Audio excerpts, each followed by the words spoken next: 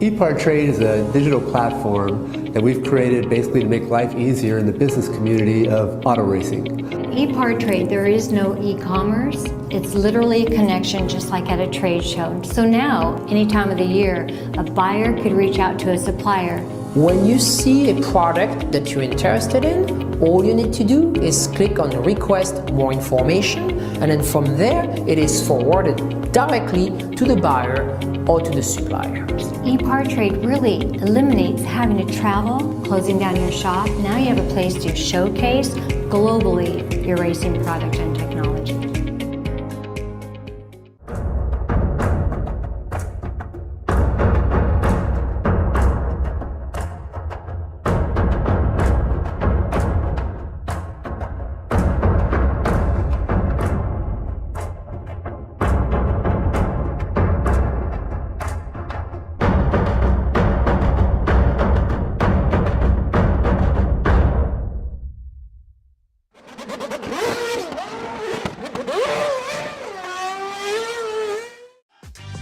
Looking for a quick fix of motorsports news? The Speed Sport Daily is what you need.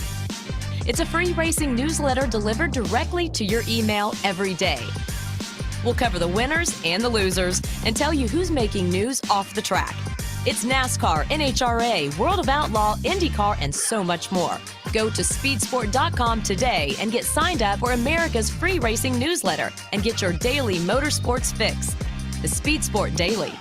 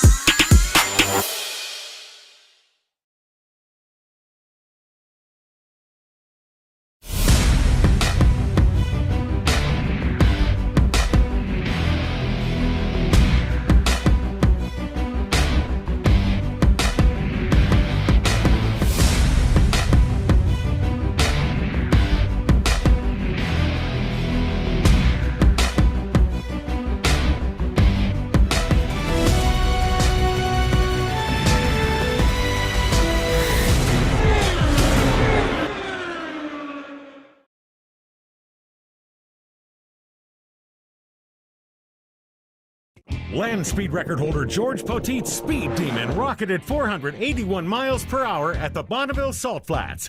You don't go that fast without ARP fasteners. There is no way that we could go the speed that we've gone, the number of times we've gone, with a lesser quality bolt than ARP supplies to us. And we absolutely wouldn't be where we were today if it weren't for ARP. When failure is not an option, it's ARP-bolts.com. We're Performance Plus Global Logistics. Our team of dedicated performance industry and logistics experts get valuable cars and components to the track on time in top condition. We provide expedited logistics solutions for the performance industry using direct routes instead of deferred options, and communicate all necessary information to the appropriate resources to meet regulations and ensure a smooth transit and secure delivery, both domestically and internationally. And we exceed customer expectations by providing best-in-class service with an efficient and cost-effective system in place. Contact us today to book your next shipment. Scott Lewis & Associates, the sales, marketing, and branding specialist for the automotive performance industry since 1988. We get our manufacturers on track by opening an extensive distribution network, providing product training to sales staff, creating fully integrated sales and marketing strategies, building successful industry partnerships, attending trade shows, events, and races, offering first-class support to customers. SLAI delivers solutions that win you sales. To get in touch with an SLAI representative, call 516-378-6100. Go to scottlewisinc.com or email info@scottlewisinc.com. With roots in the Midwest that date back well before the Model T, Fifth Third Bank has a long history of serving the needs of automotive companies. While much has changed over the years, our passion for helping businesses put cars on the road and on the track has not. Today, we are more committed than ever as a member of SEMA, a founding member of PRI, and a sponsor of multiple race teams across several racing series. For over a decade, Fifth Third Bank has been a staunch supporter of our industry and a great partner for many companies in the motorsports field. Our business has been growing extremely fast, and really we could not be where we are today without Fifth Third. They provided amazing strategic advice, the capital we need to support our phases of growth. They are true partners for me now, and what they do with their involvement in motorsports is untouched in this community. Where can we take your business? Fifth Third Bank. You work as hard as your truck, and you have no time for downtime. That's why more truck owners trust Blue Def, America's #1 diesel exhaust fluid brand. Each batch is guaranteed pure, so you can avoid costly repairs caused by inferior DEF. Demand America's best for your truck. Blue Def at Blue Def Platinum. Put trust in your truck. When it comes to pushing the limits of performance, the pros know there's no room for compromise. At Crower Cams, we don't just engineer camshafts and valve train components, we redefine what power means. Since 1955, Crower Cams has been the name trusted by racers, engine builders, and gearheads around the globe. Whether you're building a street machine, a dragster, or a track car, Crower Cams provides the muscle you need to dominate. And with Crower, victory is within your reach.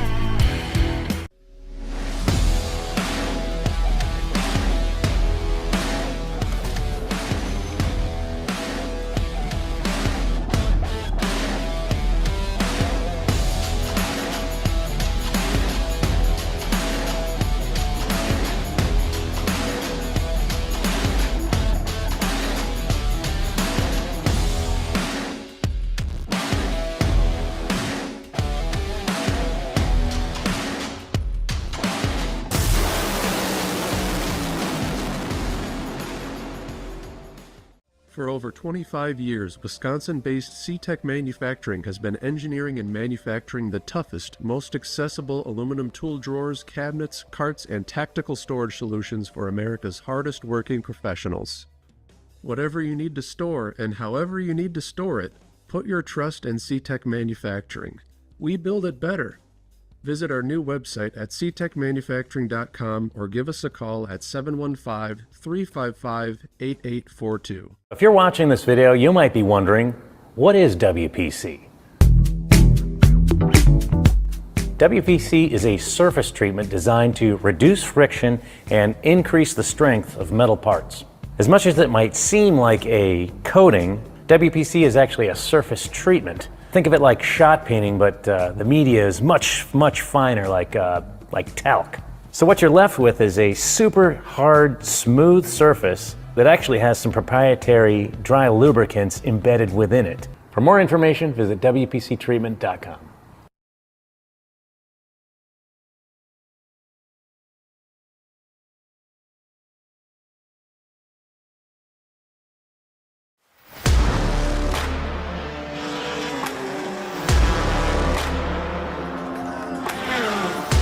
The ultimate race for me as a fan of grassroots racing and all the folks that my father raced with is the SCCA National Championship runoffs. For me, it's the Super Bowl of grassroots sports car racing.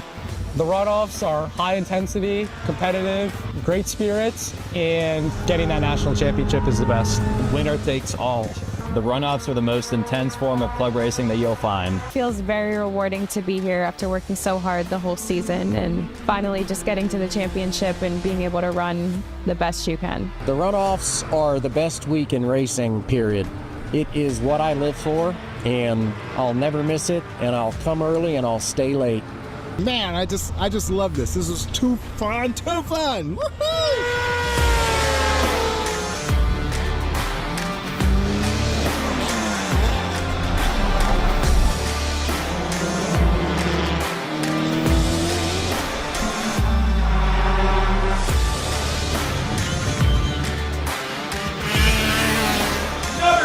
Yeah, I think that's fine.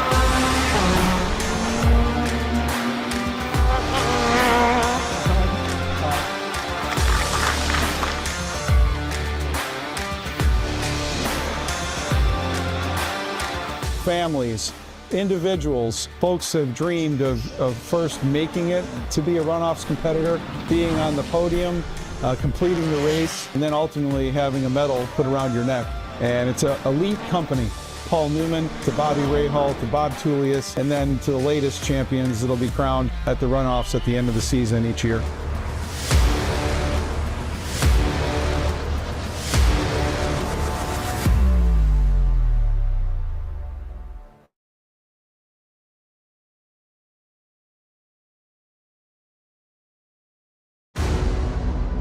Race fans, we're so excited to have you here with us. It's going to be a phenomenal night of racing. You can just feel the electricity in the air. We've got race cars on the racetrack ready to push for engine heat. This crowd, huge and ready for a fun night.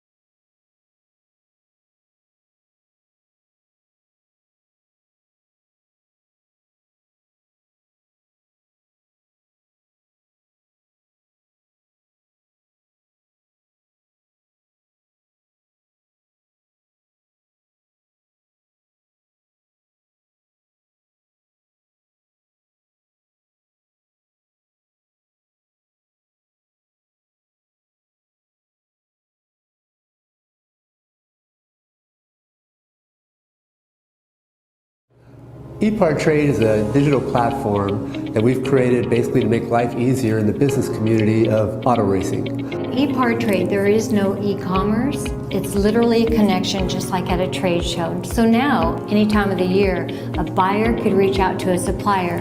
When you see a product that you're interested in, all you need to do is click on request more information, and then from there it is forwarded directly to the buyer or to the supplier. ePartrade really eliminates having to travel, closing down your shop. Now you have a place to showcase globally your racing product and technology.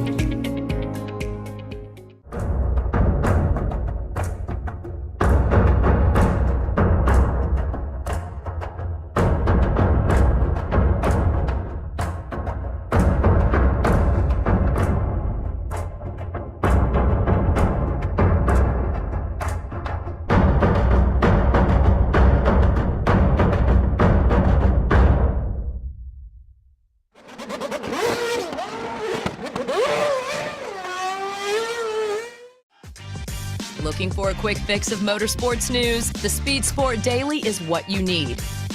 It's a free racing newsletter delivered directly to your email every day. We'll cover the winners and the losers and tell you who's making news off the track.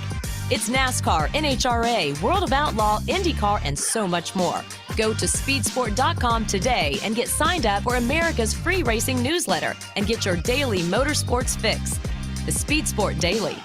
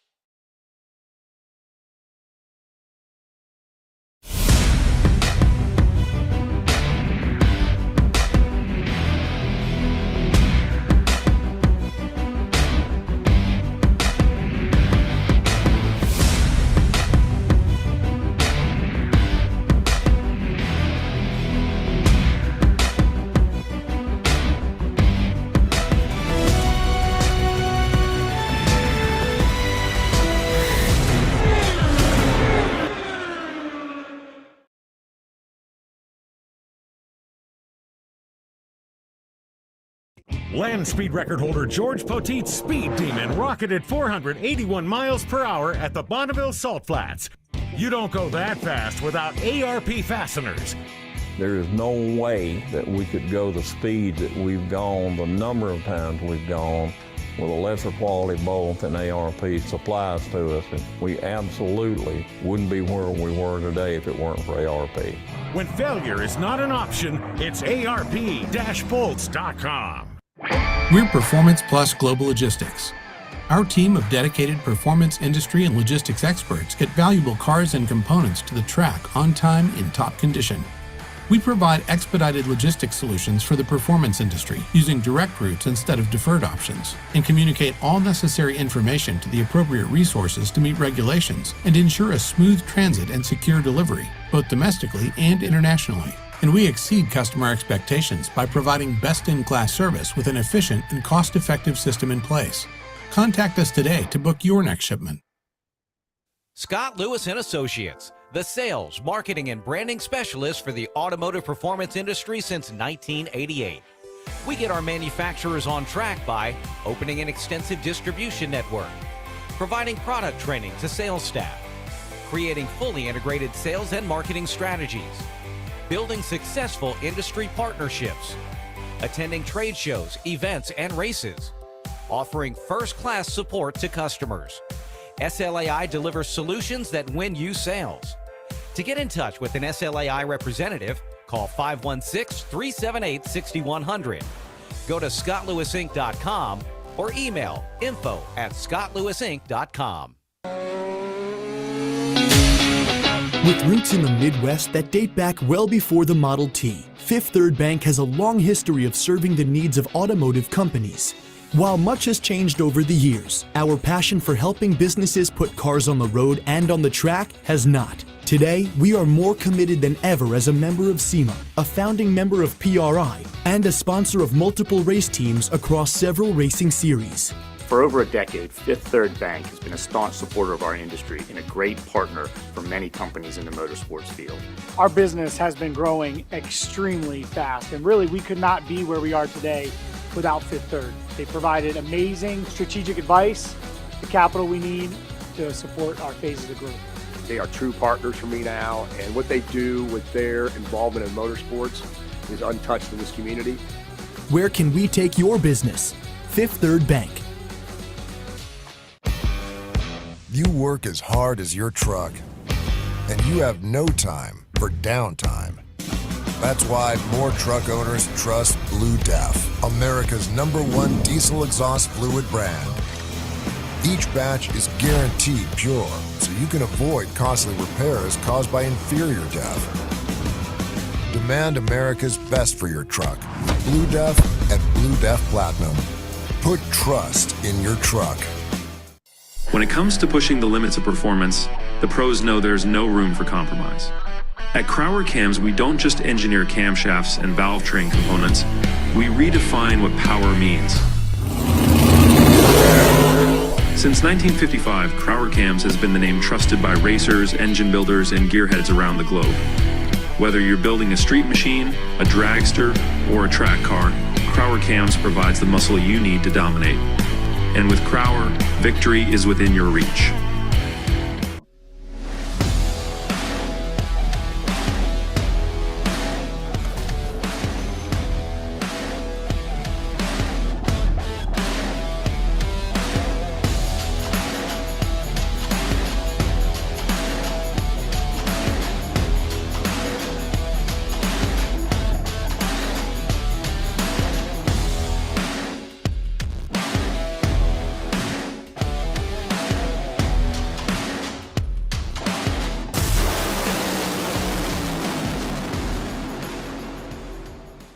For over 25 years, Wisconsin-based C-Tech Manufacturing has been engineering and manufacturing the toughest, most accessible aluminum tool drawers, cabinets, carts, and tactical storage solutions for America's hardest working professionals.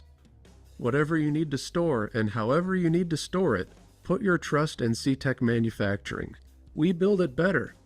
Visit our new website at ctechmanufacturing.com or give us a call at 715-355-8842. If you're watching this video, you might be wondering, what is WPC?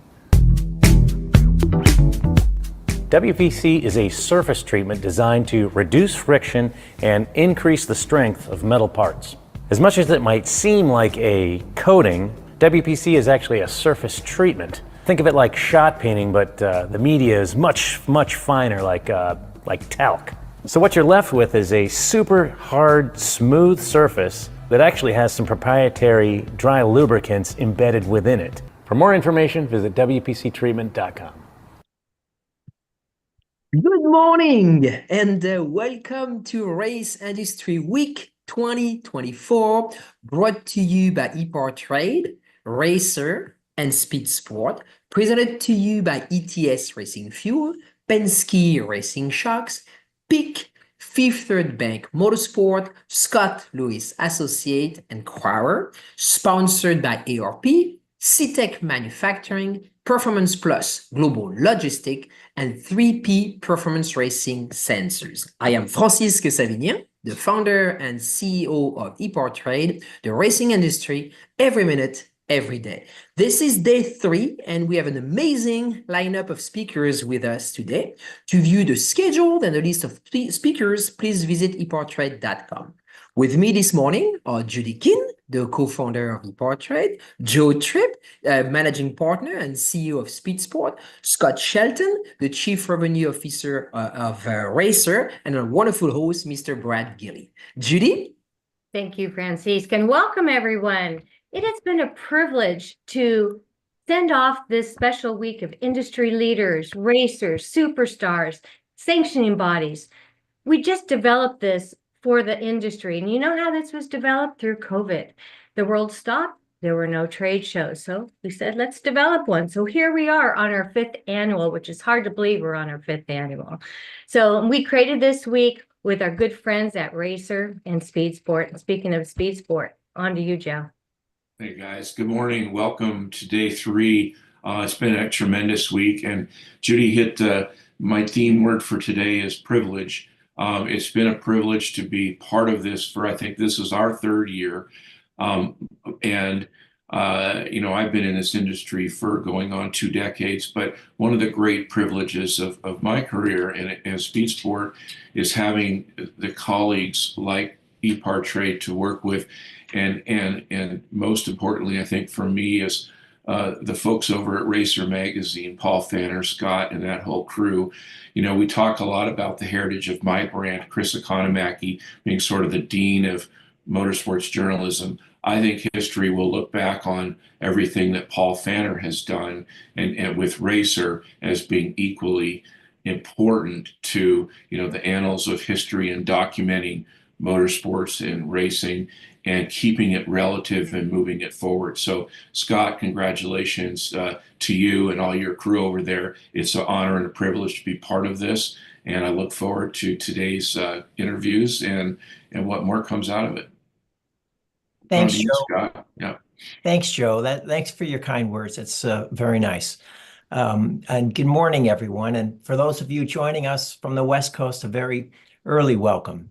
It's my privilege to be here with all of you for ePartrade's 5th annual Industry Week.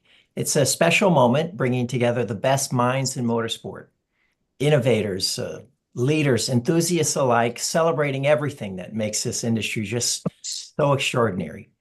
I'm Scott Shelton, and I'm the Chief Revenue at Racer. It's so exciting to be here as part of a brand that's so deeply embedded in the culture of motorsport. At Racer, we've got a lot of exciting things happening right now, new ideas, new opportunities, new ways to engage with this incredible audience. All of our stories, our news, videos, and posts are created through the lens of a racer. So go to racer.com and check it out. However, today is about the amazing lineup of guests, the conversations, the innovations that we'll all be a part of. And I, for one, am thrilled to be here to listen and to learn and to be inspired, just like all of you. So thank you again, ePartrade, for assembling this incredible week. And Francisque, let me hand it back to you. Yeah, thank you, Scott. Thank you, Joe, for both of you for your kind words. Mr. Brad Giddy, our wonderful host, who has done probably half of all our webinars since we started, back with the technical webinar series. But good morning, Brad. Welcome back.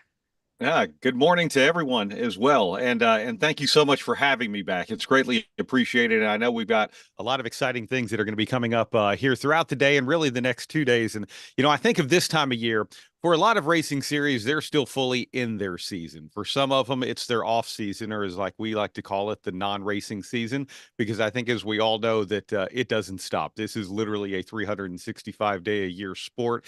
And for many of us, when you make your season in the off season, this is probably a busier time of year than actually when you start the grind of week in and week out, going to the racetrack and all of that. But it's nice to be able to gather everyone together and talk about so many different things, from on-road to off-road, from 4 wheels to 2 wheels to boats and everything else in between, and different styles of racing, like Dakar to NASCAR and INDYCAR and Formula One, and all of the different people that we've had. I know we've got Trans Am coming up today, among some of the other things. So it's a true pleasure to be a part of this, and thank you, Francisque and Judy, for inviting me, and obviously Racer and Speed Sport for everything you do. And I can't wait to see what today brings.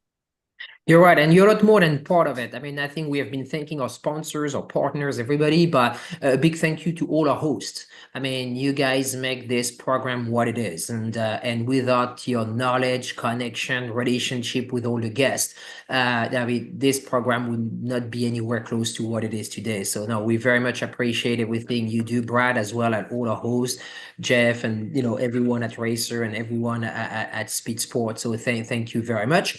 So we are going to bring pretty soon our next guest, Mr. Jeff Dickerson. So this is the first time we're being hosting Jeff on the program. Do you want to say a few words, Brad, maybe? Yeah, we bring Jeff on? Yeah, absolutely. I'm really excited about this because a lot of times we talk about some of the heritage teams in racing and a lot of the things that are going on. You go back 7 years ago, if we would have had Jeff Dickerson on, if there was an EPAR trade at the time, we would have been talking about driver representation and sponsor representation. We wouldn't have been talking about them being a race team. And once they started that, once they got their charter and started growing what they've grown, it's incredible to see where they are now. And I'm more excited to talk about that and where they're going into the future because they've certainly made their mark when it comes to NASCAR. And here's Jeff. On to you, Brad. Awesome. Thank you, everyone. We'll talk to you all here in just a little bit. And Jeff Dickerson, welcome. We appreciate you coming on with us here and starting the day with us. It's pretty cool to have you. Thanks for having me, Brad. I thought the invitation was sent to the wrong address, and it's just an honor to be part of the amazing panelists that you guys have put together this year. Yeah, it is really cool. And again, it's great to have you a part of it. I want to spend a lot of time, obviously, talking about Spire Motorsports and where you guys are today and, everything, the climate of motorsports and NASCAR and all of that. But I do want to spend just a brief amount of time. And I guess if you could give us maybe the short version of the origin story of Spire Motorsports, because like I was saying before you came on, 7 years ago, we'd have been having a different conversation with you, not one as a team co-owner. Yeah, I mean, such as it is, Brad. I mean, we got into team ownership by accident, right? I mean, you're obviously speaking about the our agency roots. Our agency, Spire Sports and Entertainment, we were kind of at the intersection of teams, drivers, and sponsors. And one of those teams we were working with was Furniture Row Racing, right? And so when they won the championship, they were looking to sell their charter, and we were trying to sell it for them. And we were just really excited about that opportunity because we were like, man, we're going to get this commission, and it's going to be awesome. And it was a different time. It was really difficult to sell one. We had obviously brokered plenty, but it just felt like that one was just hard to move. We almost had it sold a couple times, and then Barney and Joe met with Ty Norris, who was the president of our company then, and TJ Pusher, my partner, in Vegas, and said, hey, maybe you guys should do it. And it was like, man, that's crazy. Like, how are we gonna do that? But Brad, it was just another instance of, we're just so lucky, right? And so like our old office was on top of the old Aquesta Bank building, in Cornelius, and the bank guys used to always come up, and they walked in. It was, deathly quiet. They thought something was wrong. And we just, they were like, what are you guys doing? We're like, oh man, we got this opportunity. We just don't know how we're going to do it. And that, again, I give Ty and TJ and those guys a ton of credit because really within 15 minutes, we had the president of the bank, the vice president of the bank, director of credit. We had everybody up there, and we had we were in the race business 2 days later. So that's kind of how it started. It's obviously grown a ton. In some ways, it was a lot simpler. Then we were just trying to get to the racetrack, but here we are. It's the 5th annual. Spire's going to improve off season, so here we are. Which is awesome. Improve and grow and all of that.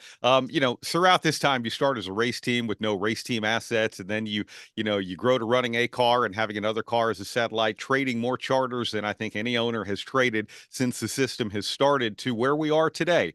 And let's talk about that. This time last year, you had bought Kyle Busch Motorsports. You were getting ready to move into a new building. Now here we are today. You've won Rookie of the Year with Carson Hocevar. You've hired a new driver in Michael McDowell. At the end of the season last year, you brought a familiar face back and one that took you to victory lane in Justin Haley. Some great crew chief moves and all of that. So what are we looking forward to? What does Spire look like moving into 2025? Yeah, the big difference, Brad, is expectations, right? I mean, you know all the moves that you just spoke of. I don't think we can make and not try to and not win a race. Obviously we've been close. Which was, again, it's just amazing to me, Brad, that you see what we did last year, and just the evolution of our race team, right? Where you start at Daytona and nobody expects anything, then all of a sudden it's just like, oh my God, these guys are running up front, and then by the end of the year it was just like, yawn, nobody cares, we're up front. I mean, it's just kind of expected, right? So it's like it felt like we did 3 years in 1 year.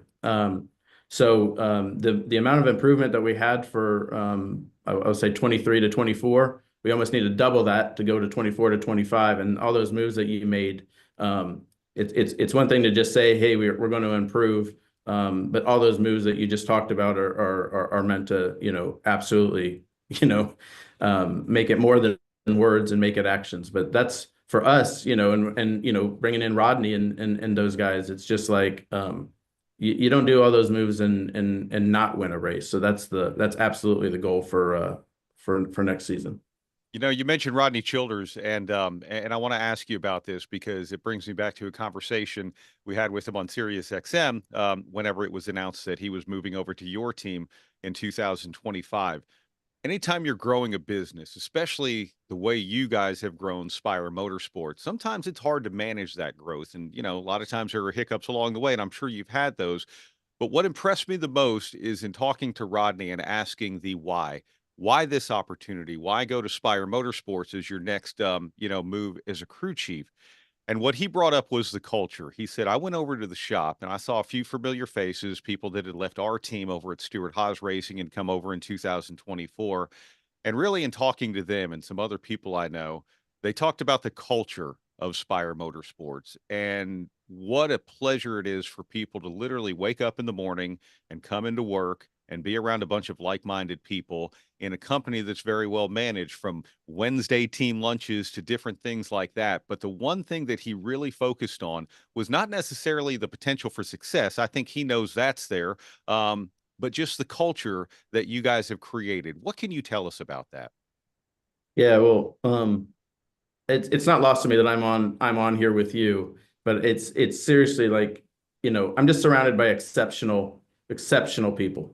Right. And I don't mean just the guys that you see and the guys that you've referenced. I mean, everybody behind the scenes, sounds like a Victory Lane interview in a way, right? But it's just like, I can't think enough, but it's seriously the exceptional guys from, the accounting department to the marketing department, to the social department, to the events and the parts room. It's just like everybody is just like exceptional, which sometimes makes it look like I know what I'm doing. Brad, the secret is, I think everybody says, man, we really value our people, right? I don't think there's a company in the world that says, hey, we don't value our people, right? Everybody values their people. I think at Spire, it's just not a cliche. It's just not something you put on the wall. It's something we absolutely believe. And I think that's the true measure of our success is, I think if you go to our people here and say, do they believe in you? I think they would all say yes, right? And I think that's the culture, right? The culture is look, there's plenty of guys here. We've talked about this, I think, in the past. There's plenty of guys here that got discarded along the way, right? And I think sometimes that's the connective tissue is everybody here's been broken up with, right? Everybody's been, fired or told they weren't good enough and things like that. And that's the foundation of it. But I think, but we believe in them, right? And so when we see the complete puzzle, we look at a group and we're just like, this is us. This is you belong here. But I don't think it can be faked, right? I think maybe that's what Rodney's kind of talking about. It's not faked. We absolutely believe in our people, and I think they feel it. Mm-hmm. It's interesting as you look back at the growth of Spire and everything, and this is this question is more framed in the what advice do you give to people, because a lot of people might be at a crossroads in where they are in their motorsports, whether they're a team owner, sponsor or driver or whatever. But I think you can see places where you and Spire have taken opportunity and grabbed it, like it's been out there, whether it was the opportunity to get that first charter like you talked about, whether it was the opportunity to buy Kyle Busch Motorsports even as recent as last year, the opportunity when one team is shutting down in Stewart Haas Racing to say, hey, what can we do to take that change and make it a great opportunity for us. What do you tell someone out there who is sitting there thinking like, boy, I might have a big decision in front of me and this could change the direction of where I'm going? You guys have actually reached out and grabbed those every time, it seems.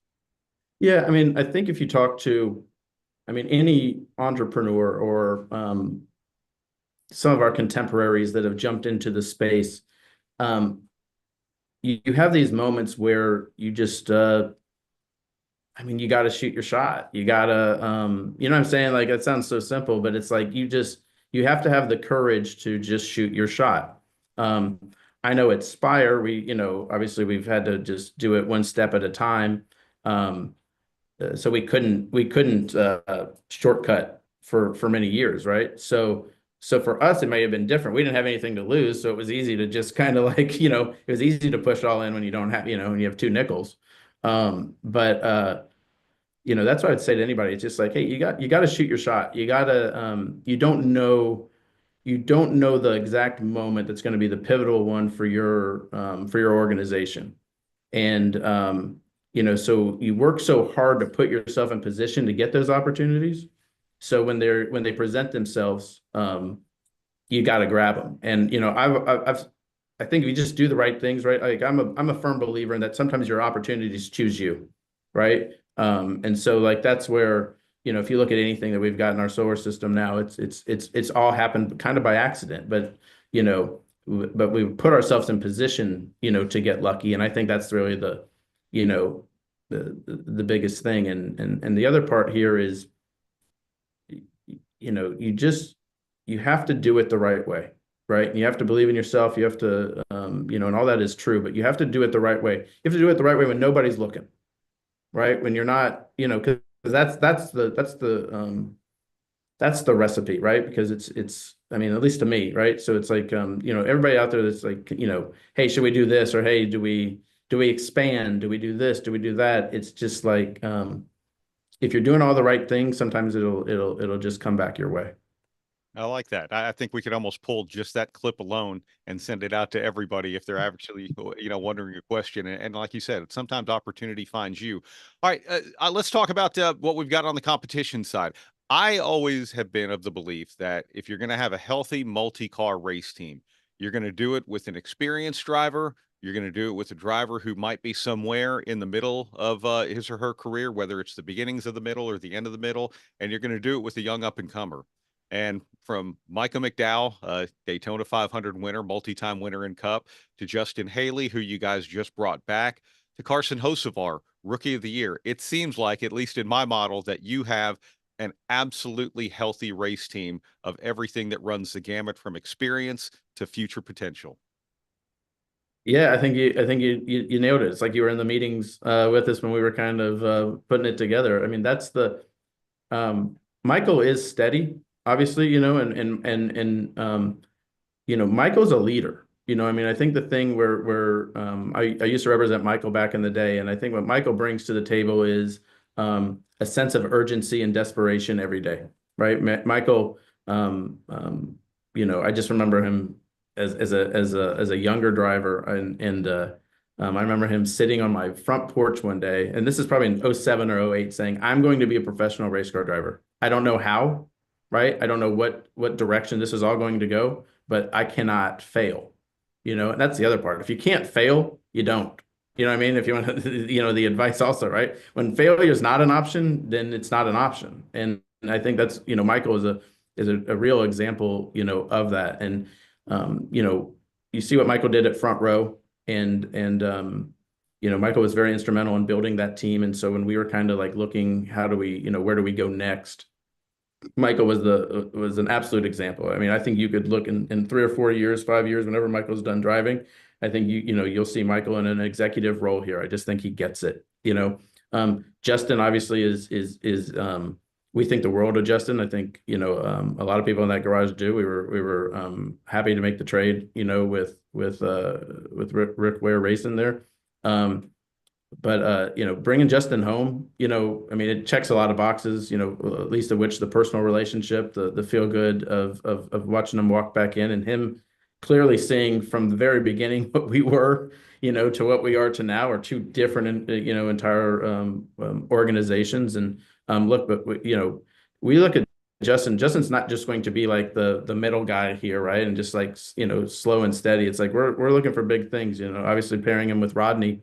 I don't think you pair somebody with Rodney and not win races. Rodney's very clear. Rodney wants to, I forget who got him there at the end, but somebody passed him for the most active crew chief wins. So I know that's going to be bulletin board material for Rodney, and then Carson, he's our pet honey badger, and he's all gas, all the no break all the time. But I think if you I've been lucky enough to work with with plenty of those guys along the way. And look, if you're making noise and if people are talking about you at this age, with that experience level, you are doing something right. We've seen it with Joey Logano. We saw it with Brad. We saw it with Kyle Busch. It's almost like a backhanded compliment, right? I think the challenge with somebody like Carson is you are growing up in the public eye. These are when they're that young. They should be at a college somewhere. You know what I mean? Learning how to live, and certainly in private, right? But I mean, I think you're in a fishbowl here, and I think that's going to really be the biggest adjustment for Carson. It's not going fast. It's going to be everything that goes off the track, and I think that's up to us to kind of shepherd him through that, because he's got the driving part absolutely figured out. And again, he was in contention for plenty of top fives and certainly a win, along the way. So we're hoping for no sophomore slump, but certainly we've got a lot of expectations for Carson in next year. Yeah, it's so I am curious to hear your side of his story, because in talking to him, obviously that big epiphany moment for him was when Corey LaJoie was asked to go fill in for Chase Elliott at Gateway when Elliott was suspended. You guys brought Carson Hocevar into your car, and before having a mechanical problem, he literally just raced his way up into the top 10. And I think a lot of people stood up and said, wow, the next thing we find out is you guys are adding him to your stable as well. How did all of that go behind the scenes, and what were the moments like for you? Yeah. So, Mr. Hendrick, again, like a dad to me, and I'd be dead without him. He called and said, hey, I have to do something here for Gateway, because I think Chase was being suspended or something. And I remember him calling and just being like, hey, I'd like to do Corey. And he goes, but I don't want to mess you guys up. Right. And I was just like, well, are you asking me or are you telling me? So if you're telling me you're taking Corey, then awesome. We'll just figure it out. And so he was like, well, what are you going to do? And I'm like, well, I think we're going to put this I would put this Carson Hocevar kid in it. And he was just like, huh? Like who? And Carson was running our Xfinity program, if you remember. We were doing that with Junior Motorsports. And so Carson did not look out of place in the Xfinity car, right? He was racing with, the Cup guys, up front. And I remember like we were at Charlotte and Darlington. He went to Darlington. He was like in the top 5 all day or top 10 all day. And I'm just like, what the heck? It just kind of, we were like, hey, he was fast. He had done a lot of simulator work. We were just like, let's just see how it goes. I mean, what do we have to lose, right? I mean, again, in those days, Brett, as you know, it's just like you can go all in on things because it's like, what do you have to lose? So when we put him in there, and I remember, like, I don't like sitting on the box, watching these races, right? I like to go up top from, spotter days and all that. And so I had a seat in the grandstand in 1 and 2 at Gateway, and just watching him pass all these guys, like he was not scared to run 4 lanes up. And truly, man, I was just giggling. I was absolutely just giggling in the grandstands, because it was like, what am I watching? And obviously we had a brake failure. I don't know that any of our brake parts had been stressed that hard up to that point. And so immediately, like Sparks and I were like, if the opportunity ever presents itself, we should look at trying to get this guy in here. And so when we made a change on the 77, into 2024, he's top of the list. And so it's just when they're fast like that, man, it's just like I'd rather slow them down than speed them up. Yeah, it's a great opportunity. Another example of opportunity found you in a lot of ways, and you guys also found it as well. All right, the crew chief lineup: Luke Lambert, great, very steady veteran, a winner on the Cup Series level, a very smart racing mind. You got Travis Peterson with Michael McDowell. They came over together from Front Row Motorsports. Travis Peterson, I love the fact that he is willing to take a chance, especially when it comes to strategy, and a lot of times it's paid off. And obviously, Rodney Childers, his record speaks for itself, even beyond Stewart Haas Racing when he was over at Evernham, and then later Michael Waltrip Racing has done so much. The driver lineup is strong. The crew chief lineup is equally as strong. Yeah.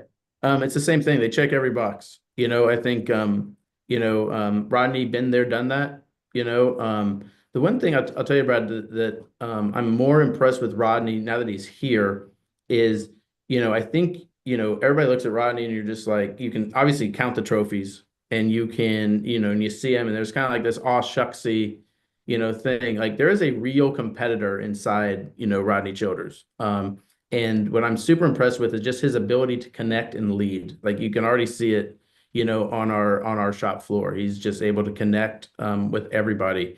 Luke, all-American guy, right? I mean, just the, good-looking guy, very smart. Him and Carson have a ton of chemistry, together. He's just a super nice, he's a great human, but also knows how to lead that group, right? And he leads by example and this like this quiet steadiness. And then, you look at Travis, right? And I look at Travis and I'm like, everybody can't be like this, nice guy, right? I mean, Travis is a good guy, but he'll tell you exactly what he thinks, right? And so I don't think it's bad to, kind of have a rusty nail every once in a while and help push the program forward. So, when I look at those three guys and then with Ryan Sparks and Matt McCall and Dax Garinger, I'm like, man, I think we got 6 crew chiefs, right? Now that'll either be our biggest strength or our biggest weakness. But when I look at those 6 guys, I'm like, man, we've got something here. We got to continue to have the principles that we've had for years, right? Which is always like our strength has been working together, right? And that's how we kind of outkick our coverage a lot. But if we can get those 6 guys with our core principles, I feel good about next year for sure. Yeah, and I like that you brought up the depth of the team. Ryan Sparks, who was a crew chief, competition director, now just gets to be a competition director, and Dax Garinger, who came over, as well as Matt McCall, who came over from RFK. I think that the depth is pretty cool. Jeff, you mentioned Rick Hendrick a couple of times throughout this conversation. What can you tell us about the partnership there and what it means to a growing team to have an alliance? Yeah, I mean, for me, both personally and professionally, it's a huge deal, right? I mean, I was at Hendrick, God, man, now it's 20 years ago. This is crazy, right? So I mean, but when you're a small team, kind of like moving forward in the garage, and right, and I think we're firmly in the midfield now. It's a new car, but I don't think we can call it the new car anymore. I mean, I think we've I don't know what year it is with it, but it's the big teams are just able to develop and kind of push these things to the nth degree. Certainly some of that trickles down, to us. And so what that allows us to do is kind of be more nimble. And but we don't always, in these alliances also, like for many years, like seriously, we were just takers, right? I mean, we for the last couple of years, I would say we were just takers of the alliance. I think one of the big things that me and Mr. Hendrick talked about a lot over the summer was how do we make this a true alliance where we're also giving, and I think that lineup that we talked about is kind of, the reaction to those conversations where it's like, how do we do this in a way where it's reciprocal and not just us taking, but certainly, as a small team in NASCAR, or what we were for the last, several years, you have to have it. I think you have to have it. And, but what really warms my heart, I guess, Brad, is like the ownership that those guys take about our program is as humbling as anything. When there is something that is, if we're not running great, Chad Knaus is calling on Monday saying, what happened? You know what I mean? And it's like, Mr. Hendrick's the same way. You're just like, man, don't you guys have anything else to do? Then be, you know what I mean? But it's just like, then be worried about our small, outfit over here. But it's like that level of ownership is Jeff Andrews and Jeff Gordon. I mean, I could go on and on about, it's just like the amount of ownership that they take in us running well is everything to us. So, but again, I think our goal this year is to be contributors to the program, not just takers. Yeah, and look, they've got a long history of helping build championship-winning race teams. Joe Gibbs Racing started as a Hendrick affiliate. Obviously, Stewart Haas Racing was there as a Hendrick affiliate before they switched manufacturers. Now you guys are there. I am curious, Jeff, what do you see in the longer term version of that? I mean, it's great to have that alliance. It's great to have a partnership.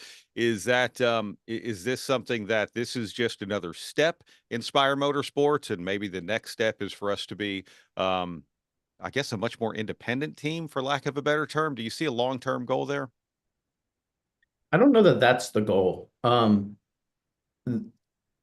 Because I don't those ties haven't been broken for 20 years, right? So I don't see that would be our long-term goal. I think, not to steal my last answer for this answer, but I think the long-term goal is to be a contributor into the program and be a bigger contributor into the whole General Motors, program.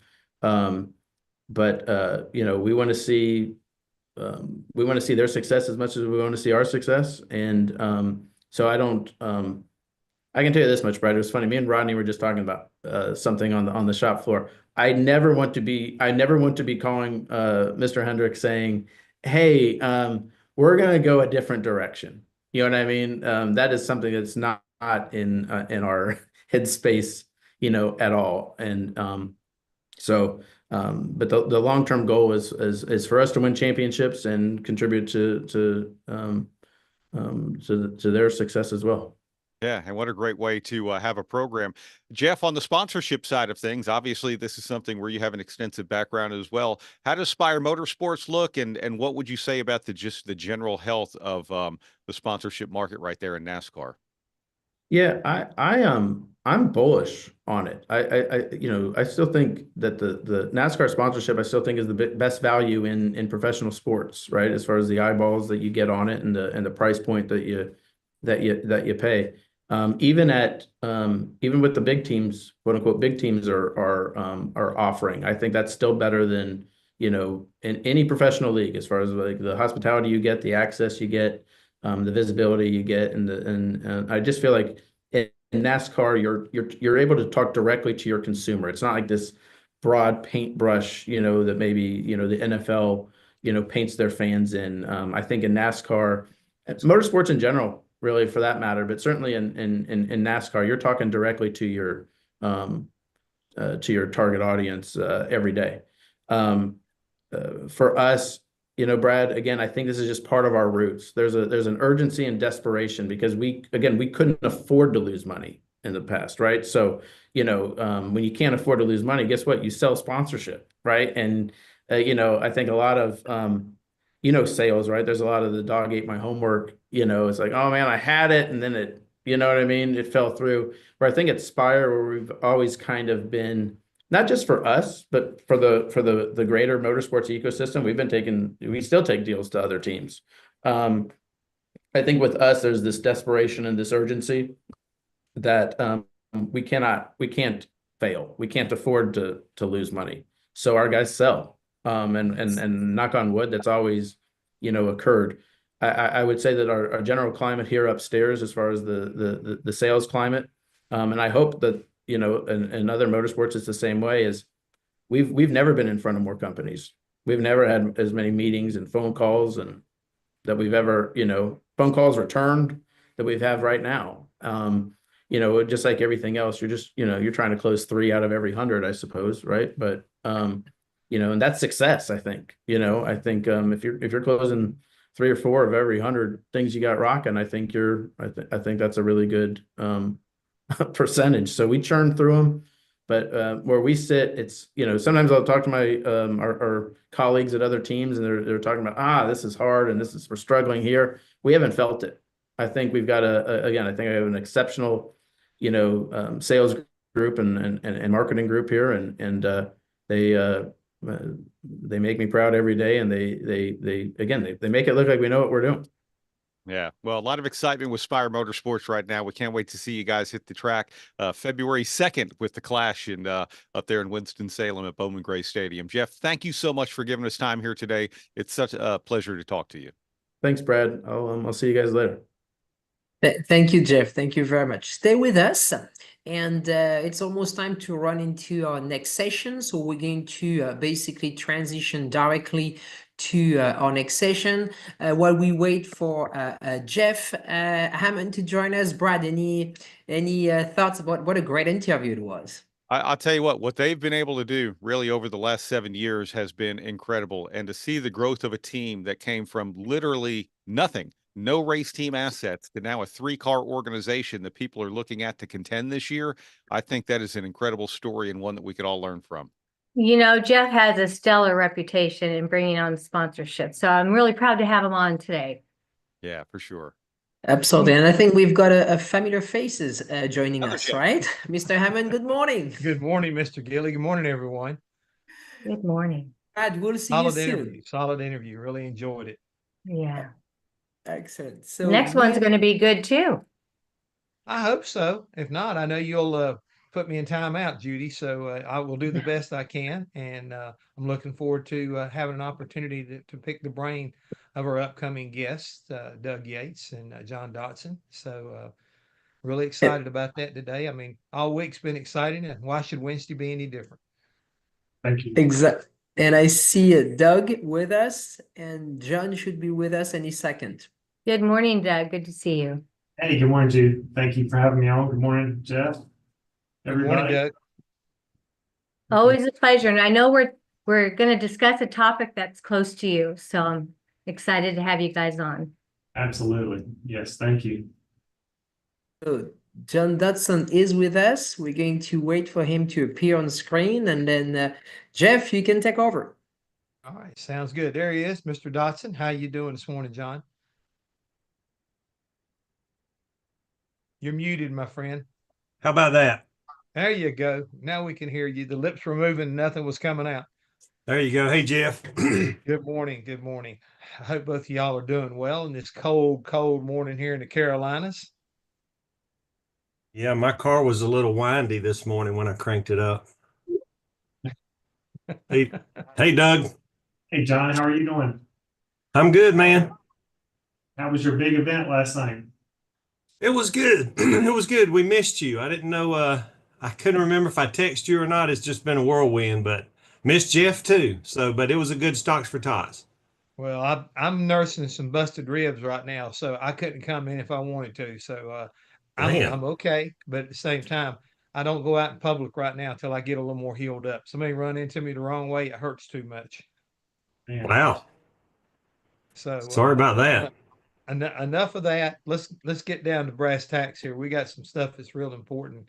So, Doug, do you want to lead off, or how you want to do this right here, my friend? Because I know that you've got a plethora of things that you want to share with us. Because again, I don't want to call it a sport no more, but our industry is, we thought it was an octopus, and I don't know what the next thing is. It's got more arms than that, but we've definitely got so many tentacles out there right now, in so many different directions, and so many opportunities. But a lot of those opportunities have not been pointed out, I don't think.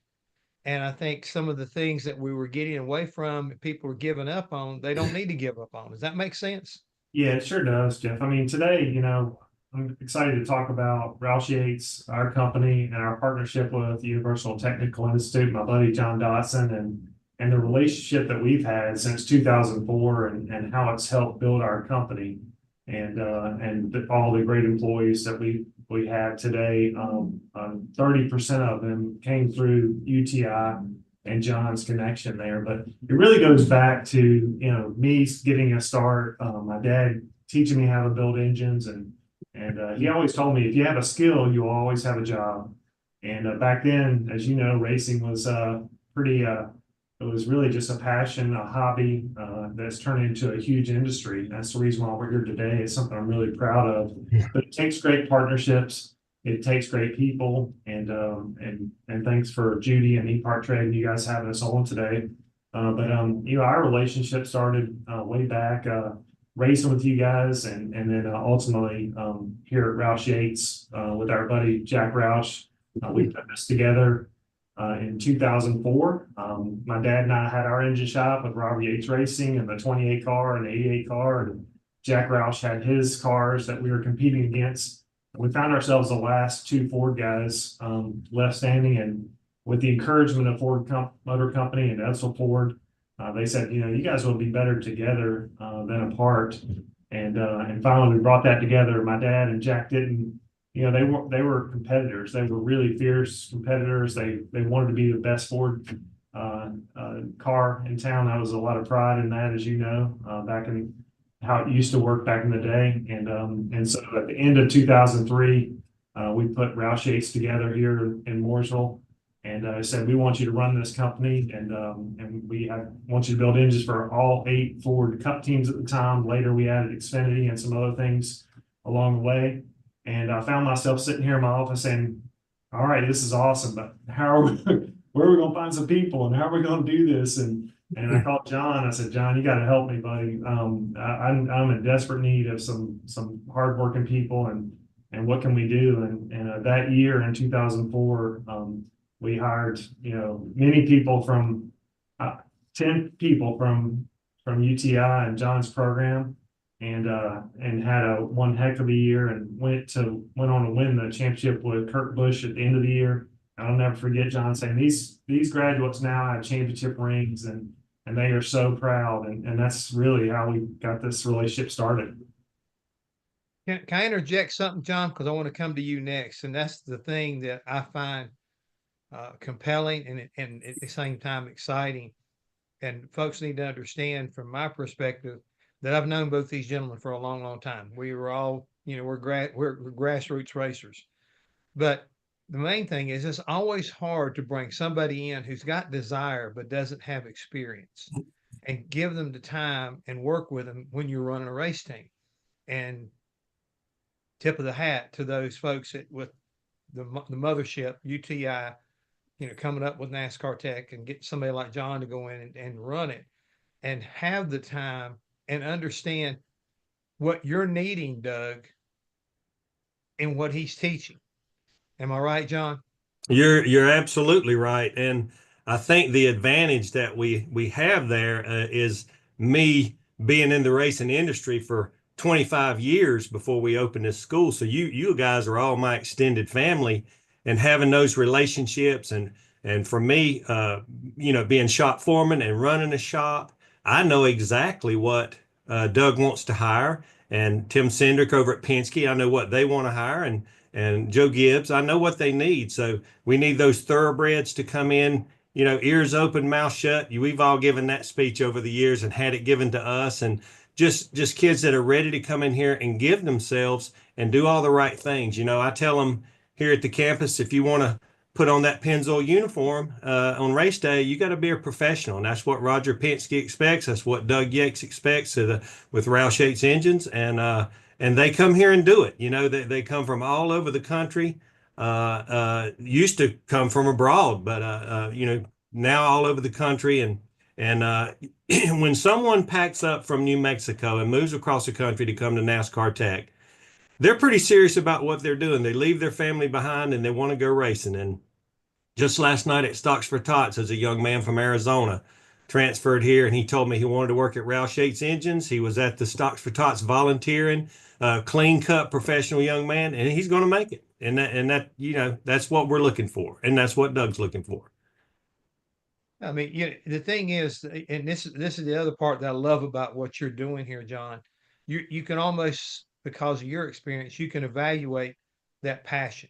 Yeah. You know, and a lot of times people can talk a good game, but get them in there and put them in the grind. Yeah. You got to understand, racing is still, it's a tough sport.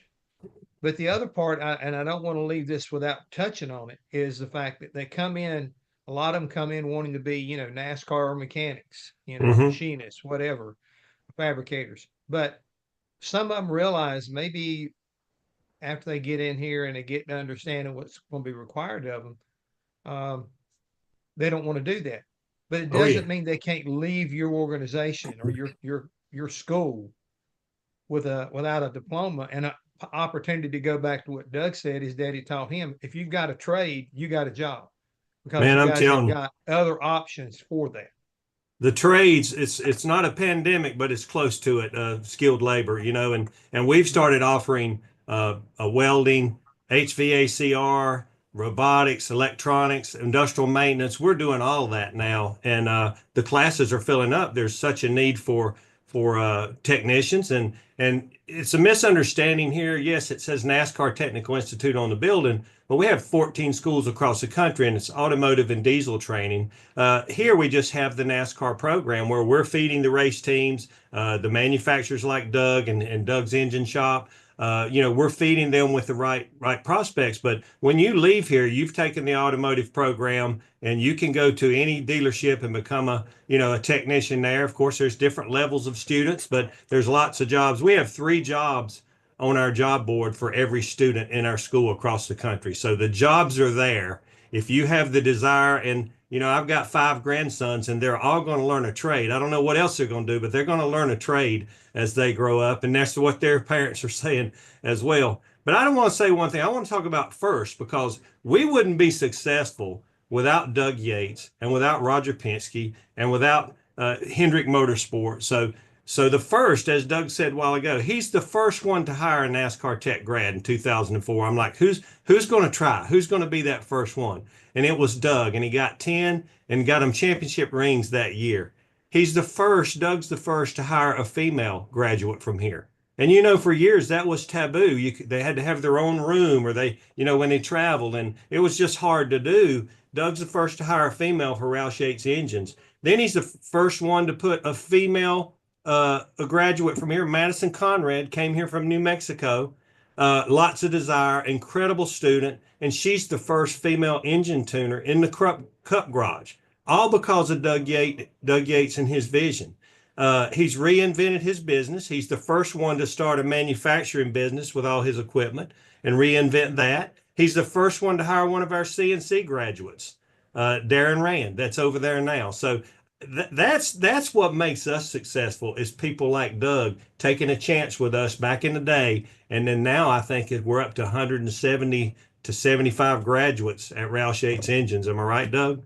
Yeah, absolutely, John. And thanks for the props there. I mean, it's just been a great partnership. And like I said, it goes way back. But from those first 10 employees that we hired, and a lot of them are still part of our team today, 30% of our workforce came from UTI. 200 employees, over 60 employees started at UTI. And to build a great company, it takes great people with dedication and passion. And what a great resource. I mean, the number one thing I hear from business owners is, I can't find employees. Well, go see John, go see UTI. And we do a lot of things with those guys, which I'm really proud. Today, we have 28 of our FR9 engines on their campus. So then their students get to learn on our engines, and whether they come here or another engine shop or another CNC shop, like you mentioned, we've diversified the company, have a lot of CNC equipment that we need good, talented people to raise there as well. But it's just what a great resource and what a great partnership. But all businesses come down to great people, and that's what we've done together, and it's something that has really powered our success. The thing is, and I think John will back me up on this, Doug, the one thing that I have been always admired about you is that when you decided you wanted to be like your daddy, you accomplished that. You have that personality, but you also, a lot like your daddy, he had a vision, because he was an engine builder and he decided to become a race team owner. I mean, he took a leap of faith, and it produced, and he grew that idea, and you came along with him. But when you guys, you talk a lot about your partnership with Roush, that is also shows to me the type of businessman, and at the same time the type of futuristic vision you've got in working with Ford at the same time, and understanding how is the business going to be, what's going to be the business model, not tomorrow, but 10 years down the road.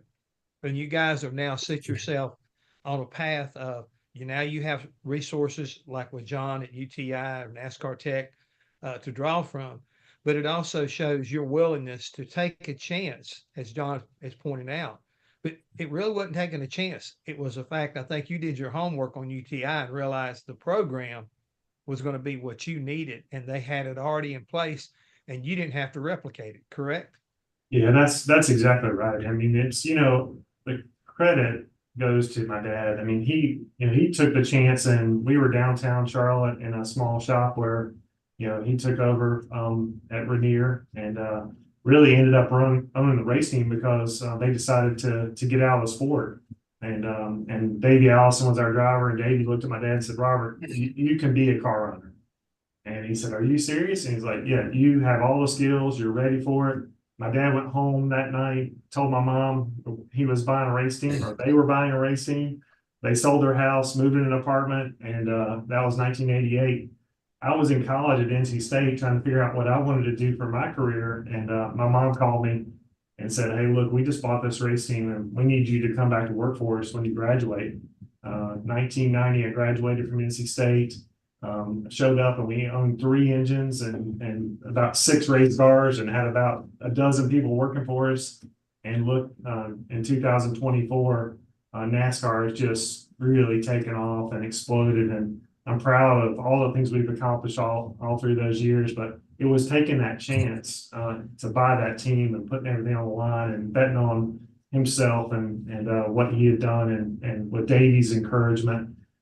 That's the reason why we're here today as Roush Yates. And then Jack Roush, I mean, you know Jack really well, Jeff, and Jack is just an incredible man. Having Jack Roush and Robert Yates as my mentors and business owners, I mean, I just, couldn't ask for anything better. And my goal was to make them proud. I feel like we've done that. And this year, I'm really proud. In fact, it's really special to have you here because you remember this. When my dad left Junior Johnson, they went on to win 3 Cup championships in a row with Cale Yarborough. And we always talked about that. And he was kind of disappointed he didn't get to do that. This year, with Team Penske and their great teams and their great drivers, we've won 3 in a row at Ford Motor Company, which is a historic event. They've never done that before. Everybody at Roush Yates, all the great people at Ford Performance, the Ford family, just what an incredible team to be on. So I'm really proud to be part of that. And I know my dad would be smiling if he were here today to see what he started and we're carrying on today in 2024, heading into 2025 with NASCAR and where the sport is today. So guys, we talked a lot about the present, but let's talk a little bit more about the future. With all of what's going on within the motorsports world around the globe, can you give us some insight on what, John, what programs are you going to need to implement as we move forward? And Doug, as far as your stuff, I mean, I know that you also build spec motors for modifieds and, short track races around the country, sprint cars. I mean, you guys, you do everything.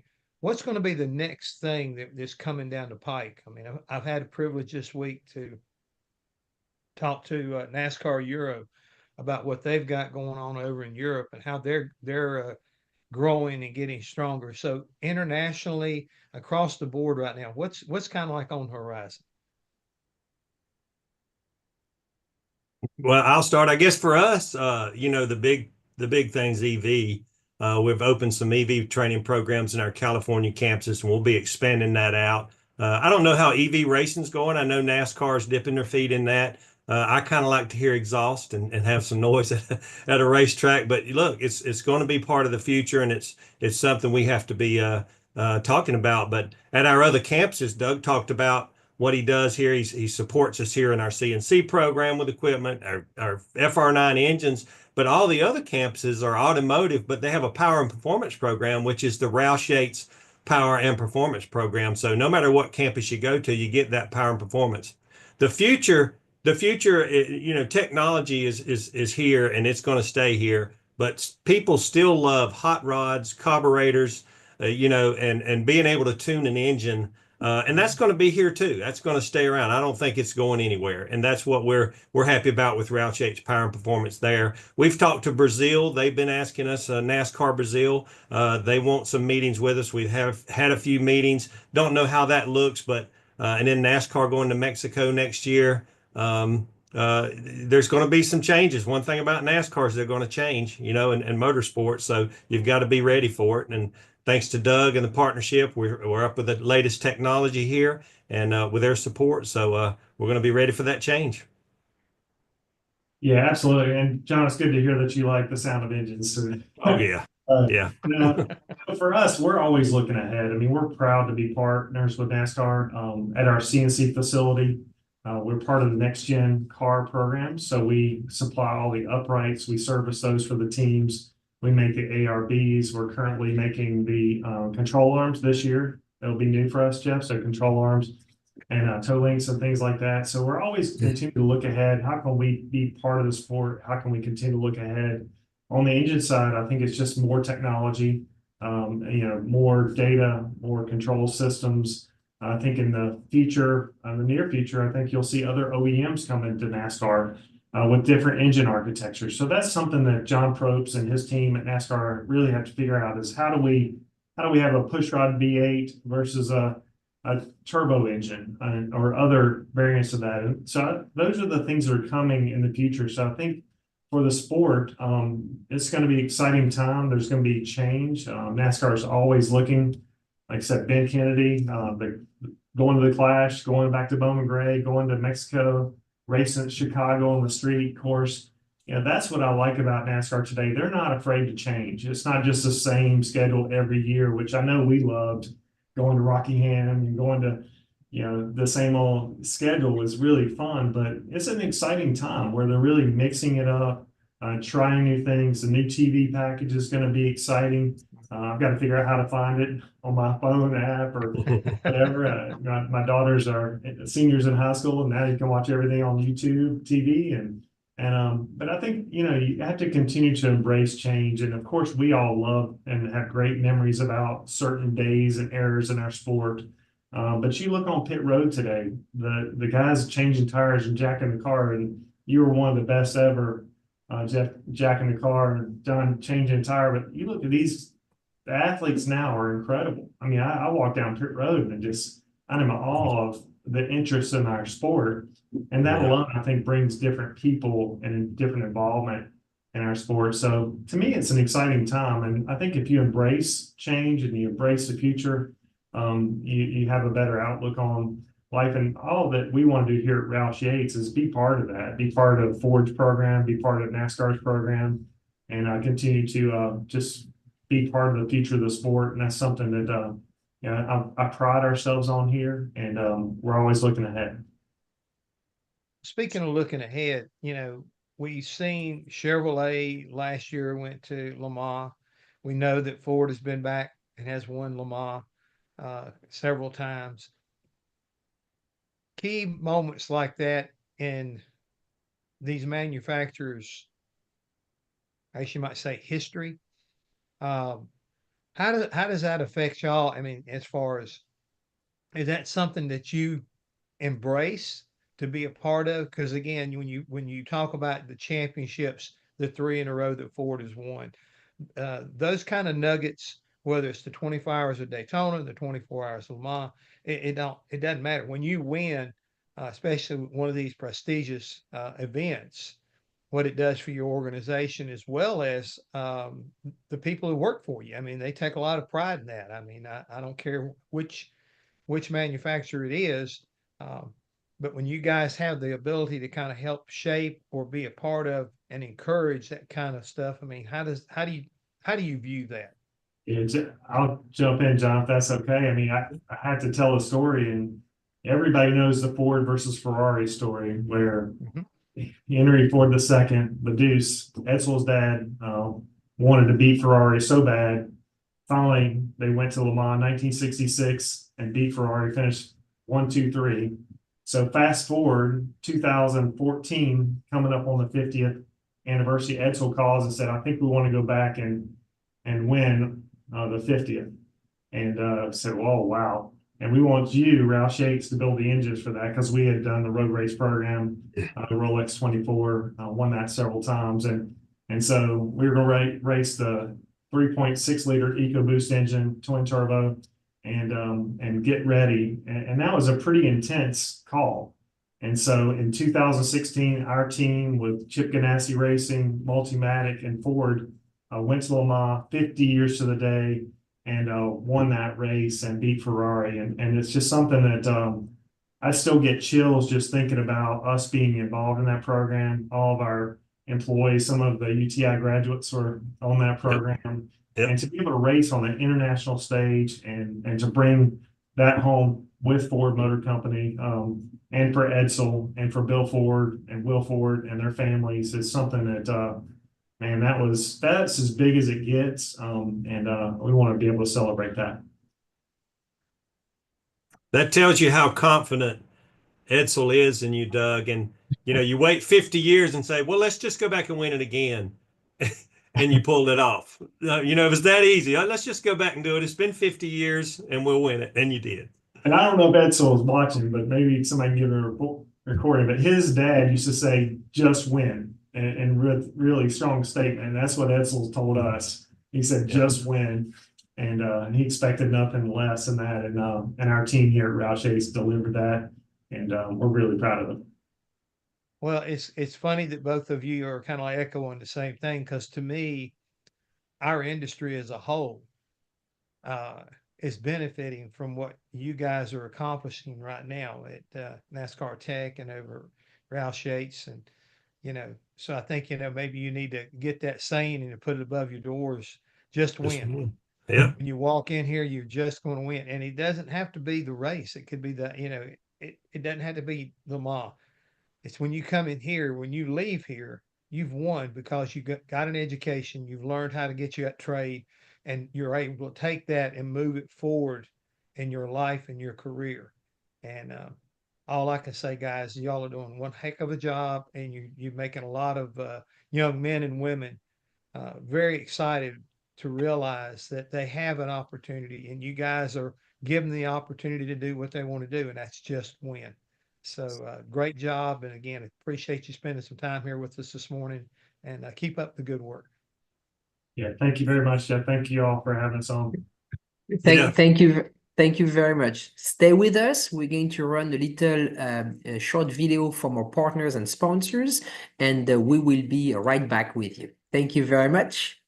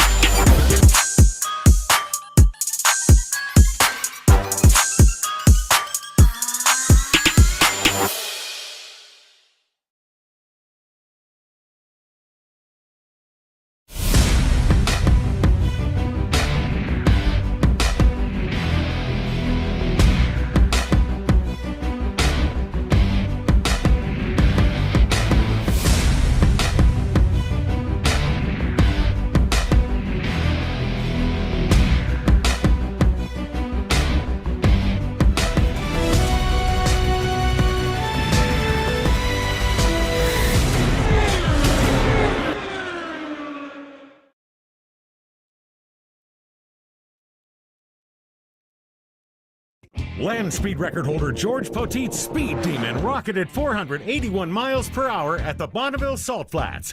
You don't go that fast without ARP fasteners.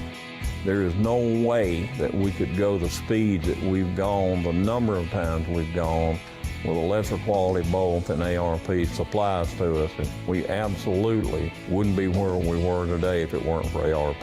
When failure is not an option, it's ARP-bolts.com. We're Performance Plus Global Logistics. Our team of dedicated performance industry and logistics experts get valuable cars and components to the track on time in top condition. We provide expedited logistics solutions for the performance industry using direct routes instead of deferred options, and communicate all necessary information to the appropriate resources to meet regulations and ensure a smooth transit and secure delivery, both domestically and internationally. And we exceed customer expectations by providing best-in-class service with an efficient and cost-effective system in place. Contact us today to book your next shipment. Thank you, and welcome back to Race Industry Week 2024. Lawrence Foster is with us this morning. Good morning, Lawrence. Good morning. Good morning. It feels early over here. It is. And we're going to be talking about a topic that you love, World Rally, right? Oh, always love my my date with the WRC on Race Industry Week. So yeah, we should have a good half hour ahead. Absolutely, and so my understanding is we have a short video from the WRC that we're going to be running as a little intro. So when I get the signal from our producer, we'll start with the video, and then we'll bring Peter Tuo, who I believe is participating for the 4th or 5th time. So I think the WRC has been. Oh, there we go. There the video.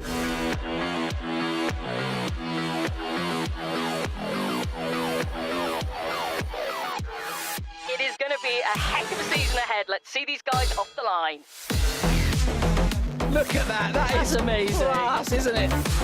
Thierry Neuville takes his 20th WRC victory here at Rally Monte Carlo. Bit of snow and ice this weekend. It's beautiful. And that marks victory for Esa-Pekka Lappi. Japan Airlines, go on that! Did you see those stones? Stones like this? Either I left them or someone's nicked them. You are now the most successful driver ever at one of the most iconic events on the calendar. Yeah, it's a good feeling. 1/10 of a second overall victory for Oyt Tanak. That is second quickest, just unbelievable. What? You know the movie Talladega Nights? Shake and bake, baby. Rally should be like this always. Here's a first stage win for Sami Pairi. Aye, aye, aye. And that, Bex, is a pivotal moment for this year's World Rally Championship. Maybe you should stop crying and learn driving fast on the road. You're not going to let him get to you.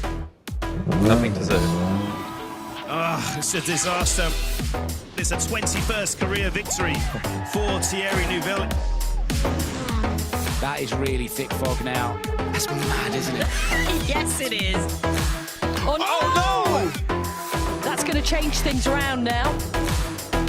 It is a 21st career victory for Oyt Tanak. The Drivers' Championship will go to Japan.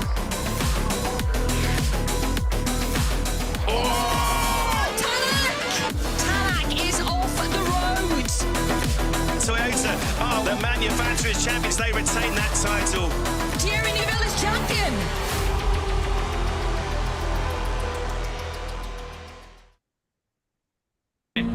Flat right block for in 3 lanes off the track. 3 right very long pole. What a great video, and what a great way to introduce Peter to the race industry. So good afternoon, Peter. On to you, Lawrence. Well, thank you, Peter. Welcome back to Race Industry Week. And yeah, that video certainly gave us a taste there of the WRC. But a week and a half ago, if you weren't a fan of the WRC, if you sat through events in the season finale in Japan, I think you would have been. Just talk us through that dramatic finale. Yes. Can you, first of all, is it okay with the tone? Can you hear me properly? I can hear you, Peter. Wonderful. So it was a heartbreaking finale. Everything on the last minute. We went to Japan. There was only the decision between two Hyundai drivers who will be the world champion and who will be the champion for the manufacturer's title. And, you know, it came to the last day of the rally. Oyt Tanak went off, unfortunately, so Thierry was champion. But this was not the conclusion of them all. It was to the very last stage, to the power stage, in a nail-biting finale between Toyota and Hyundai. And you must imagine, we were in a tent surrounding a TV, together with Akio Toyoda and the chairman of Hyundai, Mr. Sung, and a lot of executive members of both manufacturers. And it was like in a football stadium. Up to the very last car, when the decision was made, and it was a fair congratulation, and this shows the extreme good partnership between Hyundai and Toyota. And not to forget, we had a podium complete by the third brand, by Ford. So it was just something Hollywood cannot do better. And finally, a championship for Thierry Neuville after 5 runner-up spots in the World Championship. Yes, he so deserved it, and we must know that he led the championship from the very first rally in Monte Carlo up to the finish, with ups and downs, with frustration, with triumphs. He had 2 victories, overall victories. Kalle made 4. Sebastian Ogier with a part-time program 3, and Elvin Evans and Esa-Pekka Lappi each won. That means 5 times victory for Hyundai and 8 times for Toyota. It was really, really a good season, and we are very happy with how the WRC 24 presented itself. And I think we're only 8 weeks away from Monte Carlo starting the 2025 season. That starts on January the 23rd for the season opening Monte Carlo Rally. Peter, there is a big change in the Rally 1 class, the Rally 1 regulations for 2025. Yep. Just talk us through that. It is. We started 3 years ago with both plug-in hybrid and full sustainable fuel. By the way, the first FIA World Championship to use full sustainable fuel. And after this successful period, it's a more strategic move now to get the full focus on full sustainable fuel, which makes also the technology less sophisticated, which allows us to have more cars, especially also to bridge the gap to young drivers. And as we are 100% still full sustainable, and the automotive world also in Europe is moving a little bit more in the direction of full sustainable fuel, I think we're on the right track to have the right technology for this fascinating championship.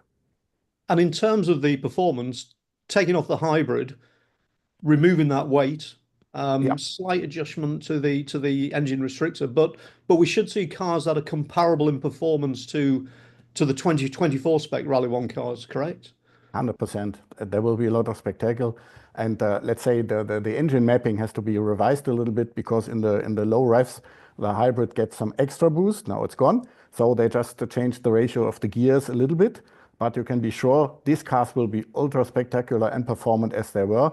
And please remember, we did an experiment in Rally Poland when Martin Zesk was entering, just with the removed hybrid. And in this car, the software was not adapted. So, and even though he was on the very first proper stage, just a glimpse slower than the fastest car, and finished 5th overall. So nobody should fear that it's less spectacular. I think we will have amazing rallies again.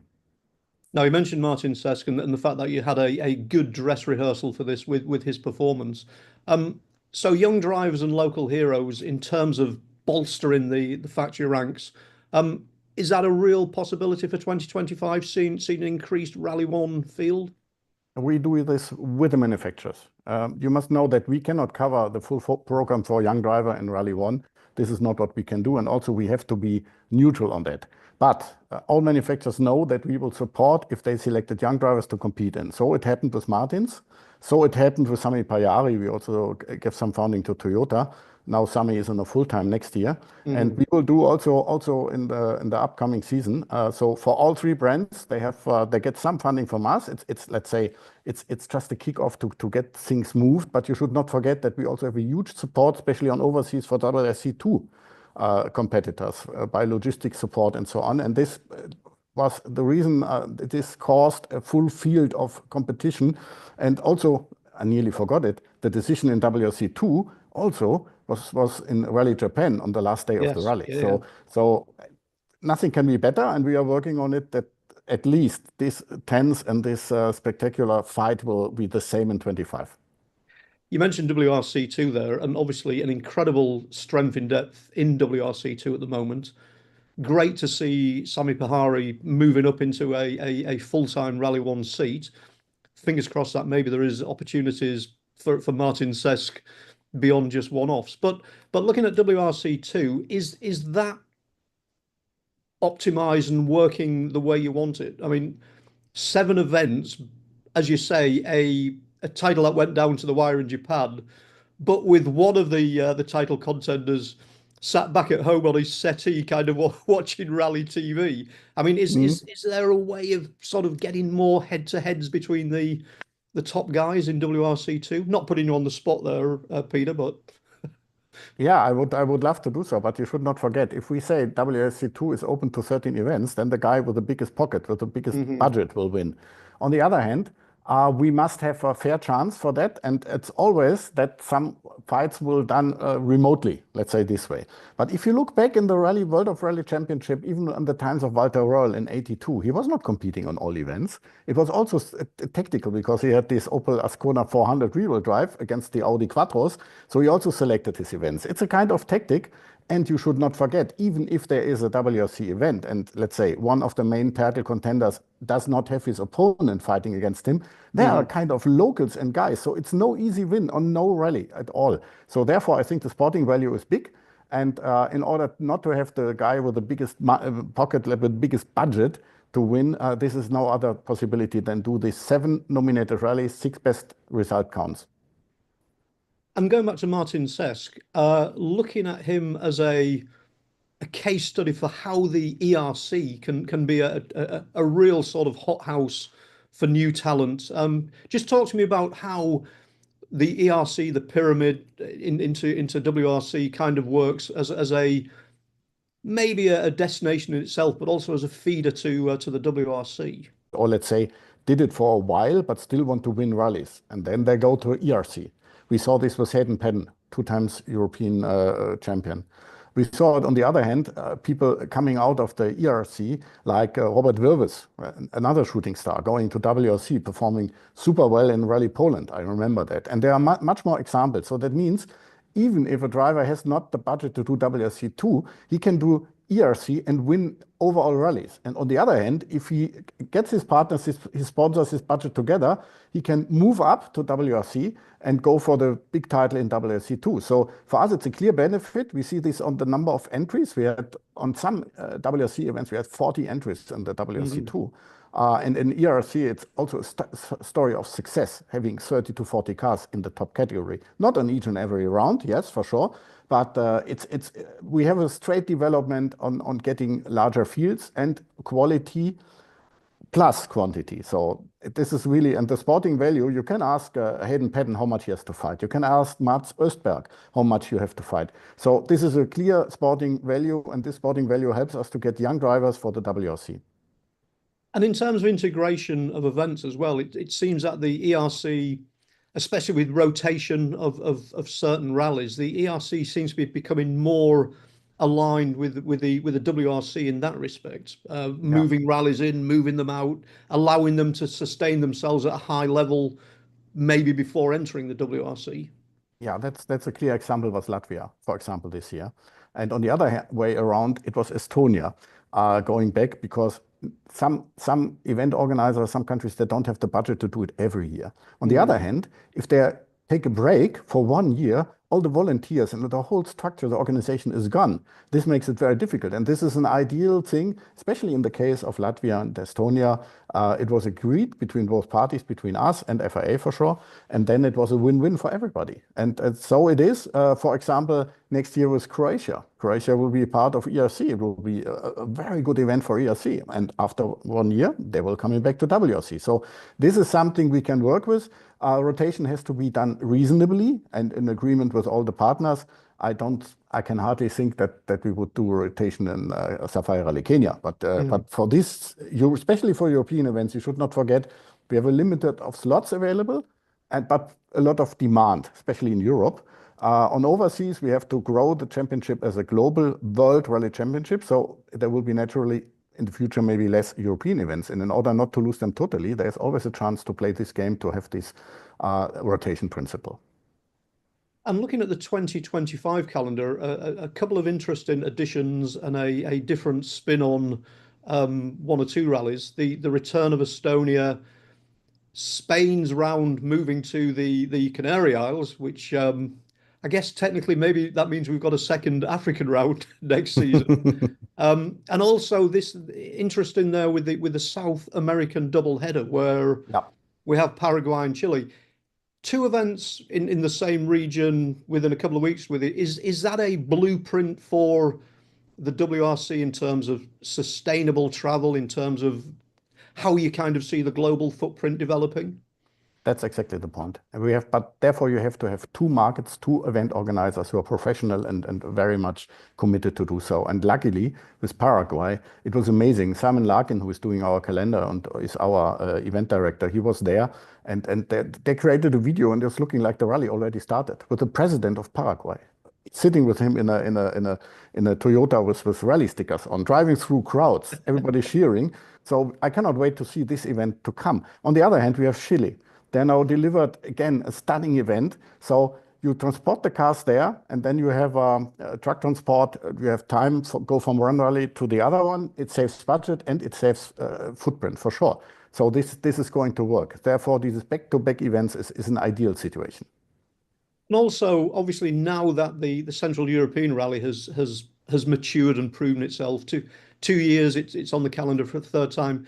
Is that a blueprint for maybe potentially more WRC events running across multiple countries?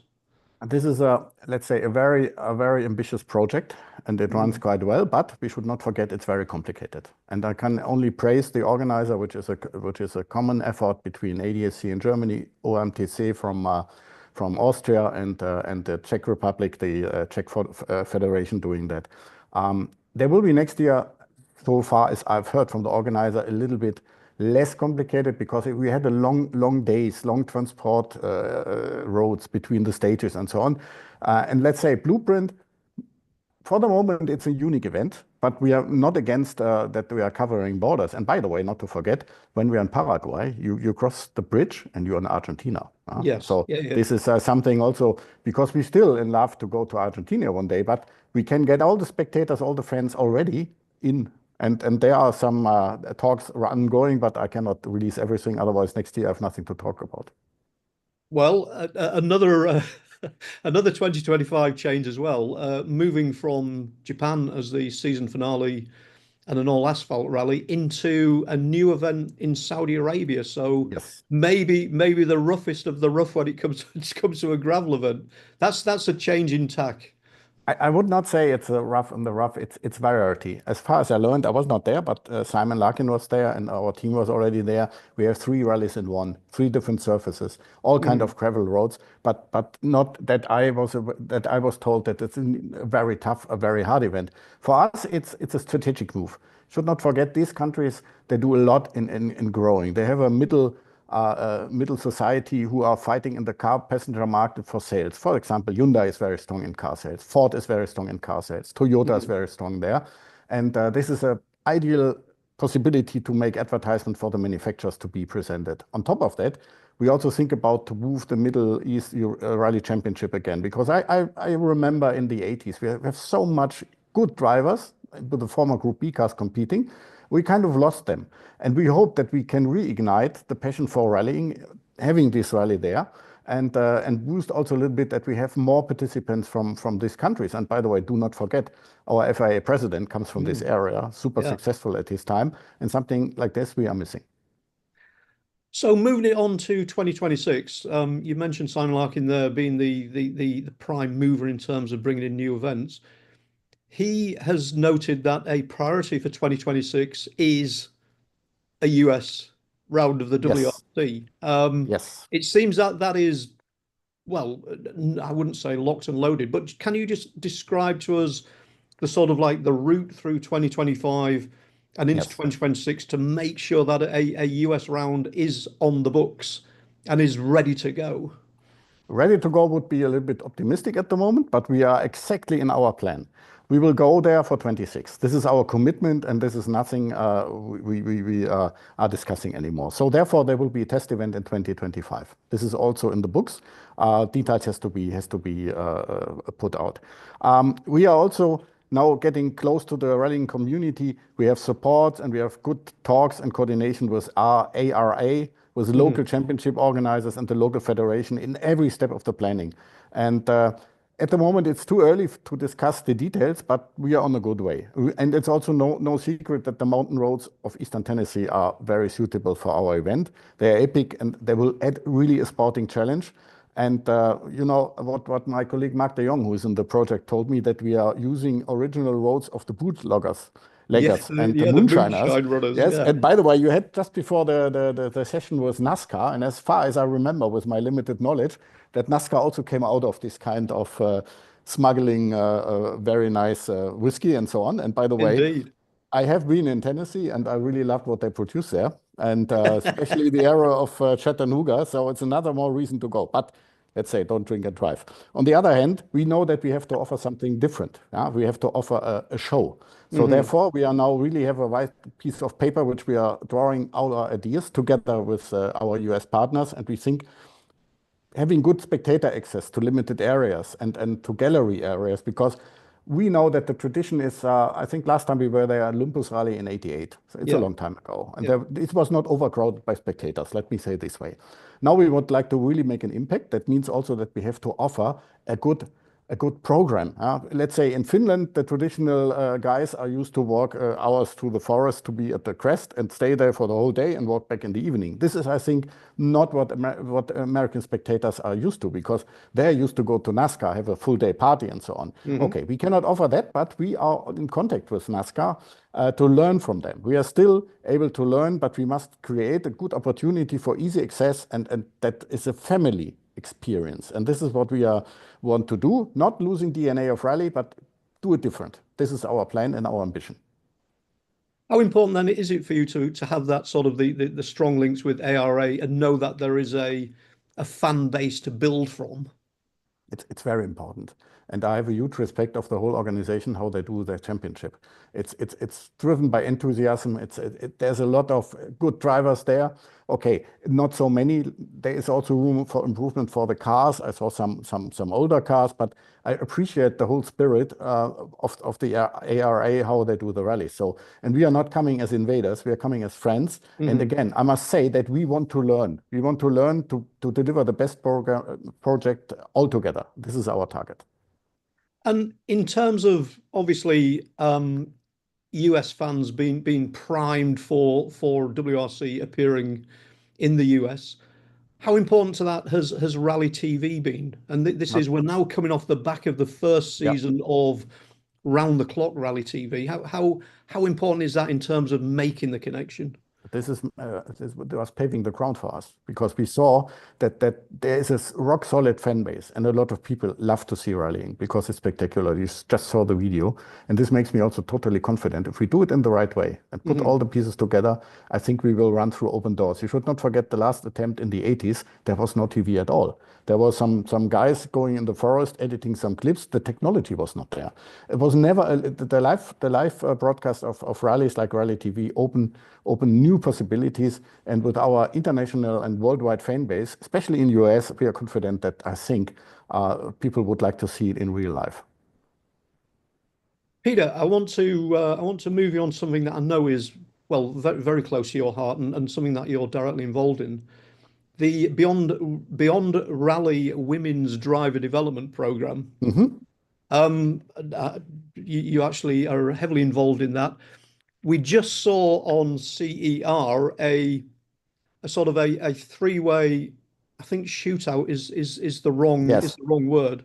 Oh, we can say so, but I don't like the picture with women with shootout. Okay, let's say it was a qualifying. That was a very poor choice on my part, Peter. No problem.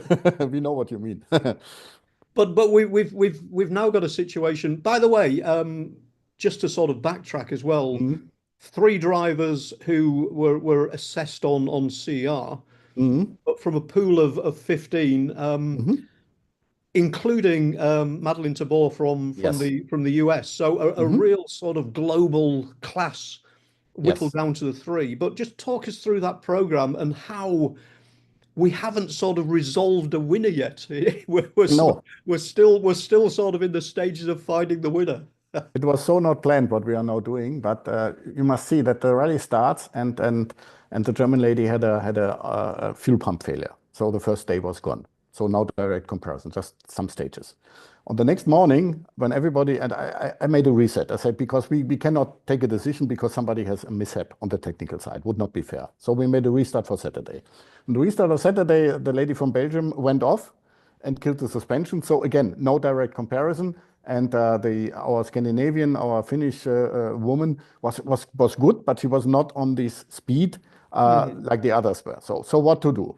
So we drove it on the last day and let them fight again against each other. And then there was a separation by 1.1 seconds, and one of them has to overtake a car. And then we were discussing back and forth. And at the end of the day, nobody felt comfortable to make a decision for full WRC junior WRC program based on this day. So we say, okay, Now we have again a finale in Sweden, which is for both women. The place, they have the less experience at all. But on the other hand, they are fighting with the same weapons. Okay, now I do this with weapons. I should not say that. I've started. Okay. No problem. But we will prepare them properly. They will have a training camp with John Hawkland, who is also globally known. We will also contact the second driver, and they will have some days driving on an ice lake and on the stage that they are not coming totally, let's say, helpless on the snow. But it will be for them a unique experience. And after that rally, we will have the one who will do the rest of the program. This is the idea behind. As I said, it was not planned. This discussion was done between the jurors, and by the way, not my own decision. We had Burcu Çetinkaya for the Women's in Motorsport from FIA, Pernilla Solberg, I think I must not introduce her, and Maciek Woda from M-Sport, and we had Rita Hemmerlein, who is the co-driver in the WRC2, and we were discussing, it was nearly a fight before the podium. And at the end I say, okay, if we cannot make a decision, let them go for another round. The women were quite surprised to get that, but now they are quite looking forward to it, to have their second WRC round in Sweden. I think this is something a lot of young drivers would love to do. And as you say, Peter, the overall winner then gets a serious program as the prize. I mean, that along with things like the FIA Rally Star, how important do you think they are to nurturing talent and bringing it on? It's a very important thing, and I think FIA did a big step with this Rally Star program. We are aligned with them, but we decided to go on women's participation. So it's an add-on. No secret that the winner of the FIA program, who was last year Romet Jürgensen from Estonia, who won his first season, who is now going to WRC2.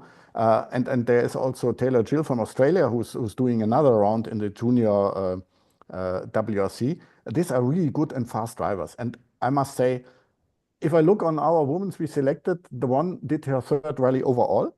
The other one from Belgium is doing national championship event with a front-wheel drive Renault. So we could not expect that they go at this speed like the others do. Yeah.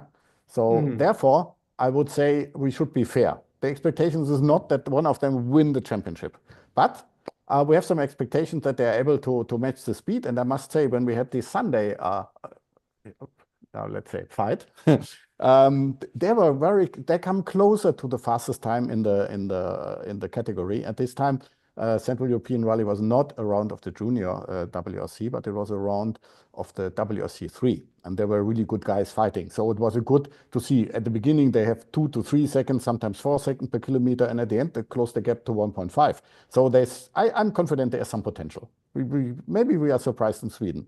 We will see. Well, Peter, Sweden is the second round of the 2025 championship. Yes. Before that, we have the grand prize of the Monte Carlo Rally, January 23rd to 26th. I believe that our time is at an end. I can see that the panelists re-entered the room, but as always, fascinating. A lot of ground covered. And Peter, you've got like 7 or 8 weeks before it kicks off again for real. Absolutely, and we're looking forward to that. I think 26 will be again a fantastic journey to 14 events, not 13. One more. Guys, over to you.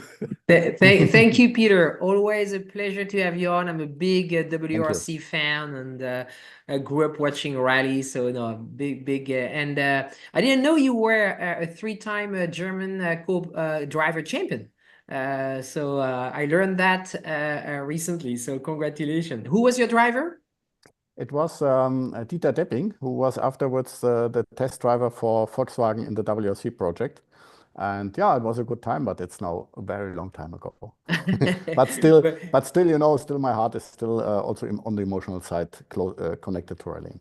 Excellent. But thank you very much for joining us. Please stay with us. We'll run a short video from our partners, and we'll be right back with you. When it comes to pushing the limits of performance, the pros know there's no room for compromise. At Crowler Cams, we don't just engineer camshafts and valve train components, we redefine what power means. Since 1955, Crowler Cams has been the name trusted by racers, engine builders, and gearheads around the globe. Whether you're building a street machine, a dragster, or a track car, Crower Cams provides the muscle you need to dominate. And with Crower, victory is within your reach.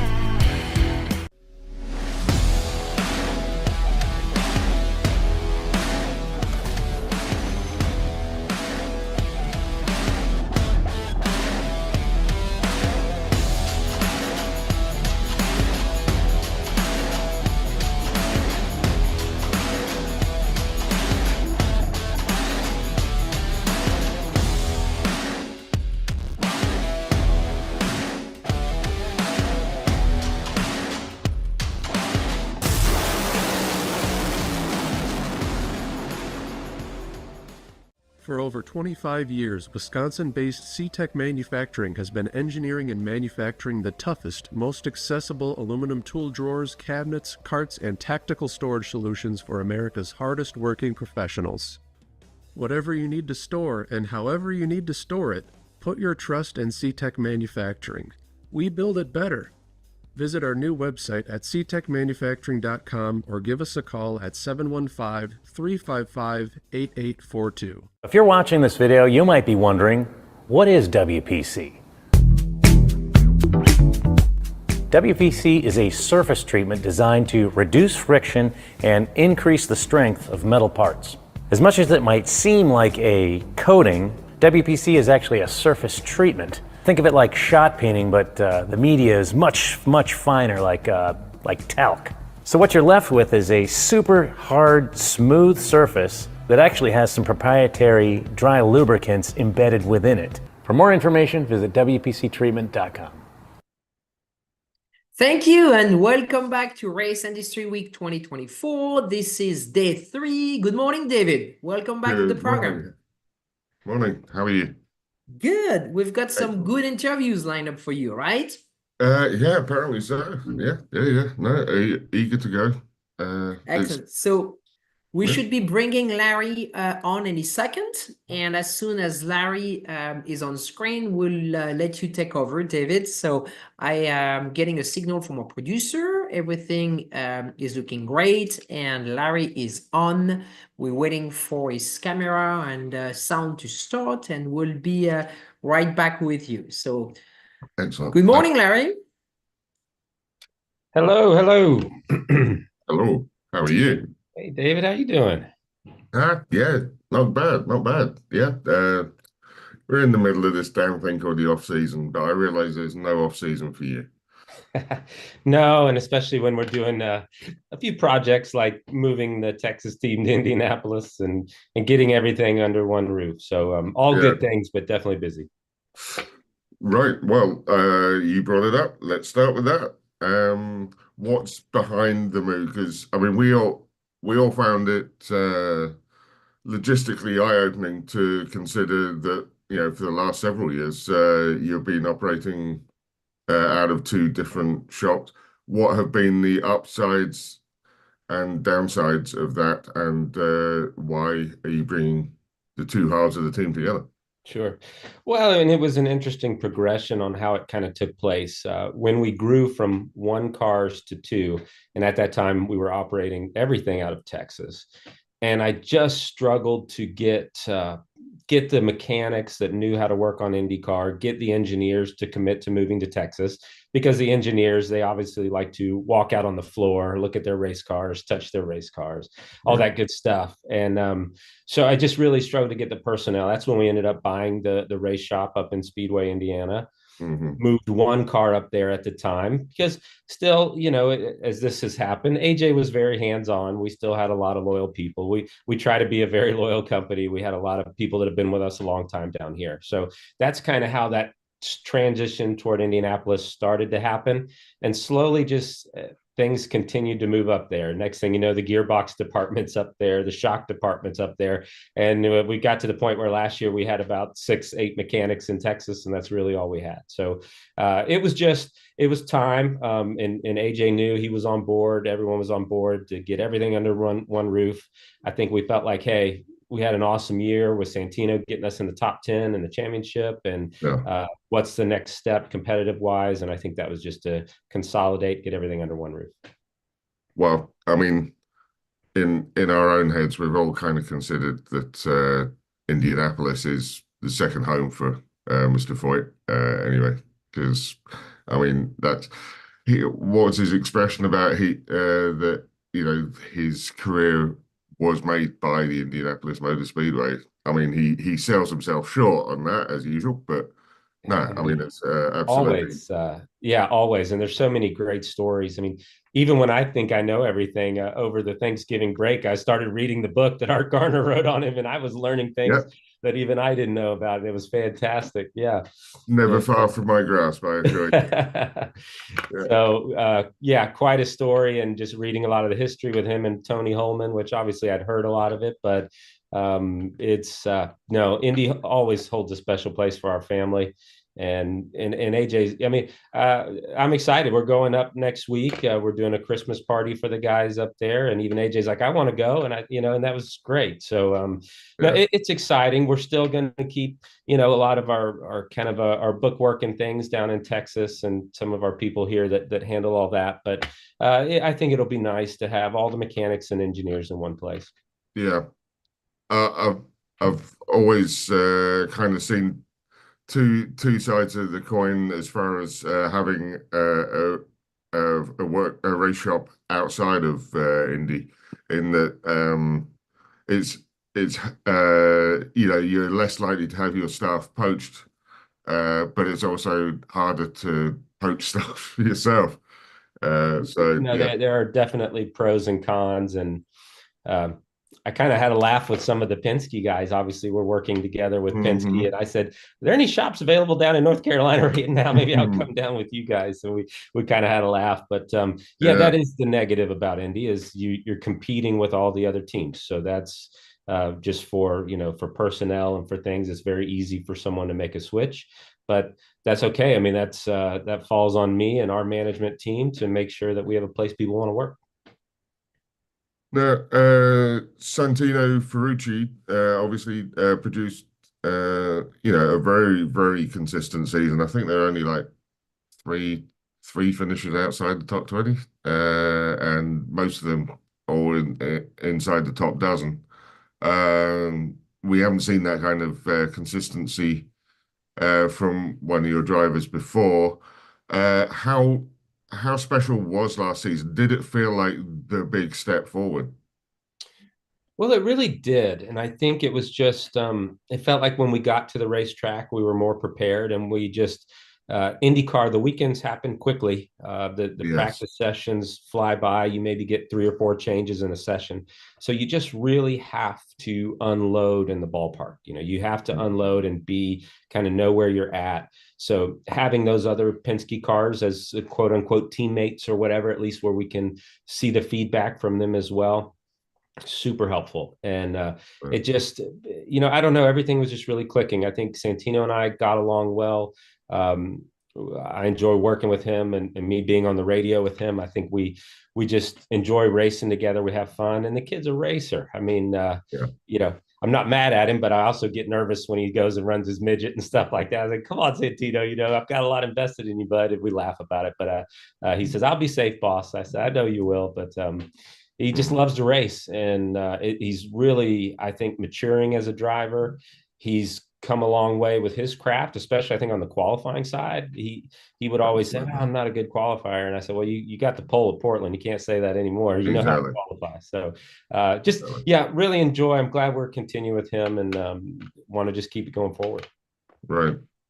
As far as your second driver for 2025, David Malukas, does it, there's a lot of speculation, and I try not to put you too much on the spot here, but there's a lot of speculation that you guys are kind of like Penske B team, and that you're prepping David Malukas for the long term for joining Team Penske. How much has that been discussed, and how hard is it to start building a team around him if you think, the main team might want to grab him soon? Well, look, I think obviously there's the Penske organization has a lot of people that have a lot of success in this industry. So when I'm looking at drivers too, I certainly run things by them because I want to know their feedback and what they think. So obviously they were very high on Malukas. But no, I'll try to keep him, right. I mean, that's Yes, exactly. if we're going good, certainly I would try to keep him. But of course, some of their, they've got drivers, I think, coming up in contract years and things like that. But I don't think they've made any decisions that they're certainly moving on from anybody. I think everybody's just going to see how things shake out. But we're just excited. We're excited to have two young guys that can really know how to push the pedal. I think that'll push each other. Yes. And it'll be fun. So I think if we can, no, I'm really excited about David. His comeback from his injury was just awesome. I mean, the speed he showed, and we're just going to try to put a good car under him and have him and Santino fighting for wins, hopefully. Yeah, absolutely. I mean, he's a real tough cookie because he denied that he was in pain at Laguna Seca to greater or lesser extent, but I can't think of a worse a worse track to try and come back from a wrist injury. But no, I think you've got a good gritty one there. As far as the short ovals are concerned, do you feel that he is going to? Well, I'm not sure how much you need to add because Santino is just a sensation on short ovals, but so too is David. I mean, can we predict a 1-2 come Milwaukee? Well, that would be wonderful, and especially with all our history there. But yeah, exactly. Yeah, I mean, look, we all know, we all talk about it, how tough the IndyCar series is. My goodness, the drivers in this series are just also good, and the teams are also good. Everything's so tough that, like I say, you just really have to unload fast on the weekend. I think we've got some great starting setups to start from. And man, and no, with the two drivers that we have, I'm very excited. I mean, you don't want to go over the top and say, oh yeah, we're going to be fighting for 1-2. This is just, man, I mean, no one does that in this series. It's just that tough, and any weekend can be your weekend, and everything just has to go right. For us, obviously, we're putting a big emphasis on pit stops because that half a second, you can't lose that in the pits. It's just too competitive. So we've started a new training program and new stuff on that side to really try to get that next half second there on the pit stops. Let's talk about Indy, because last couple of years, Santino's qualified in the top 10, or well, in the second row, actually. And, third place and eighth place finishes.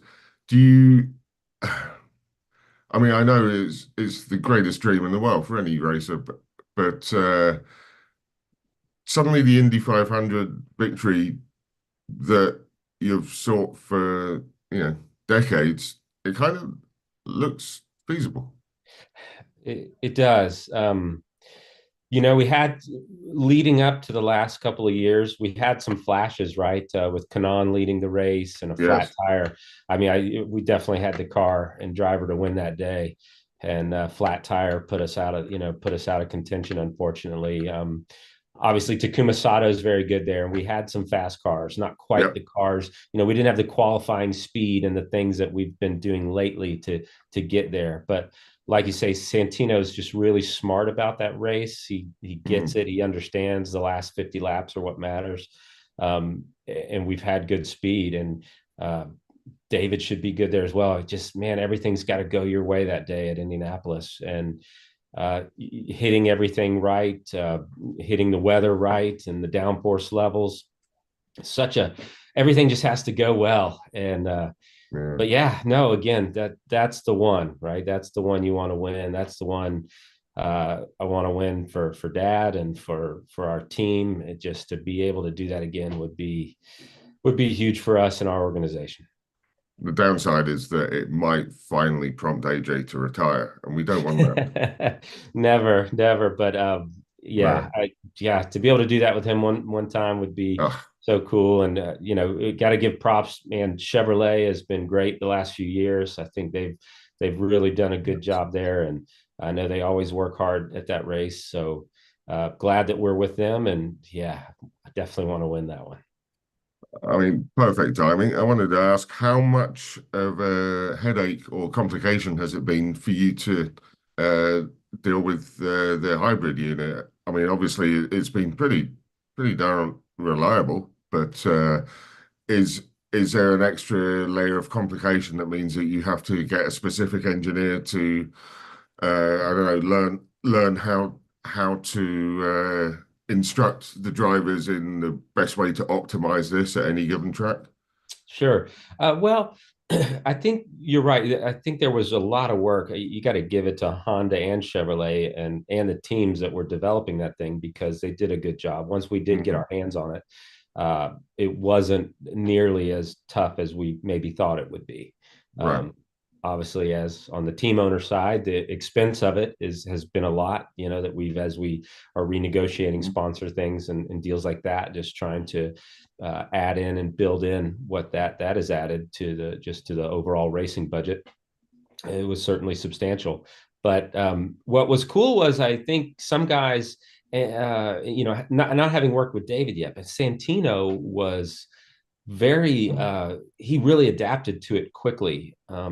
In the sense of, you do have more switches you can go to, you can control how much regen versus, how is that changing the car handling, when you deploy, how you deploy. It does add a lot of different maps and settings. But I think these young kids now that are growing up with iRacing, they're growing up on the sims, and they're hitting buttons, 10 buttons in 5 seconds. And Yes. so it comes pretty natural for them. I'd probably be lost, or some of the older guys, but it certainly added an element. But hey, I think it's been great to talk about. It's been cool to see how we're using it, and love now having a year with it, and that we got some setups, I think, pretty good, that with the balance shift of what that unit added weight wise in the car. I think the engineers on our group at least did a super job to sort that out and get the drivers pretty comfortable. Yeah, I mean, the just shifting the brake balance continually, it just seems like a completely unnecessary complication. But on the other hand, speaking to Craig Hampson the other day, and he was saying how much he loved the fact that IndyCar's left so much in the driver's hands compared with other hybrid units that are used in motorsports. So, someone's asking questions like regarding Michael Cameron and his departure from the team, and how much of a difference he made to your pace at the Indy 500, and how much will he be missed? Yeah, I tell you, Michael, what he came in and did for us at Indy was fantastic. I mean, he loves that place, and he's a bit of a magician there, man. And he knows how to get around that place, and it's awesome. So, well, we're certainly going to miss that. I hate that we couldn't work it out. It was just, just a couple differences of things, and he obviously wanted, I think, to try something new. So I wish him all the best, and we're very thankful for what he brought to the table. It was great to work with him for a couple of years. I'd been trying to hire him for years, and we finally got to work together, and pretty special those couple of years at Indy, no doubt. Yeah, I think Penske's pretty grateful about what he brought to the table as well. I mean, obviously they were still winning. They still won the race, the 2 years that we were working, but they're great there as well. But yeah, no, Michael's great, for sure. Right. As a team owner looking ahead to 2027, how much of an input do you feel you've had with the next gen car, and what have been your priorities when trying to make that contribution, in terms of like, what are your major demands from the series and from Dallara, I guess? Sure.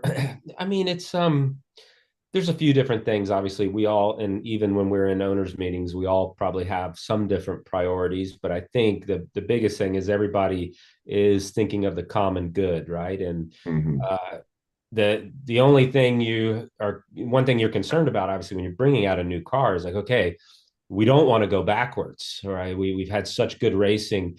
Sometimes it's a struggle at maybe short ovals and hitting the arrow right and things like that to make sure that we can have good racing. But overall, it's pretty good. So you don't want to mess that up. And also, I think you can't argue the job Dalara's done on the safety of the DW12 and how far that's come. Some of the accidents we've seen and drivers just walking away has been amazing. And so that's something you definitely just want to make sure you keep there.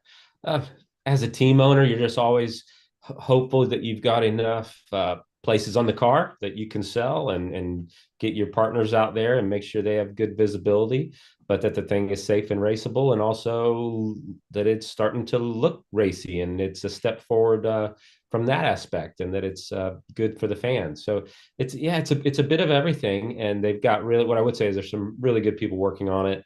I appreciate they do listen to us, I think, at the owners meetings as we voice our opinion, and it looks like it's going to be a nice piece. So I know it's still a lot going on with it, but I think it'll be good time. It's a good time for IndyCar to go that way. That level of safety is possible. It is possible to make that level of safety, but lighter, but also hugely more expensive. Do you kind of like wait and see how much of a difference the new Fox TV deal makes in terms of convincing sponsors to join before pulling the trigger on more exotic materials and therefore raising the expense of competing in IndyCar? How does that compute? Because obviously, however strong your race team is, you're going to make the numbers work as well. Otherwise, there's just no, it becomes less feasible to take on, the Penske's and Ganassis and so on. No, you're absolutely right. I mean, I know just with our, I'll say smaller racing team, probably in comparison to the Penske's and Andretti's and McLaren's, things like that. I know we've broke definitely some spending records this year on things, but you also, if you want to be competitive in IndyCar, you are going to have to compete with those big budgets. So it takes, that's where I'm spending a majority of my time, is out there working on raising the funding that we can go do what we want. And it's certainly a challenge. The Fox deal is exciting. The having every race on network, I think, is a very big deal. Should help our numbers, because metrics are a place that nowadays all these sponsors want to see. Yes. And that's being able to have those metrics and have those measurables and try to deliver on those is a big deal. So we're growing our marketing department as well as we try to compete with that. And it's part of the game right now. I don't think it's all negative. I think it's exciting. I think IndyCar as a whole is growing. And I think open wheel, just with the success of Formula One, you certainly hope all boats are going to rise. And I think the crossovers there and the fan base they have, and with what we do as well, is very promising. Right. As far as big name sponsors are concerned, I was driving home the other night, and my wife pointed to an ABC supply chain and said, "Are they still with Foyt?" And I'm thinking, okay, that must have just sunk into your head a long time ago, because she has a passing interest in the sport, but not deep rooted. Obviously, they are synonymous with you. How long does it take to build up a sponsor relationship like that, where they become absolutely tied to your name? And is there a way to ever form those kind of like season-long sponsorships again, so we don't have the kind of like constantly changing color scheme situation that so many teams are having to do, almost emulating the NASCAR model? Sure. Yeah, and I think you hit on something there. I mean, I think the days of that one paint scheme all year are probably just with where our budgets are now, that they're few and far between. The ABC deal was amazing, and it was just something that kind of happened organically that we just grew.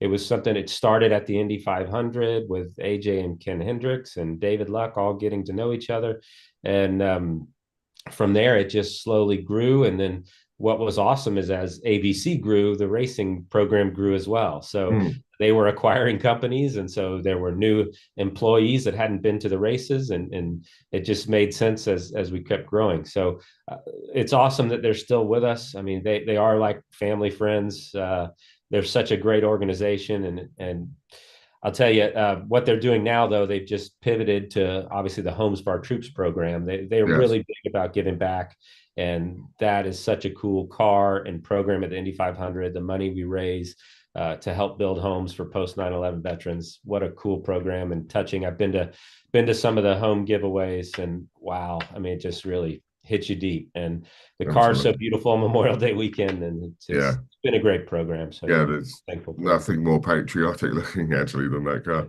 on the grid.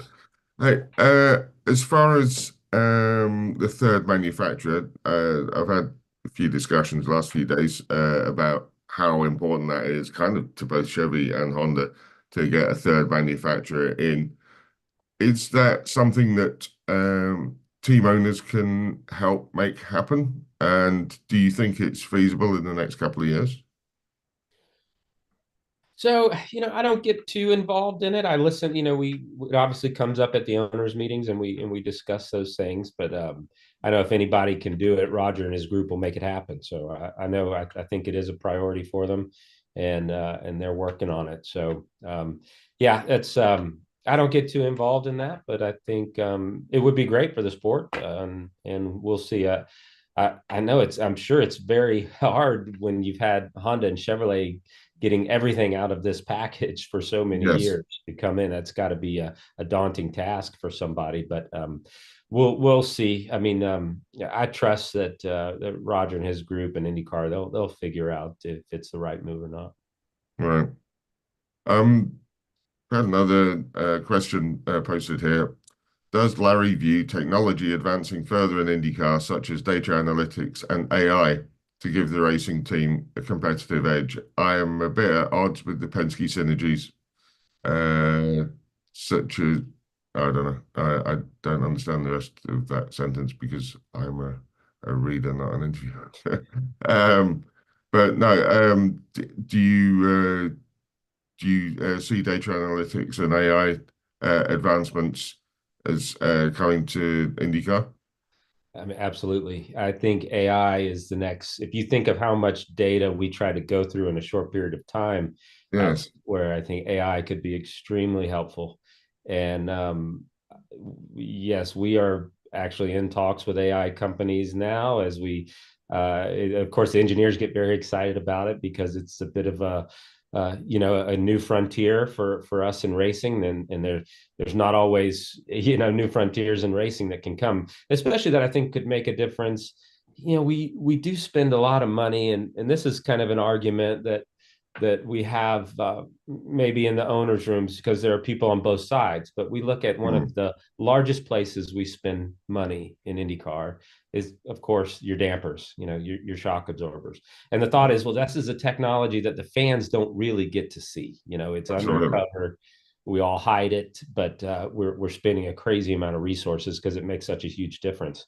And I think you go to even a Formula One race, and they're even, I don't even think they use inverter dampers on the side springs. So, but we've gone down this inertia path, and it's an amazing technology, and it works on the racetrack if you hit it right. But it is a big expense, and all of us to be competitive are doing it. But it's I think AI is the next frontier. It's exciting, and definitely data crunching. And if you can have any kind of advantage in that side of things, it'll just help you out. Yeah, I mean, the shop program, it is expensive, and there's not, there's nothing visible. There's no notable benefits from the fans. But where would you spend that money instead? Where do you think that we can have a point of differentiation within the teams? Well, I mean, you're right, because we're going to spend it somewhere, right? So if it's not absolutely, and when we're all running, the same body work and the same chassis, so where you go spend that money, it's in smaller things, and maybe you're looking for 100th here and 100th of a second there, instead of back in the day where you were really controlling your horsepower, building your engines, and you could go find 30 horsepower. You're not going to do that anymore. We're looking for a horsepower or a half a horsepower to try to differentiate ourselves. So it's just the nature of the beast. We're all racers. We're going to spend the money one way or another. It's just where we spend it, and if we're spending it the right way. Right. I see our time is drawing to a close here. Francisco and Judy, you're back on. But Larry, it's been enlightening. Thank you so much for your time, and very best of luck. And wishing you and the whole Foyt family, and I do mean the team members as well, very Merry Christmas. Well, thank you much. Merry Christmas, and appreciate y'all having me on. Thank you, Larry. Thank you very much. And David, stay with us. We're going to transition directly into our next session, as we don't have time to run any videos now. And so we're going to travel. We're going to bring Richard James, our next host. Richard is joining us, representing Racer. Good morning to you, Richard. Welcome back to the program. We're going to be talking WEC endurance racing, and we're going to travel to France, where Frederic, the CEO, is based, and my understanding is Marius is in Abu Dhabi right now. So they should be joining us any second. And any things you want to share? Oh, Fred is right here. Good evening, Frederic. Good evening. How are you?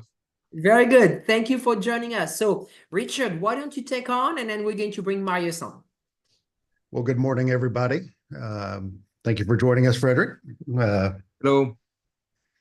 So, lots of exciting things to talk about in the World Endurance Championship in the near future. But to start with, why don't we talk about this past season? Three different manufacturers winning in hypercar, 5 different teams, privateer wins. You had 4 different manufacturers winning in LMGT3. First of all, do you feel you've achieved a real level of parity within the series, within the different platforms, within LMDH and hypercar formulas? And what can WEC do to further enhance that?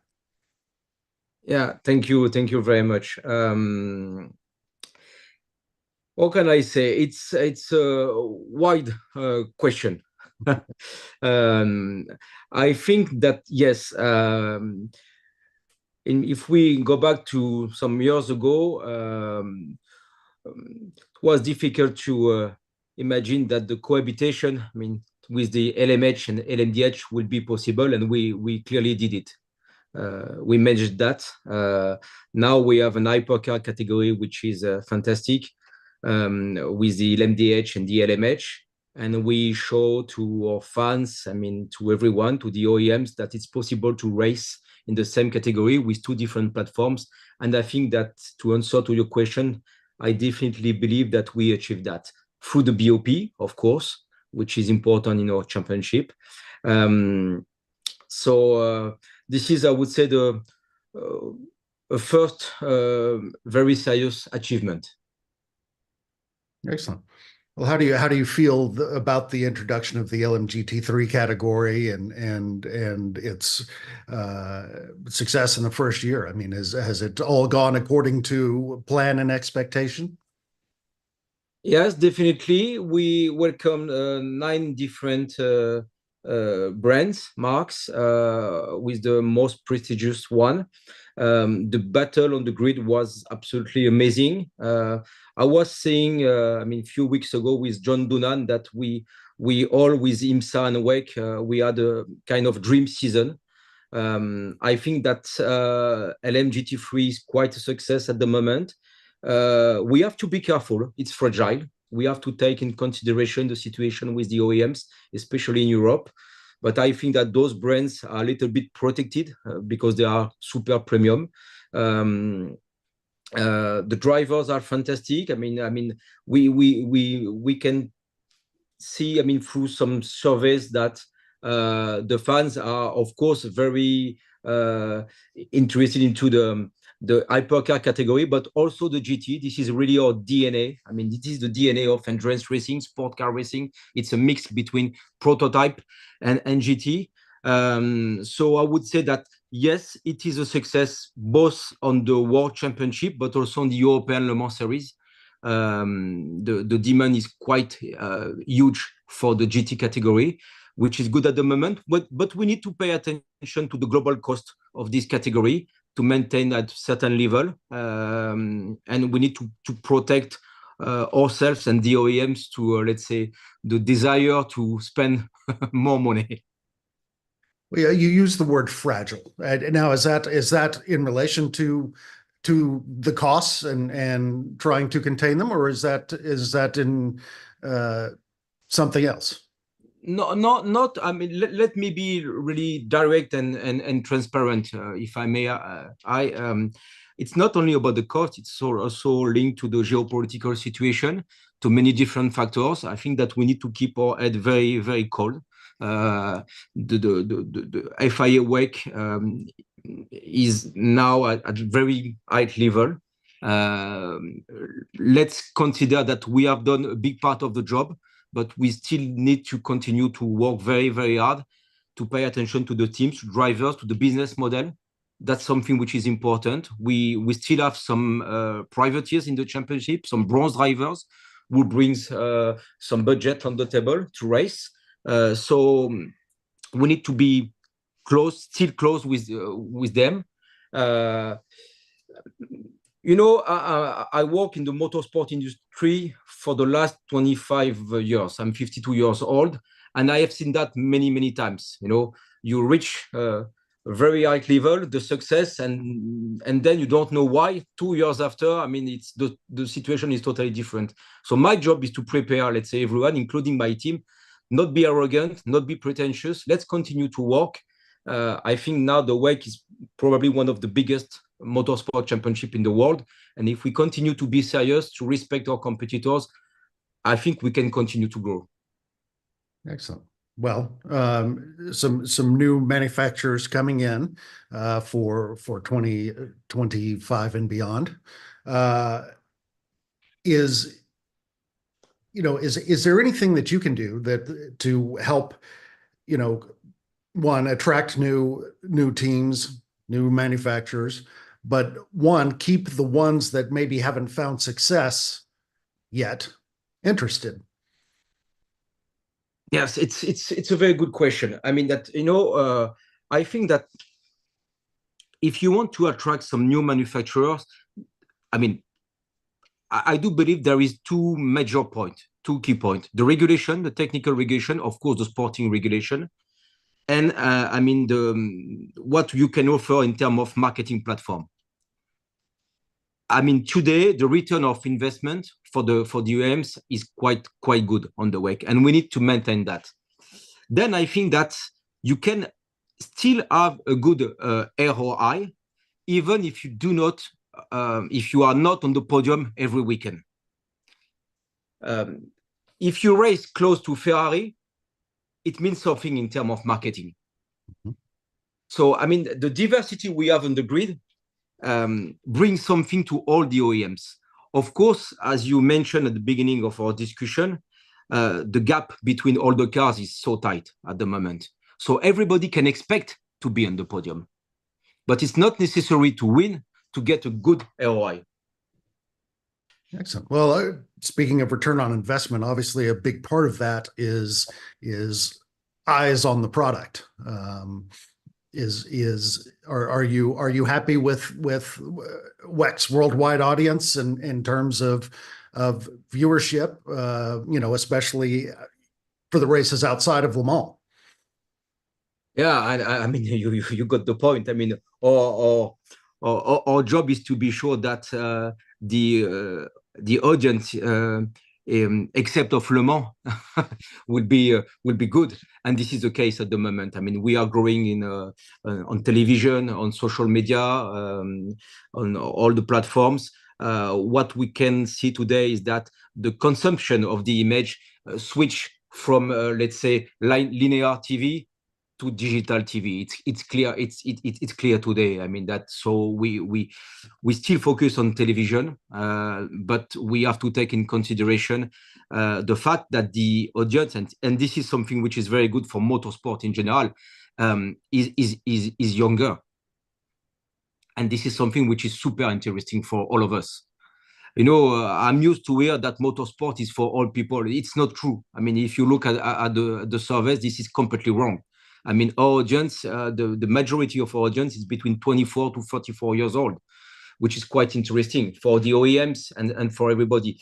But we can also see, meanwhile, that the consumption of the WEC image is now, I would say, the balance is maybe something like, I mean, Marius can give you the right figures. He's my marketing communication director, but the consumption is much more on iPad, I mean, telephone, even on smart TV, but still on TV, but on smart TV, on YouTube, and so on. And this is something we need to really follow. I mean, this is something important.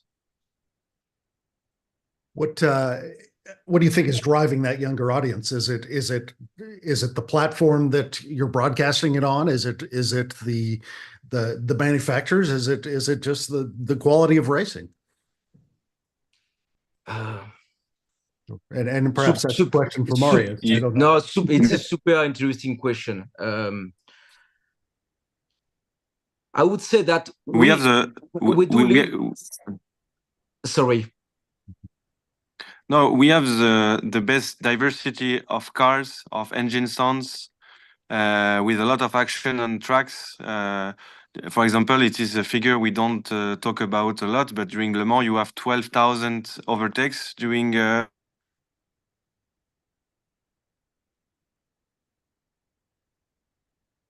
The connection is not good, Marius. Yeah. Are you here? Sorry. No, I just received another call and it cuts.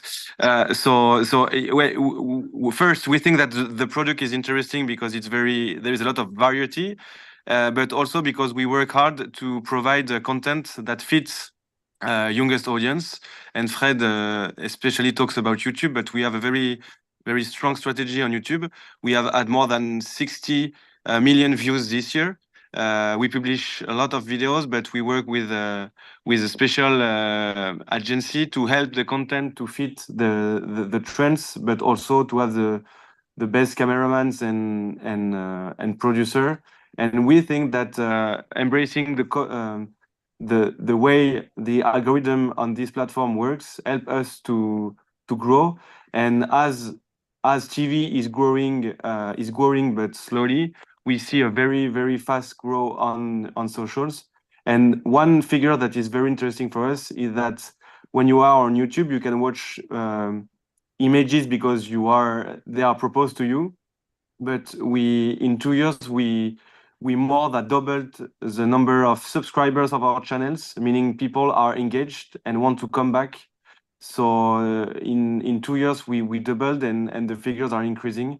So this is a good reason to believe that our content for our YouTube panel, which is 55% under 34 years old, likes our content. That is different from TV. Excellent. Well, I know that's certainly been a point of pursuit for motorsports in general, and is the social media channels. And let me add, sorry to interrupt you, but let me add something very basic, simple. We bring some passion. It's something which is very, very simple. I mean that we do live in a world with you cannot drive fast. I mean, people need to dreams. They need some dreams, and we deliver that. Now, is that dreams among the audience? Is that dreams among the manufacturers? Is that you know. Yeah. What has Absolutely. Yes, what has changed in 5 years is not the number of drivers or cars or races. It is just the manufacturers, and it creates a dynamic where we then are able to export the spirit of Le Mans around the world. And Le Mans is not only a race; it's not only the biggest race in the world, but it's also automotive fair. It is. I mean, you can come with your family, and there is advertising and entertainment for everyone. So the manufacturers helps us to shine, and then we propose such an experience that helps to drive everything. How much of growth did you see, for example, obviously with the LMGT3 category, you had a pretty big explosion in the number of manufacturers involved, you know, especially from the end of GTE. How big a driver was that for new audience to have twice as many manufacturers? And I mean, you had 4 manufacturers win in 2024, which is more manufacturers than you had the year prior in GT. Richard, let me step in 1 second because Frédéric had a last-minute emergency to deal with, and so we want to accommodate him. So, Fred, thank you very much, Francisco. Of course, my pleasure. I will step in. We'll continue the interview with Marius, but Frédéric was kind enough to did everything he could to you know, allow us 15 minutes. So, Frédéric, if you need to go, we understand, and we'll continue the interview with Marius. Yeah, very, very sorry. Always a pleasure to be with all of you, and thank you very much once again. Thank you very much. Of course. Glad Okay. you could join us. So, Marius, carry on, and we'll continue.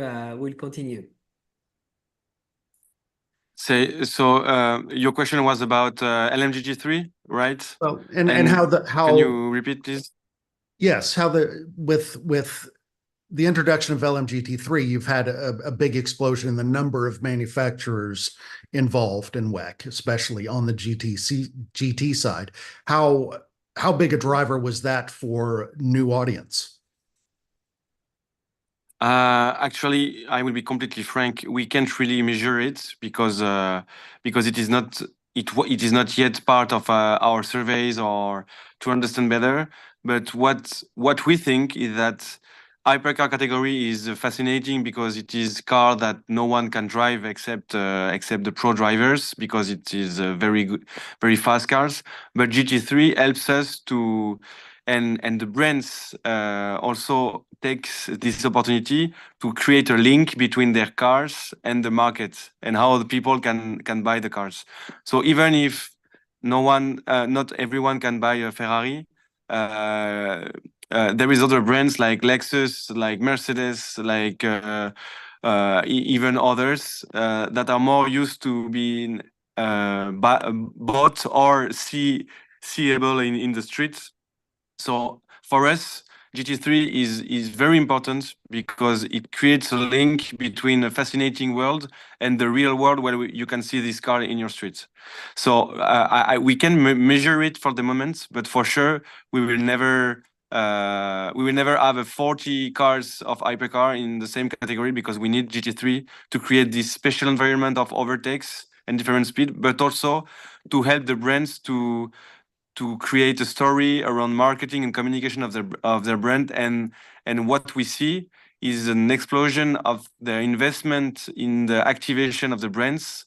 Like this year, we were 300% more than last year in terms of fan zone activation, in terms of hospitality and stuff like that. You can hear me, but it looks like your connection's a little spotty.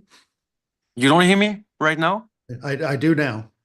Okay, sorry. I'm sorry. That could be me. So yes, we see. So the manufacturers understand that it's not only about performance and a very special car, but once again create a link. And I think the audience is very appreciate this. Excellent. Well, new manufacturer in hypercar next year. Aside from Aston Martin and Mercedes-AMG coming into GT3, what's most exciting you about 2025?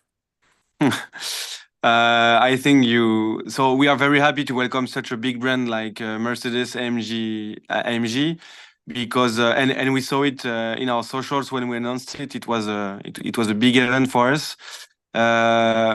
What is exciting for 25, and I think many people in the room here understand why, but first, it may be the sound of the new Aston Martin Valkyrie on the track, because it will be a very singular sound. And for motorsport fan, it's amazing to see all these different brand engines and sounds at the same place. So, and of course, all these brands and the new brands have a relationship with Le Mans. Aston Martin too, Mercedes too, and it's not always a very nice story. So for us, what is exciting is seeing history playing again, and at the same time, several periods of history reunited for the world title. And this world title, alongside Le Mans, is gaining more and more weight. And I am currently now in Dubai for Genesis Endurance program. Announcement, it was 1 hour ago, and what we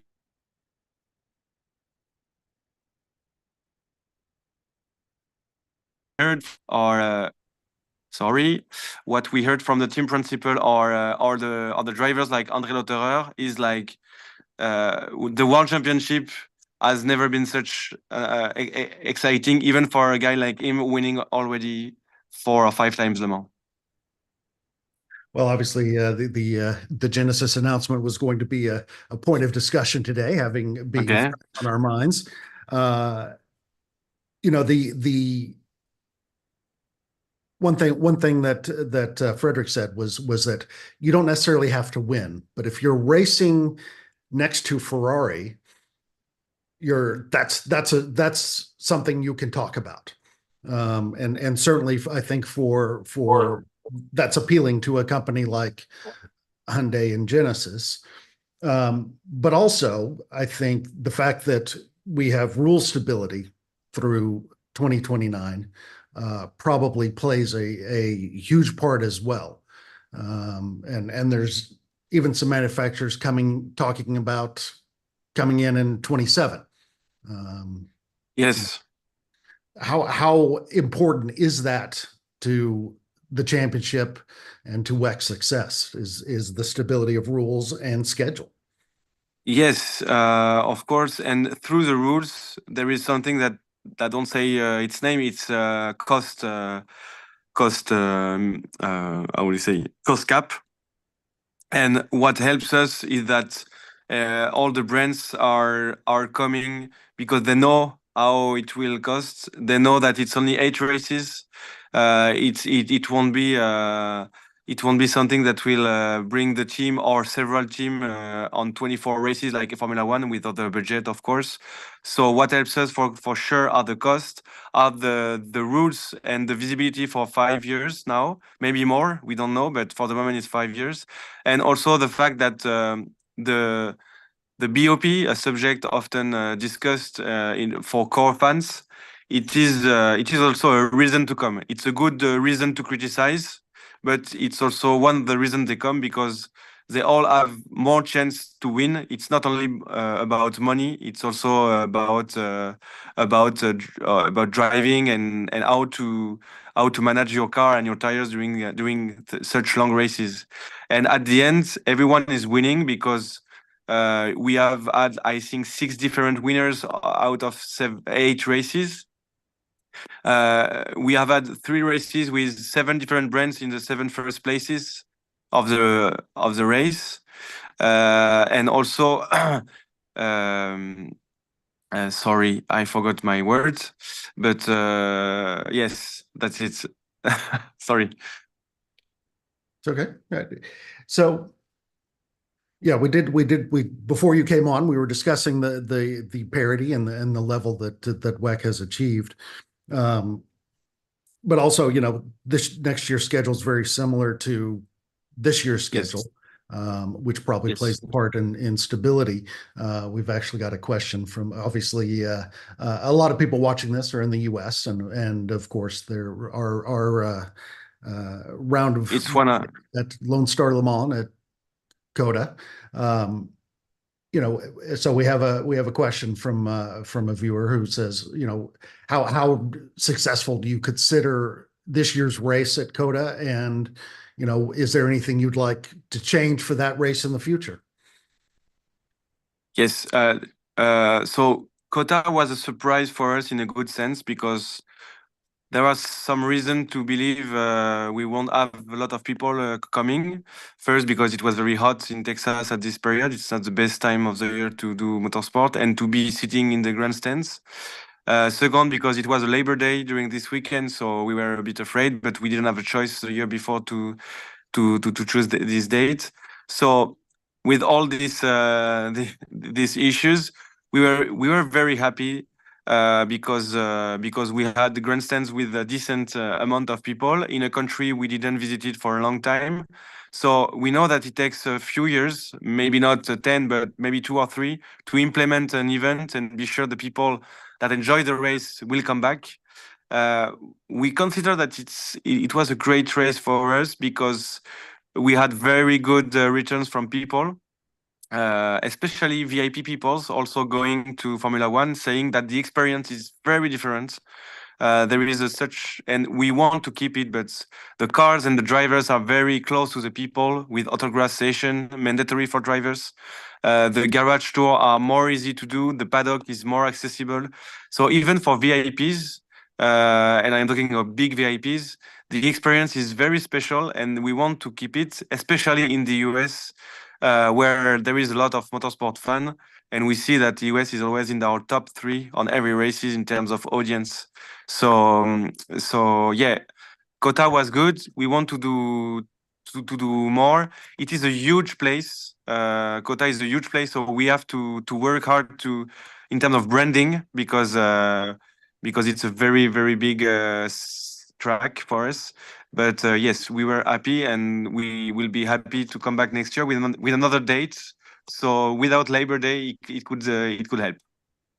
Well, with having been to other sports car races at COTA, I was impressed with the size of the crowd and with marketing activation, within Austin. That was thank you. That was good to see.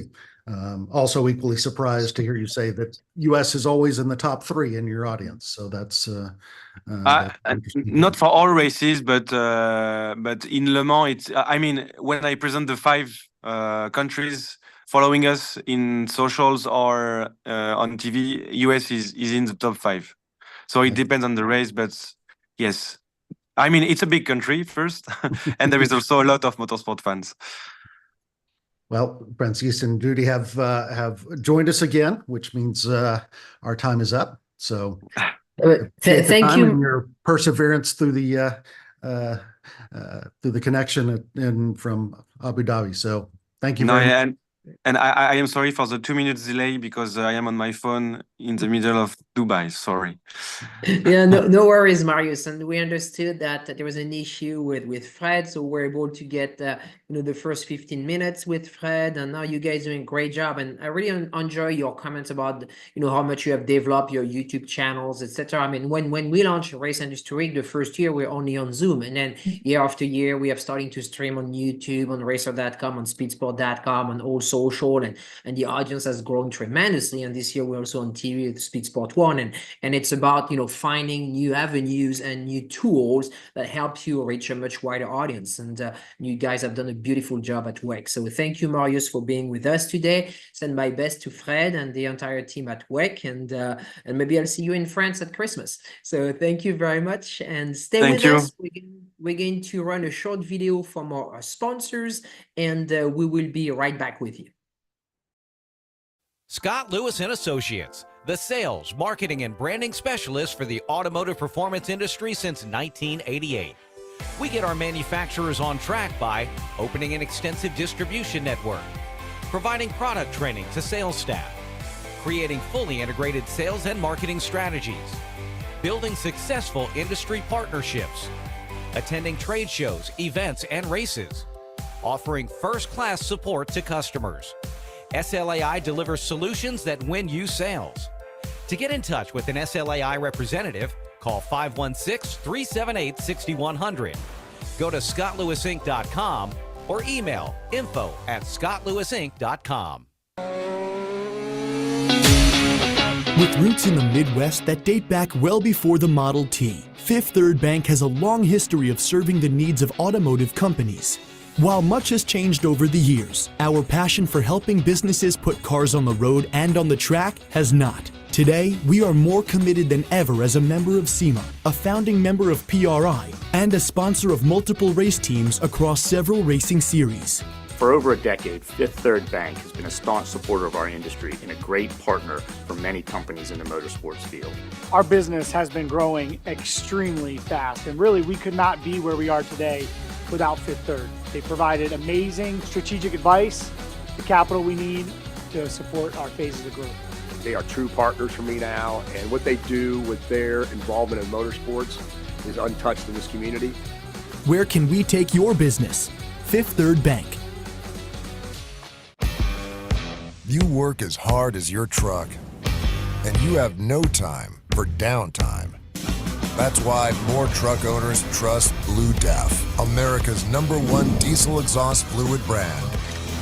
Each batch is guaranteed pure, so you can avoid costly repairs caused by inferior DEF. Demand America's best for your truck with Blue Def and Blue Def Platinum. Put trust in your truck. Thank you, and welcome back to Race Industry Week 2024, Day 3. George Tamayo is with us. Good morning, George. Good morning. How are you guys? Very good, very good. So you have, quite a few sessions again in the next 2 days, and any thoughts so far? I enjoyed this previous session with Richard and just hearing about WEC's WEX plans, and like Richard, happy to hear that that WEC is popular here in the U.S. Yes, they have done a beautiful job, and Le Mans. I mean, it's just part of the history of racing. So always had American teams, American spectators there. So we're going to be bringing Michael from Trans Am, and while we bring him, we have a short video from Trans Am. So why don't we roll the video, and then we'll bring Michael on. Great. Speed Tour has been described as a complete assault on the senses. Starting with the Trans Am Series presented by Pirelli. Always bringing the loudest roar of the ground-pounding music on the track. Founded in 1966, Trans Am is the longest-running professional road racing series in North America. The excitement of the original Pony Wars is alive and well in Trans Am. The Trans Am Series in itself is an eclectic mix of cars and classes, with the Cube 3 architecture TA2 Series providing a large single-class race group, while the TA and GT classes provide the best in multi-class racing. The minimalist rulebook of the TA class allows for a lot of innovation with 850 plus horsepower and no driver aids, making for an interesting combination for drivers and team alike. The semi-spec nature of the TA2 class and the accompanying cost controls make TA2 the most competitive and cost-effective way to go pro racing in North America. Additionally, with the TA2 cars being similar in functionality to those used in short track and other pro racing feeder series, TA2 has now become the de facto development series for that next star of stock car. Then we have the Grand Touring classes, the 3 GT classes, Extreme GT, Super GT, and GT, offering a place to race a wide range of popular production-based race cars, both factory-built and custom-built.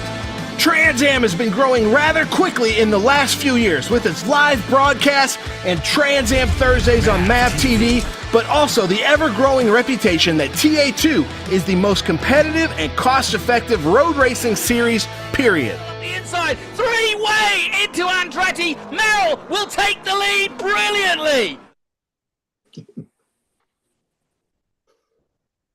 Wow, Morning, what a Michael. video we had there. We're going to leave it in your hands, George. Thank for you. being on, Michael. Thank you. Hey. Good morning, Michael. How are you? Good, George. How about yourself? I'm doing well. Thank you. Thanks for asking. Exciting video to watch there, and coming off the back of a very exciting 2024 Trans Am presented by Pirelli series this year. You had in the TA class a new champion for the first time in a few years. His first championship with Paul Menard in TA, and TA2, which we heard a lot about in that video. Rafa Matos becomes the winningest TA2 driver and a 3-time champion in that class. Your thoughts on this past season? Well, it's been a great one. Watching that video wants me to go racing next weekend. So yeah. That was awesome. This past season was great. It was a great learning. It's my first year with Pirelli Motorsports, and handling the whole gamut of what we draw to our sports. But the Trans Am and TA2 teams are just incredible. It was so much fun to learn, the intricacies of everything that's going on, coming from track management into this sport. I mean, not that I was shy of this at all. I spent 23 years with NASCAR, but having these cars and the partnership with Tony Pirella and our ownership group in New York, it was just a great season. And it was great to see Paul. Nothing against Chris Dyson. I love Chris. He's a great guy, but Paul really took it out there. And Chris just had a couple bad luck races this year that set him back. But like you said, with Rafa just cleaning up, I mean, he's a rock star. And then, we had some other great winners too, like Kaylee Bryson. She's our young female out of Oklahoma, and just having a lot of fun this year. And I think that's the best part is just, I spend so much time in the paddock. It's just fun to get to know everybody, whether, personalities, owners, shops, drivers, mechanics, whatever it might be. So great year, great 24. Can't wait till 25. Yeah. We saw, and you mentioned here, but we saw a big emphasis in the video on TA2, which I think that when TA2, just look at the way it's called, it's TA2, right? TA is the marquee class, but is it almost now, are you guys considering TA2 the joint marquee top class for the series? And again, it was mentioned in the series about cost effective and all of that stuff, but tell us more, because there's got to be more to the success of TA2, which has been really phenomenal. Yeah, I mean, with these cars, with the XGT class, the SGT class, and the GT class, there's definitely more of those cars out there. When you look at the whole population of cars, just in North America alone. So it's really something that we're going to keep doing. We're going to keep parallel path in both of these. Yes, we may get some more on the TA2 side just because of the availability of some of those vehicles. But the TA cars, with Dyson and Menard and these guys running those vehicles, Amy Ruman, it's providing a great series. So we want to build both. There's no dominant feature here. We want to be able to take both of them into 2025 and keep growing both of the populations on both of those. What we've seen is pretty obvious, and some of the drivers have pointed out. We're seeing these young drivers. You look at Connor Zillage and Brent Cruz, and when they started and they're coming in the GT, the Kaylee Bryson, for example. I mean, just rock star drivers. And now Connor's graduated, and we've graduated a lot of people up into trucks, Xfinity, and NASCAR. So we're going to keep doing that. We're going to keep looking for that young talent, whether it's TA or TA2, and we'll keep driving the boat.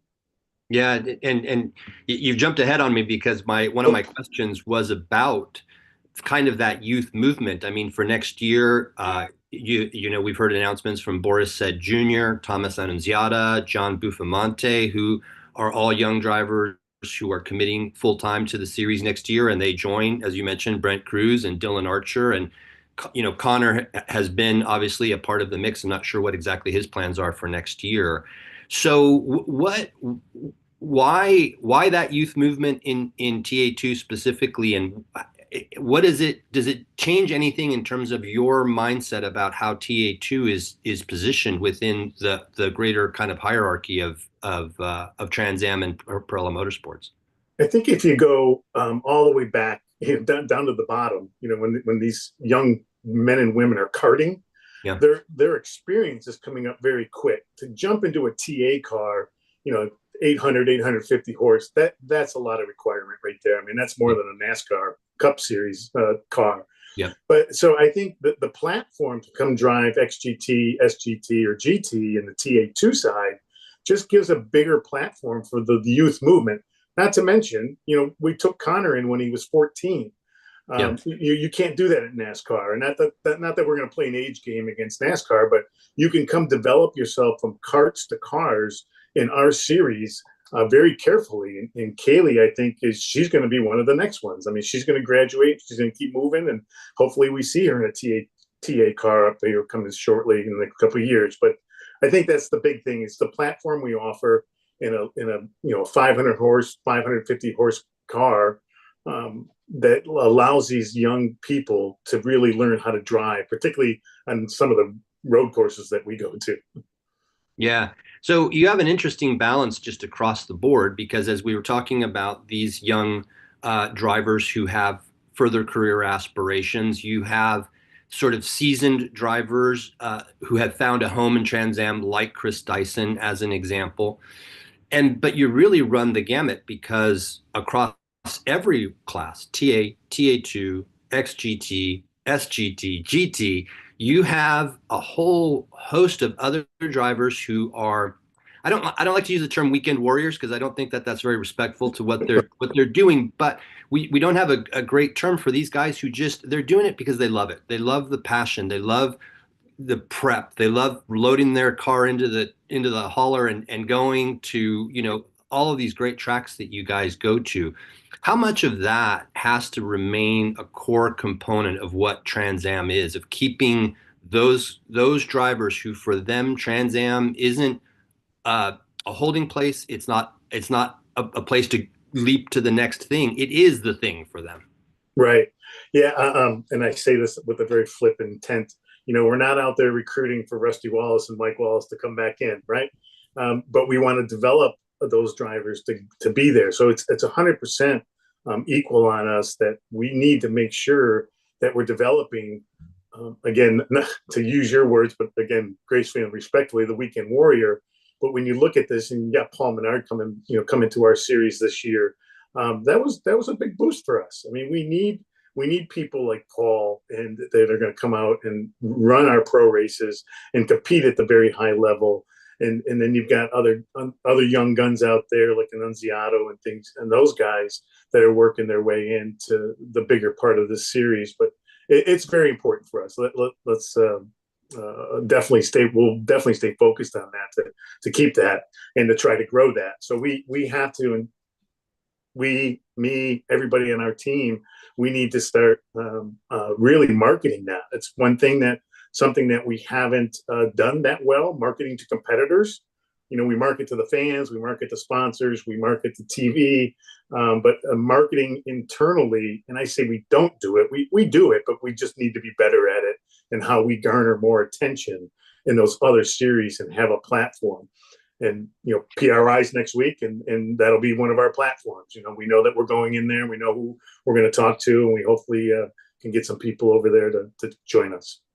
But the series has, I will say, I'll give you credit, because the series has done over the years a lot to maintain a reason for being for those drivers who are there as a destination, right? There's always these kind of, every year there's a creation of, like, for this past season, for instance, you had something called Pick Six, which enabled a sort of a mini micro championship within the overall championship for those drivers who, I mean, I'll face it, a lot of these guys have lives outside of racing, right? Their racing is a hobby for them, and they've got work obligations, or they've got other things going on, and maybe a full season isn't in the cards for them. But to give them the opportunity to have a kind of a championship within a championship and not have to commit to a full season is a big deal for a lot of these guys, I would think.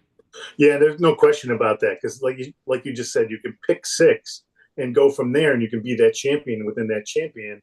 And you're not Chris Dyson, you're not Paul Menard, and you're not Tommy Dreese, where you're racing every race, no matter where it is, or Amy Ruman. And so we're not lost in that. That was a great thing that Tony came up with to do that, and it was to exactly satisfy that. And it was, again, good feedback from the paddock that Tony took prior to me coming in on board, and something that we're going to continue to keep growing. So we saw the platform, we saw the success of it, and if we can gather more people and more drivers to come in, because let's face it, going to a race, whether you're a top 10 or a bottom 10 car, it's not cheap. Yeah. Even in our series, you're gonna, $25 to maybe $50,000 a weekend, depending on what your platform is. So, it's not an inexpensive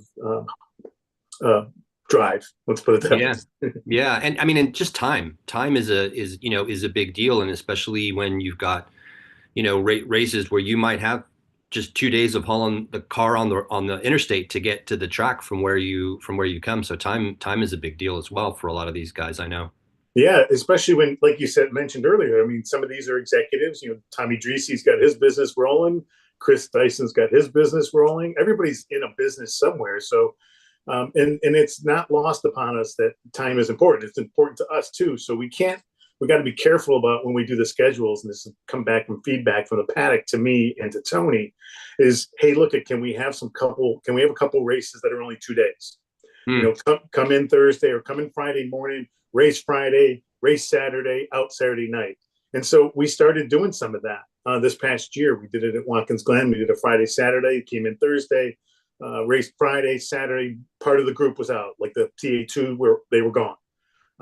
So we're working on that, because we also understand, when you're out and you've got a crew of whatever, 5, 6, 10 flights, hotels, feeding, everything else that comes aboard, we know it's not cheap, because we have to do it ourselves internally for Pirelli Motorsports.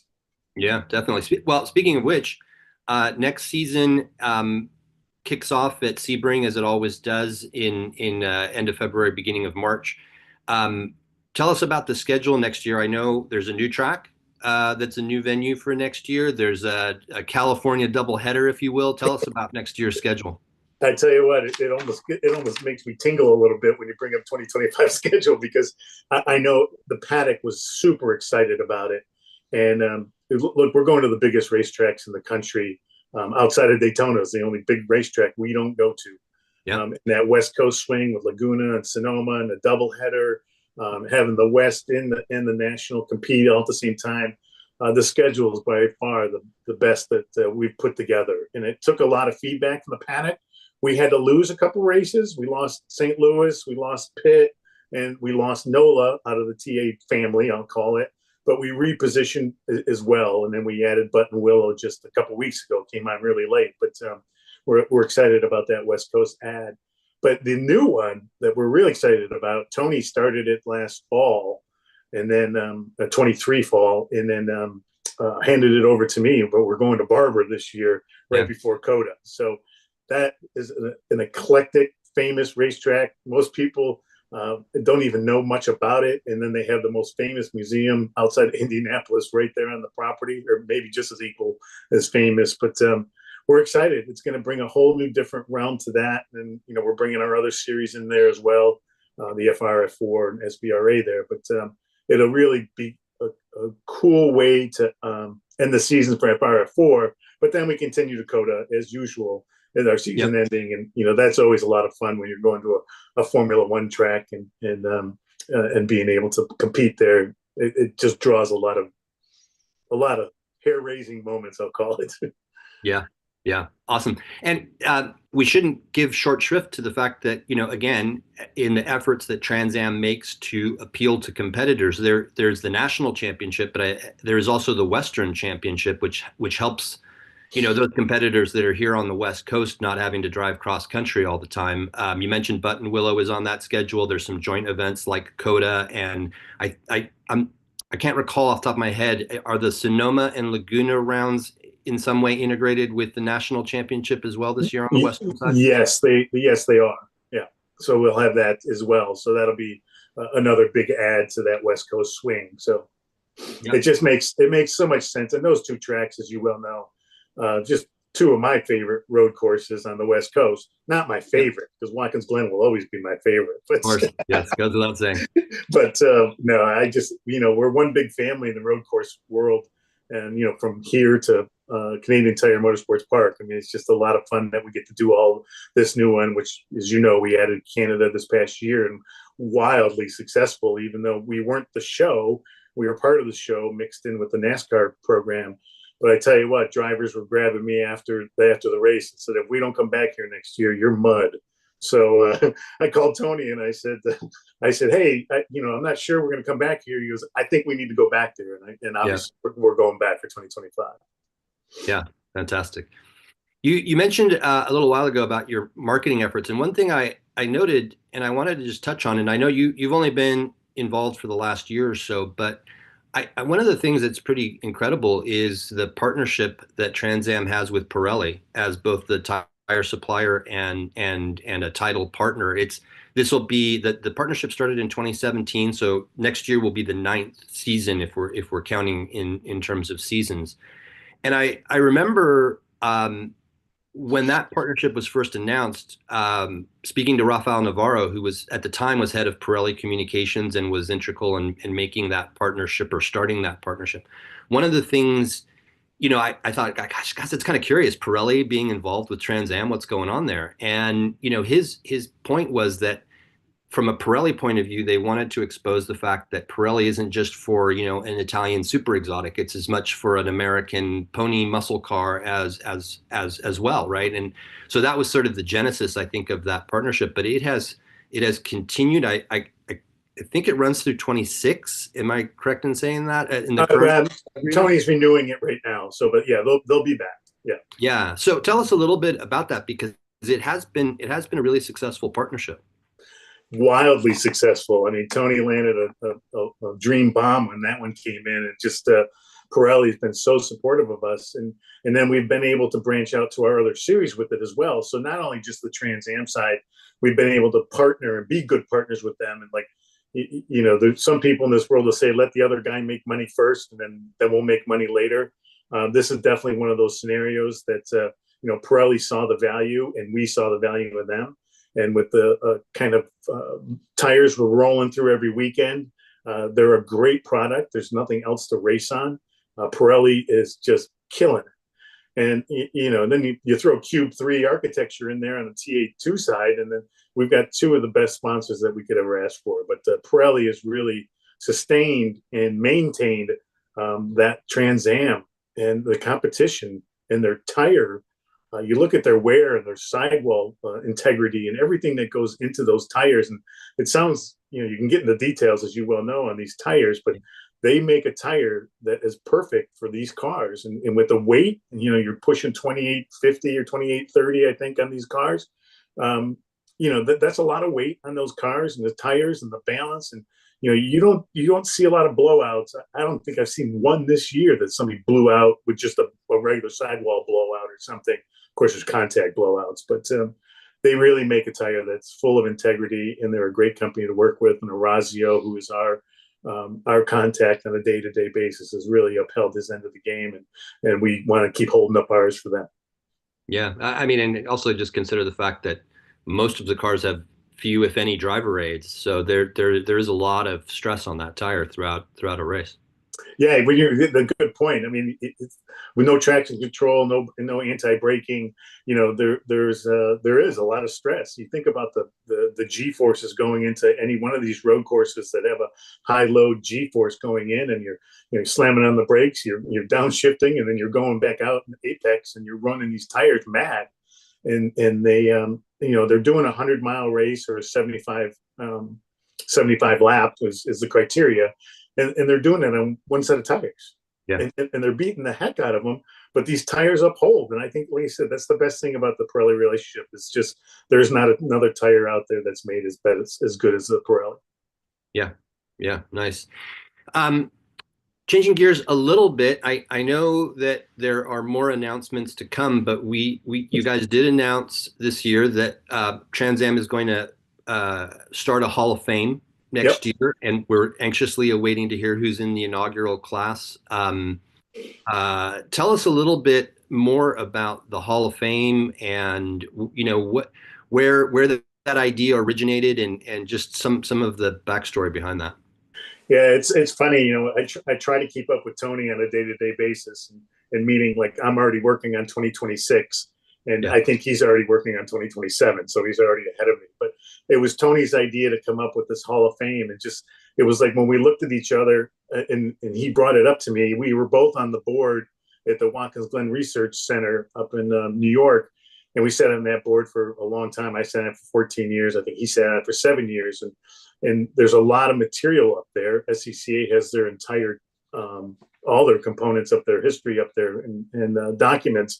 So when we started thinking about it, because we're going to have a little special place inside of that research center that honors this Hall of Fame. But when Tony brought it up, and we can get the documents, and we can digitize some of the materials coming out of Trans Am, going all the way back to '66, it really was just when he looked at me and said it, I'm like, wow, what a no-brainer that was.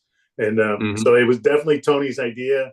The class is coming together. It's going to be pretty exciting to celebrate that at Sebring at the end of February. Can't wait. Almost can't wait to get there already. And we just came off of COTA. So, but we're all ready to go back to work and start the racing again, as you well know. Yeah, well, there are no shortage of legends within the Trans Am history. So you got a lot to pick from for those Hall of Famers.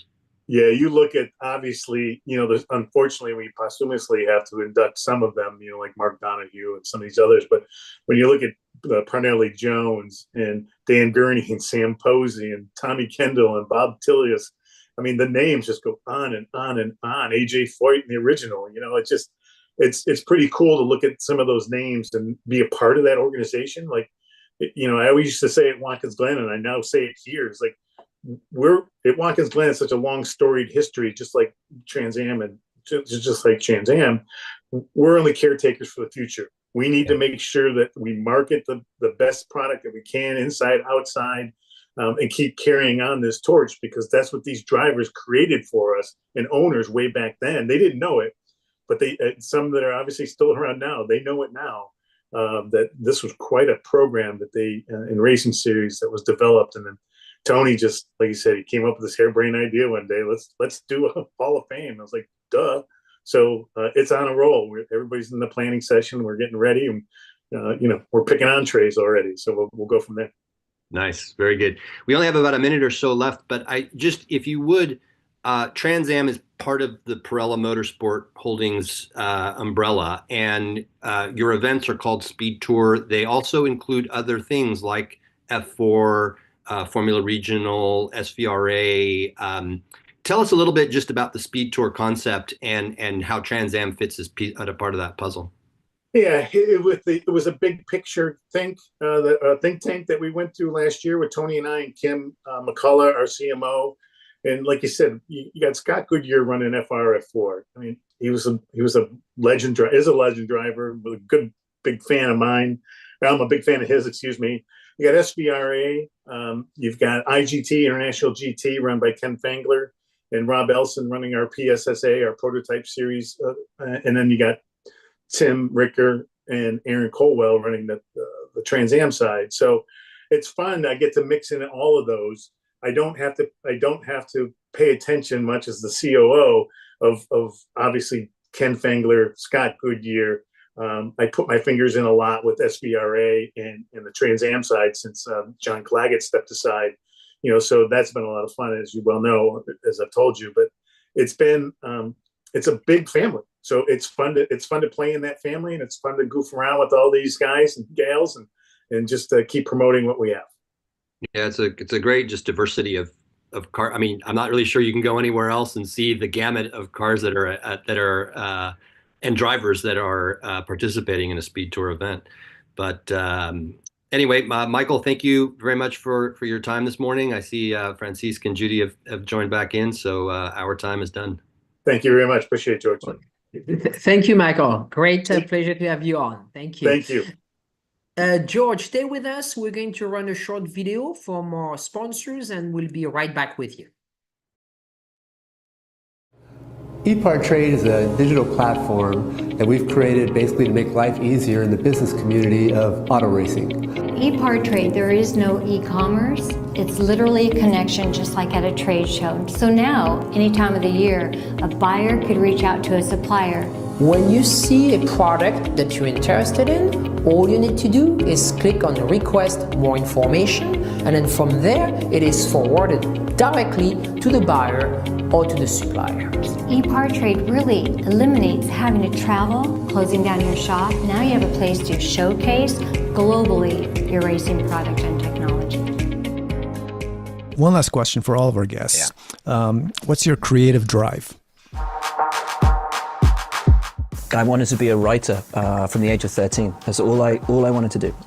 I heard this name, Clay Ragazzoni, and he drives a Ferrari. And I thought, that is the most badass thing I've ever heard. Part of my creative drive is to promote the advancement of motorsport and the advancement of transportation. Yep.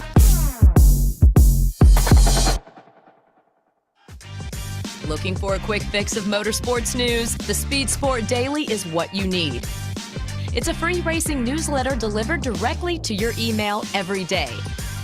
We'll cover the winners and the losers and tell you who's making news off the track. It's NASCAR, NHRA, World of Outlaw, INDYCAR, and so much more. Go to speedsport.com today and get signed up for America's free racing newsletter and get your daily motorsports fix. The Speed Sport Daily. Thank you and welcome back to Race Industry Week 2024. A big thank you to our partner, Racer.com and Speed Sport. They have made so much. They have put so much into this as well, and they help us reach such a bigger audience now with streaming on Racer.com, on Speedsport.com, on their YouTube channels, social media, and of course Speed Sport One. So that's when we're talking about that earlier with the WEC, ways to expand your reach. And David, welcome back. You had a great session this morning with Larry. That was great. Did you enjoy it as much as we did? Absolutely, yeah. Larry's one of the nicest people in the IndyCar paddock, and he's always taken a very placid view on life. And despite the pressures of, working for AJ, I'm not sure how people deal with working for an absolute legend who's still very much hands-on. Larry's just one of the good guys, and it's good to see him. And it's great to be talking about positive things with that team, because they have really been through the mill the last few years, and to see them on an upswing is great. I mean, Santino finished just one spot behind Joseph Newgarden in the championship, which would have been unthinkable 2 years ago. So, yeah. Talking about great guys, I think there's another great one on sprint right now that just popped up. Mr. Parella, good to see you. See you folks. Thanks for having me on again. I appreciate it. Of course. David, on to you. Okay. Well, thank you for joining us, Tony. 18 SVRA events in 2025. That's a heck of a commitment, sir. What would you say is the reason for SVRA continuing to thrive?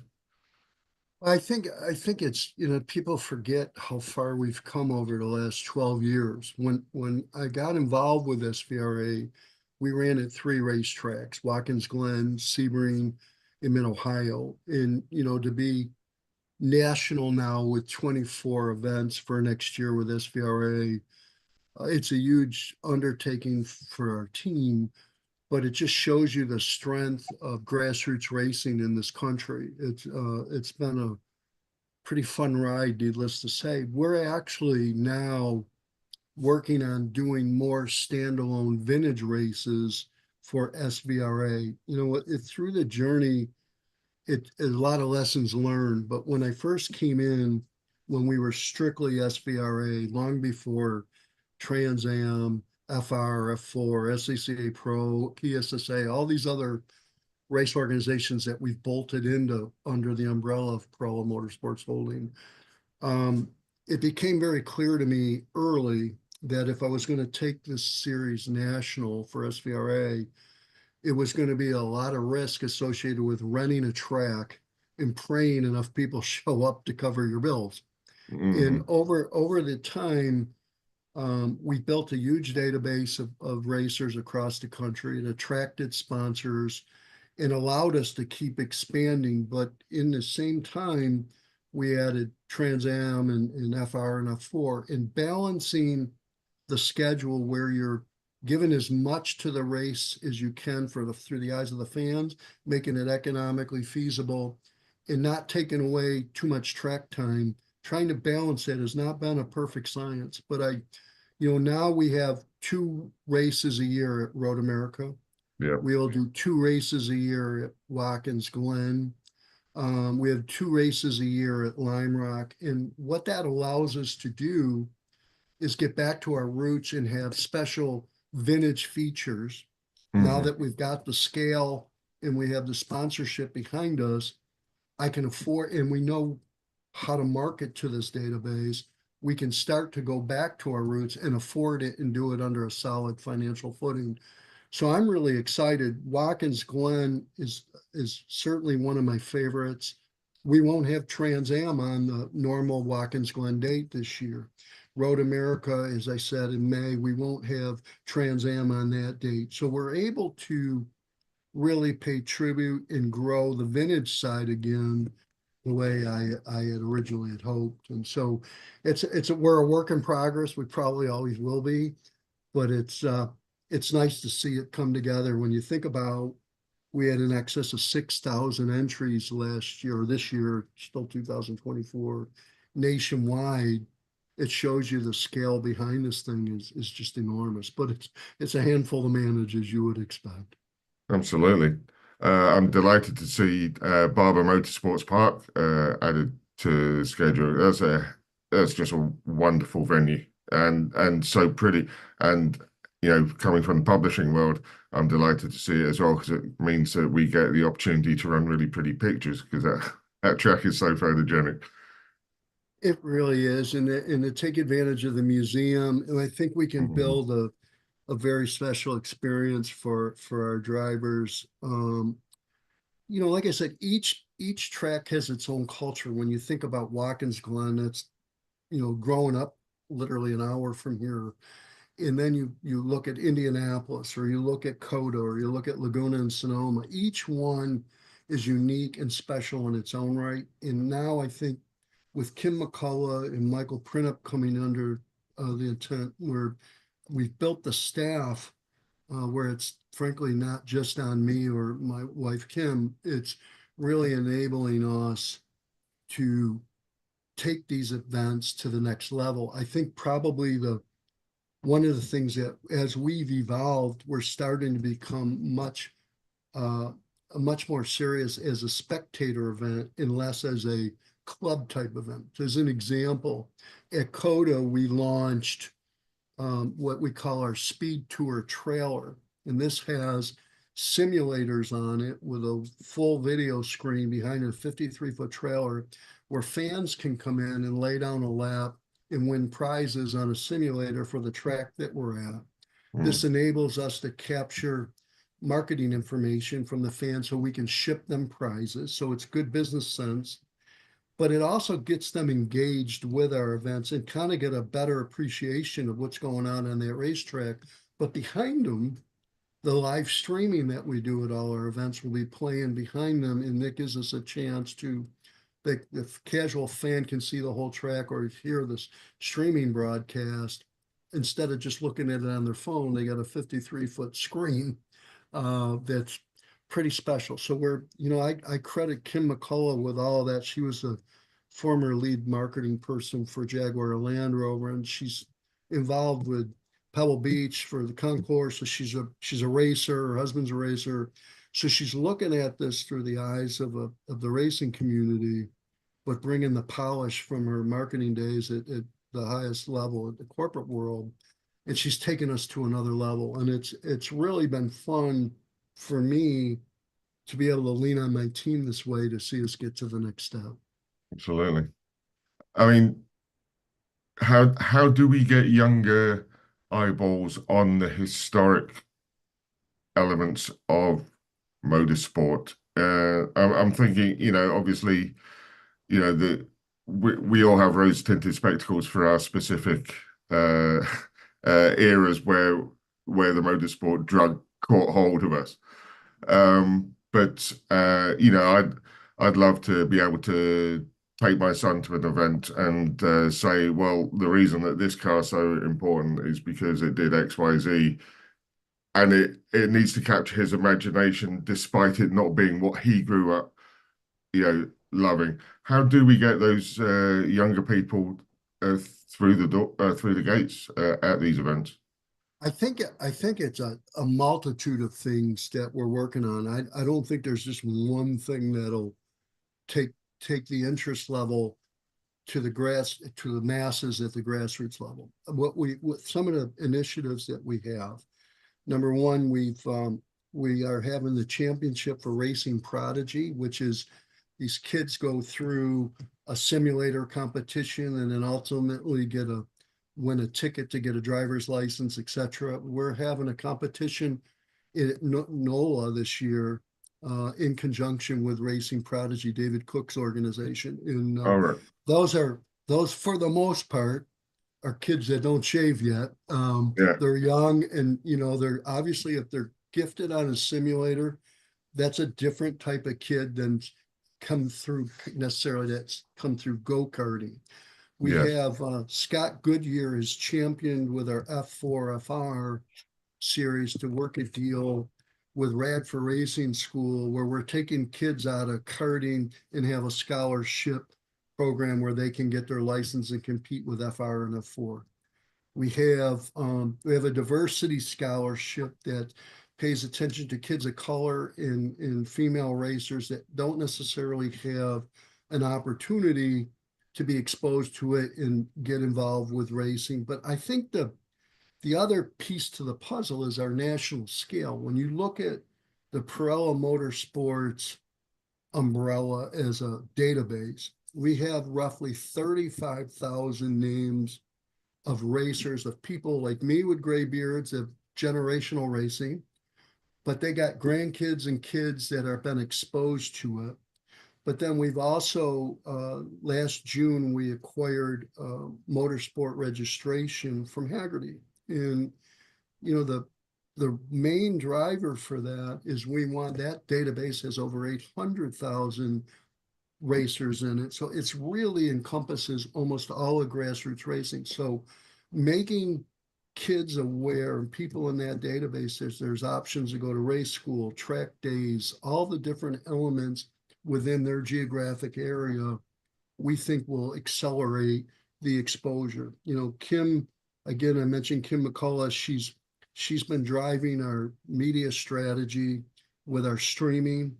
We got a long-standing partnership with Mav TV, so we're getting exposure there, but we're also live streaming for free. We're not tucked behind a paywall. We give it away on Speed Tour TV. Kim came up with stories in the paddock that are short 1 or 2 minute videos about someone in the paddock that's racing to make their awareness. We've put a bigger emphasis on social media, organic social media. And I think this calendar year will be between 45 million and 50 million impressions, which is mind-boggling to me.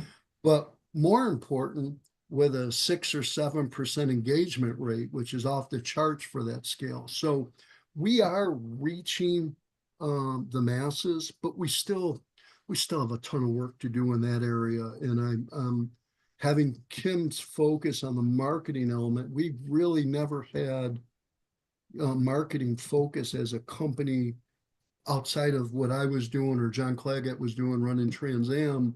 We just did the best we could. We didn't apply the resources to that. Now with our scale, you're going to see a lot of interesting things come out of our shop in the next couple of years, geared for getting younger kids involved. But those are some of the things we're doing. Right. How will the as more and more cars become classified as historic, they're increasing in complexity. It's like now there's I'm really into vintage planes as well, and there's now a big hole in the kind of from the 60s and 70s planes. You don't get them because they got so technologically advanced that no one in their right mind would try and keep an F-14 Tomcat still flying in private hands. How the vast majority of the vintage planes that you see are from the piston engine era. How do you see the technology develop, or how do you deal with the more complicated cars of the 90s and 2000s as they become historic, and you need like historic laptops to kind of like carry on operating them? Well, you hit on, David, you hit on something that's probably one of the biggest challenges of trying to be inclusive to as many drivers as you can. And, you know, the perception is what you don't want to do is just take any car and put it in a group just to take an entry fee. But to balance, you know, 100 years of automotive history at some of our events, where you get into the pre-war classes all the way up to modern day prototypes, you know, having 12 classes frankly doesn't do it. And so you have race groups, and then in the middle of all that, you have guys that really are purists, and they run the cars as they were made. And we call those cars in our world gold medallion cars. These are cars that have gone through a scrutiny as tight as you can be, from gauges to tires to everything, brakes. You really put them in a box and you keep it in that. Most of our gold medallion cars are on the West Coast, thanks to Steve Earle's world. When we acquired General Racing, he had probably the purest racing organization.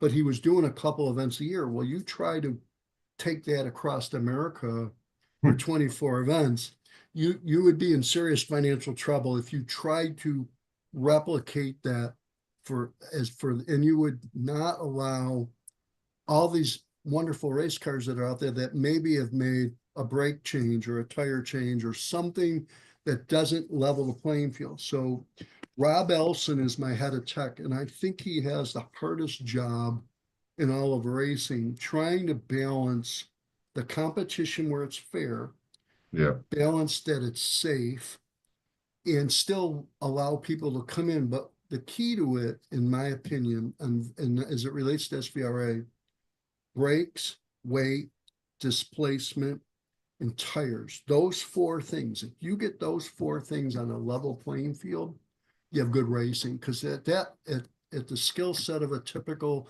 vintage racer, that's balanced enough. But what's happening is the guy, you know, when I was a kid, Triumphs and MGs were commonplace. My children are now in their late 30s and early 40s. They don't even know what the heck a Triumph or a MG is. They know what a Miata is. So evolving with the space, evolving with the demand of cars, evolving with what people relate to. You know, I grew up in the late 50s and 60s, so the muscle car era, big V8s in American muscle was what I was attracted to as a fan and as a racer. My kids can still relate to those because Mustangs are still made and they understand those cars. But the cars that have fallen by the wayside over time, it's a challenge. And now as we evolve, we've rolled out the prototype series. We've rolled out TA2 Club, where it's a purpose-based race car. We are evolving with the series, and as the fields of the stuff that's starting to become obsolete, we start to consolidate those race groups. So it's still a good experience, but you don't want fans watching 5 cars go around the track. No. So as long as they have somebody to race and get acknowledged as what they're competing with, we think that's the right recipe. But it's a constant struggle to get that balance right. Right.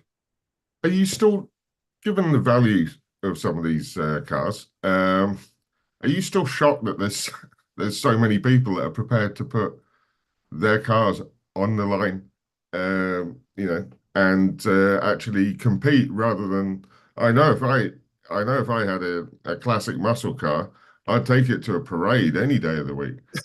But you know, driving it on track and risking someone, you know, getting involved in someone else's accident, let alone your own, it just wouldn't even cross my mind to do.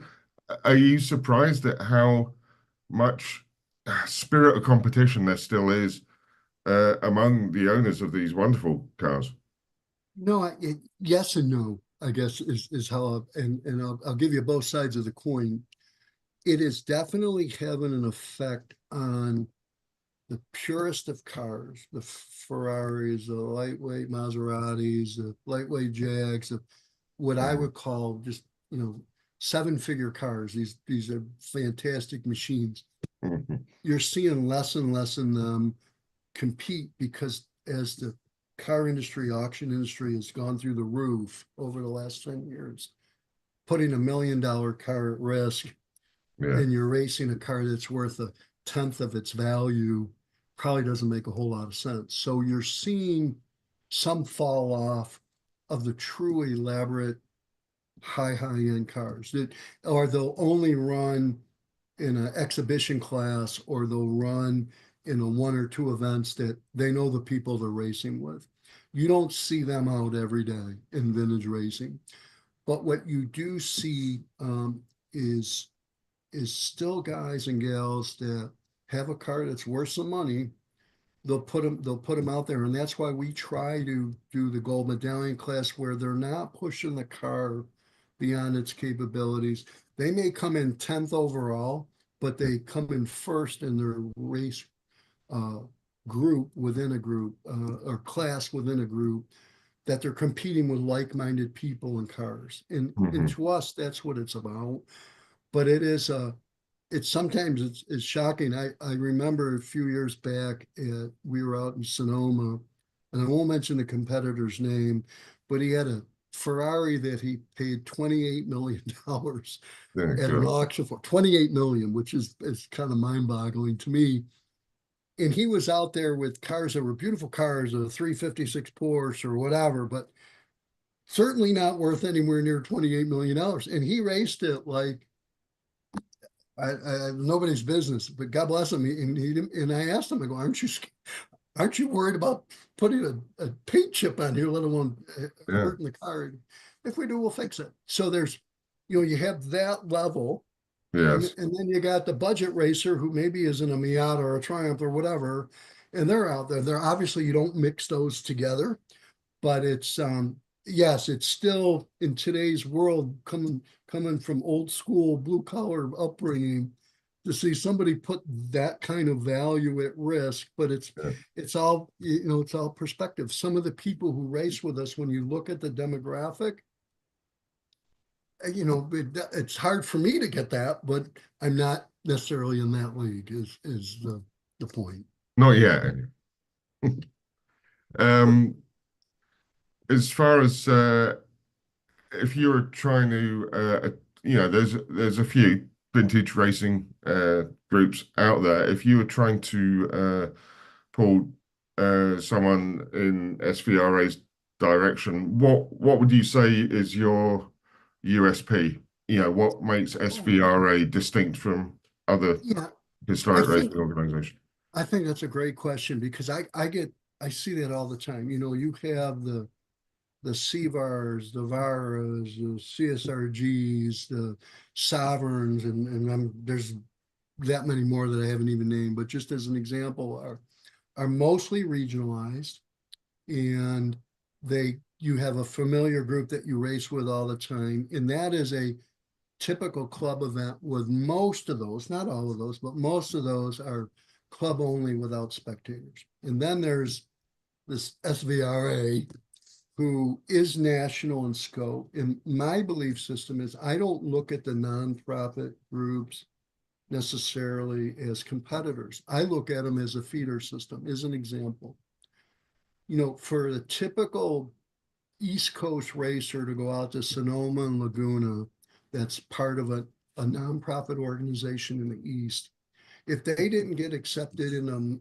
Monterey Historics, they probably never would have the chance to go to Laguna Seca and race. It just economically is too big a price. But by me having a back-to-back with Sonoma and Laguna, they have a chance to go across the country, one time racing a tier 1 to 2 biggest tracks on the West Coast.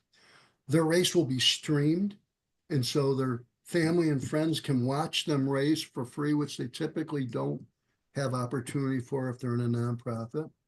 And they'll have an experience with a lot of spectators, because that's our model. It doesn't make us the only way to do it. It's just the way that we do it. And vice versa. You know, if somebody wants to come across, I've seen so many folks come out of the West Coast, always wanted to race at Indy or race at Watkins Glen or race at Lime Rock. They have a chance to do back-to-back, even if they package it with one of the other nonprofit clubs. A lot of times our fall race at Watkins Glen, except for this past year, we always follow Labor Day weekend at Lime Rock. So I can't tell you how many racers go to the Lime Rock Historics in Labor Day weekend. And then they race on Monday. On Tuesday, they transport to Watkins Glen a few hours away. And then they have a chance to race Watkins Glen. And even though the Lime Rock Historics is at my race, a lot of times we'll do back-to-back. So we think the big things we bring are, for the most part, Tier 1 racetracks, a very professional race operations as far as our safety and all of that stuff. We don't cut any corners. Good fan base, live streaming, and usually a pretty fun social event on top of it, just to make it a different experience than if you're going to a club event. I will tell you, I cut my teeth in racing at Spire, which is a more localized club out of Texas. And some of my fondest memories of vintage racing was doing that as a Spire member in a non-stressful, non-pressured weekend. You go up to Watkins Glen and you're racing against 400 people at that event. That's got a different it's a different feel. Right. Both are very important to the sport. Both are I've done many of both types of events. It's just our way to make it work nationally. That's our model. Streaming, gate, now with the Speed Tour trailer, we're really taking it up a notch as the fan engagement, and we'll continue to drive that type of experience. Right. You mentioned earlier that tech inspection at an SVRA event is probably the hardest job in racing. I wanted to ask about how you found in terms of the driver quality. There are big variations in talent, always have been, and how those drivers behave on track. Is it self-regulating in terms of they know the value of their cars and what cars might be coming up to lap them or race with them? Is that a difficult balance to achieve? I mean, do you end up parking anyone, or is generally everyone well behaved? Because I think I'd find that if I was coming in with my BMW CSL, I'm dreaming here, but whatever, that I'd be worried about someone else running into me more than I would about shoving myself off the track. That's a great question. We've done we have evolved in our drivers meeting where we now mostly show video of the do's and don'ts instead of just standing up in front of the group saying don't do this or don't do that, we'll put you on a trailer. We're more of our drivers meetings have taken on a more comprehensive approach. We still consider this a no contact sport. If you want to trade paint, you want to race that hard, vintage racing is not for you. That's not where you should be. We have you want to push and shove a little bit, that's a NASCAR, Trans Am, IMSA. That's more, even then it shouldn't be pushing and shoving, but it does happen. You take a more aggressive approach to racing professionally. In the vintage world, we're flag football, we're not the NFL. And we want to make sure, and we do park them. If you do something that it's clear you did something other than a mechanical failure, and with today's technology, with us streaming, we got video from every angle. Most of our drivers have camera. It's pretty tough to hide, and it's pretty tough to say I didn't see the flags. And that's the basis. The investment I've made in Flagtronics, that we have digital flagging around all of our corners. So it's pretty hard to say I didn't see the flag when you got a billboard side saying green or red or yellow, and the same with the flagging. So we've really done our best to keep these folks within themselves. Yeah. Inevitably, all it takes is one or two that lose sight of or lose perspective. Yes. And it ruins a weekend for them or someone else. We take a very harsh look at that. Right. Well, I mean, the majority of people there don't need to see the cars driven at 100%. They're more than happy to see them driven at 80 to 90%. And honestly, SVRA events are one of the best ways to see some of the greatest sports cars of all time in action.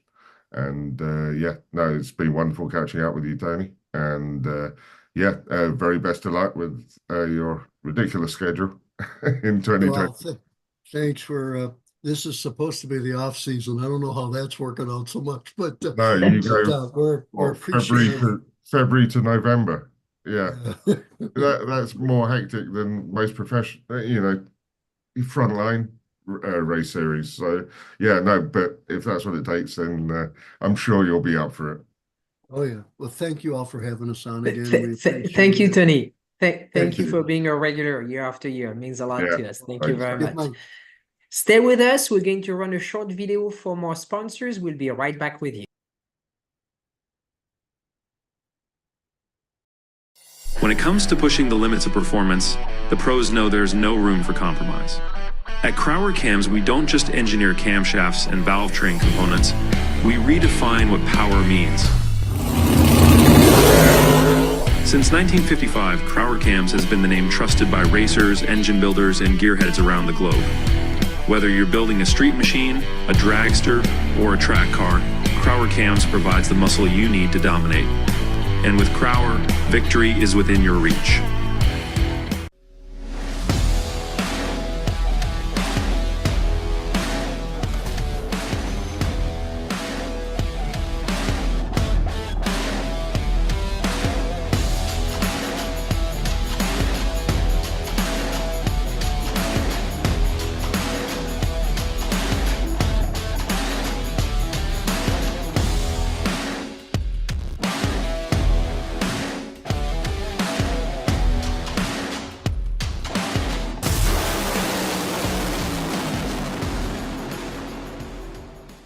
For over 25 years, Wisconsin-based C-Tech Manufacturing has been engineering and manufacturing the toughest, most accessible aluminum tool drawers, cabinets, carts, and tactical storage solutions for America's hardest working professionals. Whatever you need to store and however you need to store it, put your trust in C-Tech Manufacturing. We build it better. Visit our new website at ctechmanufacturing.com or give us a call at 715-355-8842. If you're watching this video, you might be wondering, what is WPC? WPC is a surface treatment designed to reduce friction and increase the strength of metal parts. As much as it might seem like a coating, WPC is actually a surface treatment. Think of it like shot painting, but the media is much, much finer, like talc. So what you're left with is a super hard, smooth surface that actually has some proprietary dry lubricants embedded within it. For more information, visit WPCtreatment.com. Thank you and welcome back to the program. So our next guest is coming on any second. We have a little video actually from SCCA. We're going to run the video while we bring Michael on. So let's roll the video.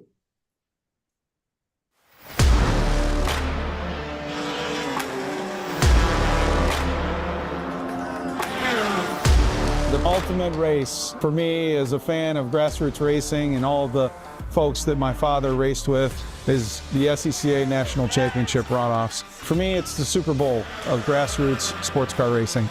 The runoffs are high intensity, competitive, great spirits, and getting that national championship is the best. Winner takes all. The runoffs are the most intense form of club racing that you'll find. It feels very rewarding to be here after working so hard the whole season and finally just getting to the championship and being able to run the best you can. The runoffs are the best week in racing, period. It is what I live for, and I'll never miss it, and I'll come early and I'll stay late. Man, I just love this. This is too fun, too fun. Woohoo!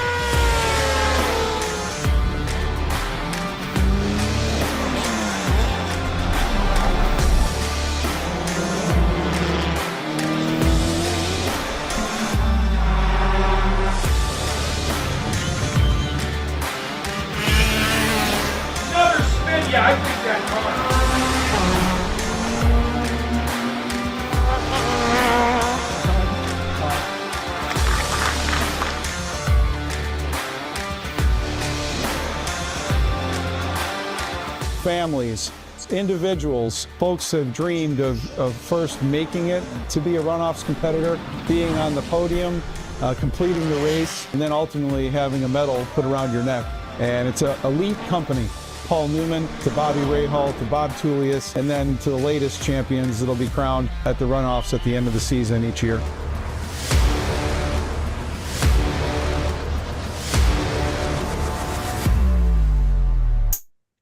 What a great video to introduce Mike. Wow, thank you. Thank you.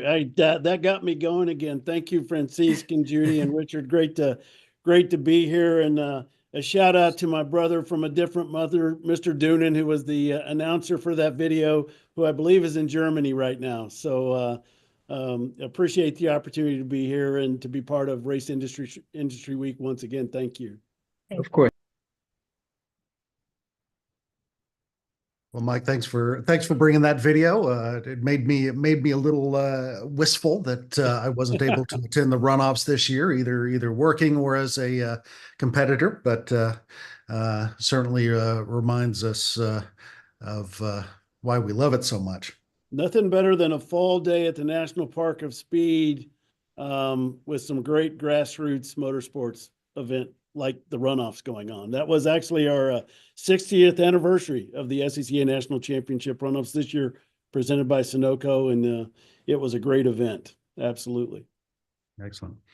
Well, your background is a little striking because it illustrates kind of not the full gamut, but a pretty good chunk of everything that SCCA is involved in and produces for grassroots competitors of all stripes. Right.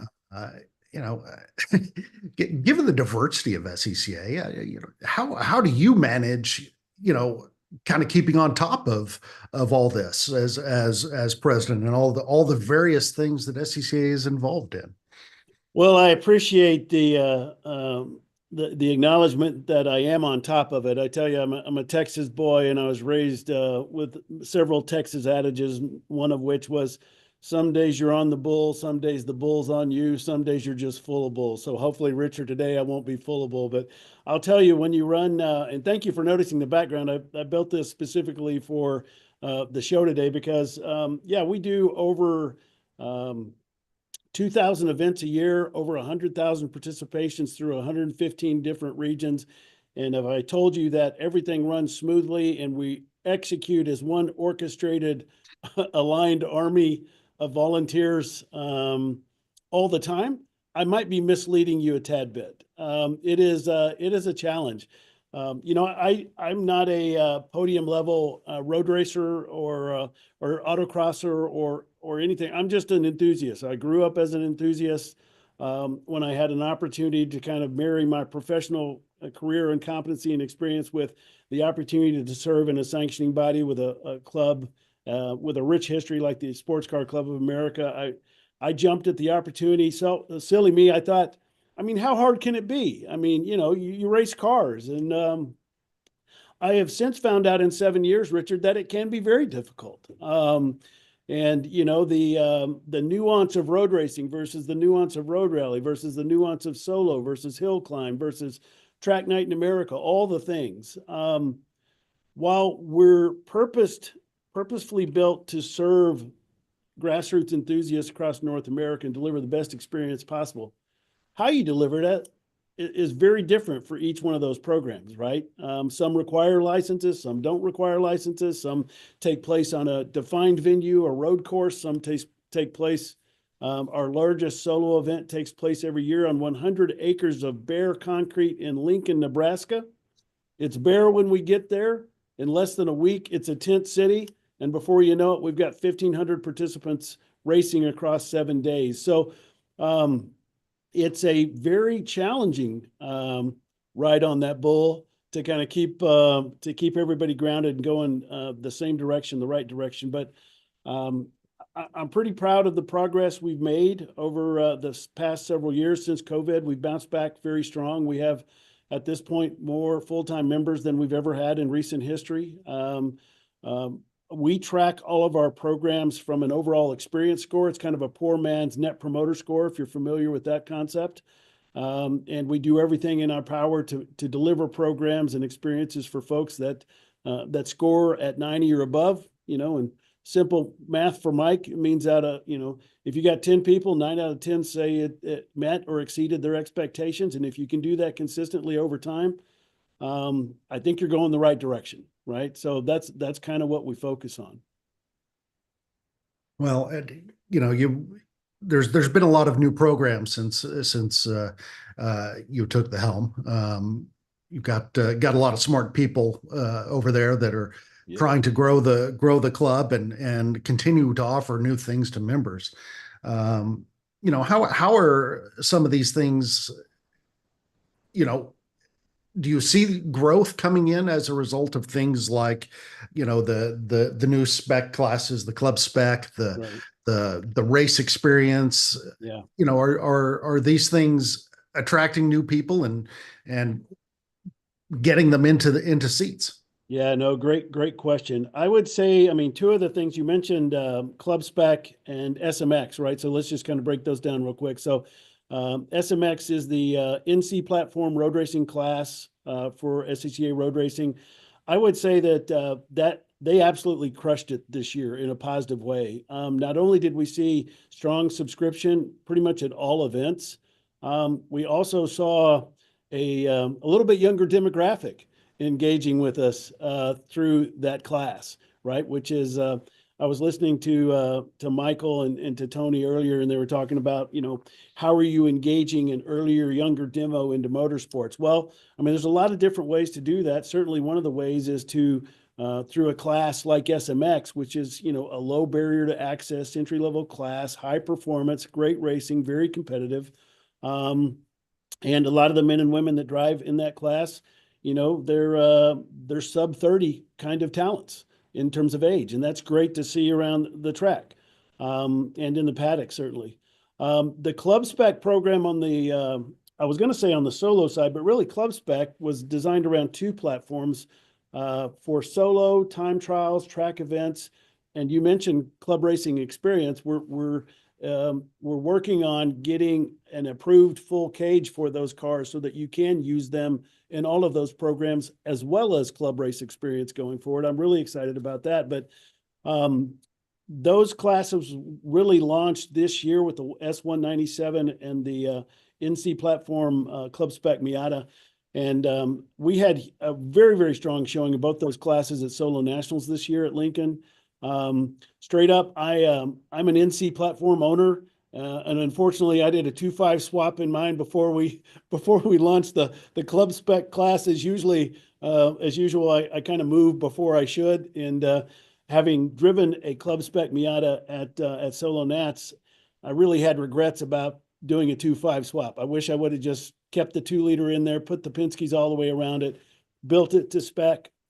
The spec line that's defined for the platform, because it's an absolute blast on course, on track, and it's still docile enough that if you need to run the quick trip and pick up some groceries or something like that, you're not running insane spring rates that knock your teeth out if you're driving down the road. So, again, we have classes that appeal to the dedicated full-on wheel-to-wheel sprint racer, and then we have classes that or events or programs like Track Night in America, where you don't need a roll bar, you don't need a license. It's not wheel to wheel. It's not for time. It's really about getting you from, gosh, I would really love to get on track and experience that.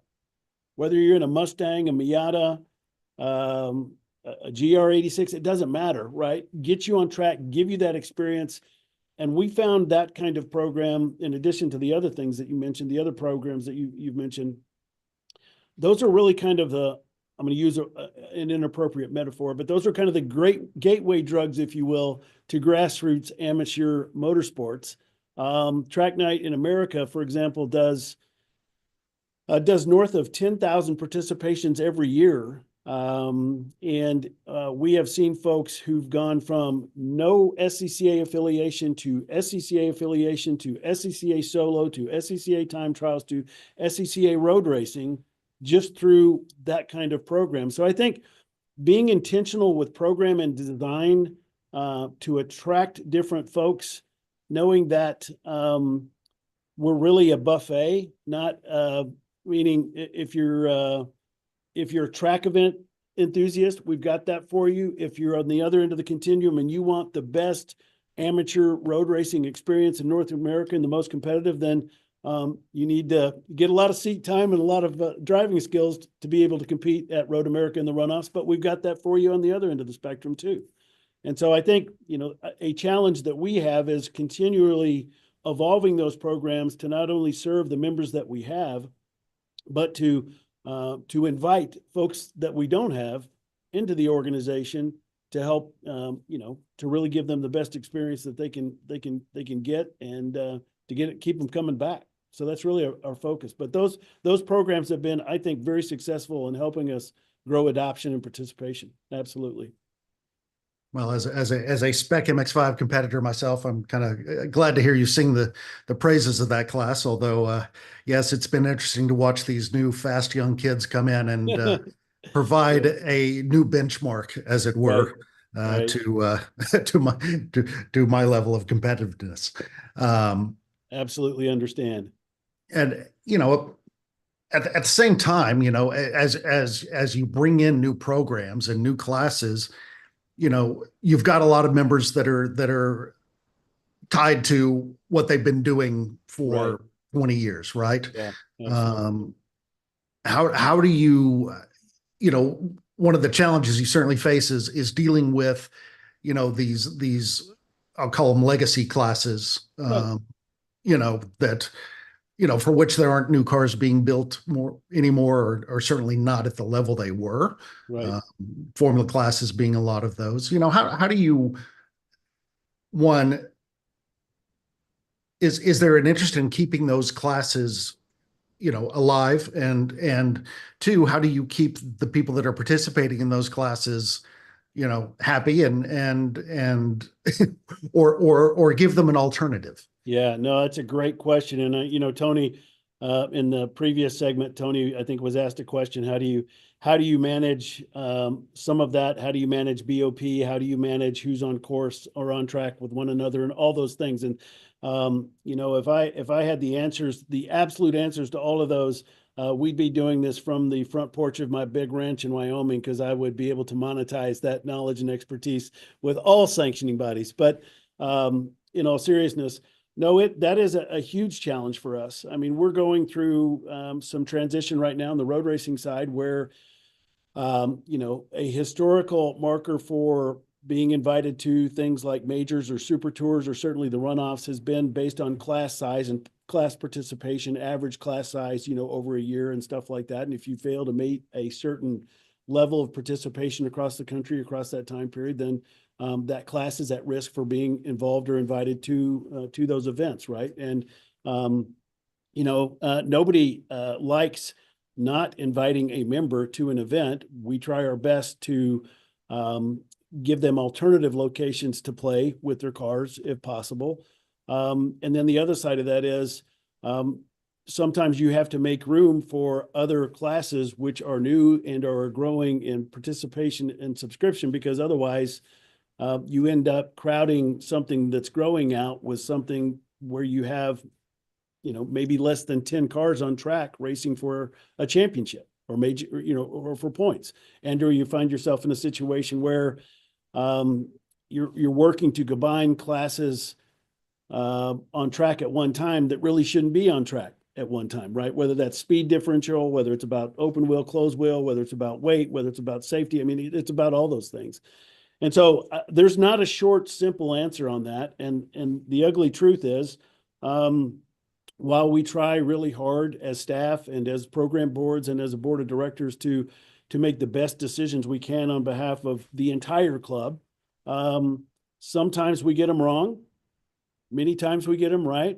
Nobody remembers those. Everybody remembers the other ones. And oftentimes we do upset people that have been around for a while and want to know, why can't I continue to play in my car, in my class? And it's a challenge for us. And one of the biggest challenges I think we have in this organization is having a foot in the past and a foot in the future, right? Because when you do that, you're squarely straddling the fence, and that's not a great position to be. But I think it is a position that really all sanctioning bodies find themselves and trying to find.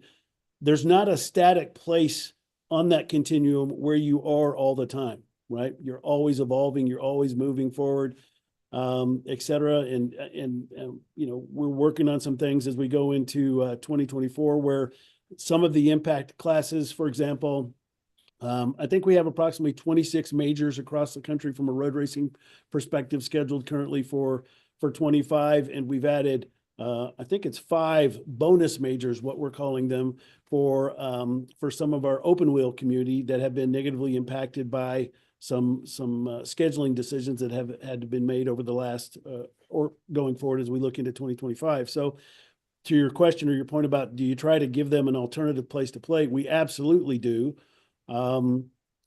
Straight up, sometimes they don't like those alternative places to play. But we certainly try to give everybody a home to experience, hashtag fun with cars to the degree that we can do that and do it affordably and efficiently through the regions and at a national level as well. Excellent. Well, we spent a lot of time talking about the those in the driver's seat, but there's of course another contingent of the SCCA membership that plays a key role, and obviously, John Doonan narrating the video. I understand he spent some time on a corner at the runoffs with a flag in his hand. Believe it or not, John and I were on the same corner, much to the chagrin of the flagging chief, who felt like, I think they felt that there was severe risk on turn 14 with Cobb and Doonan working the corner.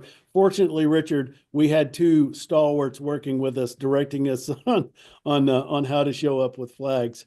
But yeah, that was a blast with John. John, as you know, is just a superhuman, not only a super leader for IMSA, but we actually have, getting to your kind of your point and comment around supporting volunteers. A couple of years back, we actually launched a concept we called SCCA Academy. It's basically a LMS, a learning management system that's online to help us continue to grow, develop, and train 115 region leaders, all of our stewards, all of our event leads, people like Cobb who just want to go flag. And over the past several years, we've I think just in 2024 alone, I think we've had over 1,600 course completions inside SCCA Academy. And that's everything from region leadership development training to FNC module certification training development to new driver orientation and training. I mean, it runs the gamut of things.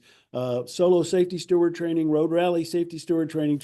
We have to, there's quite a big cadre, to your point, of volunteers that fuel those 2,000 plus events across the country every year. And so this is a mechanism to outreach, train, retain, and activate those folks. And we actually just got done with well, 2 things. One, on the flagging communication side, we've actually had 900 folks go through our FNC module just this year alone. I'm one of them. And we just, in partnership with IMSA and with John and his team, just launched a IMSA certification module. Think of it as a ladder series for flagging communication workers, if you will, right? So that Mike is certified to support SCCA events. I've already taken the IMSA module and become certified there. So when I go to the Rolex 24 next year, I show up and they say, well, what are your qualifications? What are your certifications?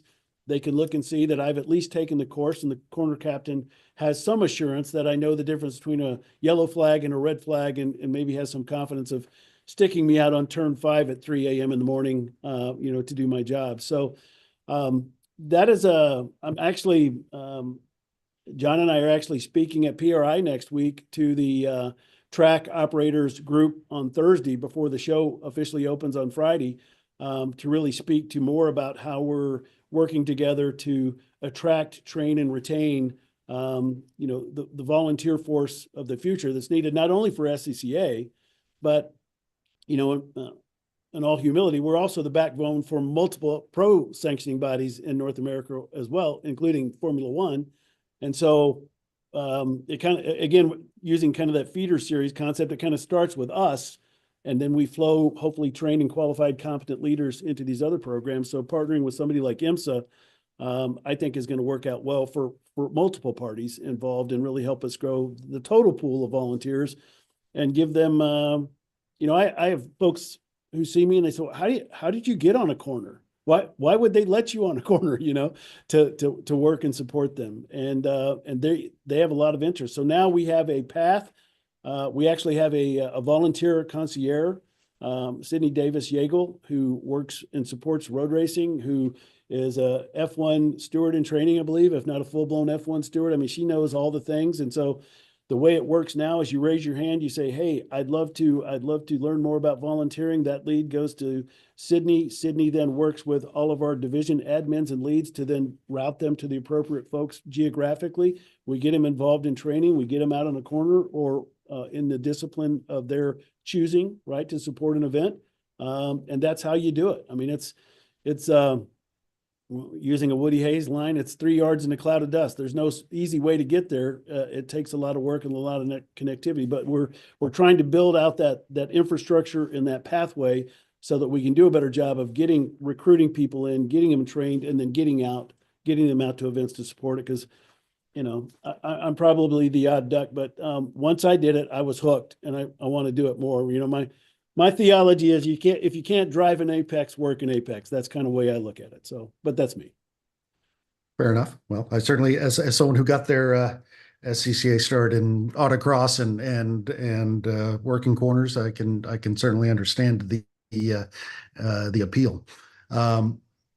Interesting that you mentioned that you have a certification, a training for IMSA specifically. How are you feeling about the partnership between SCCA and IMSA? I love it. Again, I'm a little bit of a fanboy when it comes to Mr. Doonan, so I'll admit my bias up front. I just think he's a great human. He's a man of integrity, and if you want to emulate a sanctioning body in North America, I'd probably emulate IMSA. I think they're doing a fabulous job. I think they're on fire. I think what they're doing with cars and classing is phenomenal. I think you go to their events, if you can get into their events, because they're so packed. I mean, it's a great experience. It's great racing.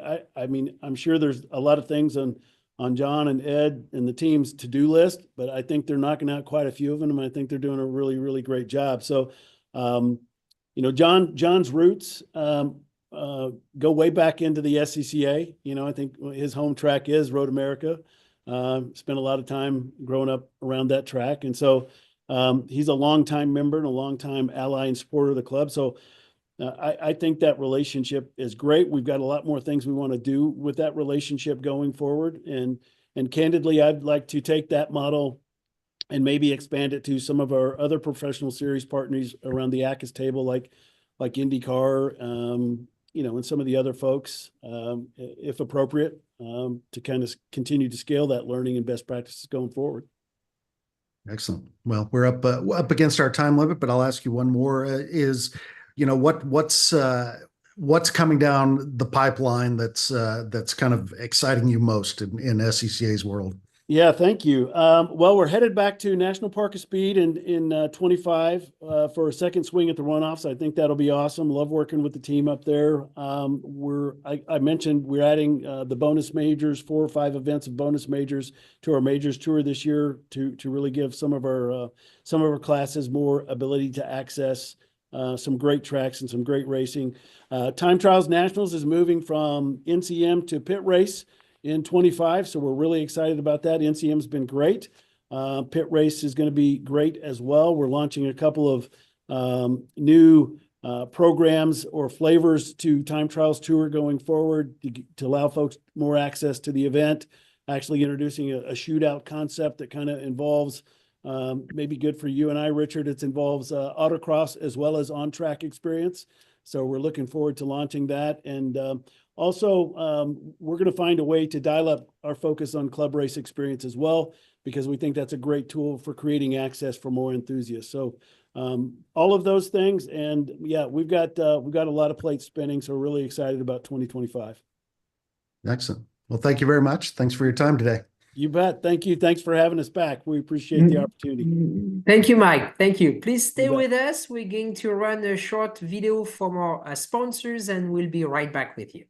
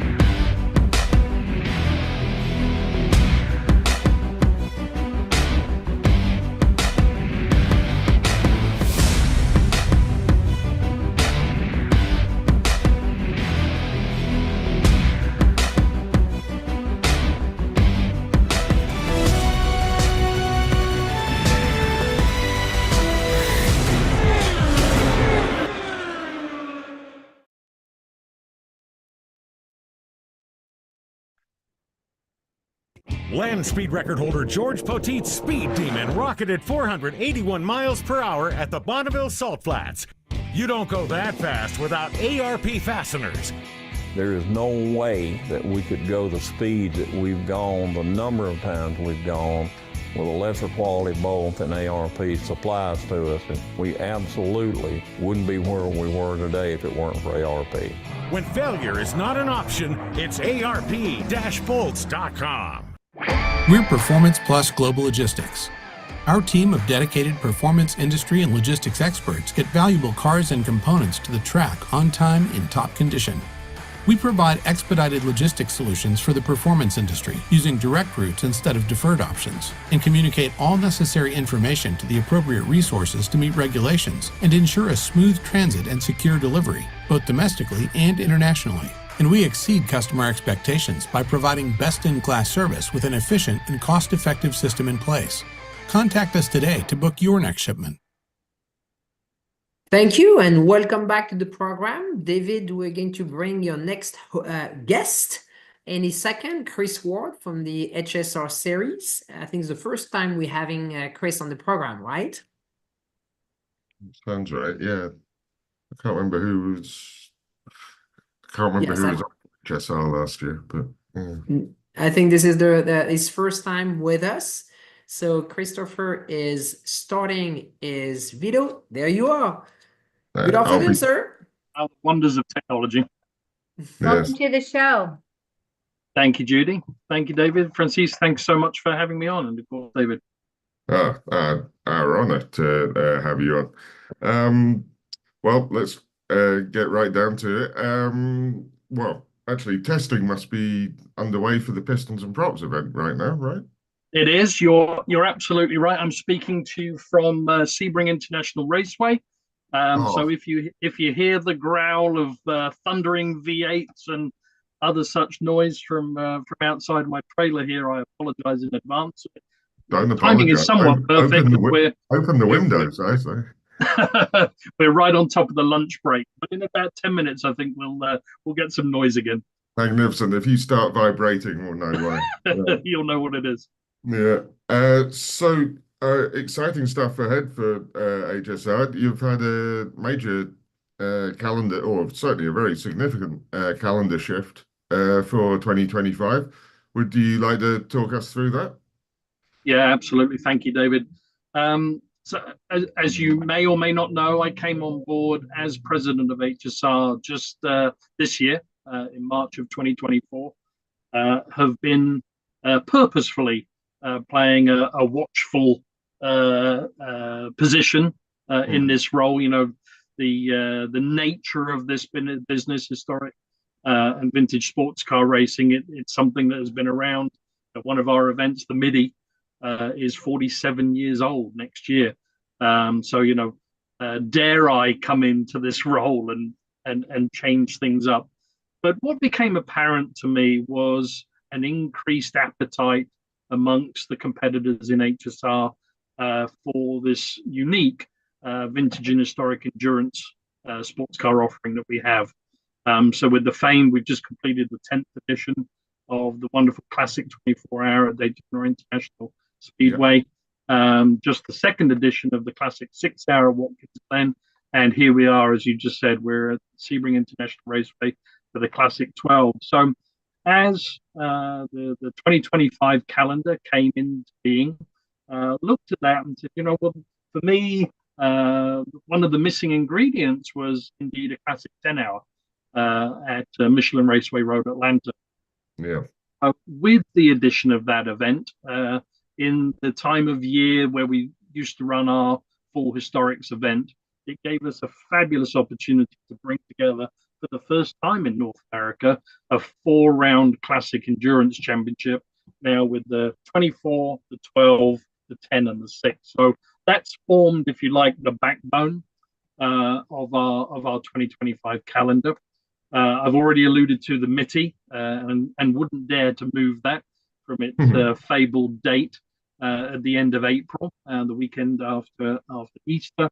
And then after some dialogue with the competitors, it was one of the first things I did when I came on board, was took the opportunity to do a survey of our competitor base and asked, how many rounds of competition do they want in a year? And the resounding answer actually was 8. And historically, we've run 6 rounds of competition. So next year, we're going to increase from 6 to 7 rounds, and with an objective and a goal to reaching that 8 target in 2026. So we're going to Virginia International Raceway again by popular demand. So excited to go to VIR then at the beginning of September. So a terrific calendar, 7 rounds, and this, as I say, this core component of the 4-round Classic Endurance Championship. Yeah. And, the other interesting thing is pulling the dates more in line with modern day IMSA. You're right. I think that's a brilliant idea. I can't take all the credit. I can't take all the credit. Okay. It was, again, those sanction bodies, which, I know we had Mike from SCCA on before,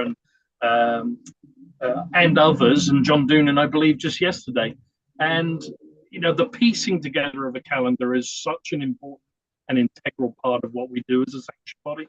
And it's not easy. The demand on these race circuits in terms of their time and the calendaring is increasing, which is great. It's great news for the sport, but it makes our job that much harder. Yes. And to then look at where we were executing our Sebring 12-hour, which is the only one, that's the biggest move, the biggest shift, if you like, in our calendar for 25, is that it was only a matter of weeks. If you take the Thanksgiving week into account, it was only a matter of weeks after the Classic 24-hour. So we then it was a tough decision, but we took the decision to move the Classic 12 from its historical December date, and as you said, align it being the weekend before the IMSA Sebring 12-hour. And I think it's going to give our fans and our competitors a really unique opportunity of coming to Sebring and creating this festival of sports car racing and having the vintage and historic product the weekend before the modern IMSA content. I think it's really got a tremendous opportunity to become really a global landmark event, given the success of the Sebring 12-hour. And then we took the decision to do the same with the Classic 6. So the Classic 6-hour will be the weekend before the Sailing 6-hour at Watkins Glen. Wanted, candidly, to do the same at Road Atlanta for numerous logistical reasons. That wasn't possible. But it gives us the opportunity to gauge the success of the alignment of those events with the IMSA weekend versus not having them the weekend before. So I couldn't be more excited for the 25 calendar. Yeah. Now, if someone was looking to join HSR, had their Lola T70 Mark III ready to race, what would you say were the unique selling points of the HSR, and why should I choose you over the? Let's face it, there are lots of historic racing There are lots of opportunities for people to race. Not so many to race a Lola in North America, but there are others. It sounds cliche, David, but we emphasize the fun and the camaraderie. I think that's the thing that's really impressed me of this paddock since I came on board in March is the fun and the camaraderie within the paddock. I do think, in addition to that, we offer unrivaled track time, in particular when you take into account those classic endurance events. We're able to offer extraordinary amount of track time for a weekend, from the test day to the historics, the WeatherTech sprints that take place during our race weekends, and then into those classic endurance races. So track time, fun, and most importantly, the camaraderie in the paddock is wonderful. The very first race weekend, which was here at Sebring in March in what we call the Spring Fling. And I always like to stay at the racetrack. I have a lovely Airstream trailer, and I stay at the racetrack and take the opportunity to walk the paddock of an evening and to hear the clinking of glasses of people moving from awning to awning within the paddock after the on-track activity has ceased of any given race day. It's really wonderful, and it's the enduring legacy of sports car racing. And to witness that firsthand when I came on board in March, it was really something to behold, and a load of, if you like, preconceptions that I had of maybe what we could do to the paddock to improve paddock layout or change. It very quickly became apparent that don't mess with a number of the key ingredients of where people are laid out in the paddock and them taking their usual spot, like you say, in the paddock, because it has its own dynamic and flow, and people like to park in that spot. And as I say, the bouncing from awning to awning and the camaraderie, it's unique in this paddock. Right. Given the value of some of the cars at HSR meetings, does it get harder to convince drivers to, bring one of their exotic cars to do anything more than parade? How do you balance the spirit of competition with, hey, take it easy, guys? The majority of the spectators are just happy to see these cars driven at 80 to 90%. It's a great question, and there's a couple of key components to it. As we look at trying to entice owners of all the race cars are special. No one race car is more special than another, of course. And if of course it's special to the individual owner. Exactly. And it doesn't matter whether that's a more modern Porsche 991 Cup car versus a 1950 Morgan 4+4. They're special to that individual customer. Yeah. But as we are the authentic home of vintage and historic sports car racing in North America, that is our mantra, our mission statement, if you like. It's beholden of us to make sure that we create as safe as possible racing environment for our customers to come and race.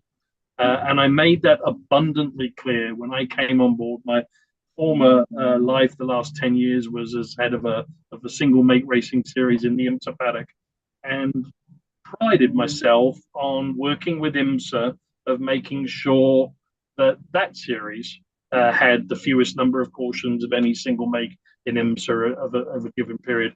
And when I came on board here, not that it was the Wild West, I don't mean that at all, but there was certainly some, if you like, laying down of the law that needed to happen to say, we do not accept car-to-car contact. Mm-hmm. Absolutely, categorically not. And some harsh decisions have to be taken. We value and welcome all of the customers in the paddock, but if customer A is consistently one of the, let me call them repeat offenders as it relates to car-to-car contact, the loss of one customer can actually attract 5 others. So that's been one of our areas of focus for this year, is really getting the word out to our paddock constituents that avoidable car-to-car contact is an absolute no-no in the HSR paddock. So that's the first key ingredient.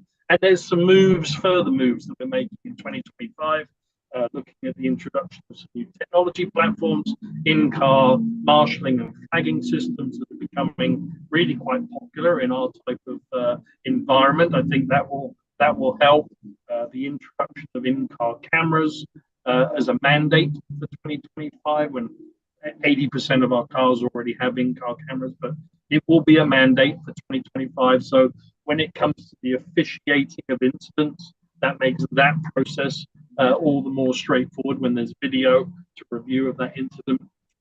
But I think the industry as a whole has a broader challenge, and that is to secure the supply chain for servicing these cars and maintaining these cars. And I think as an industry, that's the biggest challenge ahead of us, because where are the people that are making the drive shafts for a Morgan? Where are the people making the bodywork for a Lola?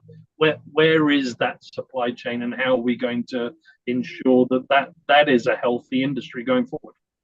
Yes. Well, I mean, this overlaps somewhat with what I was discussing with Tony Perella from the SVRA, but what is the contingency as naturally more and more cars fall into the historic, and what we consider historic now, I don't know, will be described as antique or something. The historic racing cars now applies to something, I don't know, there's now in the 21st century. Keeping that support back up, do you need historic laptops? Do you need historic ECUs and that kind of thing to help keep these cars still operating at their peak performance? No, you're absolutely right. And the electronics component, I think, in many ways, is one of the more challenging aspects of keeping a 2000 era car. I know of particular models of cars where ECUs are very, very, very difficult and hard to come by. And in the event of a failure, what do you do? As we know, it's the brains of the car, and the car won't even fire without the applicable ECU. Where do we and how do we solve those challenges? I always use the analogy in HSR competition when I'm trying to explain it to people from outside of the sport. Is we have everything from I use the 1950 Morgan 4+4 example, all the way up to who would have ever thought, but DPIs competing in HSR competition, and everything in between. And that presents an enormous amount of challenges in terms of the resources that you need, not only at track, but then also back at the team's ratios to be able to maintain and keep the operability of these cars. Yeah, absolutely. And finding people with the expertise. I mean, if I was to drive a 80s street car now, I wouldn't be 100% confident that I could find someone to repair it, because a lot of it is know-how as well as having the tools and having the components. You're absolutely right. You're absolutely right. I, as well as HSR being a great opportunity to see privateers or former professional drivers come and drive. One of the best aspects of HSR is to have mechanics that worked on these cars in period actually still working on them now in the HSR, and just having that brain power is just knowledge that cannot be bought. Like, it has to be utilized. Yeah, it is a great example, but and I hate to single any one individual out, but he springs to mind, just as you would say, one of the legends from the Corvette racing program, Dan Binks. Who you may know. Dan is the crew chief there for Pratt & Miller on the Corvette racing program for eons. And Dan he's parked 20 yards away from where I'm talking to you from now. And I work with his sister at Racer. Oh, well, very small world. But to have people like Dan in the paddock, and it really warms my heart when I see young mechanics and engineers working under the awning with Dan, and he's really, really keen to develop that next generation of mechanic and engineer and instill all of his knowledge and expertise to those young men and women in the paddock. And it really is part of what makes the wheels of our sport go round. It's terrific. And it could even trigger them to go into the modern aspects of the sport as well. You may have inadvertently become a feeder formula for IMSA in terms of mechanics and engineers. It's great. Yeah, and I think across the board that's true. If I look particularly at our HSR Prototype Challenge, which was a new platform for us this year as an endurance home for LMP3 prototypes here in North America, and we're going to evolve that platform beyond LMP3 for 2025. News on that to come soon. But we are seeing, to your point, where there is this ladder system from HSR content into IMSA content, and it was great to hear Mike Cobb, and I'm not going to go further into what he said about the legend that is John Doonan, for whom I'm very grateful to have this role. But having that ladder system and being part of the IMSA ownership is, I think, also part of the success of HSR right now, is that people are seeing that and being drawn to HSR content. And maybe they do come here with a, again, pick on the car, but the 2010 991 Cup car, and they come here to, HSR is not somewhere to come and, if you like, learn those skills for the first time of wheel-to-wheel contact. We're the next level up of that, but SCCA is the perfect place to hone those skills. But that next step on the ladder system between there and IMSA, we're the perfect home for that. Absolutely. Is there a balance of performance process when putting together race groups of cars that didn't necessarily race against each other in period, or if they did, they were in different classes then? How do you even start? It's almost like grabbing a circle. There's no right end to grab, how do you go about doing that, whereby you can have a large disparity of performance on track at the same time? And it's a great question. And it's a daily challenge. Our technical director, Jack Worley, has been doing this for a very, very, very long time and has tremendous expertise. We don't use the expression balance of performance. What our focus is ensuring that the pace disparity on track is, let me say, safe. And particularly in the classic endurance races, one of our objectives, amongst many, but one of them is to have like-for-like content racing on track as they did in period.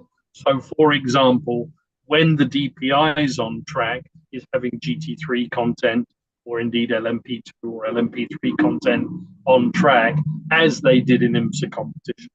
And then similarly, where we've got GT4 content, maybe it's GT4 content aligned with TCR content as they've done historically in Michelin Pilot Challenge. So we very much try, where there is, the sports car racing has always been multi-class racing, and we just try and make sure that content that we're putting on track is multi-class, where possible, best representing the multi-class content of that era, that period. And how do we go about getting more eyeballs on HSR? I mean, obviously, pairing up with IMSA, the WeatherTech Sports Car Championship race weekend is part of that. But I'm thinking about getting young eyeballs on it and gearing up their enthusiasm, so that where I wax lyrical about stuff that I didn't see race in period, like a BMW CSL, we can get the same people getting excited about an Orica or something, a vehicle like that they didn't see racing in period, but they just love cars. So they want to see a Dodge Viper or a Corvette from the 90s in action. How does HSR go about keeping that enthusiasm alive? We have two audiences. First and foremost, the at-track fan experience is one that we have to improve, candidly. And we have to, as a series, do a better job of explaining our on-track product. It's very complicated. We have 12 groups of competition this year. That's looking to expand next year into maybe 14 groups of competition. Wow. Sometimes those groups are on track together, sometimes they're not. You can have our BRM enduro races where there could be cars on track at the same time as GT cars. I've already alluded to the fact that we have DPIs on track at the same time as GT cars, and to the uninitiated viewer, it's very, very hard to understand.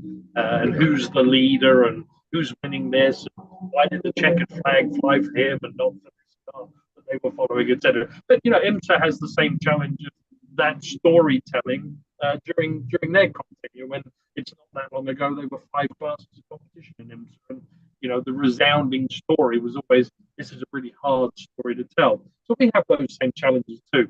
I was delighted when I went to my first Bitty in April, and again stayed at the track, went out into the fan camping area on the Friday night of that event, and just chose a couple of random campsites to go and pull up a chair, open an adult beverage and sit down with the family that's sat around the campfire, and literally found multiple areas where there were 4, if not 5 generations of family sat around the campfire, which again was very heartwarming, and pointedly asked them, from the eldest generation to the youngest generation, what cars get you excited? Why are you here at the Midi? What do you love to see?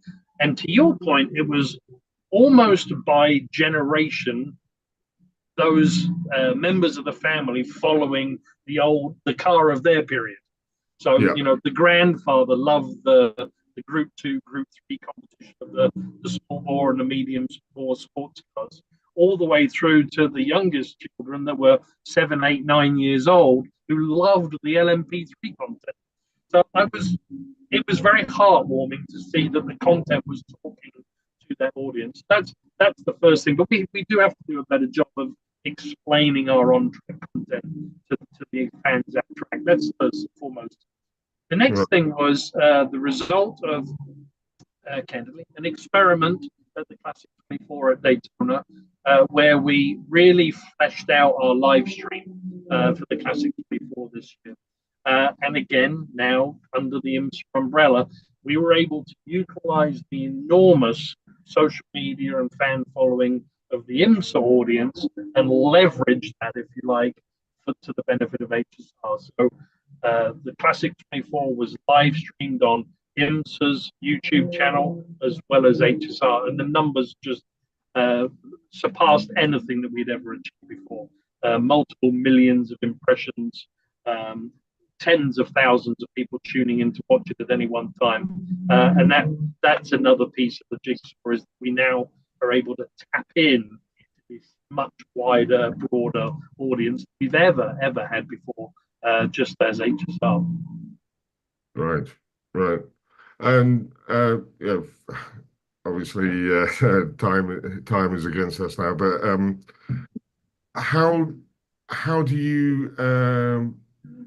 you see, I don't want to sound like I'm like just promoting the West Coast, but do you ever see HSR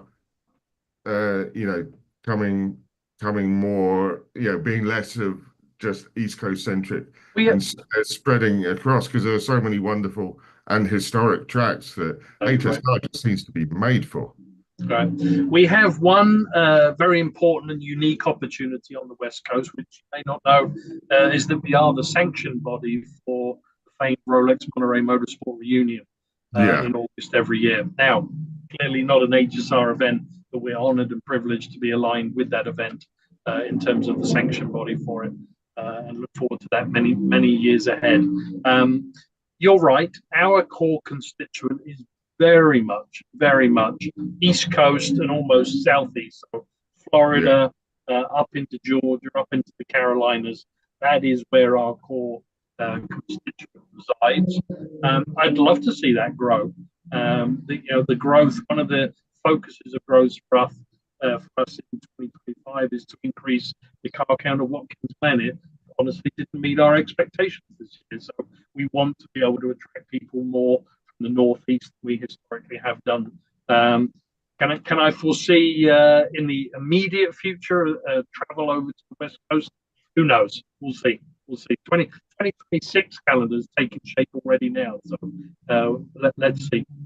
Yeah, I'm just thinking that eight race sweet spot. I reckon you could throw in a Sonoma or Road America or COTA if such was your inclination.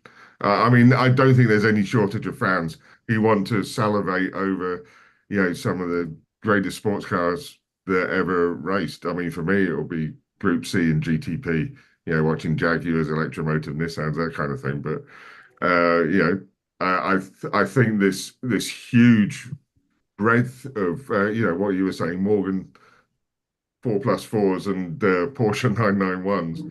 I mean, you've got a captive audience wherever you go. I do believe that. It's really endearing. And I say, who would have thought just a couple of years ago that we had a field of 11 DPI cars at the Classic 24, and which is almost car for car what there was in IMSA competition. So it's a very exciting time in HSR. Yeah, I'm sorry to interrupt, Chris, and we'd love to keep you on. We love the passion and the energy, and thank you, David, for a great interview.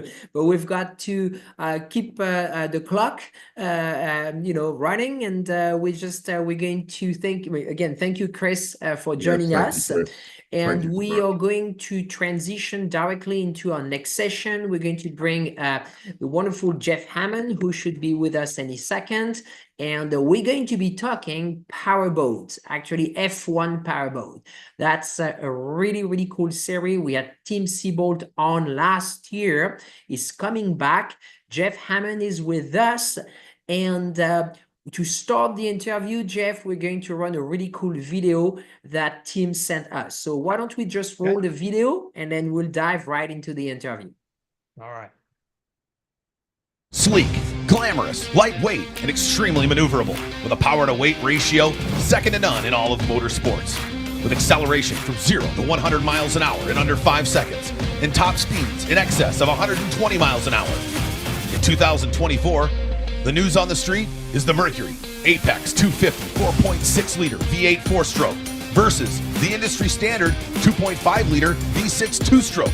Who's going to come out on top in 2024? They come roaring off the beat. What a great jump there by the 52.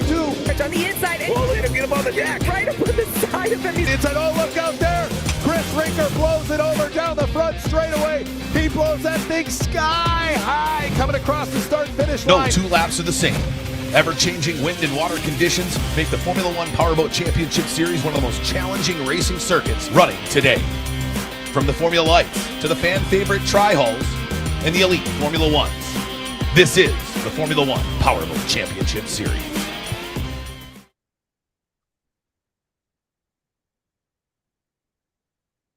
Wow, that was impressive right there, my friend. That was very impressive.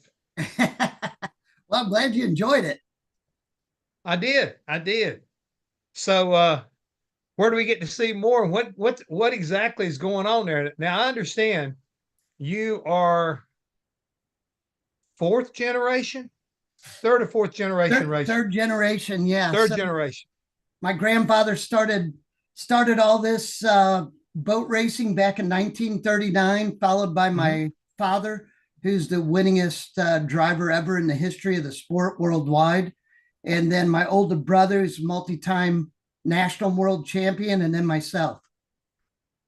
All right. And folks, we're talking with Tim Seabolt, and he is the man in charge of F1 powerboat racing. And we're, like I said, we're excited about having you here with us today, Tim, to talk about your series and to talk about the continuation, hopefully, of a legacy that your family has been into since and I'm making a little play on words here, since rowboats were the fastest thing on the water. Yeah, yeah, at that time, 12 miles an hour was the pinnacle of powerboat racing back then. So it's come a long way. And fortunately, our family's been around to enjoy that, but that's also why we're keeping it going. When you talk about keeping it going, and I've known about boat racing, from way back when, when we were talking about the Miss Budweiser hydroplane racing and everything like that. But you keep it, at least the way I see it, we're not talking about $500,000 or $1 million boats here. We're talking about boats that are affordable. And I'm going to use the term loosely, and you can correct me on this, because again, I told you when I talked to you earlier, I may say some dumb things and I want you to straighten me out.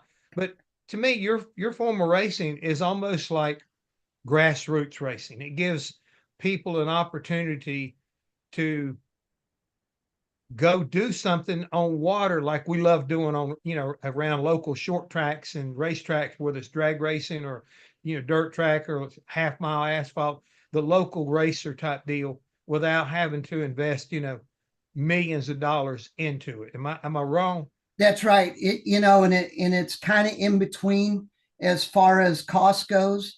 But if you get a top-notch regional dirt track team or late model team, they're going to have the same kind of investment as we have in the Formula One powerboat racing team. So it's a nationwide series. We'll run 6 to 8 races a year, travel all over the country, and put these events on. There's a couple things that are unique to powerboat racing, and one of them is that when we come to do an event, we have to set the whole festival and event up from ground zero when we get to a site. So although there's a lot of work behind the scenes for many months or years prior to it, you've got to build that whole atmosphere there when you come on site, rather than coming to a track where you turn the key and you open it up and you get your workers and you're ready for business. So that's a challenge. The other thing that the fans always enjoy about what we do is all the racing's right in front of you. So it's a course of less than a mile. So all the action's right in front of the fans, and you see everything from the changing water conditions. So we'll race 18 to 20 boats in the Formula One final, and there's a couple things that are different from your area expertise, which is the cars, is right. The fact that the water conditions change every lap.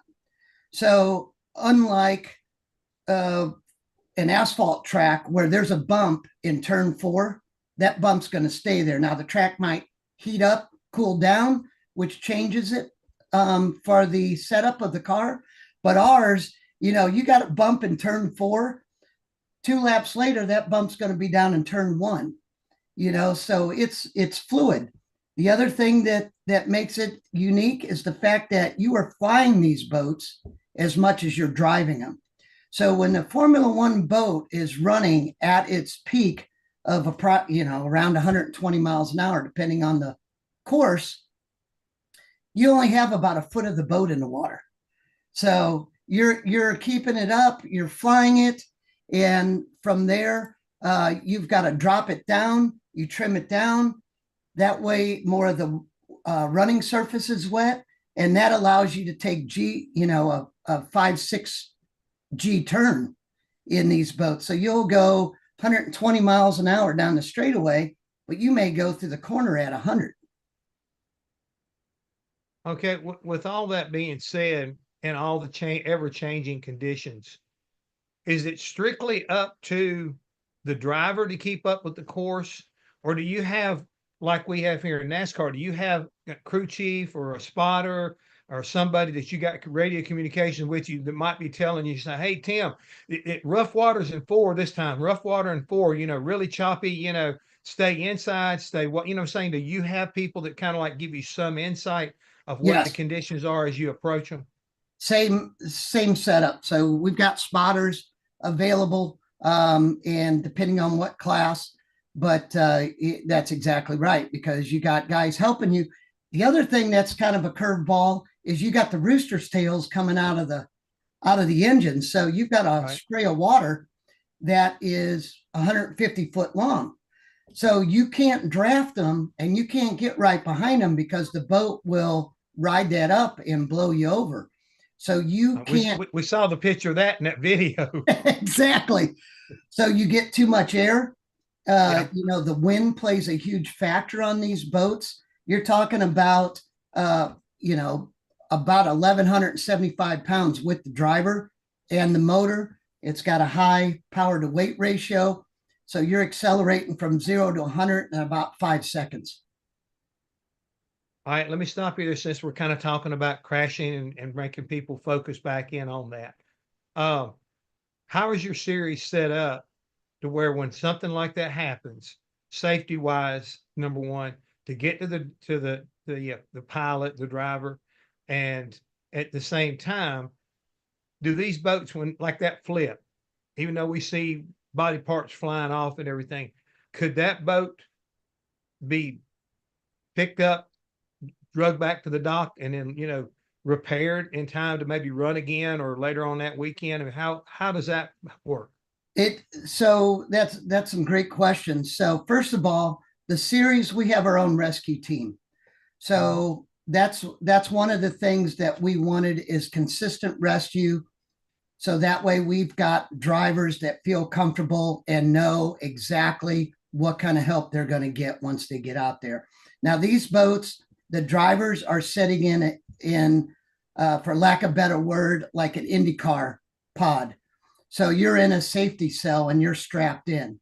So the boat is taking the blunt of the damage and the force when you blow over. And then we've got 2 rescue boats with drivers, divers, jumpers, rescue personnel, paramedics on board. So that way we can go right to them and attend to them. If we've got to flip the boat over, we can. We've got another gentleman that rides a watercraft so that we can be right on the spot. And we've got them at opposite ends of the course. So everybody can get assistance immediately. Okay, when this occurs, and I'm assuming that when this type of an incident, that would call for a full course yellow. How do you know that all of a sudden, you know, like I say, I'm up on the wheel and I'm wrestling around here, and you know, is there a yellow light, red light that comes up on the dash, or is it strictly by the guys that are talking to them over communication deal to say, okay, get out of it, we got a bad one? All of them. You know, all of them. So soon as something happens on the water, if a driver goes over, there's a red flare that's shot. There's a red flag that comes up at the judges stand. Then there's also red flags on the rescue boats out in the water. So everybody knows. Now we also have a timing system that we use from MyLapse and Live Timing Services. So that's got a transponder on the boat's dash. So when that comes up, we'll flick that the red on the dash of the timing system, and then it's going to come up on the dash of the drivers as well. So we've got several ways because you got to have backups. Yeah. The other thing I'd be curious about, we see the starts from the pier area, they launch, correct? Yes. In a situation like this where you've had a full course yellow, let's just say hypothetically, you're leading the race, you are half a course ahead of the majority of the boats. Do y'all line you come around, you know, slow and start again? You go back to the dock. How do you do a restart after a situation like that? So first thing we do is we stop everybody right where they're at. And then we attend to whatever the cause of the accident is on the course, cause of the stoppage. And once we get that cleaned up, the advantage of the electronic timing system we have is you have an immediate lineup. And once you have an immediate lineup, we line them up and we'll use a pace boat. And then we'll bring them around and we'll have to make, 1, maybe 2 laps with the pace boat. And then we're back on green flag. Okay. Now, in your case right there, how long are your races? And when you have a situation like this, do caution laps count? Caution laps don't count, only under the green count. And we will run a timed race. So our finals are 17 minutes plus 1 lap. The reason we do that is so that we can vary the courses, not only the design, because a lot of times that is determined by the body of water we're racing on, because we race on small lakes. We run on intercoastal. We run on the Mississippi River. We've run at small rivers at the mouth of, let's say, the Colorado River, where it's real narrow. So depending on where we're racing, that depends on the course layout. And that's why we want to mix it up. So that way a guy, if he finds a good setup for a long course, which is equivalent to your super speedway, then we'll have a short course where you have to have a completely different setup. Okay. You mentioned a lot of different locations that in my mind, geographically, I can kind of like have an idea where they are, but where do you race? I mean, you mentioned the Colorado River, you mentioned the Mississippi. Mississippi's a pretty long place. What location do y'all have on these bodies of water that you race? Well, we race down in Texas. So in Freeport, in Port Neches, place like Port Neches has been around for this will be the 23rd or 24th year. Freeport, Louisiana, right on the Red River, right downtown. We've raced at Lake of the Ozarks. We race on the Mississippi River in Alton, Illinois. And then we've raced in the Seattle Sound in Seattle, Washington. We've raced at Lake Michigan up in Sheboygan. And we race on a small lake in Windsor, Colorado, right in the middle of a golf course. A golf course? Wow. Yeah. I bet you it's kind of hard to make a putt there when you guys are racing. It is, but that's another place that throws you a curveball, because you get to 5,000 feet altitude, then all of a sudden the horsepower takes a big dip and you don't have the air density to hold the boats up like you do down at sea level. Never thought about that, but there again, aerodynamics come into play, I guess, on the water, just like they do in race courses. They sure do. Aerodynamics, hydrodynamics, both of them are huge factors in what we do. All right, we've got some more questions. I want to make sure I get to them because I don't want to run out of time and ignore anybody. Since we're talking about location, Robert Ender, he'd like to know, when is Bay City, Michigan coming back? We'd love to come back to Bay City. That was a race site right on the Saginaw River. Extremely challenging for the teams and drivers because it had seawalls down both sides. So basically it's like racing in a bathtub. So all the, the prop wash and the wakes of the boats come right back on the course. So it's extremely rough and challenging. We're actively working on new sites all the time.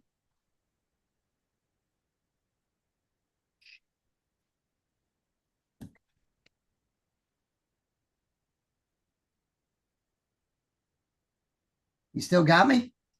I still got you. Keep talking there, buddy. You're doing okay. Good.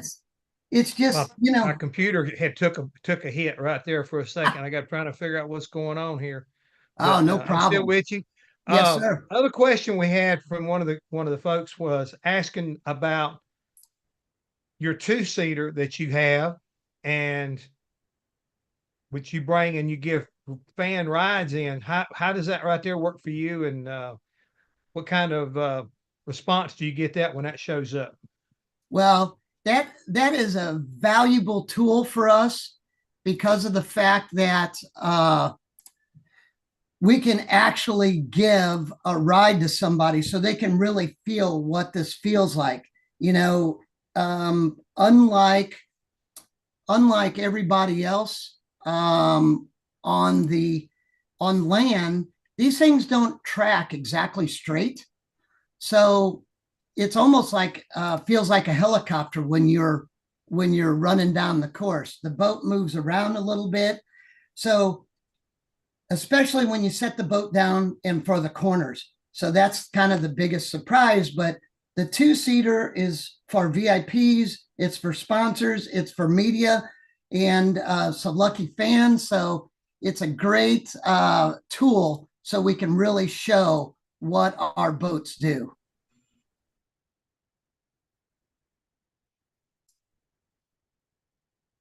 I'm back. All righty. It took me a second to kind of reroute myself, but I got back, so that's cool. I don't like it. I don't like them kind of situations. Almost like I took off and went up and went flying.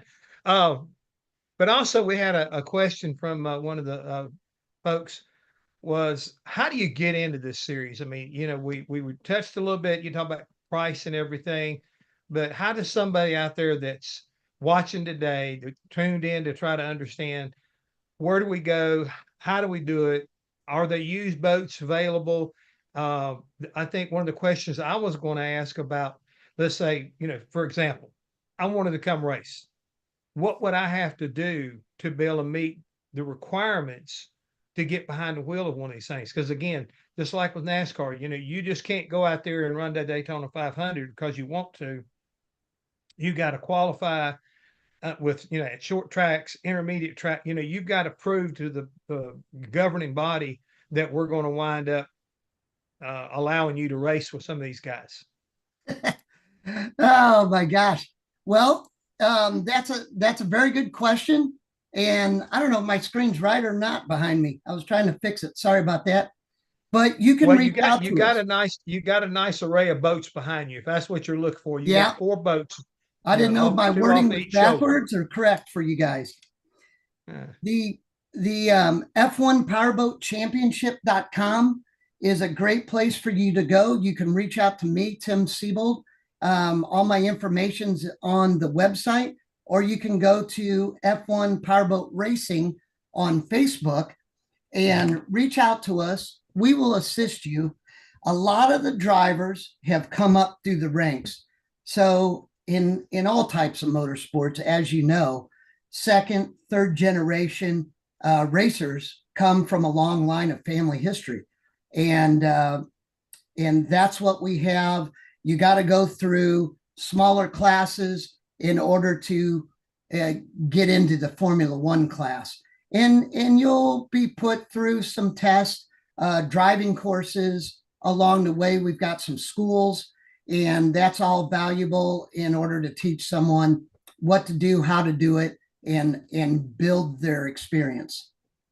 Now, you in your opening video, you talked about your Formula One powerboats, and then you also showed tri-hulls. What would look to me like an open cockpit race. Yeah. Is that the only 2 that you have that run on that weekend, or do you have more than that? We've got the tri-hulls and the Formula Lights. So the Formula Lights are a 70 horsepower 2-cylinder motor that looks like a Formula One boat, only smaller, 70 to 75 mile an hour range. The tri-hulls, they're wild and crazy. It's like our bomber class. The Texas tri-hulls, they like to bang, rub, and those guys are always great entertainment for the crowd because it gets extremely rough with them. And then the headliners are the Formula One boats, which we run throughout the whole weekend. We are starting something new that we're trying to get going for this year, which is a talent cup. So we're bringing in some small V-bottoms that have been proven over in Europe, and it uses a 15 horsepower motor, and we're going to basically do a spec class with those, so that way we can teach young people how to get into the sport and what it takes to work with the team and give them more lessons besides just how to race a boat, but we're introducing them to boat racing. Okay, with that being said, and I know again in your opening video you talked about the battle between the Mercuries and your F1 class, the bigger engine, a smaller engine, or two cycle versus whatever they're running. Do you all of your series, they run Mercury engines, or is it, when you talk about spec motors, do you have other engine companies that are available or you can run? And do you have a restriction on the brand of like a tri-hull? I'm just, I don't know them like I used to know. Sure. As far as the makes are concerned, but are you restricted to what kind of brand you can race? We've got about 6 motors that are available and legal for the Formula One class. Mercury Racing is the #1 brand for that. We've got some Johnson and Evinrudes on the tri-hulls along with the Mercury 4-stroke. And in the Formula Lights, we've got the Johnson Evinrude package. Now, all of these are kind of on a handicap system. So by the rules, we've kind of handicapped some so that they're all competitive with each other. But we've worked very closely with Mercury Racing, has been a great partner of ours. And the new 4-stroke Apex 250 is really got a lot of traction and actually won the overall championship last year. So what you're saying, and we also have a question to go along with this.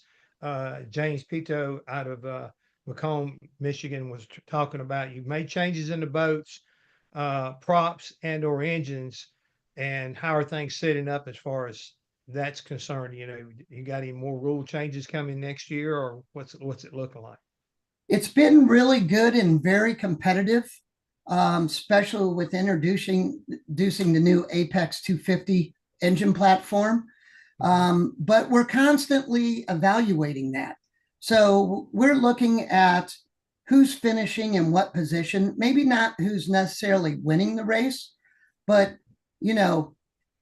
first through 10th place, what are those engines and what are those guys using and how are we doing it?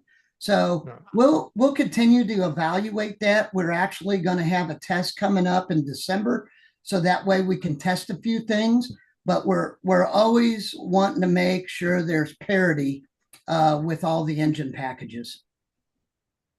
Well, sounds very good, my friend. I see that Francois and Judy are back with us, and that's usually the indication that we're bumping the rev limiter as far as our time's concerned. Hey, when I talked to you earlier today, I think we were both a little bit concerned whether or not we could get the word out, but I think we've done a pretty good job and really appreciate your insight, your commitment to your sport, and your foresight for the future of the sport. So hopefully folks there that have been viewing and listening will take the time to check it out and, take the family out and see what flies on water. That's right. And I sure appreciate you all having me. And, it's a labor of love, as you know. Once you get into motorsports, it's addicting and it's enjoyable because that's your family, and it just makes all your friends are there. So it's great for us. I love it. Thank you very much, Tim. Always a pleasure to have you on. Thank you. Stay with us. We'll run a short video from our sponsors and we'll be right back with you. Scott Lewis and Associates, the sales, marketing, and branding specialist for the automotive performance industry since 1988. We get our manufacturers on track by opening an extensive distribution network, providing product training to sales staff, creating fully integrated sales and marketing strategies, building successful industry partnerships, attending trade shows, events, and races, offering first-class support to customers. SLAI delivers solutions that win you sales. To get in touch with an SLAI representative, call 516-378-6100. Go to scottlewisinc.com or email info@scottlewisinc.com. With roots in the Midwest that date back well before the Model T, Fifth Third Bank has a long history of serving the needs of automotive companies. While much has changed over the years, our passion for helping businesses put cars on the road and on the track has not. Today, we are more committed than ever as a member of SEMA, a founding member of PRI, and a sponsor of multiple race teams across several racing series. For over a decade, Fifth Third Bank has been a staunch supporter of our industry and a great partner for many companies in the motorsports field. Our business has been growing extremely fast, and really we could not be where we are today without Fifth Third. They provided amazing strategic advice, the capital we need to support our phases of growth. They are true partners for me now, and what they do with their involvement in motorsports is untouched in this community. Where can we take your business? Fifth Third Bank. You work as hard as your truck, and you have no time for downtime. That's why more truck owners trust Blue Def, America's #1 diesel exhaust fluid brand. Each batch is guaranteed pure, so you can avoid costly repairs caused by inferior DEF. Demand America's best for your truck. Blue Def and Blue Def Platinum. Put trust in your truck. Thank you and welcome back to the program. We're bringing Joe Castello with us. Joe is going to be hosting the next 2 sessions. We're going to be talking drag racing. Mr. Castello, welcome back. Francisque, how are you today? Very good, very good. So you had some breaking news yesterday with Tony Stewart, and there was all over the news after that. Yes, that's what ePart Trade Industry Week is all about. Extracting the breaking news from our guests, and Tony served it up. He'll return to Top Fuel in 2025, and he let us know there will be a press release coming out today regarding the crew chief situation at Matt Hagan's Funny Car. That's out. Mike Knutson and Phil Schuler are going to take over as crew chiefs for that team. Mike Knutson has been promoted. Matt Hagan going to be searching for his 5th world championship. That is going to set off shockwaves in the world of NHRA drag racing, but very exciting that Tony Stewart would be so kind to break the news here with us. So, Absolutely. Joe, let's see what we could squeeze out of Brad Gerber. Yes. Some news. Brad should be good. And Yeah. in fair reporting, I work as a contractor for the National Hot Rod Association as one of their announcers, reporters, and occasionally on NHRA on Fox.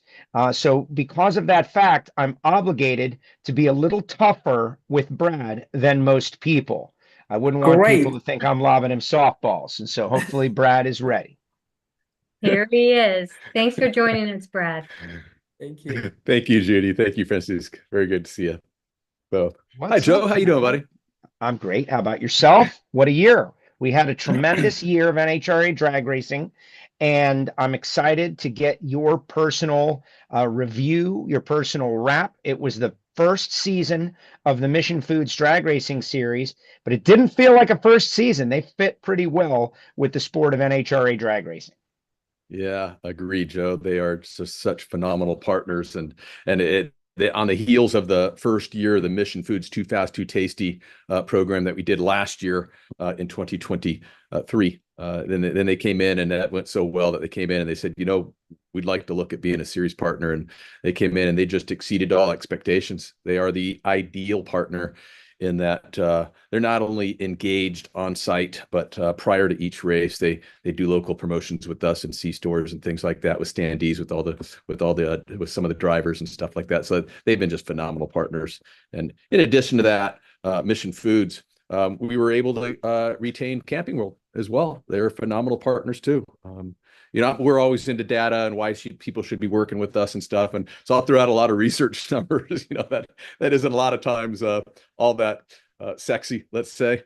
But it makes sense. Someone like a Camping World that, NHRA ranks #1 in hunting, fishing, and camping. So why not be a partner of ours? And with all the camping that goes on at our races and stuff like that. And then all the toter homes and RVs and stuff that are at track with all the teams, So very thankful to have great partners like Mission Foods and Camping World, along with all of our other partners that we have here as well.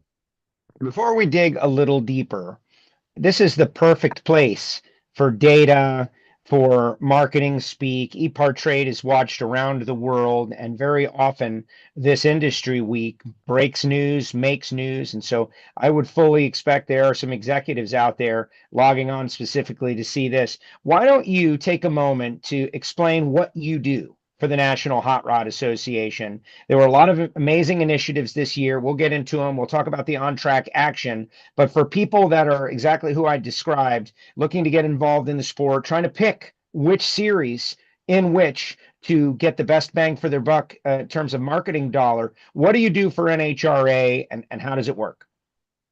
Yeah, so what I do for the NHRA is my title is Vice President of Sales and Chief Development Officer. And what that means really is work with just about anybody with all teams, all tracks, and all of our sponsors within the NHRA. What we do is we help teams craft stories. Okay, they may be looking at a particular partner, and so we'll do the research and help them craft stories to help them land that sponsorship.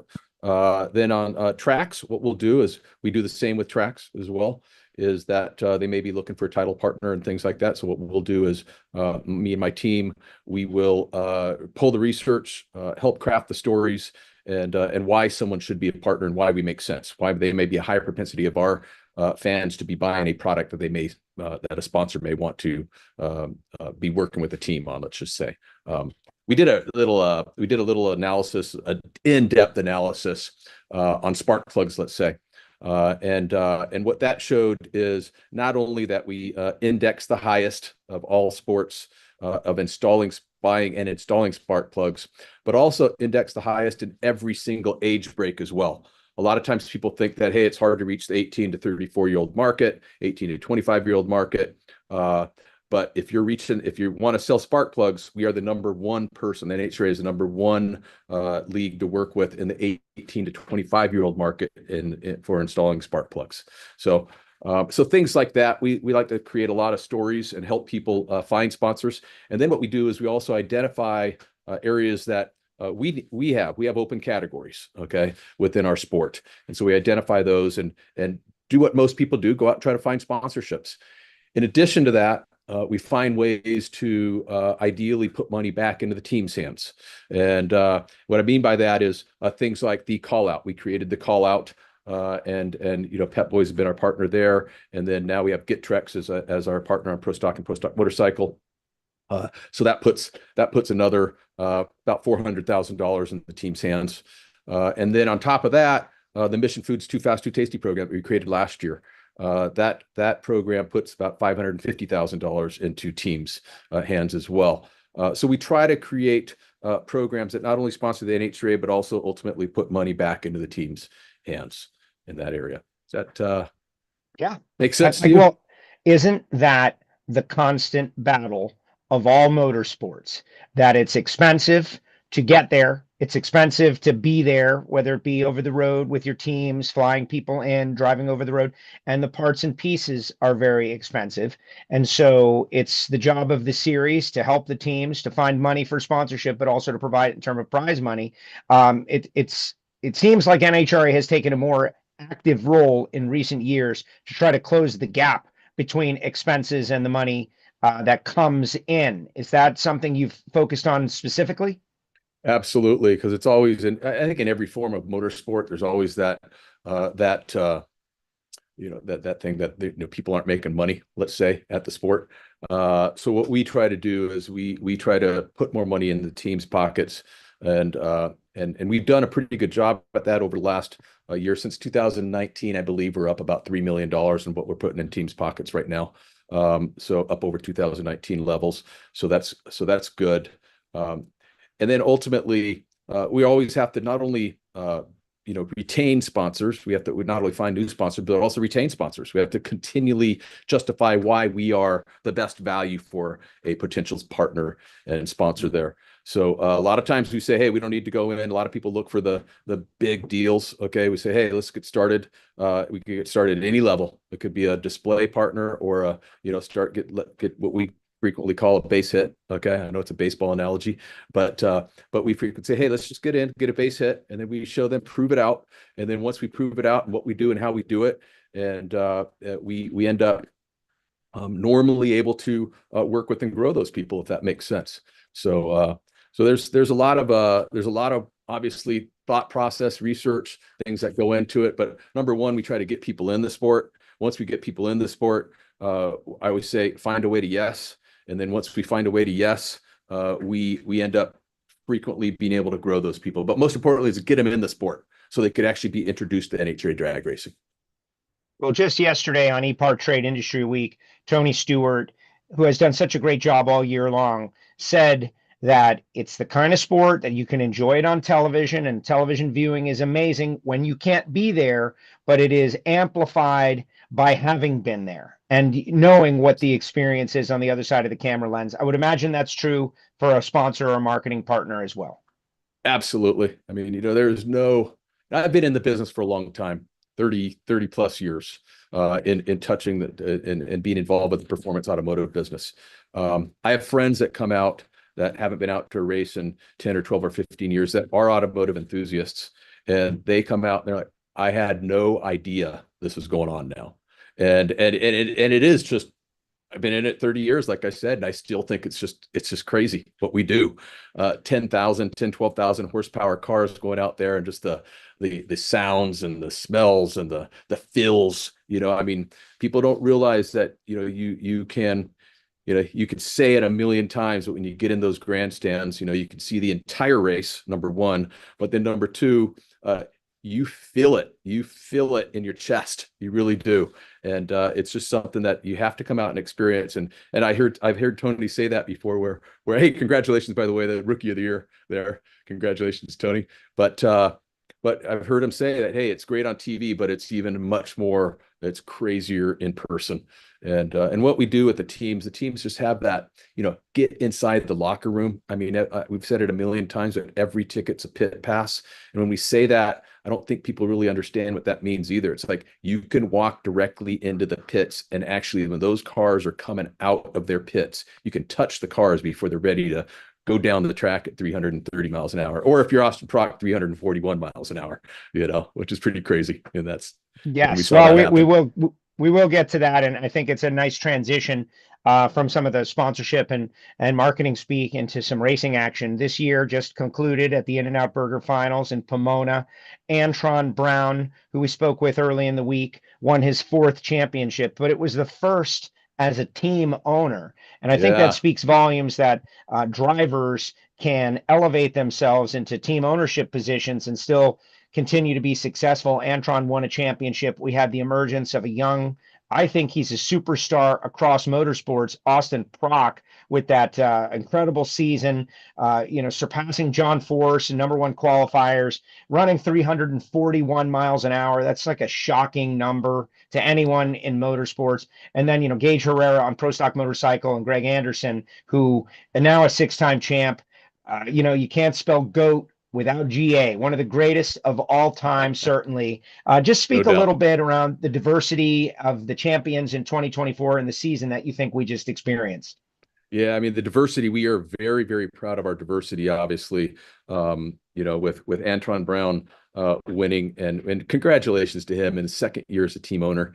And, hey, and then you look back at Ron Capps, last year as a first year of a team owner, ended up winning the championship, right? So congratulations to Antron. Couldn't happen to a better guy. He's just a super person, super ambassador to any sponsor. And Austin Prock, that guy, he's a character. He's a lot of fun to watch, man. He has great energy. You've interviewed him multiple times. He's just a great, not only interview, but a good person. He's passionate. He's young. He's on fire. He's fiery. He's just a great person. And then his ETs that he was throwing down all year long, and then comes out with that 341, just amazing. I know Tasco is he wanted to get it. He was working real hard at it. And I know he did that at another track earlier in the year.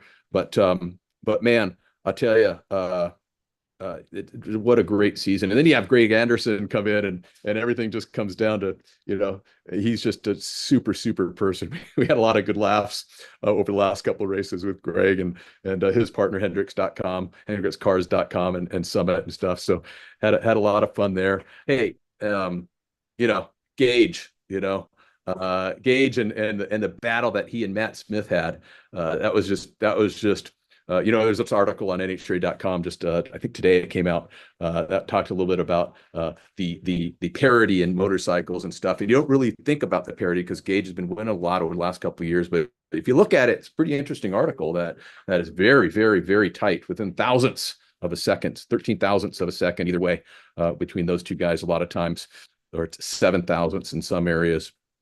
And we talk thousandths of seconds, which is crazy, so that's very, very, very close.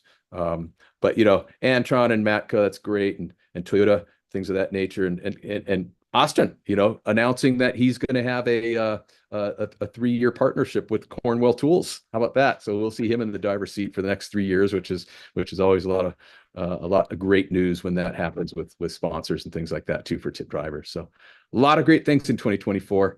We made a couple announcements recently, which is great as well. I can go, there's so much to talk about, as I could talk forever. Of course. Well, so, I just want to note for everybody out there in our motorsports crew, and we have the greatest of respect for all forms of racing, but just take a second to think and consider 341 miles per hour to 1,000 feet, the kind of acceleration that we're talking about. And, I don't want to compare it to any other motorsport, but just think about what that means in terms of like numbers that it's shocking, and it's really defies the laws of physics. And so to see it is something amazing. Now, Brad, this past season, the National Hot Rod Association embarked on something totally new to motorsports, like in drag racing in particular, with the addition of Play NHRA. And this is to go along with legalized gambling and daily fantasy around the country in the United States of America. You and your team fully embraced it and dove in, and tell us a little bit about that program, because it is something totally new in drag racing. Other sports, you follow the NFL, odds and wagering are as much of a part of it as X's and O's. That hasn't always been the case legally in the states where we race. Now, in many of them, it is. And so gambling, in many ways, has gone from the corner of the grandstand to the person who is at home on their smartphone. Talk a little bit about Play NHRA, and was it successful in its rollout? Yeah, that was a lot of times people think things happen real fast, and things are very, things take a long time to get done. So I started that project just over 5 years ago, and it got delayed during COVID. Okay. But started that project just over 5 years ago. And really what we wanted to do with that is really formalize what's been going on in our sport since the inception of our sport. Like you said, up in the corner of the grandstands, they're switching money in the grandstands and things like that. So it's been going on since the inception of our sport. And then over the last 15, 20 years, it's been going on in Las Vegas. So, different people put out lines in Las Vegas and stuff. And so what we wanted to do was we wanted to get our arms around it and really formalize it. So then we actually protected the sport. We want to protect the sport and grow the sport. And so number one, we need to protect the sport. And so we had to come out with certain rules. All the teams needed to go through this education component that talked about what they can and can't do within the marketplace and things like that. And then from there, we launched legal betting. Okay.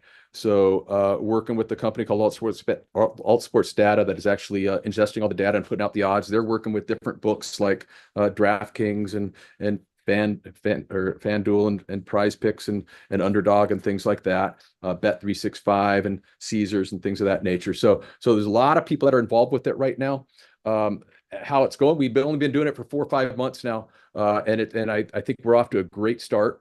I know some of the numbers are, I know there's been an excess of 20,000 bets put on the NHRA. I know that, different things of that nature. So there is engagement there. I do know that the NHRA fan base has a much higher propensity of betting on anything. Okay.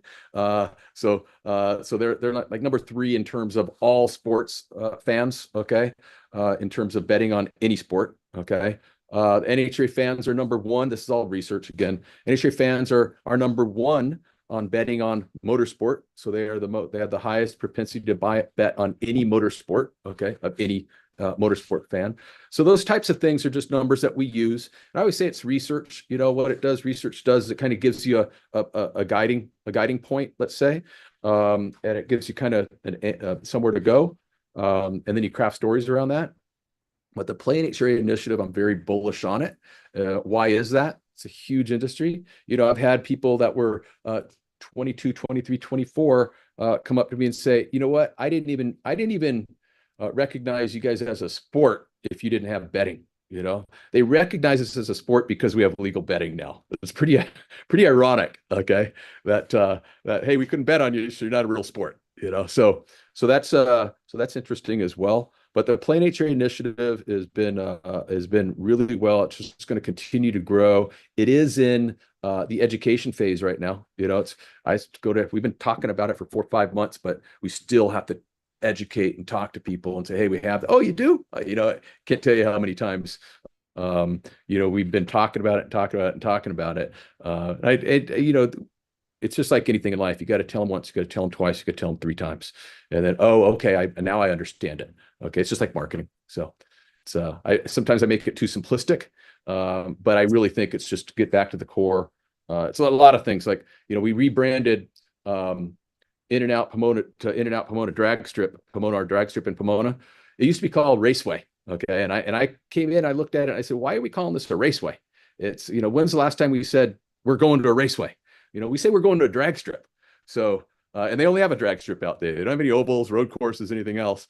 So talk to In-N-Out, talked internally here about why we would do something like that. And everybody agreed. And hey, let's rebrand it In-N-Out Pomona Drag Strip. In-N-Out's the sponsor, Pomona's the place, drag strip is where we are. Okay. It's just basic, So how's that going, by the way? How's the In-N-Out relationship going? We just had our finals there. Looked to me like a packed house. We made the news for some unfortunate reasons. Talked a little bit about that. Fortunately, everyone that was in that plane was able to get away with their lives. But the relationship with In-N-Out, it's so cultural. Are you seeing the numbers move because of that relationship? Every year since the start of that partnership, we have grown attendance at that track and those events, which is great. And that's a testament to the great partners that Lindsay and her whole team, Lindsay, Denny, and the entire In-N-Out staff. I can't say enough positive things about In-N-Out. Those guys are the ideal partner.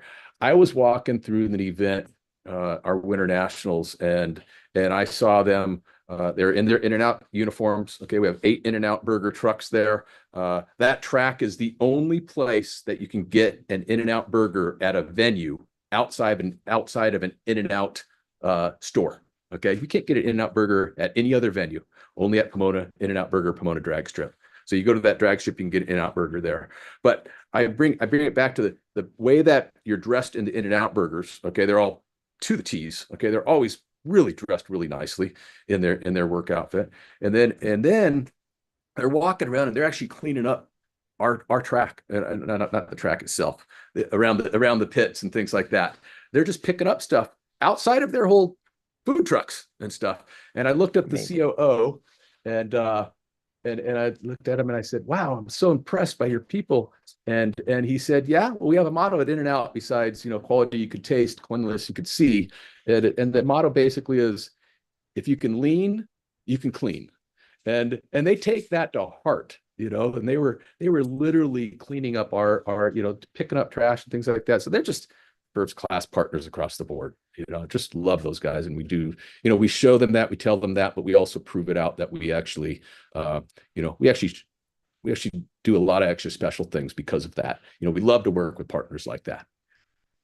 Very exciting. Very exciting. Okay, so let's talk 2025 and beyond. We still have a few minutes. Erica Enders coming up next. I do hear that Erica Enders is in the staging lanes trying to make a pro modified test run. So we might keep you until we get Erica. So just be ready. I don't know how we're going to handle that. Hopefully she gets her run in. We can talk to her right afterwards. It will be interesting. Everybody is behind the scenes monitoring, however. But 2025 and beyond, we got some big things coming up. There's construction going on at Indianapolis Raceway Park. There's a lot of elements going on. So just take it from there. What excites you about the future for NHRA? Well, kicking off at Gainesville excites me. You know, this is that people say this is the off season, but it's not the off season for us in our sales and development area. It is the actual we're pedal the metal right now, and we have a lot of great things going on. But that Lucas Oil in Indianapolis Raceway Park there, we're going to have our tower done for our race there in. We're going to have our tower done, a brand new tower there, state-of-the-art tower, suites, race control media. The top of that tower will have a covered area that'll hold about 500 people up there, things of that nature. We're making a absolute ton of improvements out there, really bringing that up to just A+ quality. You know, SMI tracks set the bar. You know, those guys are just really phenomenal, not only at their tracks and what they do there, but just how they serve people and things like that. Along with talk about serving people, Bill Bader and stuff at his track out there, you know, always about the customer out there. But we have great track partners. But Lucas Oil IRP, that's going to be just absolute phenomenal when that gets done. We have long-term plans there over the next 3 years as well that will be moving some parking and moving some teams and stuff like that to make it easier on the ingress and egress there as well. On top of that, in 2025, we'll end up, we have Cornwell Tools coming on at the U.S. Nationals. Okay, so that's a multi-year partnership as well. So U.S. Nationals, as we know, is one of our preeminent races, the largest race we throw all year in terms of number of races going there, racers going there, and race teams going there. 800, 900 teams consistently out there at every U.S. Nationals. We have other partnerships. VP Racing Fuel came on board as they're coming on board as our official racing fuel. So we'll be talking a little bit more about that at PRI as well, coming up here. So that's good. We'll be announcing some new initiatives next week, actually, new initiatives on what we're doing in terms of the 75th and things like that, what we're doing, because we're celebrating our 75th anniversary in 2026, but we'll start celebrating it in 2025 with some surprise gifts and things like that. That will be announced next week, but I just gave you a little teaser there. So we have a lot of cool things that we're going to be doing there. So a lot of great things.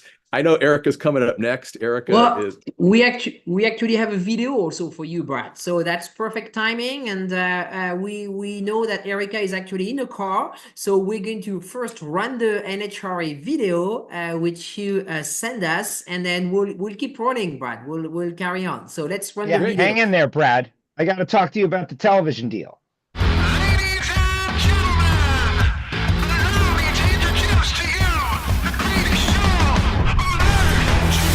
Ground-shaking, heart-stopping, the sport where every engine blast grabs the attention of a new generation of fan, 3 seconds at a time. Where everyone is welcome, because in this game, the only thing that matters is getting to the finish line fast. This is the NHRA. Drag racing stands as the ultimate test of one of the key benchmarks of automotive performances since 1951. Brute force. And on any given weekend, NHRA enthusiasts line up along the starting lines and fences of hundreds of tracks throughout the U.S. to be a part of something they love. With approximately 30,000 licensed competitors and 7 different racing series operating simultaneously, the Mission Foods Drag Racing Series sits at the top of that 7-series pyramid. And as the world's largest sanctioning body and thriving leader in the motorsports community, the NHRA offers our partners unprecedented marketing and brand awareness opportunities. As partners of the NHRA, your name, presence, and likeness is woven into all aspects of NHRA drag racing. From the top end to TV, the NHRA controls the rights, production, data, in-venue, and Fox Sports Media, interactive displays, signage, giving our title sponsor unprecedented access to our fans. And with a fan base of 29.9 million people across the U.S., NHRA sponsor partners end up with one of the widest reaching platforms for motorsports enthusiasts. Plus, with unprecedented access to teams and drivers, along with countless touch points, the NHRA cultivates a fan base like no other, with a passion that runs generations deep across all demographics. Speed for all. It's not just a slogan, it's who we are. the National Hot Rod Association.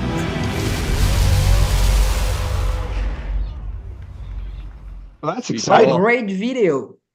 Yeah, speed for all, man. That's what we stand for. There's no doubt about it. And It's not just a slogan. I like that. yeah, it's not just a slogan. There's no doubt about that. You know, we encourage everybody to come out. We want to get people off the streets and race in a safe environment on the track. And that's what the NHRA was founded on in 1951. And that's what we still stand for. I know there's a lot of drifting and I shouldn't say drifting, circles going on and tracks and stuff like that. We want to get them off the street and race on a safe environment. So yeah, really cool stuff we're doing here. And Joe, you asked a little bit about TV. Well, so listen, let me jump in because I really very much want to hear about the TV. But the word that I'm getting, and maybe Francisque and Judy know this or don't, is that Erica is ready to come on, and we have very limited time with her because she's getting ready to pull in the water box for a pro modified run testing. And so I don't know if we can make that happen. Maybe Brad, you can hang around till then. She has to go momentarily. Is that possible? Francisque, I'm floating it to you guys, but that's the word I'm getting. Excellent. So we'll stay with us, Brad, and we'll carry on. Yes, we got to keep Brad because I got big questions. But as soon as I see Erica on there, I'll be super excited because she is at Bradenton Motorsports Park for the Snowbird Nationals. She's going to be running pro modified car down there. And she continues. She's the pro modified speed record holder in the National Hot Rod Association. So kind of going back to something she has done, just demonstrating her passion for drag racing. I see Erica. Erica in Bradenton, how are you? What's the status? Hey guys, I'm good. It's beautiful weather. Got a staging lanes full of pro mod cars and some outlaw stuff. So we're down here getting ready for the big pro mod race this weekend. Exactly. All right. So you're not in the car. How much time do you think you have? Be honest with me.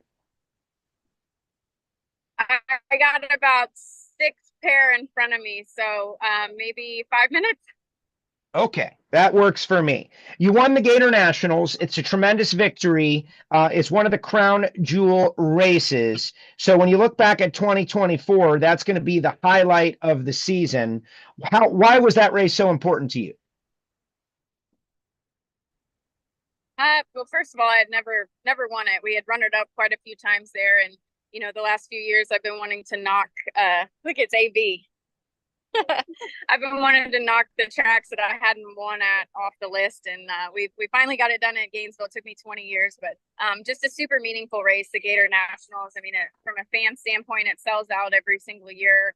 The weather's always usually cool and crisp, conducive for really fast times, and yeah, I had fun parking our Millen Performance JHG car in the winner's circle there, and getting that specialty Gator trophy as well. So our my season personally after that didn't go too trick, but for Elite Motorsports, Jeg won 4 races. I think Stamfeld won 5.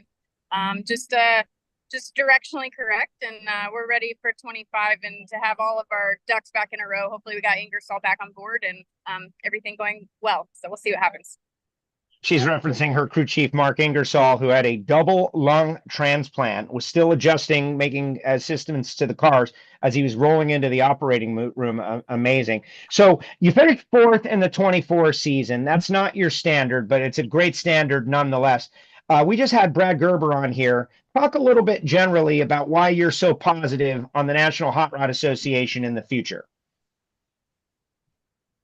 Well, it's the main stage, and we've got them on board for a bunch of really exciting things, and they've been more proactive on getting some really great media for us as well. I think our sport sells itself, and if we can get people out there or get to tune in, the live stuff is really awesome. People want instant results, so it's again, to use my word, directionally correct in everything that we're doing out there. But to race all different series and whatnot, that's definitely the big boy show, and we're absolutely happy to be part of it.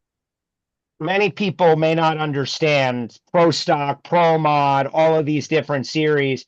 Pro Stock, you're very active in the car. Pro Mod, you're going faster. You drive anything. Well, what drives you to drive whatever you can get your hands on?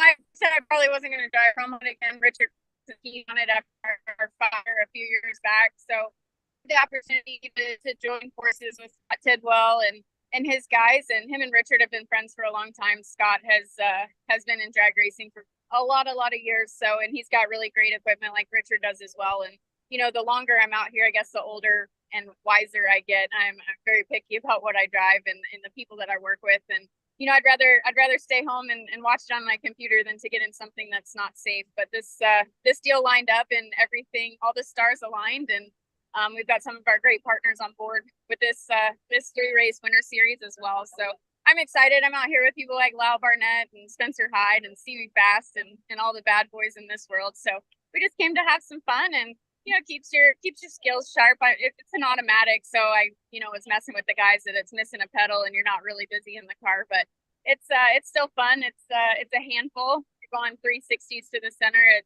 205, 210, so it's a lot of fun. There was talk mid-season potentially about you making some runs in a Top Fuel dragster. That seems to have cooled down a little bit. And when we talked about it, it was always going to be an addition to racing in Pro Stock because you have such a love for Pro Stock. But now the season is over. We're headed into the winter break. What is the status of that? I mean, it's definitely something that's still moving forward, but we're not going to go broke trying to do it. You and I talked privately and on air about it, how Richard got a little overly excited and announced it a little early, but he likes to stir the pot. So it's definitely something that we're still exploring. And, just to make the record clear, I will not get out of a Pro Stock car to drive Top Fuel. It's just not my thing. I love what I do in a Pro Stock car. So it will be in addition to that program, and obviously working on the funding. So we'll see what happens when we have something to talk about. I guess we'll let Richard open his mouth. I love that. Well, listen, no, I think it built a lot of excitement. It built a lot of news, and it kind of got people thinking. I think those discussions might bring forth a marketing partnership. Now we see Skag on your shirt. You've got Johnson's Horsepower Garage. Brad Gerber kind of set us down the road of talking about sponsorship and marketing, and it seems very strong in the National Hot Rod Association right now. Certainly with your team, Skag, they make lawn equipment, but for big lawns like acres and whatnot. And JHG, a traditional, automotive sponsor. But just talk a little bit about some of the people who help you race and how they've changed pretty recently.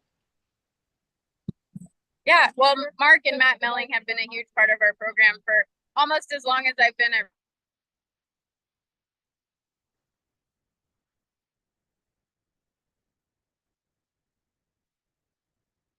Erica's frozen. Oh, we lost her. That's a bummer. The folks at Skag have come on board the National Hot Rod Association in a big way. There she is. I think I see her back now. Sorry. You're back. Pick it up where you were. You were talking about Melling. Yeah, Melling. They've been on board for just about as long as I've been with Richard at Elite Motorsports. And sorry. Oh, the sound of race cars, baby. We got race cars on track. I think that's a first for EPAR Trade Industry Week. I'm sorry. Anyways, Melling's famous for oil pumps. They make valve train components as well. But when we teamed up with Jason and Nikki Johnson with JHG, they are so absolutely excited about our sport. They're obviously on board with Hagen and Tony Stewart as well. So obviously have to thank them for their support. And then people like Skag, as you mentioned, they make state-of-the-art power equipment and really, really cool zero-turn lawnmowers and all kinds of other stuff that's just awesome. So I've been really blessed to have these partners, C-Tech, Outlaw Beer, Mark Stockseth, obviously, these guys, Jegs, they've all been great to me throughout my career, and we obviously couldn't do any of this without them. Okay, what are you excited about for 2025? Then we'll let you go. We got big couple of years of NHRA drag racing coming up. What gets you going? Well, a lot. I mean, I definitely have something to improve on this year. We were fortunate to have just my career best season in 2022, winning 10 events, going to 13 final rounds, and just a knockout season. Won the championship again the year following, and then as we talked about earlier, this year was not a report card that I was proud to turn in, but just kind of one of those learning years. And then I'd say we were operating at about 40% at Elite. So things are going to look up next year. I talked to Mark yesterday and today. He's feeling better, obviously, and but I personally have a lot of work, a lot of improvement to make. So that's what I'm most excited about, is just getting my head back in the game. There you go. All right, we'll let you go test out there at Bradenton Motorsports Park, Snowbird Nationals. Appreciate you. Good luck in the Drag Illustrated series, these next 3 races. And thank you for spending time with us here on ePart Trade. Thank you, Joe. Thanks for having me on, and thank you guys for pausing for me to jump. That works for me. Anything for a race car driver that is on the track.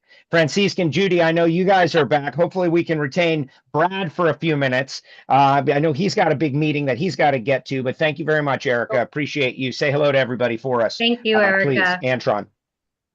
Thank you, Erica. And we do have Brad hanging on, and we could bring him back on. Yes. Let's bring him back. Yes, we're going to bring back Brad with us, and I think I might still see Erica here, so we're going to. I got Brad. I see him. Yes, absolutely. Thank you, Brad, for hanging out.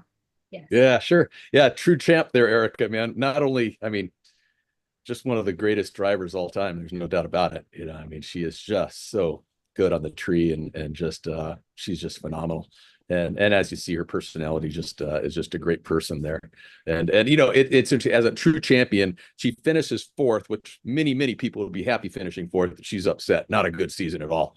You know, so she wants to win that championship, no doubt about it. So let's talk about telling her story on in the future on network television. Tony Stewart was on with us, ePart Trade. People can go back and find that interview. And he said, when I prompted him, what are you excited about the future? What does NHRA need to do to level up?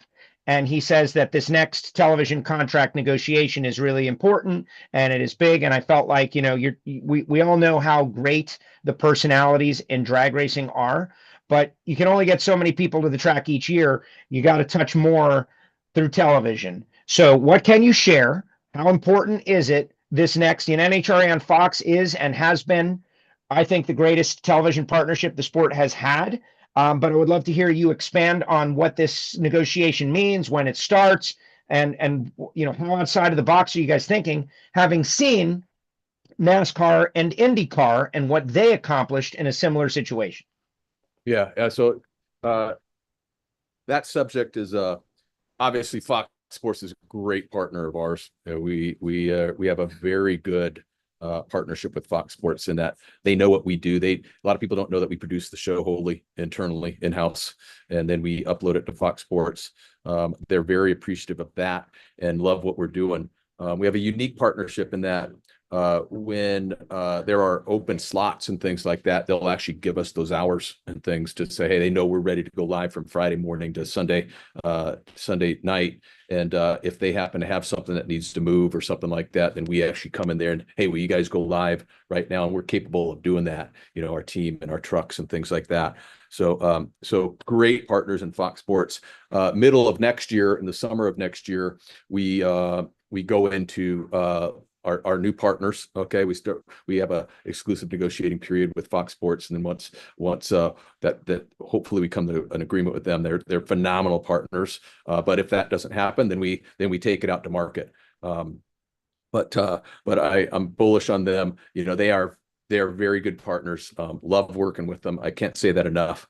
And we've had a good ride with them, no doubt about it. This will be 10 years that we'll have been with them when we end this one, and hopefully it goes on for the next 10 as well. So great things, looking really forward to it, and we're bullish on the outcome of those TV negotiations as well.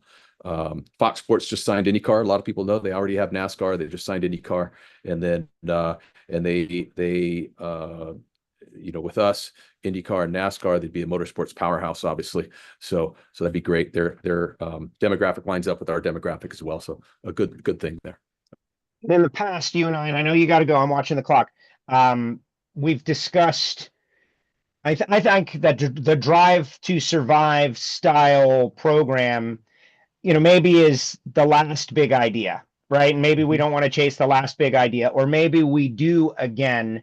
Some way, somehow, NHRA has NHRA TV and a huge social media presence that is constantly updated, and really one of the best social media teams out there. But talk a little bit about elevating what's happening in the pits. Are there any plans, any ideas, any concepts? You had mentioned last year on ePart Trade when we spoke that was on your radar. Is it still something that maybe shows drivers when they're not at the track or in the car?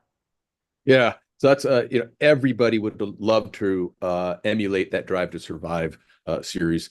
People know what it did for F1, and anybody, there's been a lot of people that have tried. It's very hard to create that and actually create a successful program. What we are doing is, yes, we will be creating a docu-series that is slated to come out during our 75th anniversary in 2026. That'll be very interesting. We have that already locked down, so that's great. We haven't made an announcement on it, so here we are at ePart Trade making that announcement, but I haven't delved too far into it. We will be doing that though, and then on top of that, we've been doing a lot of stuff in pit. When you talk about in pit, it's not necessarily behind the scenes and get inside the trailers and stuff like that. What we try to do is we did a lot of in pit cameras this year, so people could understand what's going on with how close the fans can get to these teams and what kind of opportunities the teams can provide their sponsors and potential sponsors in terms of going inside what we call inside the pit, but it's sort of like inside the locker room, let's call it, and get it right up there, up close and personal. So we've been doing a lot of that. In terms of just creating more awareness and doing some behind the scenes stuff. The awareness part that we are doing right now is the fast channel stuff right now. We've had, and a lot of people don't talk about fast channels. It's what AVOD, but most people call them fast channels now because it's free ad supported TV. So it's called fast channels. And this year, we've had already over 7 million hours viewed on our fast channels. Those fast channels are on Samsung TV Plus, Roku, just a ton, Hulu, just a ton of different apps. You could go on there and just search NHRA on your smart TV and the icon will come up and you can click it and it's on. Okay. So that's good. But yes, we will be doing a docu-series there and we're working on multiple docu-series as well. So. That's exciting. Those fast channels, you mention it. I have been surprised at how many millions of viewers the cord cutters are enjoying that content. I will admit, I kind of, I don't want to say dismissed it because I would never do that, but I was just shocked by the numbers and NHRA having its own channels, Tubi and others, and live content from the track. Aren't we doing live content from the pit area on those channels that's exclusive to that? Yeah, NHRA.TV. I mean, you could watch NHRA.TV 100% live.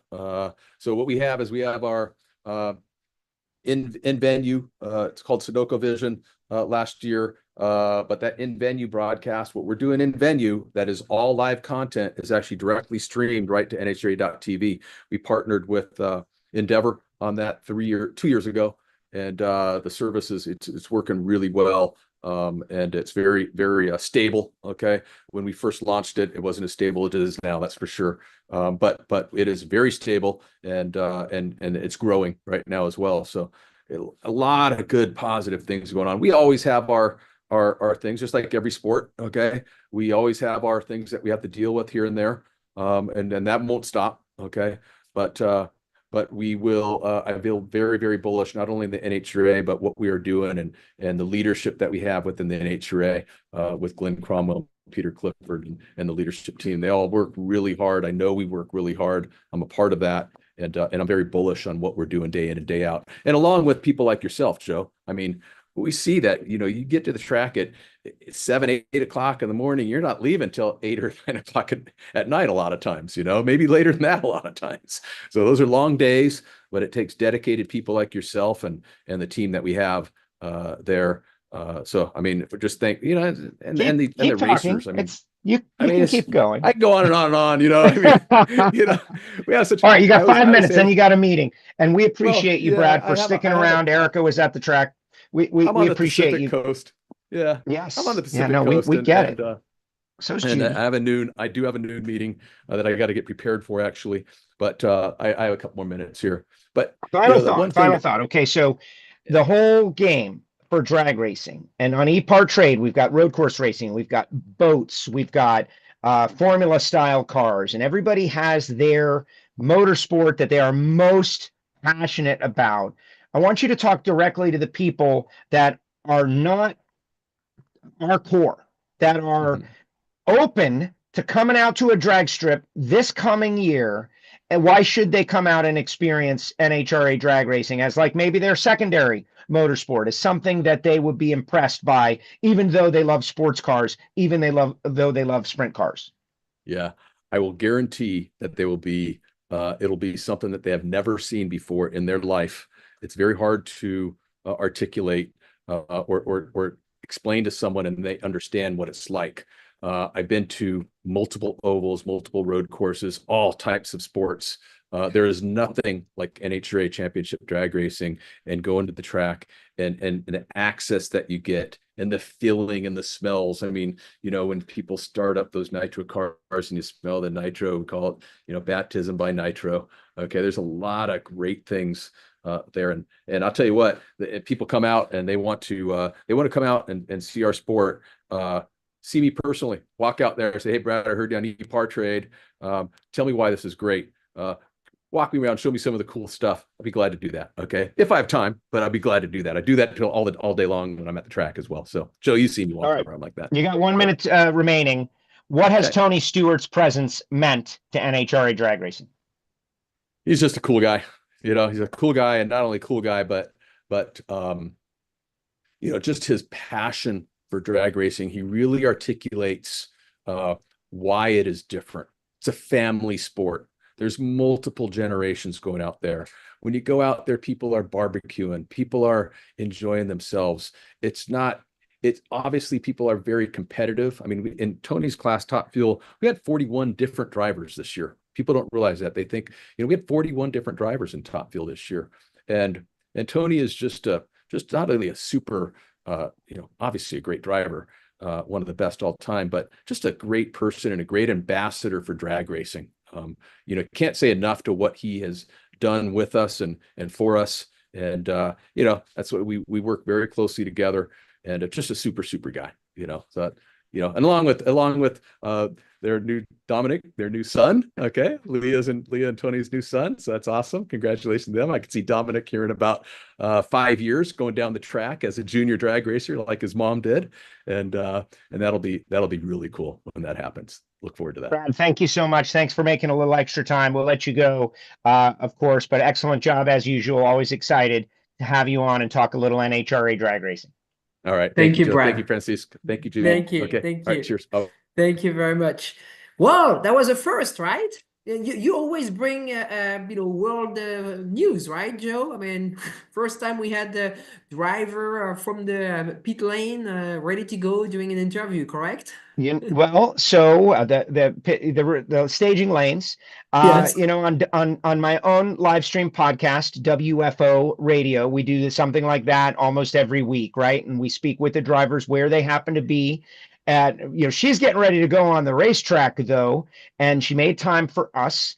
And I just think that is a microcosm of the attitude that is the core of drag racing, that they are going to go the extra mile to do what they got to do to be helpful, to accomplish the goal, to do the interview. Erica could have very easily said, you know what, my team has called me up. I can't go. I can't be on the show. Tell them we'll try it again next time.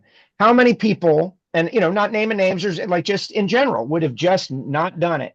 And she did what she had to do to get on, to not leave us hanging. And Brad Gerber, same deal. He's hanging on. He'll do what he's got to do. And I think that is the inside core attitude to what's happening at the National Hot Rod Association. Again, guys, I work for them as a contractor, as a media personality. I do my own show during the week. We talk drag racing on a regular basis, but that's why the sport is moving forward, because there's like grit and grind and determination and the willingness to do whatever it takes to get on e-Part Trade Industry Week and talk to a worldwide audience. And so I'm real happy they did it. I know how to fill time, man. You don't have to worry about that.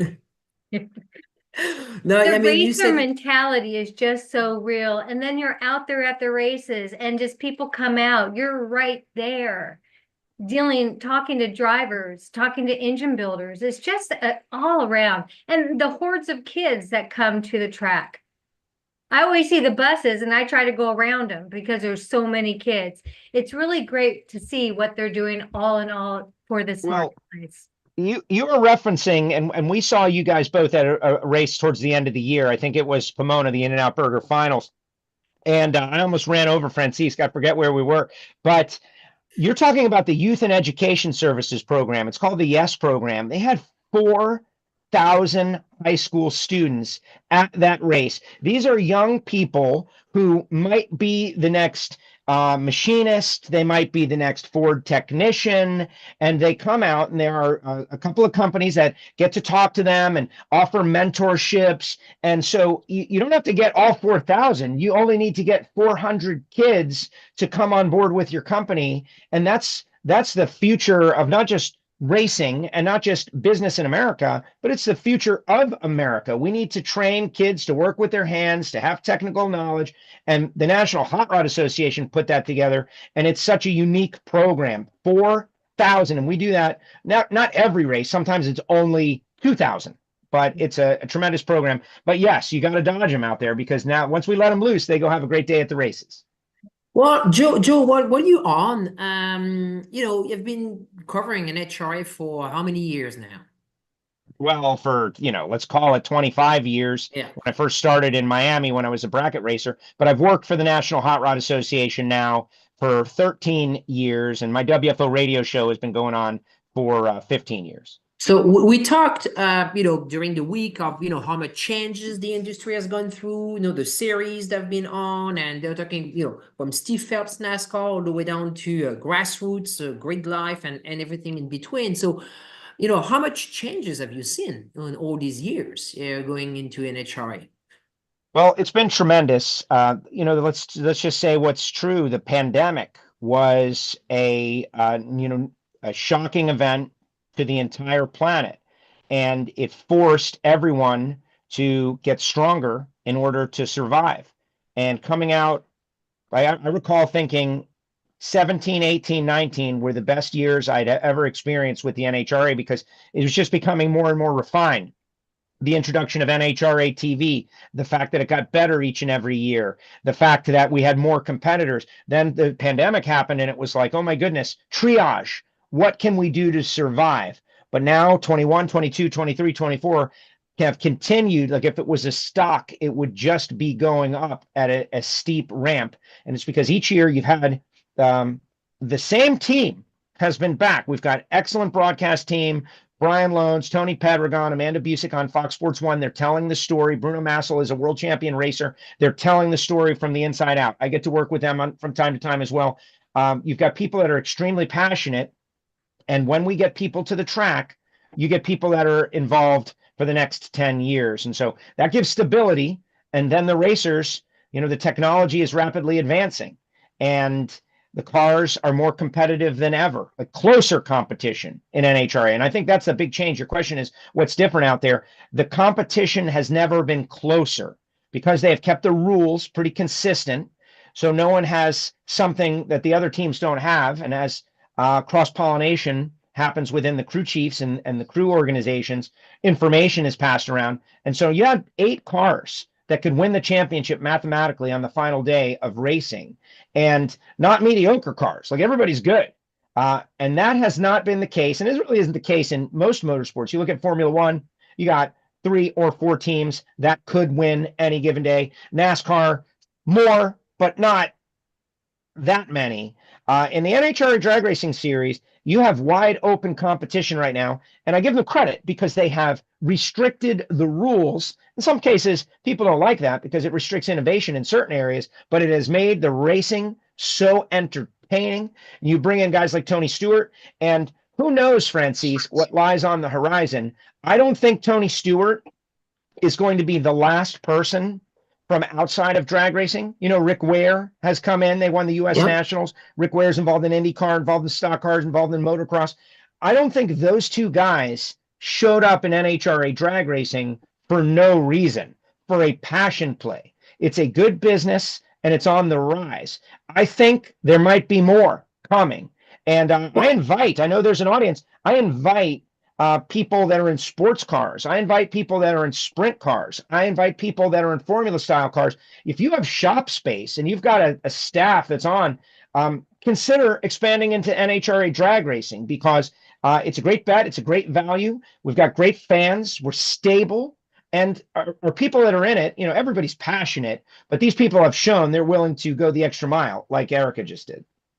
Very, very well said. And from a business standpoint, it's very interesting. I mean, you look at DSR, that was kind of like, you know, one of the big team, and three of the drivers, you know, Ron Capps and Antron and Lear are now running, you know, on their own independent team. You know, so that's very interesting to see how many teams have come up, and so it must be really, you're right, it must be a good business model.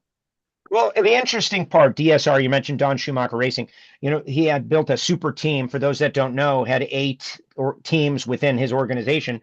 But Don recently passed. May he rest in peace. But Antron purchased his team. Tony Stewart purchased Leah's team and Matt Hagan's team. Ron Capps purchased his team. And, you know, they've all gone on and won championships now with their organizations. Hagan last year, Capps the year before, and Antron this year.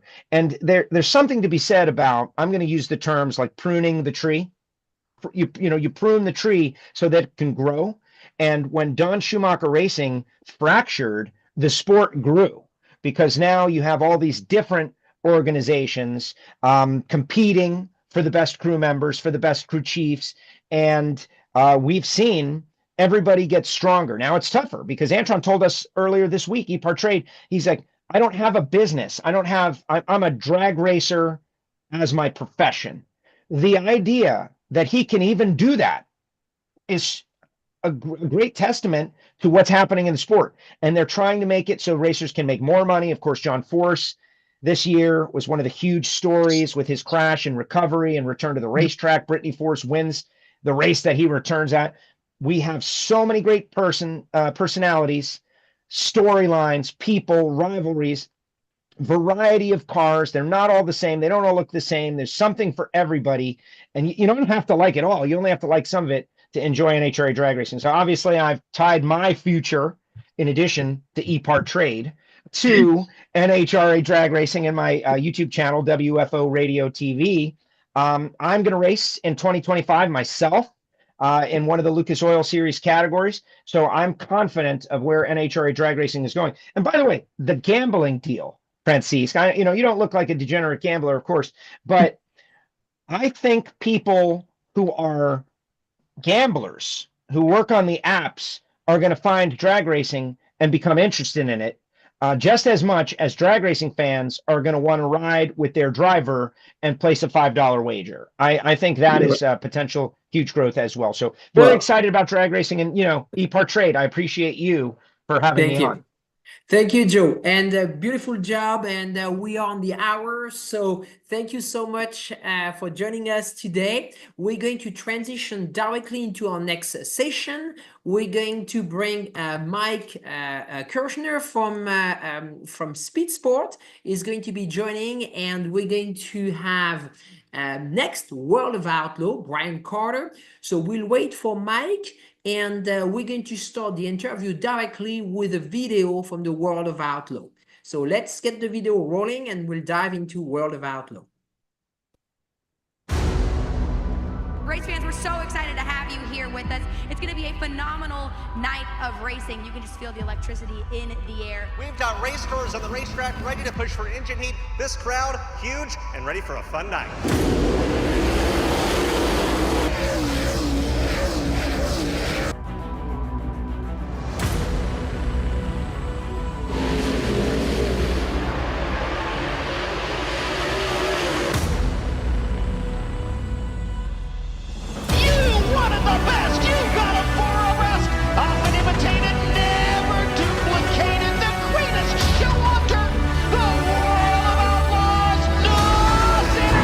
Sprint car!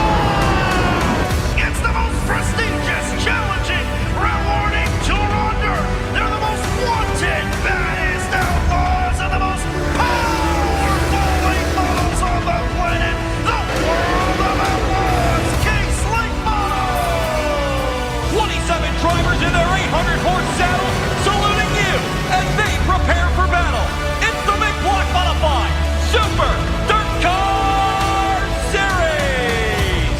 Ladies and gentlemen, it's time to get dirty. Here they are, your Extreme Outlaw Midgets presented by Toyota.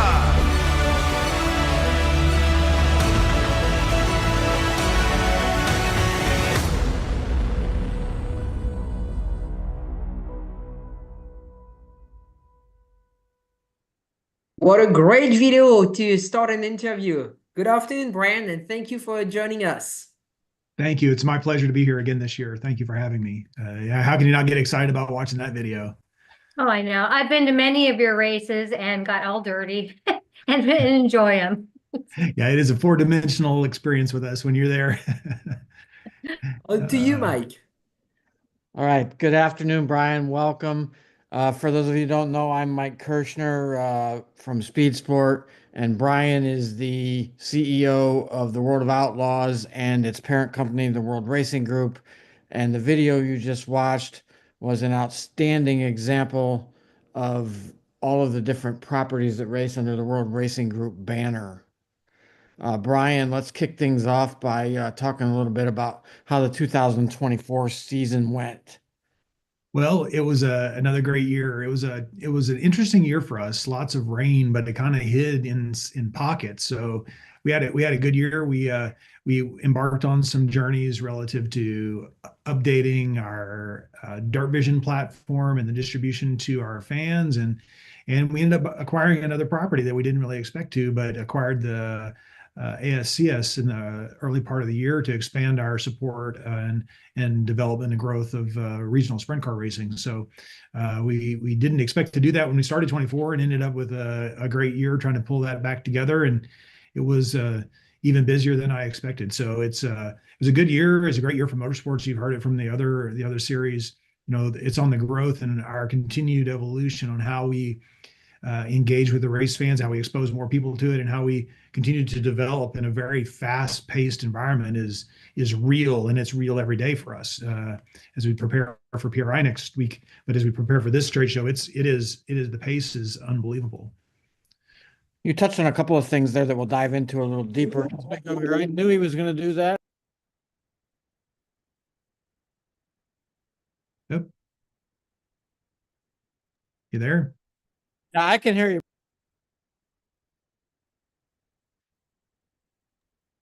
My apologies, everyone. Someone walked through the yard in the back here, and the dog lost his mind. He's cool now, so we'll continue. We'll dive into some of the things you touched on, Brian. But rain, you mentioned. Just what does rain do for a racing promoter? I mean, we know it's a hardship, and it's just one of those things that happens, but how does it challenge you? Well, you know, we can't race in the rain. Most of us can't. So it's hard, and it's more difficult these days because the ability to, you know, everybody has a weather app in their hand. They're a little more tentative. There's options if you don't go to the racetrack to watch all the races now. So you have to be really careful. When weather plays, everybody loses. You know, either the racetrack's not fast, it's too fast, or it's not great racing, it's not great entertainment. You're there all night. Nobody wins when it rains, and you have to be diligent around this. Everything's more expensive, hotels and fuel and all the rest too. So anytime you can make a informed business decision, and I think we all have to be quick quick to make those decisions when we see what's happening. So rain is going to be a challenge, has always been a challenge. You know, it's been a while since we've had a place where we rained out 26% of our races in 1 year. So that you put that on top of rolling out a new Dark Vision platform, creating some new fan experience pieces, and you do that, it can create a challenging environment, but it's something we've all been used to for 40-something years now. So it's just hard on everybody. And I feel the pain as much as everybody does when it rains. For sure. So this year, the World of Outlaws sprint car specifically had a new competitor in the marketplace with High Limit Racing. And it did bring a lot more sprint car racing to the fans all around the country. How did that all transpire as the season went on, and assess your season from that standpoint?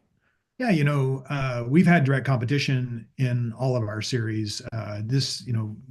regionally with the sprint cars this time for the first time nationally. But we've always been, we're always competing against everything. Candidly, we're competing about other forms of motorsports.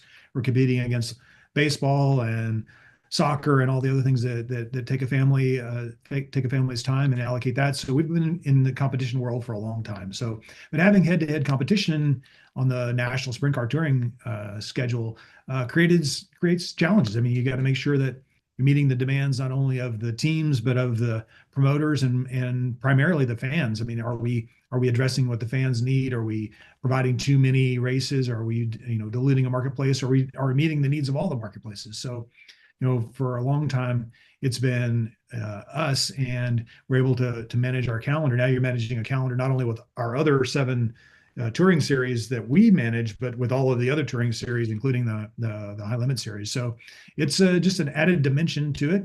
Just want to make sure that we're feeding the marketplace and providing the services the marketplace needs. And primarily that's got to be the fans, the racetracks, and the teams, and then figure out how to make a business entertaining people along the way. So it's definitely different, but competition makes you sharpen your decision-making skills. There's also some opportunity associated with it as well. That's right. No, there's definitely opportunities in places where we may want to try the market, and if they tried some markets to see if they would work, and we can learn from those experiences. We can learn from, we can see, we have best practices. They have some best practices. We can see, we can learn, see what the fans, react to. Again, it's about entertaining race fans, and every day is a learning process for us and trying to figure out how to do that. And now we have another avenue to learn from, and we may not feel the growing pains of doing it. So from that perspective, it's healthy to have competition. You just have to make sure that you're doing what you need to do for your business and for your fans and everybody to make sure it makes sense. Money has always been one of the key things in motorsports through the years, but it seems like it's become a little bit more of the focus with the big touring dirt series in the last couple of years. Everybody wants it, but despite streaming, sponsorship, attendance, etc., there's still a thin margin that racing promoters deal with when it comes to sharing that wealth with all the stakeholders from throughout the sport. How exactly does that whole process play out? Every day it's changing. Every day is our goal is to continue to move the needle in creating new revenue streams. So we're looking at, the Brad mentioned from NHRA, his fast channel distribution. We're doing fast channel distribution rollout for next year. He mentioned wagering. We've got both fixed odds and parimutuel pieces. We got different partners coming on board for those pieces as well. So from our engagement, it's how do you create revenue streams that will sustain the sport beyond it? Historically, we were only relying upon the fans and the sponsors, and media was always an upside down model for us until we launched Dirt Vision. TV was always an expense, but now TV is a revenue source, and we can control that through our own platform. So owning your own TV network now allows us to allocate those resources back into the sport where we think it's best served for long-term growth. So now the key is, where do you identify the outside revenue streams that you can create, and are those at the racetrack, or are they at away from the racetrack? And there's so many opportunities for us digitally through Dirt Vision or through our fast channels or our partnerships with CBS Sports, and creating those revenue streams so that there is more of a pie for us all to share in. And that's a difficult balance, and I'm telling you, it gets tighter, and as the everything gets bigger, everything gets more complicated, and every day the pace at which things are changing is remarkably fast. Extraordinary. And like Brad mentioned, COVID accelerated that, or Joe might have mentioned that. COVID accelerated all those pieces and brought them to the forefront of what we really needed to be to make sure that we were bringing all the revenue streams that we can. And it's not going to be all at the racetrack right now. The goal is to have the grandstands full, but the revenue sources are going to come from other places as well. I was going to ask you about it later on. You mentioned it a couple of minutes ago, getting into gambling. What are the benefits and the pitfalls of entering that new landscape?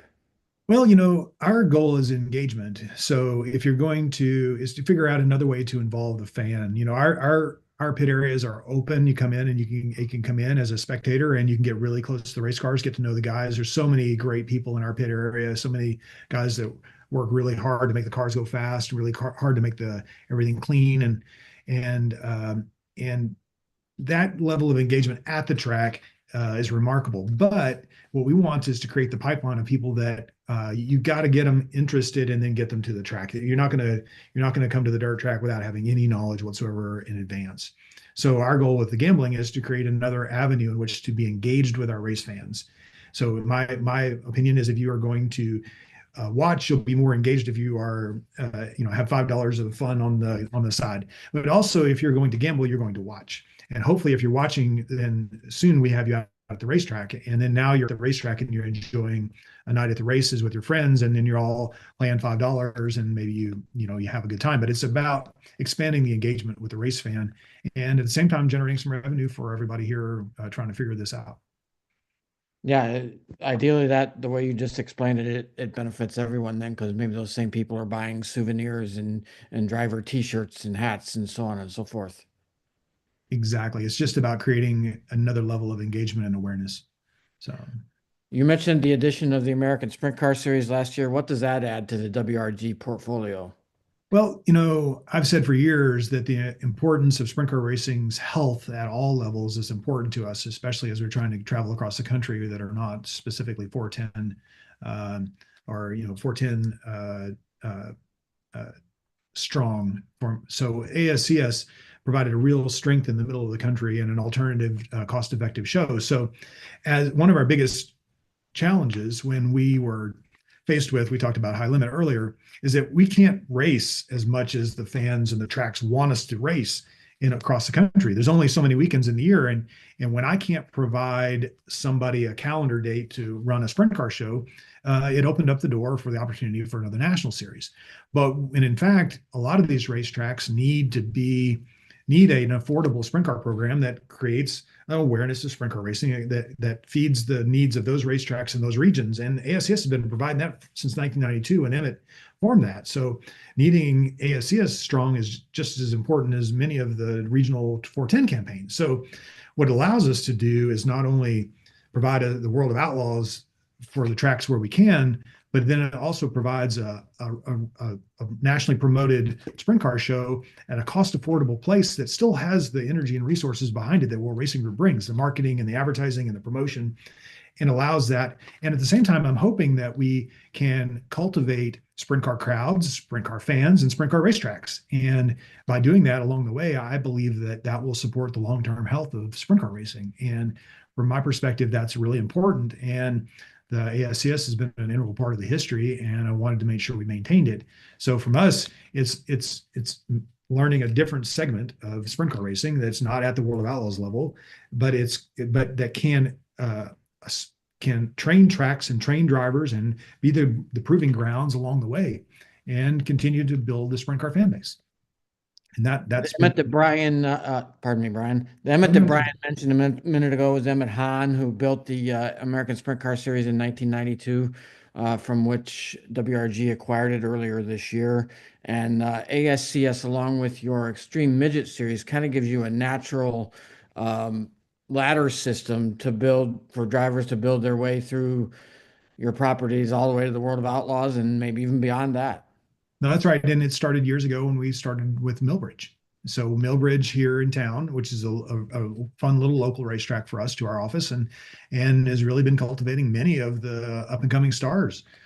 So we're going to have effectively a fully documented, videoed history of the driving for some of these kids that are going to be superstars someday and already are creating that brand. So we will have had them documented and had them promoted from their beginning of their career when they were youngsters barely walking to get in their race car out of Millbridge. So it's definitely a part of the long-term strategy of creating that pipeline of racers that can compete and grow and then take the sport to the level they want to. If they want to, whatever level, I hope to manage them to whatever peak they can and enjoy themselves along the way. Beyond those series, World Racing Group also has the Dirt Car Series, which includes crate late models, modifieds, hobby stocks, all sorts of different divisions. Approximately how many racers participate on that level, and how do you feel the health of grassroots racing is in the weekly divisions? Well, there are several thousand, just short of 10, I think, that compete at all those racetracks at all those levels. And to generalize it it's really difficult to generalize the state of motorsports because some areas and pockets are struggling and some are doing really fine. And it depends upon how much, the ability for promoters to be successful, the strength of a particular class, how many different offerings there are. There's so many things that affect it. Generally, I believe that the destination large scale events, the truly corner pieces of our sport, are doing really, really well and are creating awareness and excitement and energy that are truly showing a real growth trajectory for a long time now. But I cannot say that about every bit and corner, nook and cranny of all of dirt car racing, because some of the places are truly struggling, and some of them are either economically driven or environmentally driven, meaning that they're fighting the city or fighting code ordinances, or just candidly into a marketplace that's just not supporting the dirt racing anymore. And those are hard. I know that that's a difficult place to be, but the strength of dirt, our consistency in our rule package, the growth of at this premier levels, the stability in the midterm. But these cars are also going to transition. The super late model, you can't say as the strength of super late model has grown on the national and regional touring, it's surely come from somewhere, and that's going to come a lot from the weekly super late model program. So unless you have a really strong weekly super late model program, you're probably going to struggle. Same thing happening, and those happen as you transition, especially as the crate cars mature. The big mod car, the UMP modifieds are going to be replaced by the crate mods or the pro mods for us. And the super late models are going to get replaced weekly by a crate late model program instead. And those are all healthy, but it's not the same everywhere. And you have to be really careful how you manage it. And that's one of the things I pride in World Racing Group is when we have an event at a track, we're not only looking at it for one of those big events, but how do we continue to support that when we leave? And that's a lot of the reason why we have a support class of the local heroes run with us. I know we get a lot of grief. You run support classes. We do our best to only run one. The sprint cars only run one, but it generally is more helpful. It may cost us 30 minutes in the program, but if we run it carefully and we try to do that every night, we showcase some of the local fans. We maybe have a chance to bring those fans out for some other show other than the World of Outlaws. And to me, supporting weekly sanctioning and all the other classes, that's important. So we have to do it the right way, so we make sure we don't lose the entertainment value. But I think that's really important as we look at a holistic view of not only the national touring series, but how dirt racing is affecting places around the country on an annual basis. So many of the tracks operate independently, and they need to be healthy in order to host the World of Outlaws or USAC or whatever series it may be.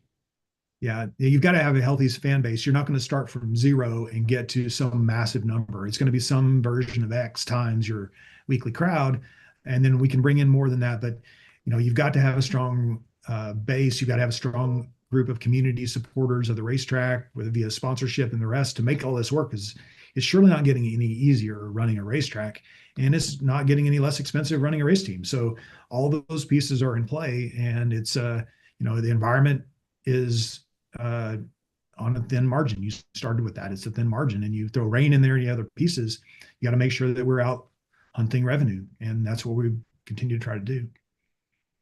The World of Outlaws late model and sprint car schedules were released several weeks ago. Are there any particular events that you're looking forward to more than any others, or anything newer that the folks on the call here today should learn about? Well, check out our calendars. They're all on worldofoutlaws.com. They're consolidated. You can pick one, you buy all your tickets, all those pieces. The good thing about our calendar is that, we have such a great group of racetracks that we go to year after year. We mix in a couple handfuls of new tracks and shuffle a couple of them every other year just to make sure that the marketplace isn't diluted. I'm excited about getting back into Canada.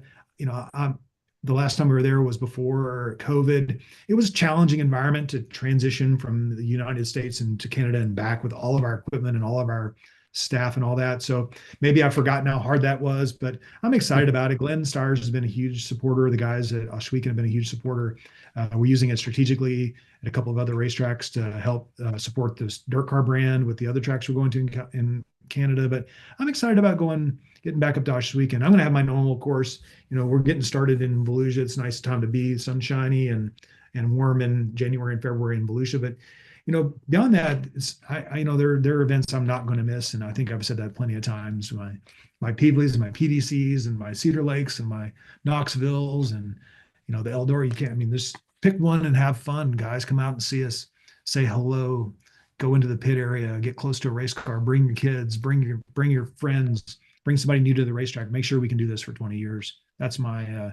I'm just excited to get back out there and go racing. We just stopped 2 weeks ago. We just got all of our calendars announced, which is earlier than we ever have. And I'm seeing all the budget line items come through and buying trophies for next year already. So late model start in mid-January at Volusia, sprint cars in early February at Volusia. Should we expect anything new in terms of rules changes or anything along those lines before that time? No, we've got a couple things to button up with some SFI things on the sprint car side. We've got some nice safety pieces coming for the bladders. I know that we've seen a few more bladder fires or fuel fires. So we're addressing that with some SFI requirements, and the manufacturers have been supportive of providing us some different products. Not a lot of changes. Our strength has come from keeping the rule book pretty similar. Not making radical changes. I have no interest. We've announced our changes on the sprint car side. Late model program, still working on fine tuning that. Steve and my guys are way better at that on the technical side. Again, I've been working on fast channels and betting and dirt vision platforms. But on the late model side, we're going to continue to work on the bodies. We're going to continue to work on the aero in these cars, continue to straighten them out, and try to get this stuff in where we can race a little better. Again, it's all about entertaining race fans. So how do we do that without breaking the race or by changing the rules every year? And that's the long-term piece, is how do you continue to make the changes to make the entertaining without manufacturing competition, and how do you not break the bank every time you make a rule change? 15 years ago, did you envision all the things we have now with dirt vision and gambling and the technologies that allow you to do things a lot easier than you used to be able to do? I had no idea. I don't think anybody had any idea. We bought Dirt Vision as part of the program when we bought Dirt Motorsports from Glenn Donnelly back in 2003 and 4. And Dirt Vision was the production company that produced This Week on Dirt and provided some streaming from Weed Sport. So the idea of what Dirt Vision has become is I don't think I could have ever contemplated. It's only full-time streaming in 2018. So we got a couple years run, 17, 18. We really had the platform working well. It wasn't really until COVID that figured out, okay, we need to really have this thing hammered out.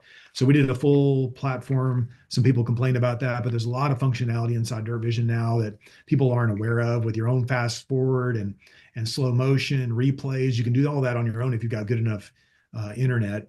But there's so many things that Dirt Vision allows us to do. Again, we can archive and review everything. We can pull things for video official reviews if we needed to in the tower. We're playing it back at the racetrack through the video boards that we bring with us on all of our series.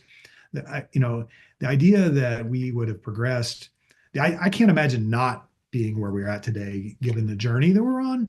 But I can't tell you how excited I am about what's next, because I don't know. We're positioning ourselves for fast channel and video and in-app interactions. So you can pick your driver on the screen in Dirt Vision. You can do different pieces. There's so many different ways in which we're going to engage with the race fan with the new digital world coming, that, again, we're doing this at the dirt track. So those are the pieces. I can't tell you. I'm excited about all the opportunities, and we just got to grab them and go. And they're available to us and our fans, and the fan base continues to grow and continues to engage. And now we're showing everything live on our own TV network, and it's been a heck of a ride. And again, we're positioned for what's next. Tell me what's next. Let's sign this up and let's go. Incredible. The journey has been really something since you guys took over the World of Outlaws, and the growth of dirt racing in general just continues. I see Francis and Judy back, so that marks the end of our session. Thanks again, Brian. Appreciate it. No, thank you, Brian. Yes, I think Brian's been with us for 5 years now. I have been. It's been a pleasure to talk to you guys. A pleasure to share kind of what we're looking at going forward. The digital engagement pieces that you guys have created has been extraordinary, and we're trying to keep up with everybody. It's fun to see, like we talked about, the distribution on fast channels, the distribution on Dirt Vision, the distribution on social. All of this is such a fast pace and keeping up with it. And you guys had the foresight to start this 5 years ago, and I've been proud to be a part of it every year. Thank you, Brian, and you do such a magnificent job. So thank you, and we'll see you next week. So thank you very much. Stay with us. We're going to run a short video for more sponsors, and we will be right back with you. Scott Lewis and Associates, the sales, marketing, and branding specialist for the automotive performance industry since 1988. We get our manufacturers on track by opening an extensive distribution network, providing product training to sales staff, creating fully integrated sales and marketing strategies, building successful industry partnerships, attending trade shows, events, and races, offering first-class support to customers. SLAI delivers solutions that win you sales. To get in touch with an SLAI representative, call 516-378-6100. Go to scottlewisinc.com or email info@scottlewisinc.com. With roots in the Midwest that date back well before the Model T, Fifth Third Bank has a long history of serving the needs of automotive companies. While much has changed over the years, our passion for helping businesses put cars on the road and on the track has not. Today, we are more committed than ever as a member of SEMA, a founding member of PRI, and a sponsor of multiple race teams across several racing series. For over a decade, Fifth Third Bank has been a staunch supporter of our industry and a great partner for many companies in the motorsports field. Our business has been growing extremely fast, and really we could not be where we are today without Fifth Third. They provided amazing strategic advice, the capital we need to support our phases of growth. They are true partners for me now, and what they do with their involvement in motorsports is untouched in this community. Where can we take your business? Fifth Third Bank. You work as hard as your truck, and you have no time for downtime. That's why more truck owners trust Blue Def, America's #1 diesel exhaust fluid brand. Each batch is guaranteed pure, so you can avoid costly repairs caused by inferior DEF. Demand America's best for your truck. Blue Def and Blue Def Platinum. Put trust in your truck. Thank you, and welcome back to day 3 of Race Industry Week 2024. We are going to, Jeff Hammond is already here with us, and welcome back, Jeff. Look, you had fun today with Powerboat, right? We've learned a lot. Again, it's been a fast and furious day so far, and we're going to finish strong here this afternoon with some, I think, more unique ways to put power down on a racetrack. Diesel drag. Yes. So we have 3 more sessions. We're going to be talking diesel motorsport, then we're going to be talking demo, and then we're going to have the one and only Linda Vaughn, who is going to close the day. So Ron Nock is with us. He has 2 guests with him. Good afternoon, Ron. Can you hear us? There you are. There he is. Thank you for joining us again, Ron. Yeah, I'd love to be here. Jeff, on to you. All right, thank you. Good afternoon, Ron. It's good to see your face. Got a chance to talk to you a little earlier today, and looks like Chris has made it. How you doing, sir? Good. How are you? I'm doing quite well. Really appreciate you taking time out of your busy afternoon to chat with us a little here on our Race Week Industry seminar and webinar. There we are. Yeah. There's everybody Vince. Here, Vince. This you? That's hey, Vince. how are you doing? Good. Good to see you, gentlemen. Well, Ron, like we said, we talked a little earlier, and I'm just going to kind of like turn it over to you guys to talk shop here because, as I told you earlier, I know that you can take a diesel and you can make it spin the rear wheels. And then you guys have told me not only can we make it spin the rear wheels, we can make it hook up and go fast. That's right. Well, we've been starting 2025. We'll be going into our 18th year of doing this. So we've been at a lot of tracks, a lot of states, a lot of locations. The reason I invited Vince and Chris here with me today is they've been with us many years as some of our top drag racers. And one of the issues that's come up here, not only locally, but I think in every city across the nation, is street racing, and the kids are racing on the streets of every city. I'm in Kansas City, and they've even passed a local ordinance on it to stop it and arrest whoever's there. And I want to bring these guys on because they've been in our street truck divisions. And I want the kids to bring their trucks to the tracks and let's race legally. And I can tell you some of the objections I've heard from the young people. We have 18 to 30-year-olds easily at the track every time we hold an event.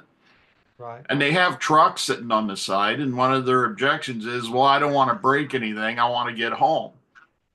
Well, I can tell you for a fact that in an 8th mile racing, most of these street trucks are anywhere from probably 400 to 700 horse.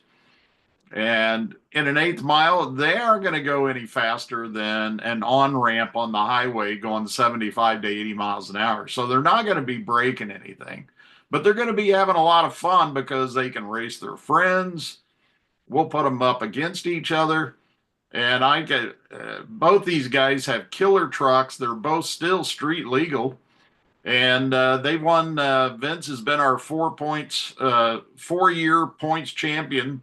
And Chris has had 4 street truck championships easily in the time he's raced. Chris has been racing with us since about 2007. And I think Vince has been racing with us since what, 2012, somewhere around there, Vince? I started in 07. 07, okay. But, you know, they've been around for years. We've had a lot of fun. And I want these guys to kind of tell these young people what to expect with their trucks. It's no big secret. It's you can race estimated time bracket racing or an index racing on an 8th mile, that's 770, or you can go heads up. And a lot of guys go, hey, my truck's not fast enough for heads up. But as these guys can tell you, hey, it's who's ever last after 4 rounds. Your truck may not be fast on the first round, but come 4th round, you may be the fastest truck. Isn't that right, guys? Most definitely. I mean, Chris, why don't you tell them some of the races you've been in with us? Very true. You've been around, and tell them kind of quickly what your truck is. My truck is a Duramax powered 70 Chevy. We call it Orange Crush. It's 2-wheel drive, which is not as common as most of the trucks are 4-wheel drives. So I've been all over the country racing with the diesel organizations. We always have a good time. Ron's races are always very family orientated. So they're just safe and fun. Well, Chris, Vince, why don't you tell them racing at? Where are you guys racing at? You know, when you say you've been all over the country, let the folks that are watching right here, you know, that may be interested in maybe joining you. Where all do you race? Well, this year we'll be racing in Missouri, Iowa, Indiana, Pennsylvania, and we're still looking at a couple of locations, probably in Alabama and Ohio. So kind of in the farm belts this year. We have gone down to Texas. We've gone down to Florida. We've gone out west. It just depends on what year and what locations, but those are the locations for this year. And it mainly circles right now around the farm belts, anywhere from Kansas all the way over to the state of New York, because that's where the trucks are at. Hey, Vince, why don't you tell them a little bit about your truck? Well, my truck's an 07 GMC 2500 HD, and it's all street legal. Makes it right around 1200 horsepower, and it gets right with it. You know. But yours is a 4-wheel drive, right, Vince? Twin turbo, dual fuel, address pickup. And it's 4-wheel drive, yes. And I race it all in 4-wheel drive all the way down the track. Okay. So guys, when you're, for those who have drag raced in other series, what do you guys do different as far as getting your stuff ready to run and like say making it, where you talk about making multiple runs, 4, 5, 6 passes, in a day or the weekend. I don't know how y'all break that out. Do you have like preliminaries, like on Saturday and finals on Sunday? How does that work?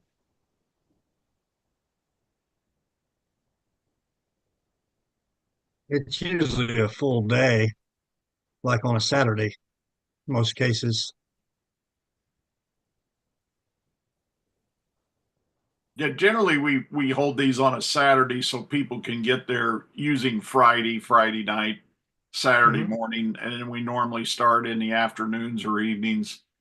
And then that way we end up during the day because they need Sunday to get back to their state so they can easily get to work on Monday.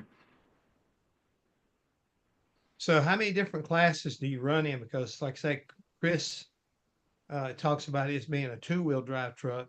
Vince says he's got a 4-wheel drive. Do y'all run heads up against each other? Is it bracket racing? I mean, how does that work? Well, we actually run ET racing, which is estimated time, and any 2-wheel drive, 4-wheel drive can run in those. And that's just estimated time bracket racing.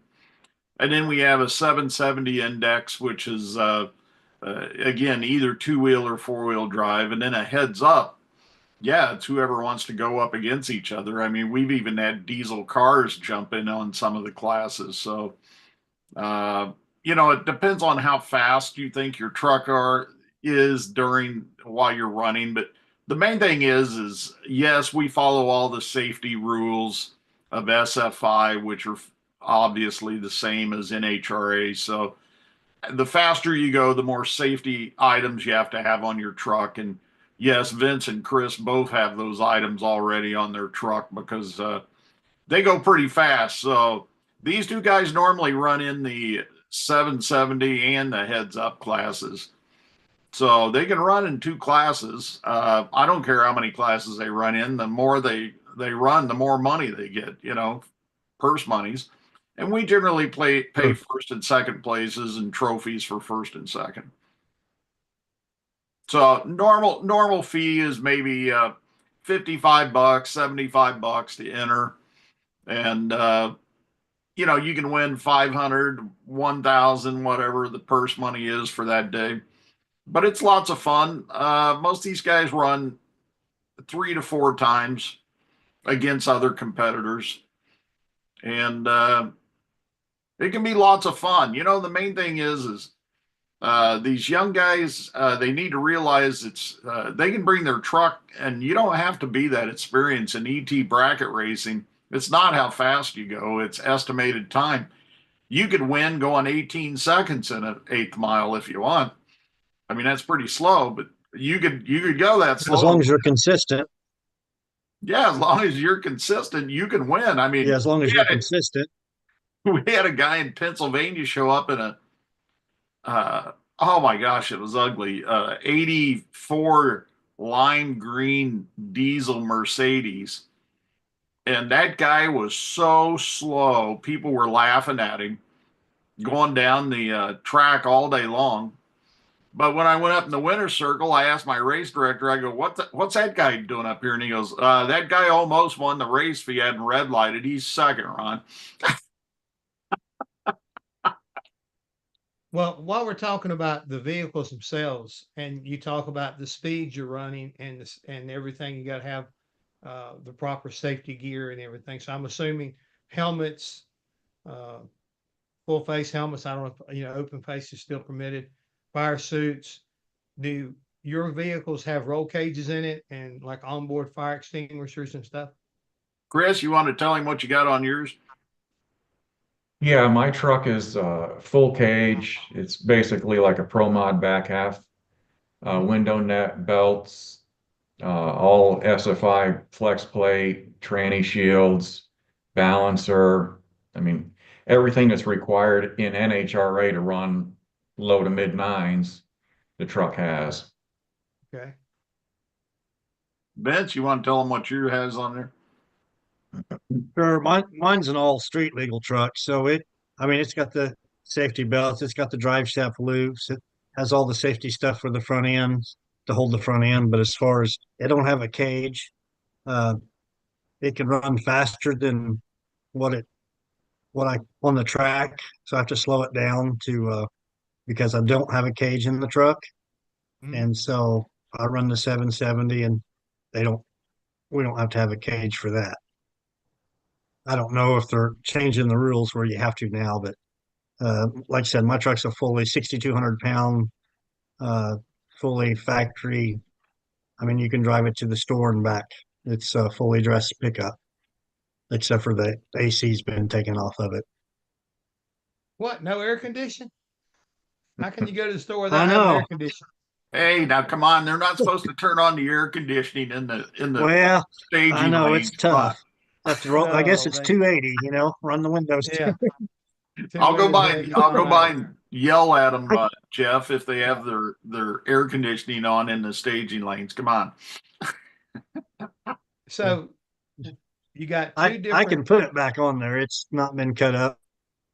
Oh, okay. So you're not quite that doggone, I guess you might say, dumb. You didn't lose it. You just put it over to try to save a little bit of power, make a little more power the other way.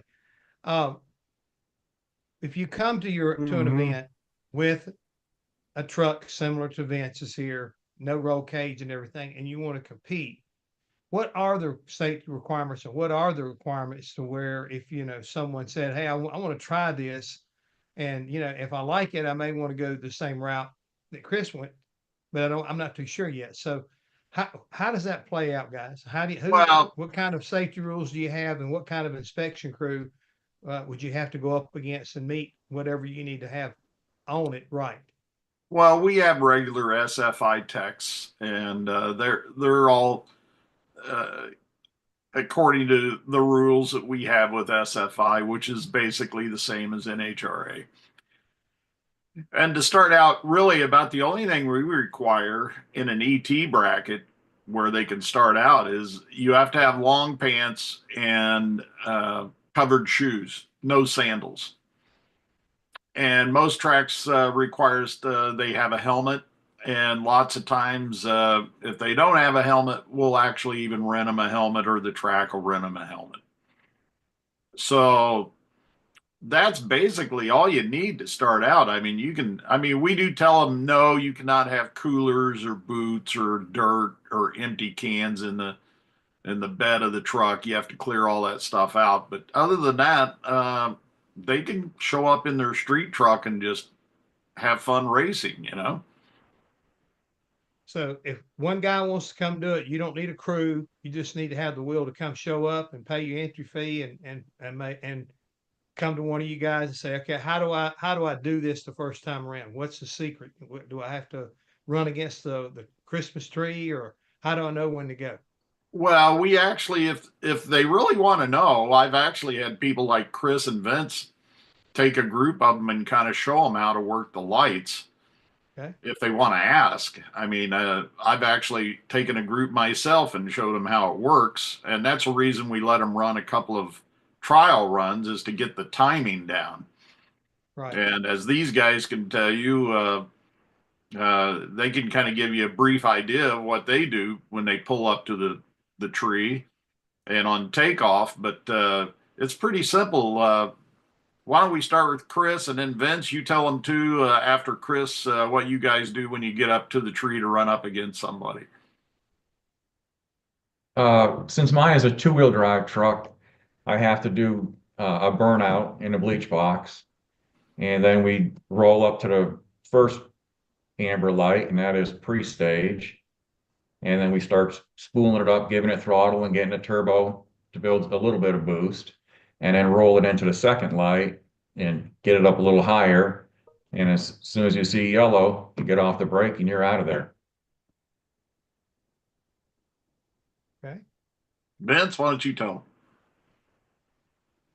Yeah, I mean, the biggest thing is courtesy stage for people, especially the young kids that come in and work. And I've helped several of them, kids to show them how to run the lights and how to stage and how to pre-stage and everything, and always be courteous to the other racer.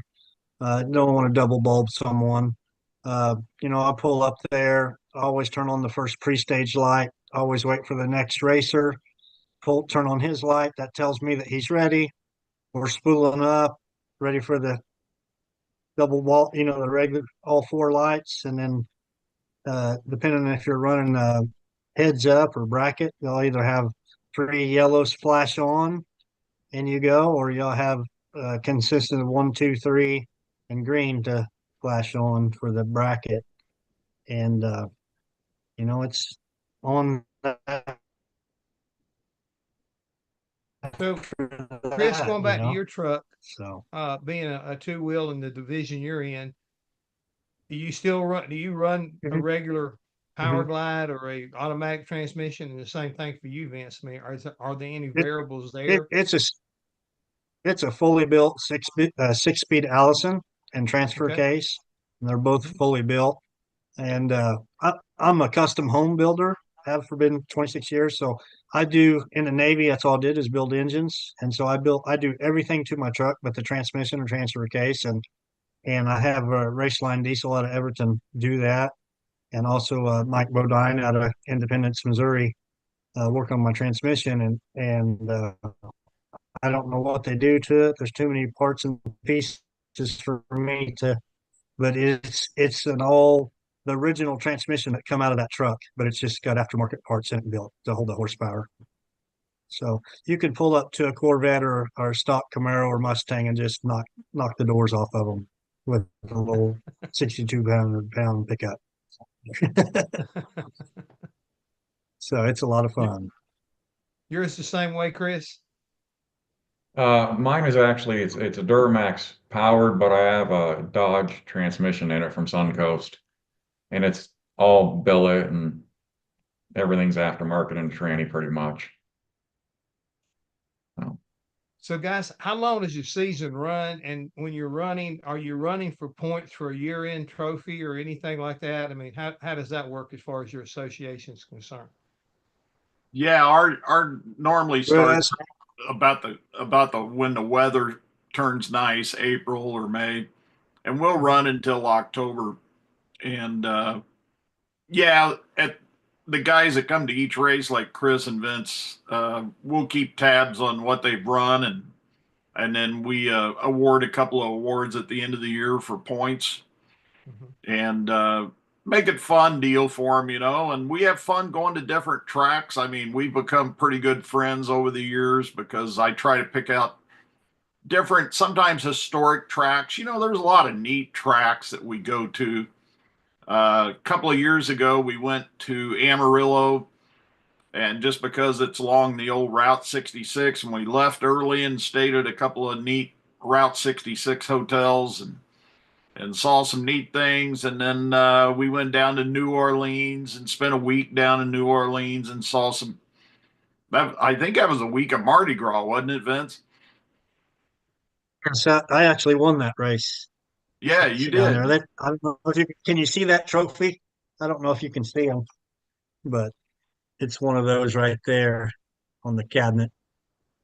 We actually ran that down at the NASCAR track down in New Orleans. We ran it on their front strip. Congratulations. But yeah, I mean, we went down and took the crew down to downtown to the Mardi Gras street and had some fun. And then this last year we went up, every year we always go to one of our big races is in New Media Dragway in Pennsylvania, which is about an hour and a half north of Philly. And Chris went to that one, and it's always it's on top of the Pocono Mountains. And that is one of the few locations where we hold drag racing and sled bowling going on at the very same time right next to each other. They're not within 50 feet of each other, side by side. So people can watch drag racing go down the track, and at the same time, they can watch 300-foot sled pulling going on at the same time. Okay, you've opened another door here, so I got to have a question here that tells me, do you have to have separate trucks to be able to do that? You know, if you're running a street truck, not necessarily, but if you're running for any kind of speed, yes. I don't think Chris would want to take his truck sled pulling. Most definitely not. They're built different. Two-wheel drive doesn't compete very well against four-wheel drive. Well, even four-wheel drive, they're just built different. Yeah. The guys in sled pulling block the suspensions and take out a lot of the steering and reinforce it. And they're just built different. That's why when people go on about you got to realize out of our 4 to 5 classes for racing and pulling, over 4 of them are trailered in. So there's 1 class for street trucks and sled pulling and 1 class in drag racing. And the rest are pretty well trailered in. So, yeah, you could do the low end classes and have the same truck, and a lot of people have. So it's a little hard if they're running at the same time, though. You sure would be jumping back and forth. That's for sure. Keep you hopping for sure. I got an idea. I think we need to get something lined up for Francis to be able to come to one of your events, because I'd love to see him drive something like a 4-wheel drive diesel truck and see what he feels like when all 4 tires are driving and getting on down through there about 80, 90 miles an hour. What? Don't get me started, Yes, Jeff. You might be surprised. Hey. Well, we could probably put him in with Vince, right, Vince? Definitely. Yeah, I'll put his head back to the window. There you go. Excellent. But thank you, Ron. As always, Ron has been a big supporter of this platform and everything we do. So we very much appreciate your support, Ron. And you're not only a supporter, but a friend and someone who has helped us build this platform from the ground up. And so we're very appreciative of everything you have done. And we wish you the absolute very best with your series. So please stay with us. We're going to be running a short video from our sponsors, and we will be right back with you.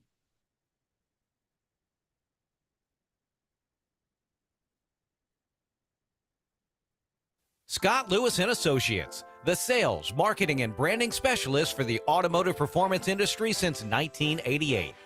We get our manufacturers on track by opening an extensive distribution network, providing product training to sales staff, creating fully integrated sales and marketing strategies, building successful industry partnerships, attending trade shows, events, and races, offering first-class support to customers. SLAI delivers solutions that win you sales. To get in touch with an SLAI representative, call 516-378-6100.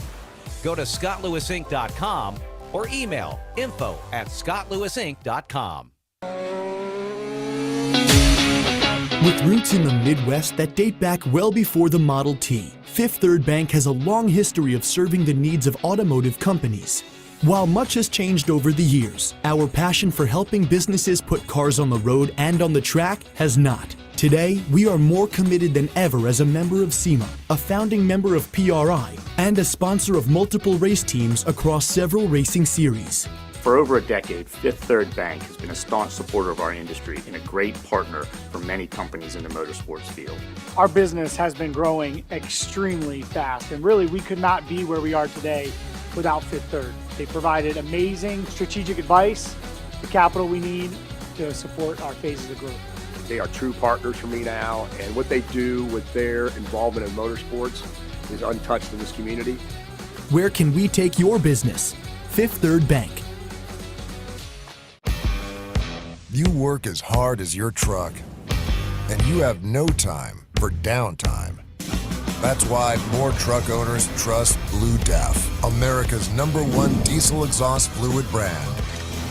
Each batch is guaranteed pure, so you can avoid costly repairs caused by inferior DEF. Demand America's best for your truck. Blue DEF and Blue DEF Platinum. Put trust in your truck. ePart Trade is a digital platform that we've created basically to make life easier in the business community of auto racing. ePart Trade, there is no e-commerce. It's literally a connection just like at a trade show. So now, any time of the year, a buyer could reach out to a supplier. When you see a product that you're interested in, all you need to do is click on request more information, and then from there it is forwarded directly to the buyer or to the supplier. ePart Trade really eliminates having to travel, closing down your shop. Now you have a place to showcase globally your racing product and technology.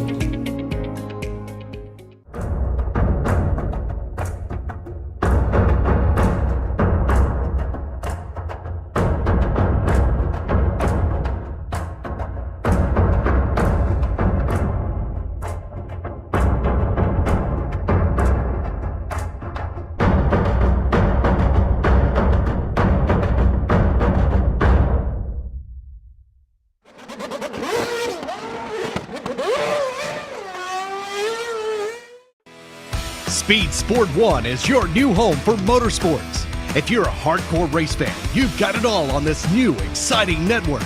It doesn't matter if it's on land or water, 2 wheels or 4, asphalt or dirt. It's all free at speedsport1.com. You can also take it on the go with the Speed Sport 1 app. Download it today. This is Speed Sport 1, the live racing network. Thank you and welcome back to Race Industry Week 2024. Big thank you to our friend at Speed Sport for putting us on television with Speed Sport 1. And of course, a big thank you to our friend at Racer and to our wonderful hosts and sponsors who make this week possible. So again, if you would like to check the schedule or the list of the speakers, please visit epartrade.com. You'll have all the information in there. And Jeff, we have another session. We're going to talk demo. And then after that, we're going to be bringing the one and only and the super wonderful extra superstar, the one and only Linda Vaughn, right, Judy? That's right. She might have just walked in my house. She'll be on right after. Oh, interesting, interesting. So, Jeff, again, thank you for all your sessions today and, yesterday and the day before, and we have another busy day tomorrow. Anything that struck you in the last 3 days?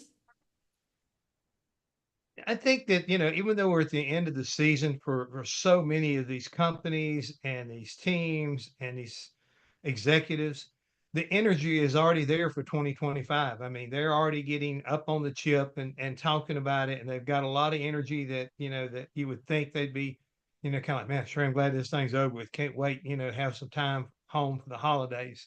Everybody's thinking about, their first race, their big events that are coming up after the first of the year. So I think it shows that the industry as a whole is healthy.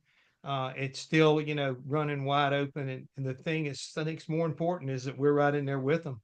And the opportunities that, ePart Trade along with racer.com and Speed Sport are, presenting right now are a big plus. And fortunately, we're getting ready to be joined here.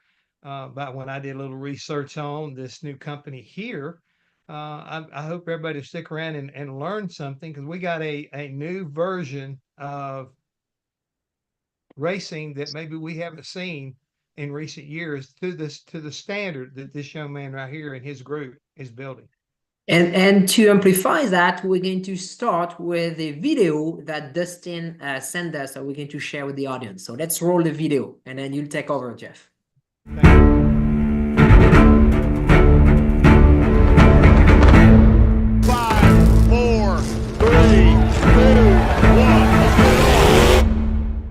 What are we here for? Well, we're here to win the Derby, of course. This has been a motorsport that has been built on the backs of the average Joe. The caliber of drivers here is unbelievable. It's just a different level. Every one of those cars out there is capable of winning. The amount of people that we have involved from top to bottom is bigger than any other motorsport out there. It's not what they think it is. The talent is just off the chart. It's a whole different ball game. Underway with the King class. If you want to whine and cry, come up and tell me straight up. Yeah. It's the fuck off. What my place is, inspect your car. Fair shake, get your car and hello. The big three with JT, Chad, and Pete, they felt the pressure. If I get beat, well, I got beat by Chad Markley or Pete Hansen. You know, if I win, I beat Pete Hansen or Chad Markley. I'll work all night if I have to. Down to the big three. Fuck yeah, baby!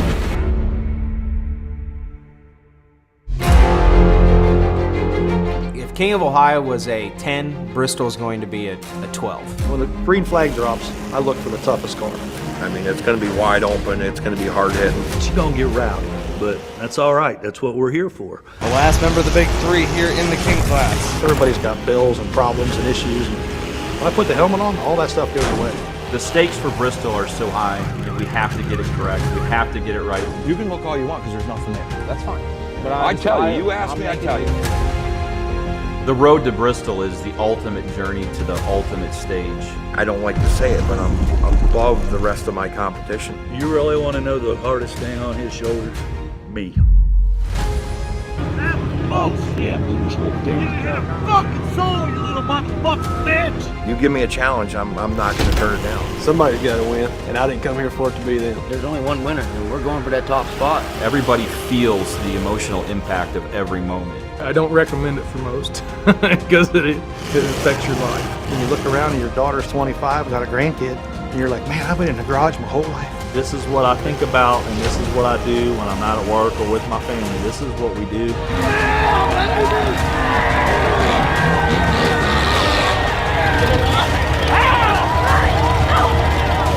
We don't do all this for just fun. The fun's been gone a long time ago, I think.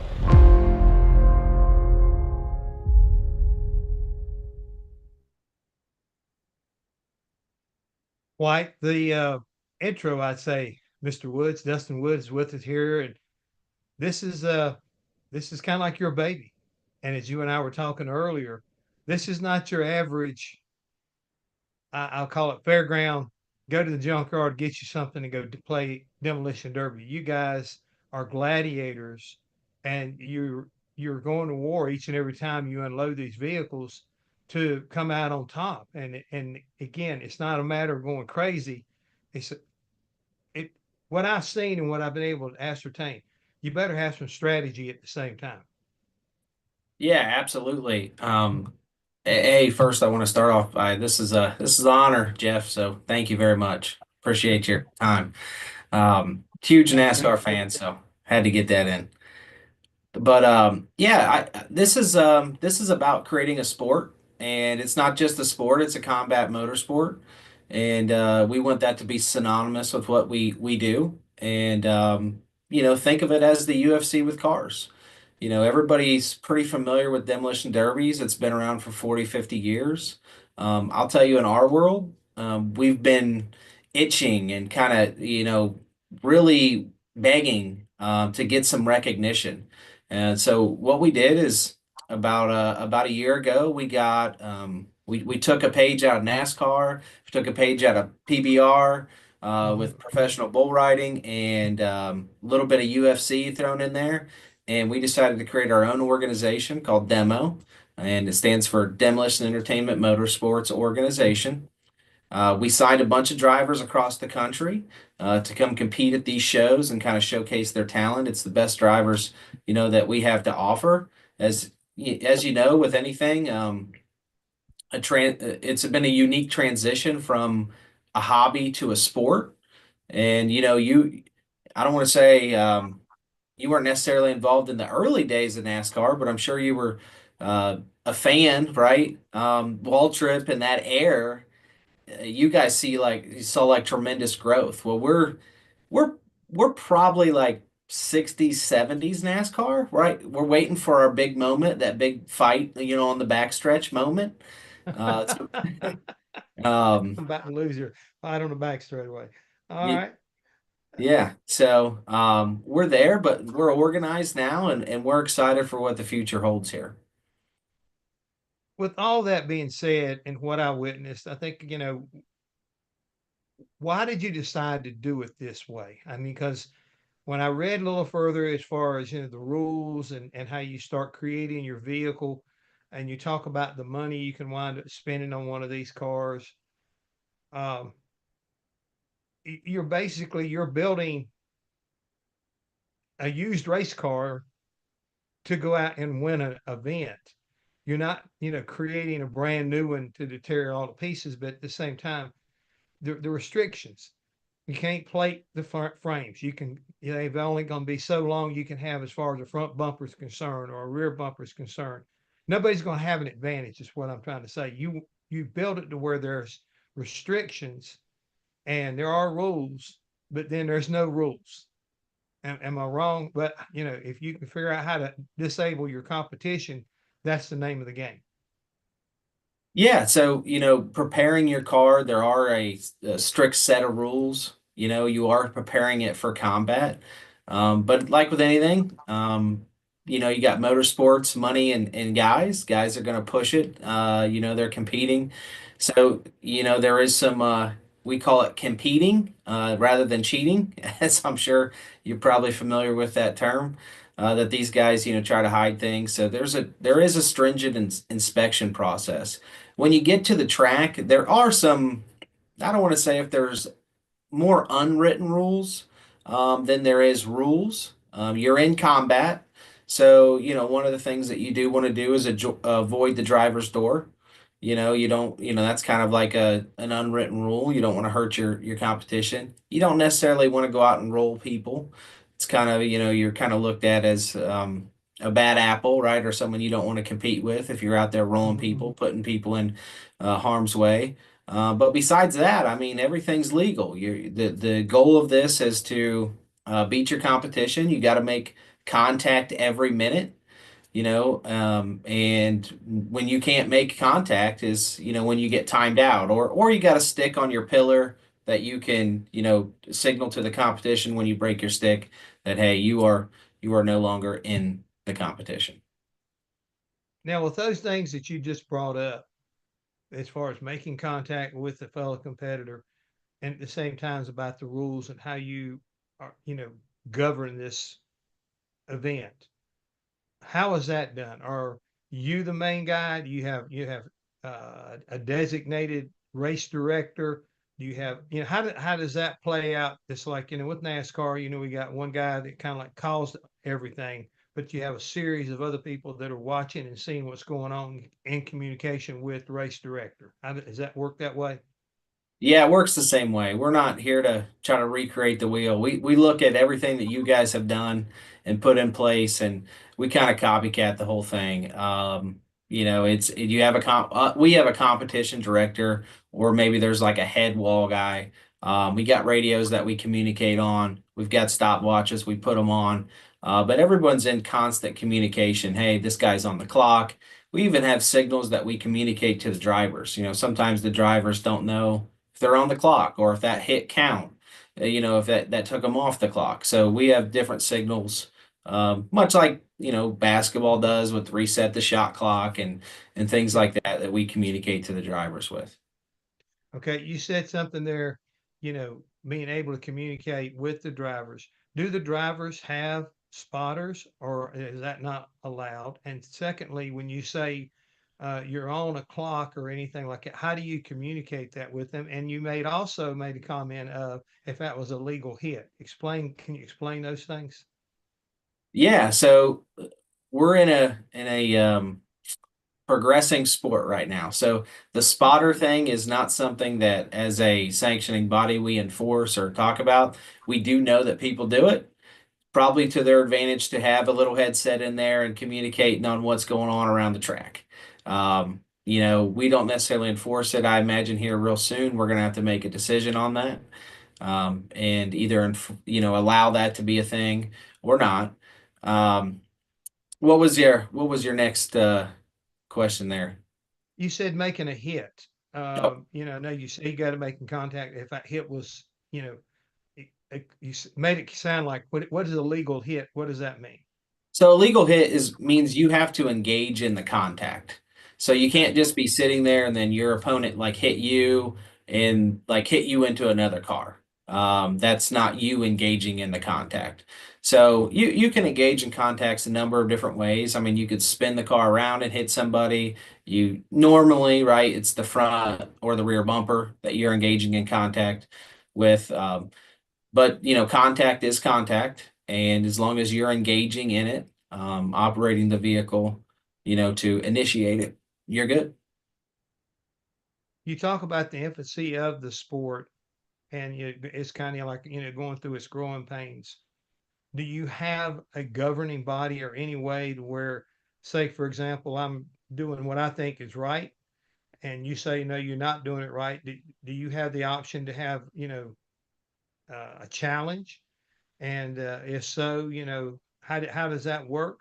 And again, if you don't have one, well, I mean, that's like a lot of places you go to the race. You run the race, and afterwards, you negotiate or you discuss, who's right, who's wrong, and you guys make the decision, the final decision. That's a very unique circumstance too. So at Bristol, as you saw with the video, we were able to run our first event under demo at Bristol Motor Speedway this past October. We had the opportunity to do some very unique things there, and we used our pay-per-view as well as Colossus to review a couple calls at the end of the Derby. Typically, that's going to be at the end of the Derby, the finishing call, the first, second place type deal, rather than throughout the Derby. But we were able to implement those things, and we're kind of at the forefront of being able to do those things, and we're pretty proud of it. I mean, I applaud you for taking your warriors and bringing them to the last great Coliseum when you talk about Bristol, because Bristol's one of my favorite racetracks. And, it just seems very apropos that if you're going to have an association like yours, that you would start there. And this would be, in my opinion, if you had an opportunity to come back and have your grand finale at a place like that, that would be a correct place to go. Not saying it's the only place you can go, but I just love anything that comes out of the Bristol environment. I mean, it's just so unique to itself.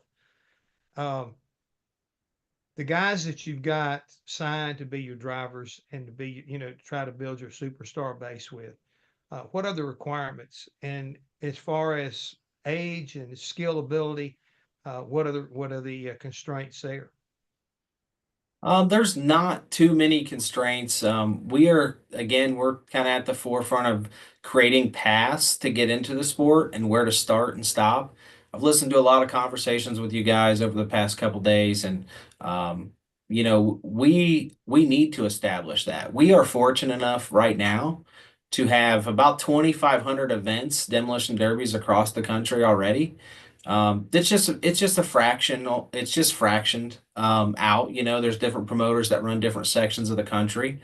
So there was really never been a true, hey, if you're going to get into the sport, you start at the county fair or you start, in this youth class. Youth classes have just become a thing, and it's really good for the sport.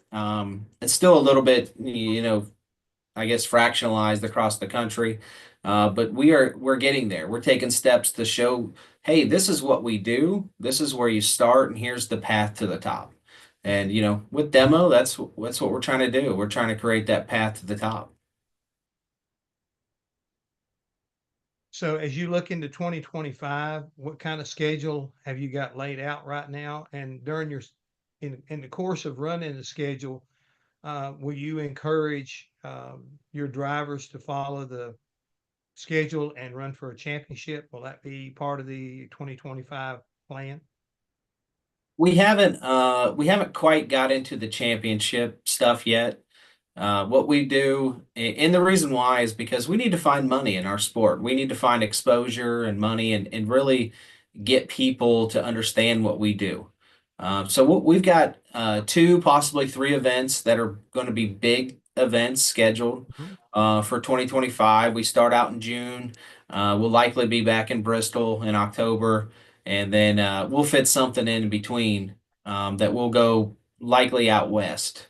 And but it's important to know that we're connected to almost all of these shows, these 2,500 shows across the nation. We got drivers, under demo that are from North Dakota to New York. We're all across the country, so these guys will compete in other shows. They won't just compete under ours.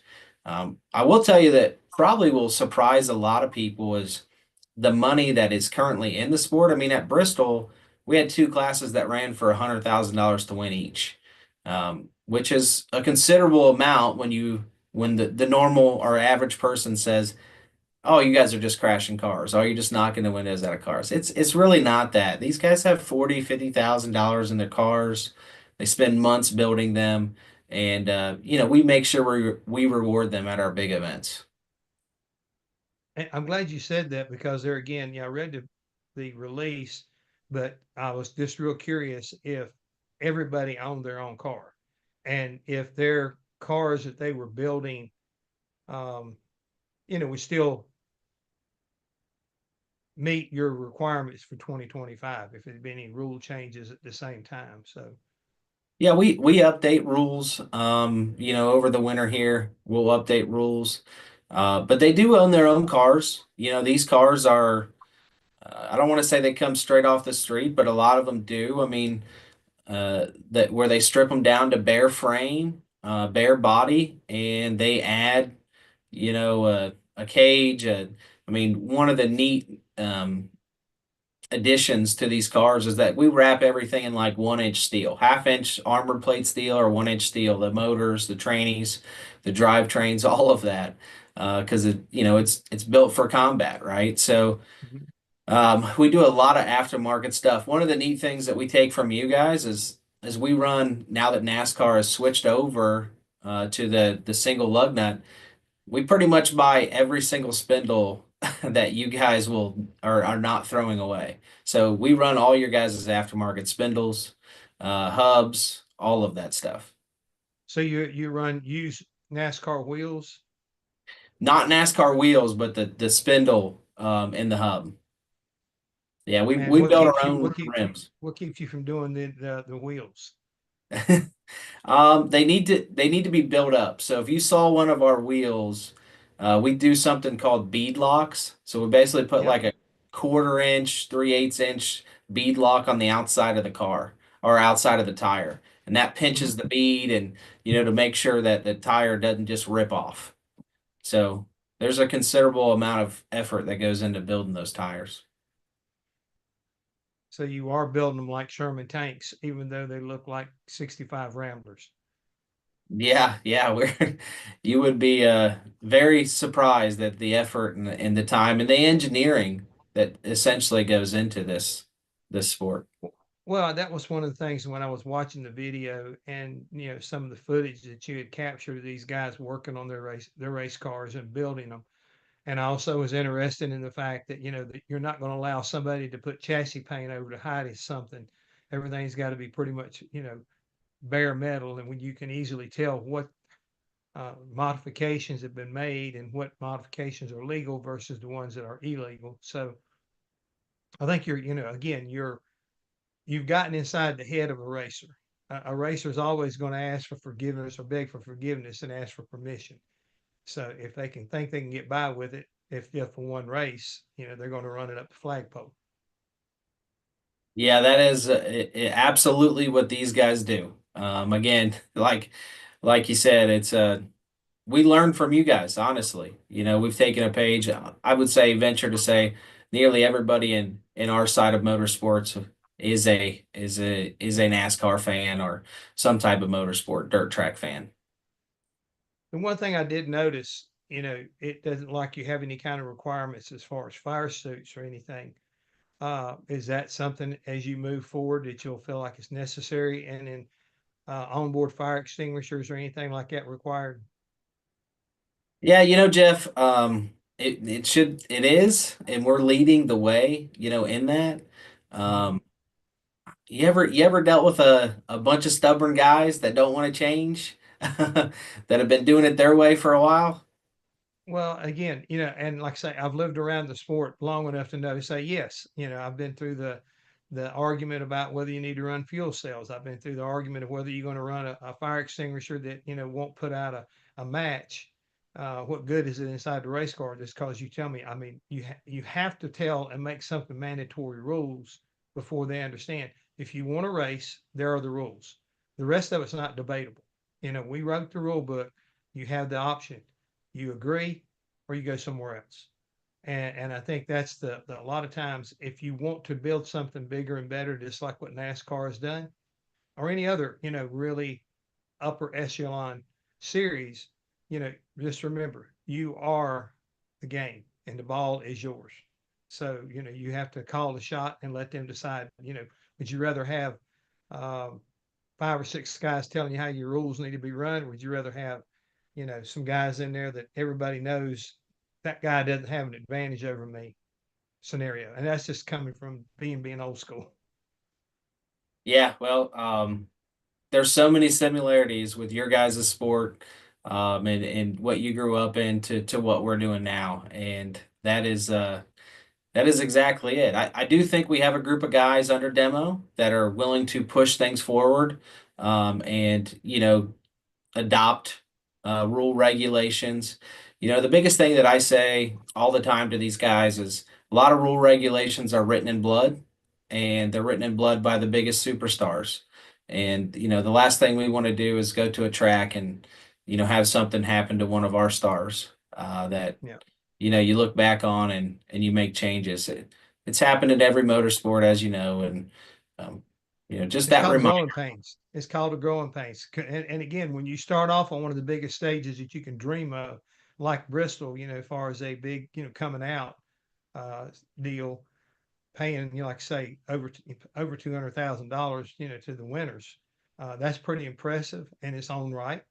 And I think it shows the rest of the world that you're serious about what you're wanting to do and accomplish. And I think there again, you tell me where you can go race for $100,000 any other place it's got a similar program like yours. I mean, I think again, that's when you take the step back and say, do you really want to argue about what we think is necessary to make our sport safe and competitive? That's the way I look at it. And the follow-up question on that would be, what do you have in the plans for the future? I mean, you talk about 2025 and you're working on stuff there. Does that include, streaming or recording any of your races? How are you going to handle that as you move out? And then what do you see the future in 5 and 10 years down the road for your association?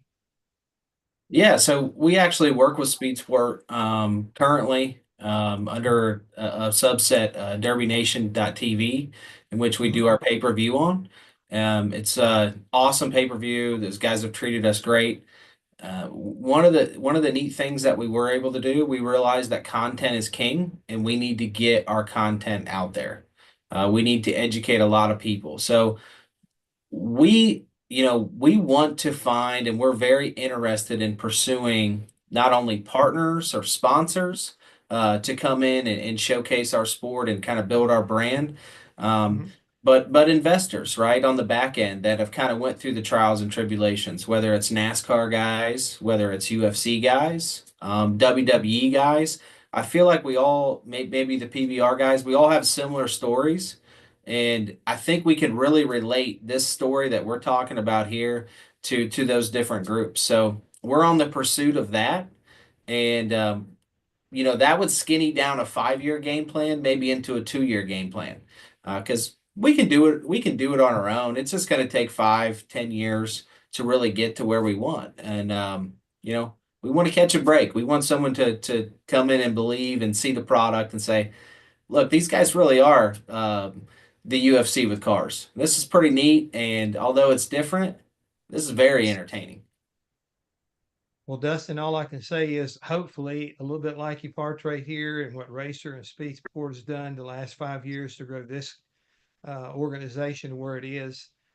Maybe this is your break here with us to let everybody know around the country that you guys have got a new game in town. And as I said earlier, it's very similar to a lot of other things, but it stands on its own 2 feet, a little different than everybody else's. Well, I appreciate your guys' time. I appreciate the platform. Real big fan, and just want to thank everybody for giving us the time.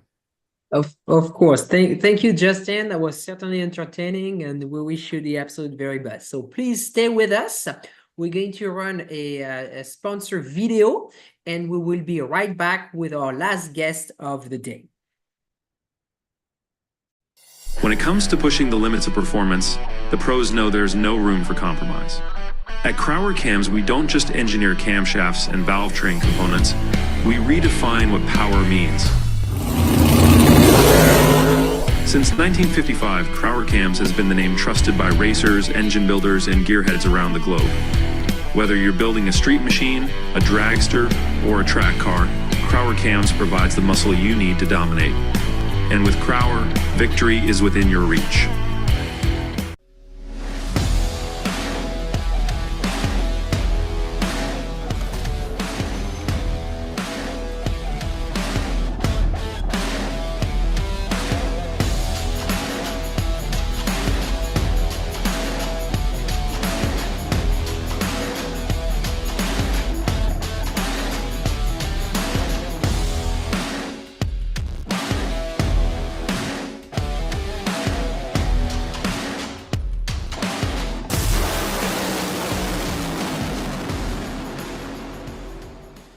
For over 25 years, Wisconsin-based C-Tech Manufacturing has been engineering and manufacturing the toughest, most accessible aluminum tool drawers, cabinets, carts, and tactical storage solutions for America's hardest working professionals. Whatever you need to store and however you need to store it, put your trust in C-Tech Manufacturing. We build it better. Visit our new website at ctechmanufacturing.com or give us a call at 715-355-8842. If you're watching this video, you might be wondering, what is WPC? WPC is a surface treatment designed to reduce friction and increase the strength of metal parts. As much as it might seem like a coating, WPC is actually a surface treatment. Think of it like shot painting, but the media is much finer, like talc. So what you're left with is a super hard, smooth surface that actually has some proprietary dry lubricants embedded within it. For more information, visit WPCtreatment.com. Thank you, and welcome back to the last session of day 3 of Race Industry Week 2024. So we're on for something very special, right, Mr. Gilly? Yes, we are. I always love having Linda Vaughn on here, the First Lady of Motorsports. And my gosh, what a great history and knowledge and all kinds of just fun things. And I can't think of a better way to end the day. Well, you're our command. I've got Linda right here. Let me get out of the way. Woo! Awesome. How nice. Thank you, Brad.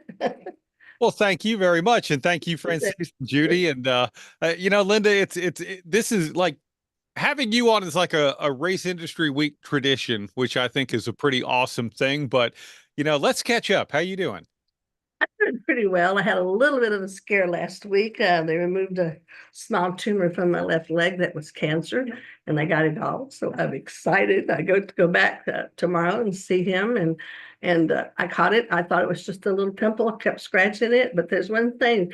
Sunbathing all the time, you definitely have to take care of those legs. So I'm doing really well. Yeah, you know what? And thank you for sharing that, because I don't know that a lot of us ever really consider or think about something like that, but that can become a pretty serious thing. So I think the more we get that out there, probably the more people realize that maybe they should go get we're at the tracks all the time. And, I try to do a lot of sunscreen and stuff, and being the blonde and fair, I used to get blistered all the time. So you have to kind of be careful. But, maybe we can come out with an additive. We call it Race Week or something that we could put on there. That's a good product. Maybe I can come up with it. I like that. See, this is the great thing about Race Industry Week, because, we put a lot of people together. We bring a lot of things out there. And what a week. You guys have been fabulous. course, I'm especially close to Tony Stewart. I went over for the baby shower, and I call him Baby Daddy, and her mama. And I said, "Am I going to be Aunt Linda, or am I going?" I ain't going to tell you what he said, but I love. I took him a little race uniform, all right, already, and I got a shirt made for all three of them already with the dragster on it. So I'm really into it. You think I had a baby all of a sudden, but I'm so proud of Tony and Leah and Dominic. I think it's wonderful. And it's another part of our family because, I'm married to this industry in sports. So that's another child. I hope he calls me Aunt Linda. I love that. And yes, baby Dom is just so beautiful. And look, I'm not picking on Tony Stewart when I ask this question, but I mean, who among us thought that we would be talking about Tony Stewart as a dad? And what a wonderful thing to see. It's from heaven. It's an angel. I mean, he really deserves it. I watched him since he was 4 years old. So, because he's like he's an angel himself and what he's done for the industry and sport, but going through all of his races. I mean, I was there for every one of his championship wins, and to get to see him be in love. I went to the wedding and now I'm a father. I just think it's fabulous because he deserves it. He really does. He's risked his life for a lot of us for so long, and now it's time for him to enjoy his life.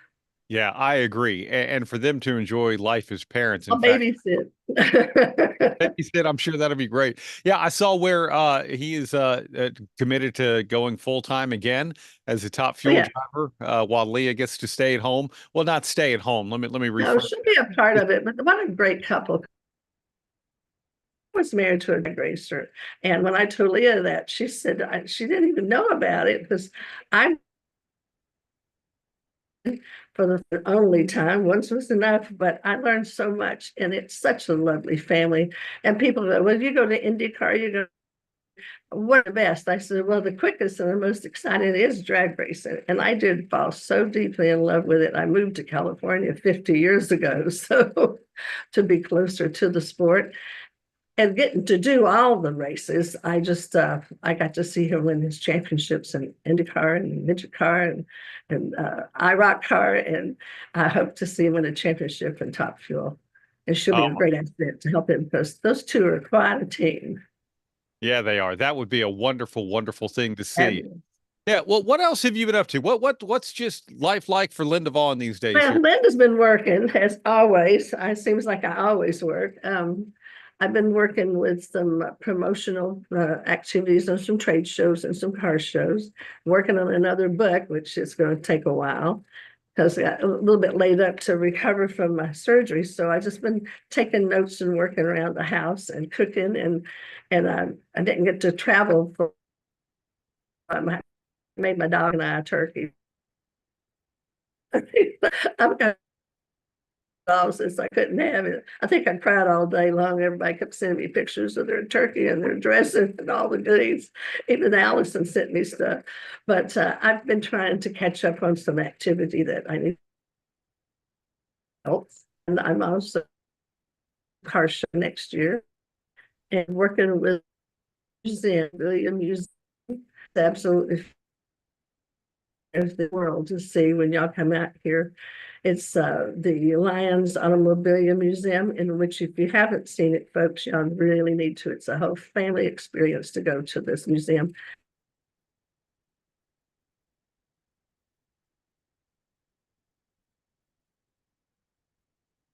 Oh, are you still with us, Linda? I'm not sure if I'm the one freezing up or if that's happening on your end. Brad, we can hear you. I think it's on Linda's part, so hopefully we can resolve that soon. But what a treat! We have Linda on every year. It's kind of fun, and she has so many great stories to share with us. And so let's see. I'm getting a signal from a producer is working with Linda, and hopefully we'll get her on anytime soon. So while we wait for Linda, Brad. Any thoughts about this week? I mean, we still have one day to go with another big lineup of speakers tomorrow, but we had a great session this morning with Jeff Dickerson. Yeah, that was really neat to just talk about how Spire Motorsports has gone from literally nothing and by accident became a team owner in NASCAR to now a three-car organization with so much depth and everything else they've got going on. You know, it was I had a great conversation today, Francis, with American Flat Track. They're going to be on with us here tomorrow, and you know, they're excited to be a part of ePart Trade. In fact, Cameron from American Flat Track was telling me, is like, man, as soon as like we showed up on this that we were going to be on it, I started getting a lot of text to me, emails like, oh my gosh, you're going to be a part of this.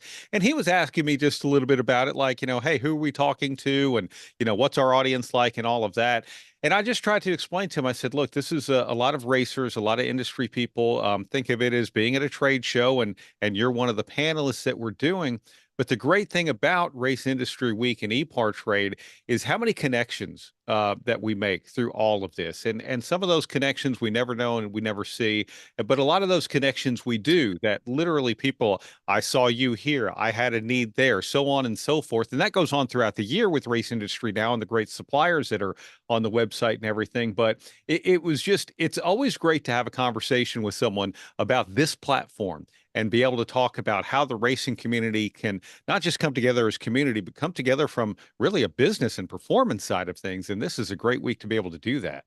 No, you're absolutely right. I mean, that's one of the reasons too we call ePortrait the racing industry every minute, every day. I mean, we just the beauty of and we all going to be pretty much all of us in Indy next week, and it's, you know, wonderful PRI show, and it's great to be together, but it's only 4 days, you know, and there's about 360 days left in the year, and so that's where we come into place. And this Race Industry Week is kind of a wonderful platform to gather all those series organizers, all those promoters, all those personalities from around the world. And how often can you hear from, you know, within the same day, Jimmy Johnson and Gunther Steiner, who are the, you know, or Antoine Brown, Tony. I mean, it's just like, it's amazing. And but then also all those series organizers, like, you know, the first time we're bringing tomorrow American Flat Track, we put an extra effort this year on bringing more motorcycle. We're going to also have Moto America. And I think that's very important to make sure all the gamut are covered, as well as the grassroots and the professional level. And Steve Phelps was another terrific interview you did on Tuesday morning. Mm-hmm. Yeah, for sure. And that was a really good thing. I did enjoy as well after Jeff Dickerson. You know, I hung out for a while today and just watched a lot of the panels. But Jeff Hammond with both Doug Yates and UTI, and talking about what UTI really brings to the racing industry. And, you know, you get asked often like, hey, how do I get into this? Or a lot of people don't know what the pathway might be. Learning about and talking about some of the resources that are out there for so many of those different things, and what UTI is doing, and what people like Doug Yates are doing, and all of that, literally bringing people right out of those programs into what he's doing is a really neat thing. And just so many different aspects of motorsports that we might not see every day, and a lot of times might not even know about, but all of a sudden become a new fascination for us. Well, I mean, listening to you, I just, we had yesterday or the day before, we had Roddy Basso from the E1 series. He was on 3 years ago alongside Formula E and Extreme E, and the series didn't even exist. And it was kind of an introduction. And 3 years later is right there presenting season 1, going into season 2, and the list of the honors. I mean, it's unbelievable. I mean, it's just like a who's who in sports. I mean, it's just like, it's beyond words, you know, and what they have achieved. And I think he said that just with the impact of the team owners, you know, that are in the series, and the, you know, from the NFL to tennis players to all these guys, they had over 1 billion impressions on social media alone. So that gives you an idea of the reach. So that's the beauty of you know, bringing all these people from around the world and learning about, you know, everything they do. Mm-hmm. Yeah. I'm hearing from a producer, they're still working with Linda. It looks like our internet is having a little problem, but we'll carry on, Brad. It's always great talking with you. Yeah, no, this is great. And you know, look, the miracles of modern technology, we can do so many things, but you know, sometimes making a simple connection can be a little bit difficult. You know, the other thing too, I look, we know about Linda Vaughn. She's got a great history, and I always try and prepare for what we're doing. And the great thing earlier, I was actually just doing a Google search for Linda Vaughn to see, okay, what are some different things we can talk about? Maybe things that haven't covered. And the next thing you know, like the first video that pops up is from 2 years ago when Linda Vaughn was right here on Race Industry Week. And again, how many of those things keep cycling through and how much this has grown and become a big deal. And you know, today's schedule you talk about, I look at tomorrow starting things off with Chip Ganassi Racing and having Goodwood and IndyCar and American Flat Track, Moto America.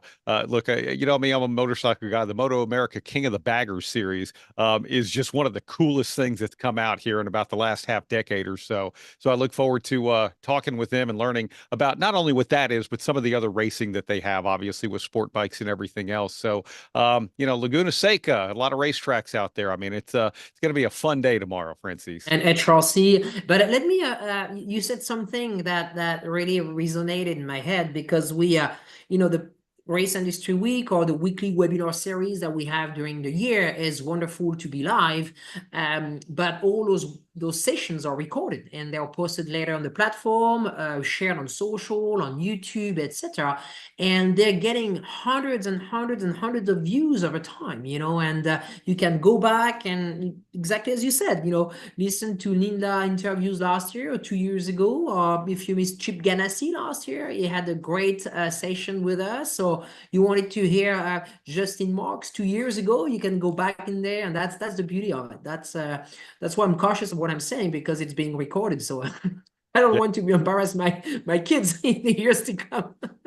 I don't think you have to worry about that. And it is a great opportunity. I know you talk about the race industry every hour of every day, and we look at some of the great sponsors that are, you know, right here behind us, you know, ETS, Penske Shocks, Peak, Scott Lewis Associates, Crower, Fifth Third Bank. I don't know that people necessarily realize. I did have someone the other day asking me about, well, what exactly is ePar Trade? And I said, well, if you go to the website, it is literally like everything that you could possibly imagine and any resource that you ever wanted. If you were looking for internal engine parts, just type in whatever you're looking for, and you're going to have like 10 companies come up, you know, who are suppliers and all of that. If you're looking for this or that, I thought Fifth Third Bank, they were on Race Industry Now just a month or so back, you know, a second time at least that we've had them on the weekly webinar series throughout the year. And to realize that some of these things you don't ever think about in your day to day, but what Fifth Third Bank has been able to do for motorsports and for companies, and whether it's big or small, is just a really neat thing. But the resource that epartrade.com is every single year to the racing community, you want to find something, if it's not on ePar Trade, I don't know that it exists, to be honest with you, friend. It's that thorough. Thank you so much, Brad. Thank you. That means a lot, you know, what you said. And while we wait for Linda, if this is the first time you're watching us, it's, yes, Race Industry Week is our big event once a year. We do in partnership with Racer.com and Speed Sport, but we also have a weekly webinar series that Brad Gilly as well as Jeff Hammond are hosting weekly that purely focuses on suppliers and on technical webinars. So we talk, you know, pistons, on brakes, and data acquisition, and it's very technical. Most of the time, I don't understand much of it because that's very technical. That's what we want, and so that's what we do every week. And of course, the platform that's open 24/7. But and that's what we're talking about. And the other thing too, Brad, that's you mentioned is the sponsors. They are industry sponsors. You know, that's very important. They are the companies making the parts or servicing the industry. Fifth Third Bank is a perfect example. They have a division called Fifth Third Bank Motorsports, and we actually did a webinar, as you mentioned earlier, with them back in October, where we talked about the SBA loans that are made for small businesses in the industry, because this is an industry about small businesses, you know, and the Doug Yates of the world, I mean, the Hendricks of the world, they are like big, huge corporation in racing, but compared to the world of business, they are very small. You know, there is nothing that I think maybe even 1,000 people. I mean, maybe the F1 team, they're getting close to 1,000 people, but it's still very small in the world of the bank or the OEMs or etc. So this is an industry that's dominated by small businesses, and that's what makes it so fun and so exciting. And I'm still getting a signal from a producer that unfortunately Linda Vaughn is still having technical challenges, and that's what we're here talking with Brad, and we'll wait another 5 minutes or so, and if we can't get Linda back on, then we'll just wrap today. But again, thank you for watching us from wherever you are. And one of the things that Brad, I don't know if you were on the World of Outlaw, and then they mentioned something very similar to the WEC this morning, how much they have extended their reach through, basically digital tools. When the old days you were on television, that was it. And now with all the digital tools available, they are able to engage with a much wider audience, and that's really fascinating to hear that. And we're trying to follow that path or lead that path in a way with a partnership with Racer.com and Speed Sport by putting not only this on Zoom like we are on right now, but also streaming on all those different platforms, YouTube and Facebook, LinkedIn, and of course Speed Sport One. So you do a lot of that as well, you Brad, right, with your radios and program, etc. Do you want to share a little bit with us? Yeah, sure. My day-to-day job is with the Performance Racing Network, and we broadcast about 40% or so of the NASCAR Cup Series races every year. Our counterpart at the Motor Racing Network does the bulk of the schedule, and it's great to be able to work with them and have a lot of fun. Looking forward to a big season next year, going up into the anchor booth, and with Sirius XM NASCAR Radio being on that channel weekly is a great opportunity and outlet just to spread the good word about motorsports and be able to do that. You talk about a lot of partners too. In what you were saying, it made me think back to 2001. I started working full-time at Texas Motor Speedway, and I was running the dirt track and all of our short track operations. And back then we were running the Have a Tampa series, the World of Outlaws. We had an AMA Pro Racing flat track event, monster truck events, and all of that. And I remember back then, especially talking with the dirt racers, that, man, if we can just get a TV deal, maybe we can get on Speed, or we can get on one of these channels, or so on and so forth, how difficult something like that was, but what it meant to the racers. And now fast forward, here we are, almost 25 years later, and to look at great opportunities like Dirt Vision and Flow and Racing America and a lot of digital outlets be able to, whether I'm sitting here in Wise County, Texas, and be able to watch a race at Eldora Speedway live without it necessarily being on a broadcast partner, but a streaming partner, and have all of those. And I think it's technology like that, Francis, that has allowed all of these racing series to thrive in so many different ways, because now it's not just buying a ticket to a track, which I'll always say nothing ever replaces the at-track experience. But if you can't get up to Washington State, for example, to go see a race, maybe you want to see a boat race or something, well, that's okay, because maybe you can sit at home and actually be able to watch that yourself on some digital platform. You're absolutely right. And there's wonderful aspect of it, and the other side of it is when you have a technical challenge like Linda Vaughn is having right now, then unfortunately you're not on. So we'll wait another minute or two, and if Linda can't come back on, then we'll just wrap today. And very fortunate, because we love Linda, and she's terrific. And worst case scenario, maybe we'll bring her back tomorrow. We'll see what's possible. But let me just check with our producer. Is still working with her, and so. But while we wait, Brad, anything that strike you in the last 3 days that you feel like? Jeff Hammond said something very interesting just before you came in. It said like the theme is like everybody is wrap up 2024, and you're probably thinking, oh my God, let's take a break. But no, they all wired up for 2025. 24 is not even close. It's just like getting ready for 2025. And that's what racing is all about. It is. I do think one of the themes for sure is I know once we get into a racing season, we talked a little bit about this this morning with Jeff Dickerson. We refer to this a lot of times as the non-racing season if someone is in their off season, because it goes 24/7, 365 days a year. And a wise person once said to me, look, you make your season in the off season. And I work harder, believe it or not, at least the Monday through Friday in the off season than I do traveling every other weekend, going to different racetracks and all of that, because this is the time that, look, if you're going to make a big deal out of something, if you're going to improve, if you're going to deliver a better product, this is the time that you get ready and prepare for all of that for sure. Getting a note from Larry. Larry, I am so sorry. He said like, no, I've waited all day, make that all year for Linda. I am so sorry, but right now we're trying to get her on. I promise we're doing everything we can.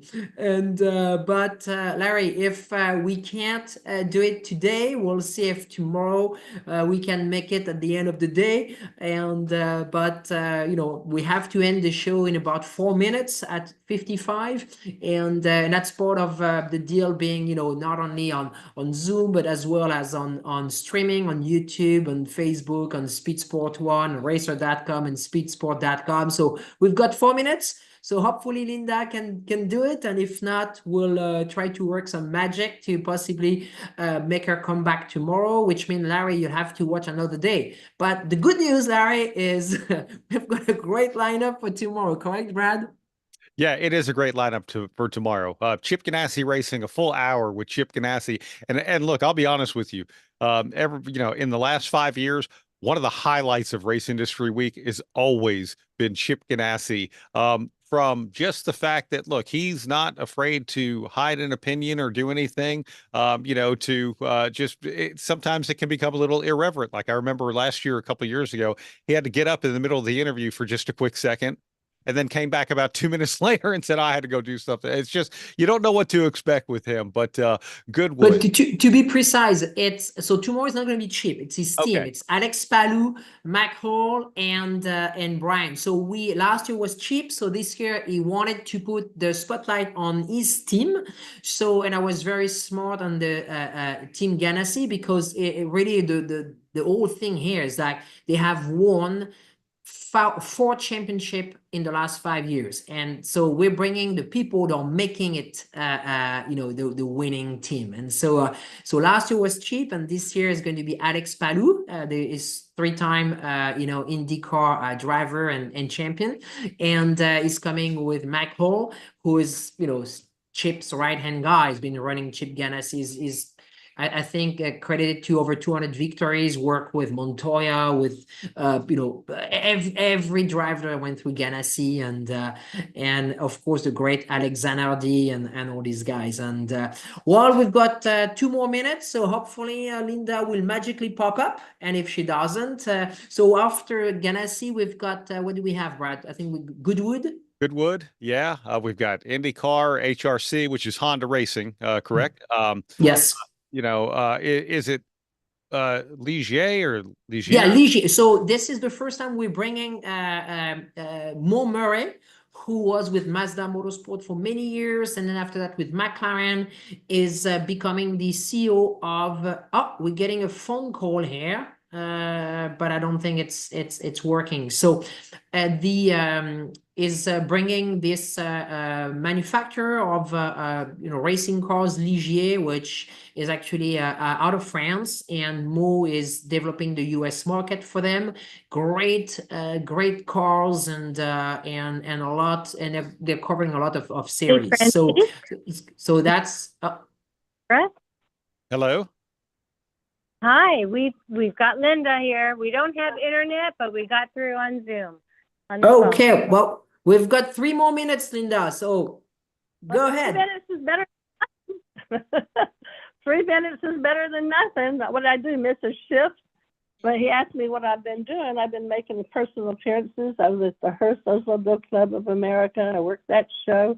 I did my hometown show in Dalton, Georgia, and it was a spectacular show. I had about 60 cars come in from a girlfriend named Wendy. Wendy brought her collection in, so we were successful for the Shriners, and we made a lot of money for the Children's Hospital. And then I did the Concord d'Elegance up in Chattanooga, Tennessee, and I had one of my Hearst Oldsmobiles up there, and my Pride and Joy, my Dino Ferrari, was on display and won a prize. And I've been working. I work. If people want me, I'll still go and enjoy it, because that's what it's all about. It's like music. You don't get tired of it. I love it. Yeah, we know people love you. That is for sure, because whenever you guys dropped off, we had some folks chiming in on the chat saying, no, we want Linda Vaughn. You know, when you do a lot of the shows and a lot of the work you do, I'm sure you, just run into a lot of people who have either great memories from, what they saw you doing, as maybe it was Miss Hearst Golden Shifter or something like that, or something other than that. What do people ask you about? Well, I'm still Miss Hearst Golden Shifter. I'm still Linda Vaughn. And it's just like Richard Petty is STP, and he'll always will be. I think I'll always will be with Hearst, because I still promote Hearst in every way I can, especially with your foreign people that are building American hot rods. Like at SEMA, I talked to a lot of people that came in from Sweden and Denmark that are building hot rods, Chevrolets, Mopars, wanting to know shifters, wanting to know clutches. So it's still interesting for me to do it. I enjoy it. And there's no age limit to it, because people who love their cars and love music, it kind of goes hand in hand. And I say that often, because so long as they have that little drive inside their love heart, I'm going to do it. And I've really enjoyed my car shows this year, and I'm looking forward to a few more next year. Of course, I got to go to the Barrett-Jackson auction, and I'm working with the other Jeff Gordon, which is original. He drives funny cars back in the 60s and 70s. We started a line of jewelry. I got on a necklace today, which I'm so sorry the cameras died on us, but I was going to show that to you, because we made Tony Stewart's wife a necklace. I think what we're going to do is make special orders on these wonderful necklaces of their favorite car or their favorite person. And I'm hoping it'll be successful. I'm always doing something. I can't sit still. I love that. I think that is really cool. And we definitely look forward to seeing some of those necklaces and everything as well. Linda, I mean, what a treasure that you are for motorsports. And it is just so awesome to see the enthusiasm and excitement that you have, but even more so the enthusiasm and excitement that people have when they know that you're going to be somewhere, whether it's right here or whether it's in an auto show or somewhere else. Well, I'm so sorry that everything, we got a glitch today. I don't know if Russia did that to us or what, because it upsets me, because I was looking forward to some questions and answers, and I hope the folks that were listening will stay in touch with the ePart Trade so we can get some questions answered, and I'd be happy to answer any of their questions. Because it's not what you have with your automobile. The first time I ever had a kiss was in a 57 Chevrolet. So we still love all those cars. And the fact that was my first kiss, I'll never forget it. And most of the guys that come up to me, and the girls, we have a lot of women drivers. And I really support all the ladies in our sport and our industry, and I always have. And because I'm a lady myself, so therefore I enjoyed working like with Chevrolet, the corporate. I've done a lot of the corporate work. But everybody comes down to that one person that loves that car, that wants to build that car, that wants to keep that American history in that car. And that's what I really thrive on. I really do. This industry is not over. We're just getting up and going again. Of course, we have a lot of future things, but I do like the fact that the traditional love affair with your car is still going. Yeah, for sure. I don't know that that I could have said that better, and that's what's great about all of us being here. Francisque and Linda and Judy and everyone, that we all just have a love affair with motorsports, with cars, boats, motorcycles, whatever it might be, and whether anything with a motor. Exactly. Well, I spend some time with you. I'll of course be at Daytona. And hopefully see you maybe at PRI show. I'll be working the shows. I've got my own booth, and I'm looking forward to it, because getting to work with all the folks that are still showing their love for this industry and our sport. And I still hope they order Hearst shifters and Edelbrock manifolds and all kinds of neat things, and Schiefer clutches and Hayes clutches and McLeod clutches. Remember, I grew up with all that. and with Big Daddy, and I used to watch them take those dragsters apart, put those engines together. Hubert Platt right down the road from me. I grew up with people building their own love affairs with cars. So it's a great, great life I've had. And I'm not through yet. I'm still single and still wanting to work. Awesome. I'm still shifting. Yeah. I still throw much in. Well, we're thrilled about that. Glad we got to reconnect, even if for a brief moment, Linda. And I'll say this collectively for all of us, we so appreciate you and everything that you still continue to give to our wonderful sport in the automotive industry. Thank you so much. And those folks that wanted to know things, would you get their addresses and I'll write to them or call them, okay? Because I'm sorry we had a glitch in our internet, but there's just really been problems over here on this hill. I've had a lot at my house too. I'm just up the road from Judy, and I've really had a lot of trouble this past 3 weeks with my internet. So we apologize to all your listeners and all your e-car trade folks, and come and see me, all right? Awesome. Will do. Thank you so much, Linda. We appreciate you. Thank you very much. Thank you, Linda. Great, but what a great way to end today. So thank you very much for being with us today. Brad, we'll see you in the morning. So once again,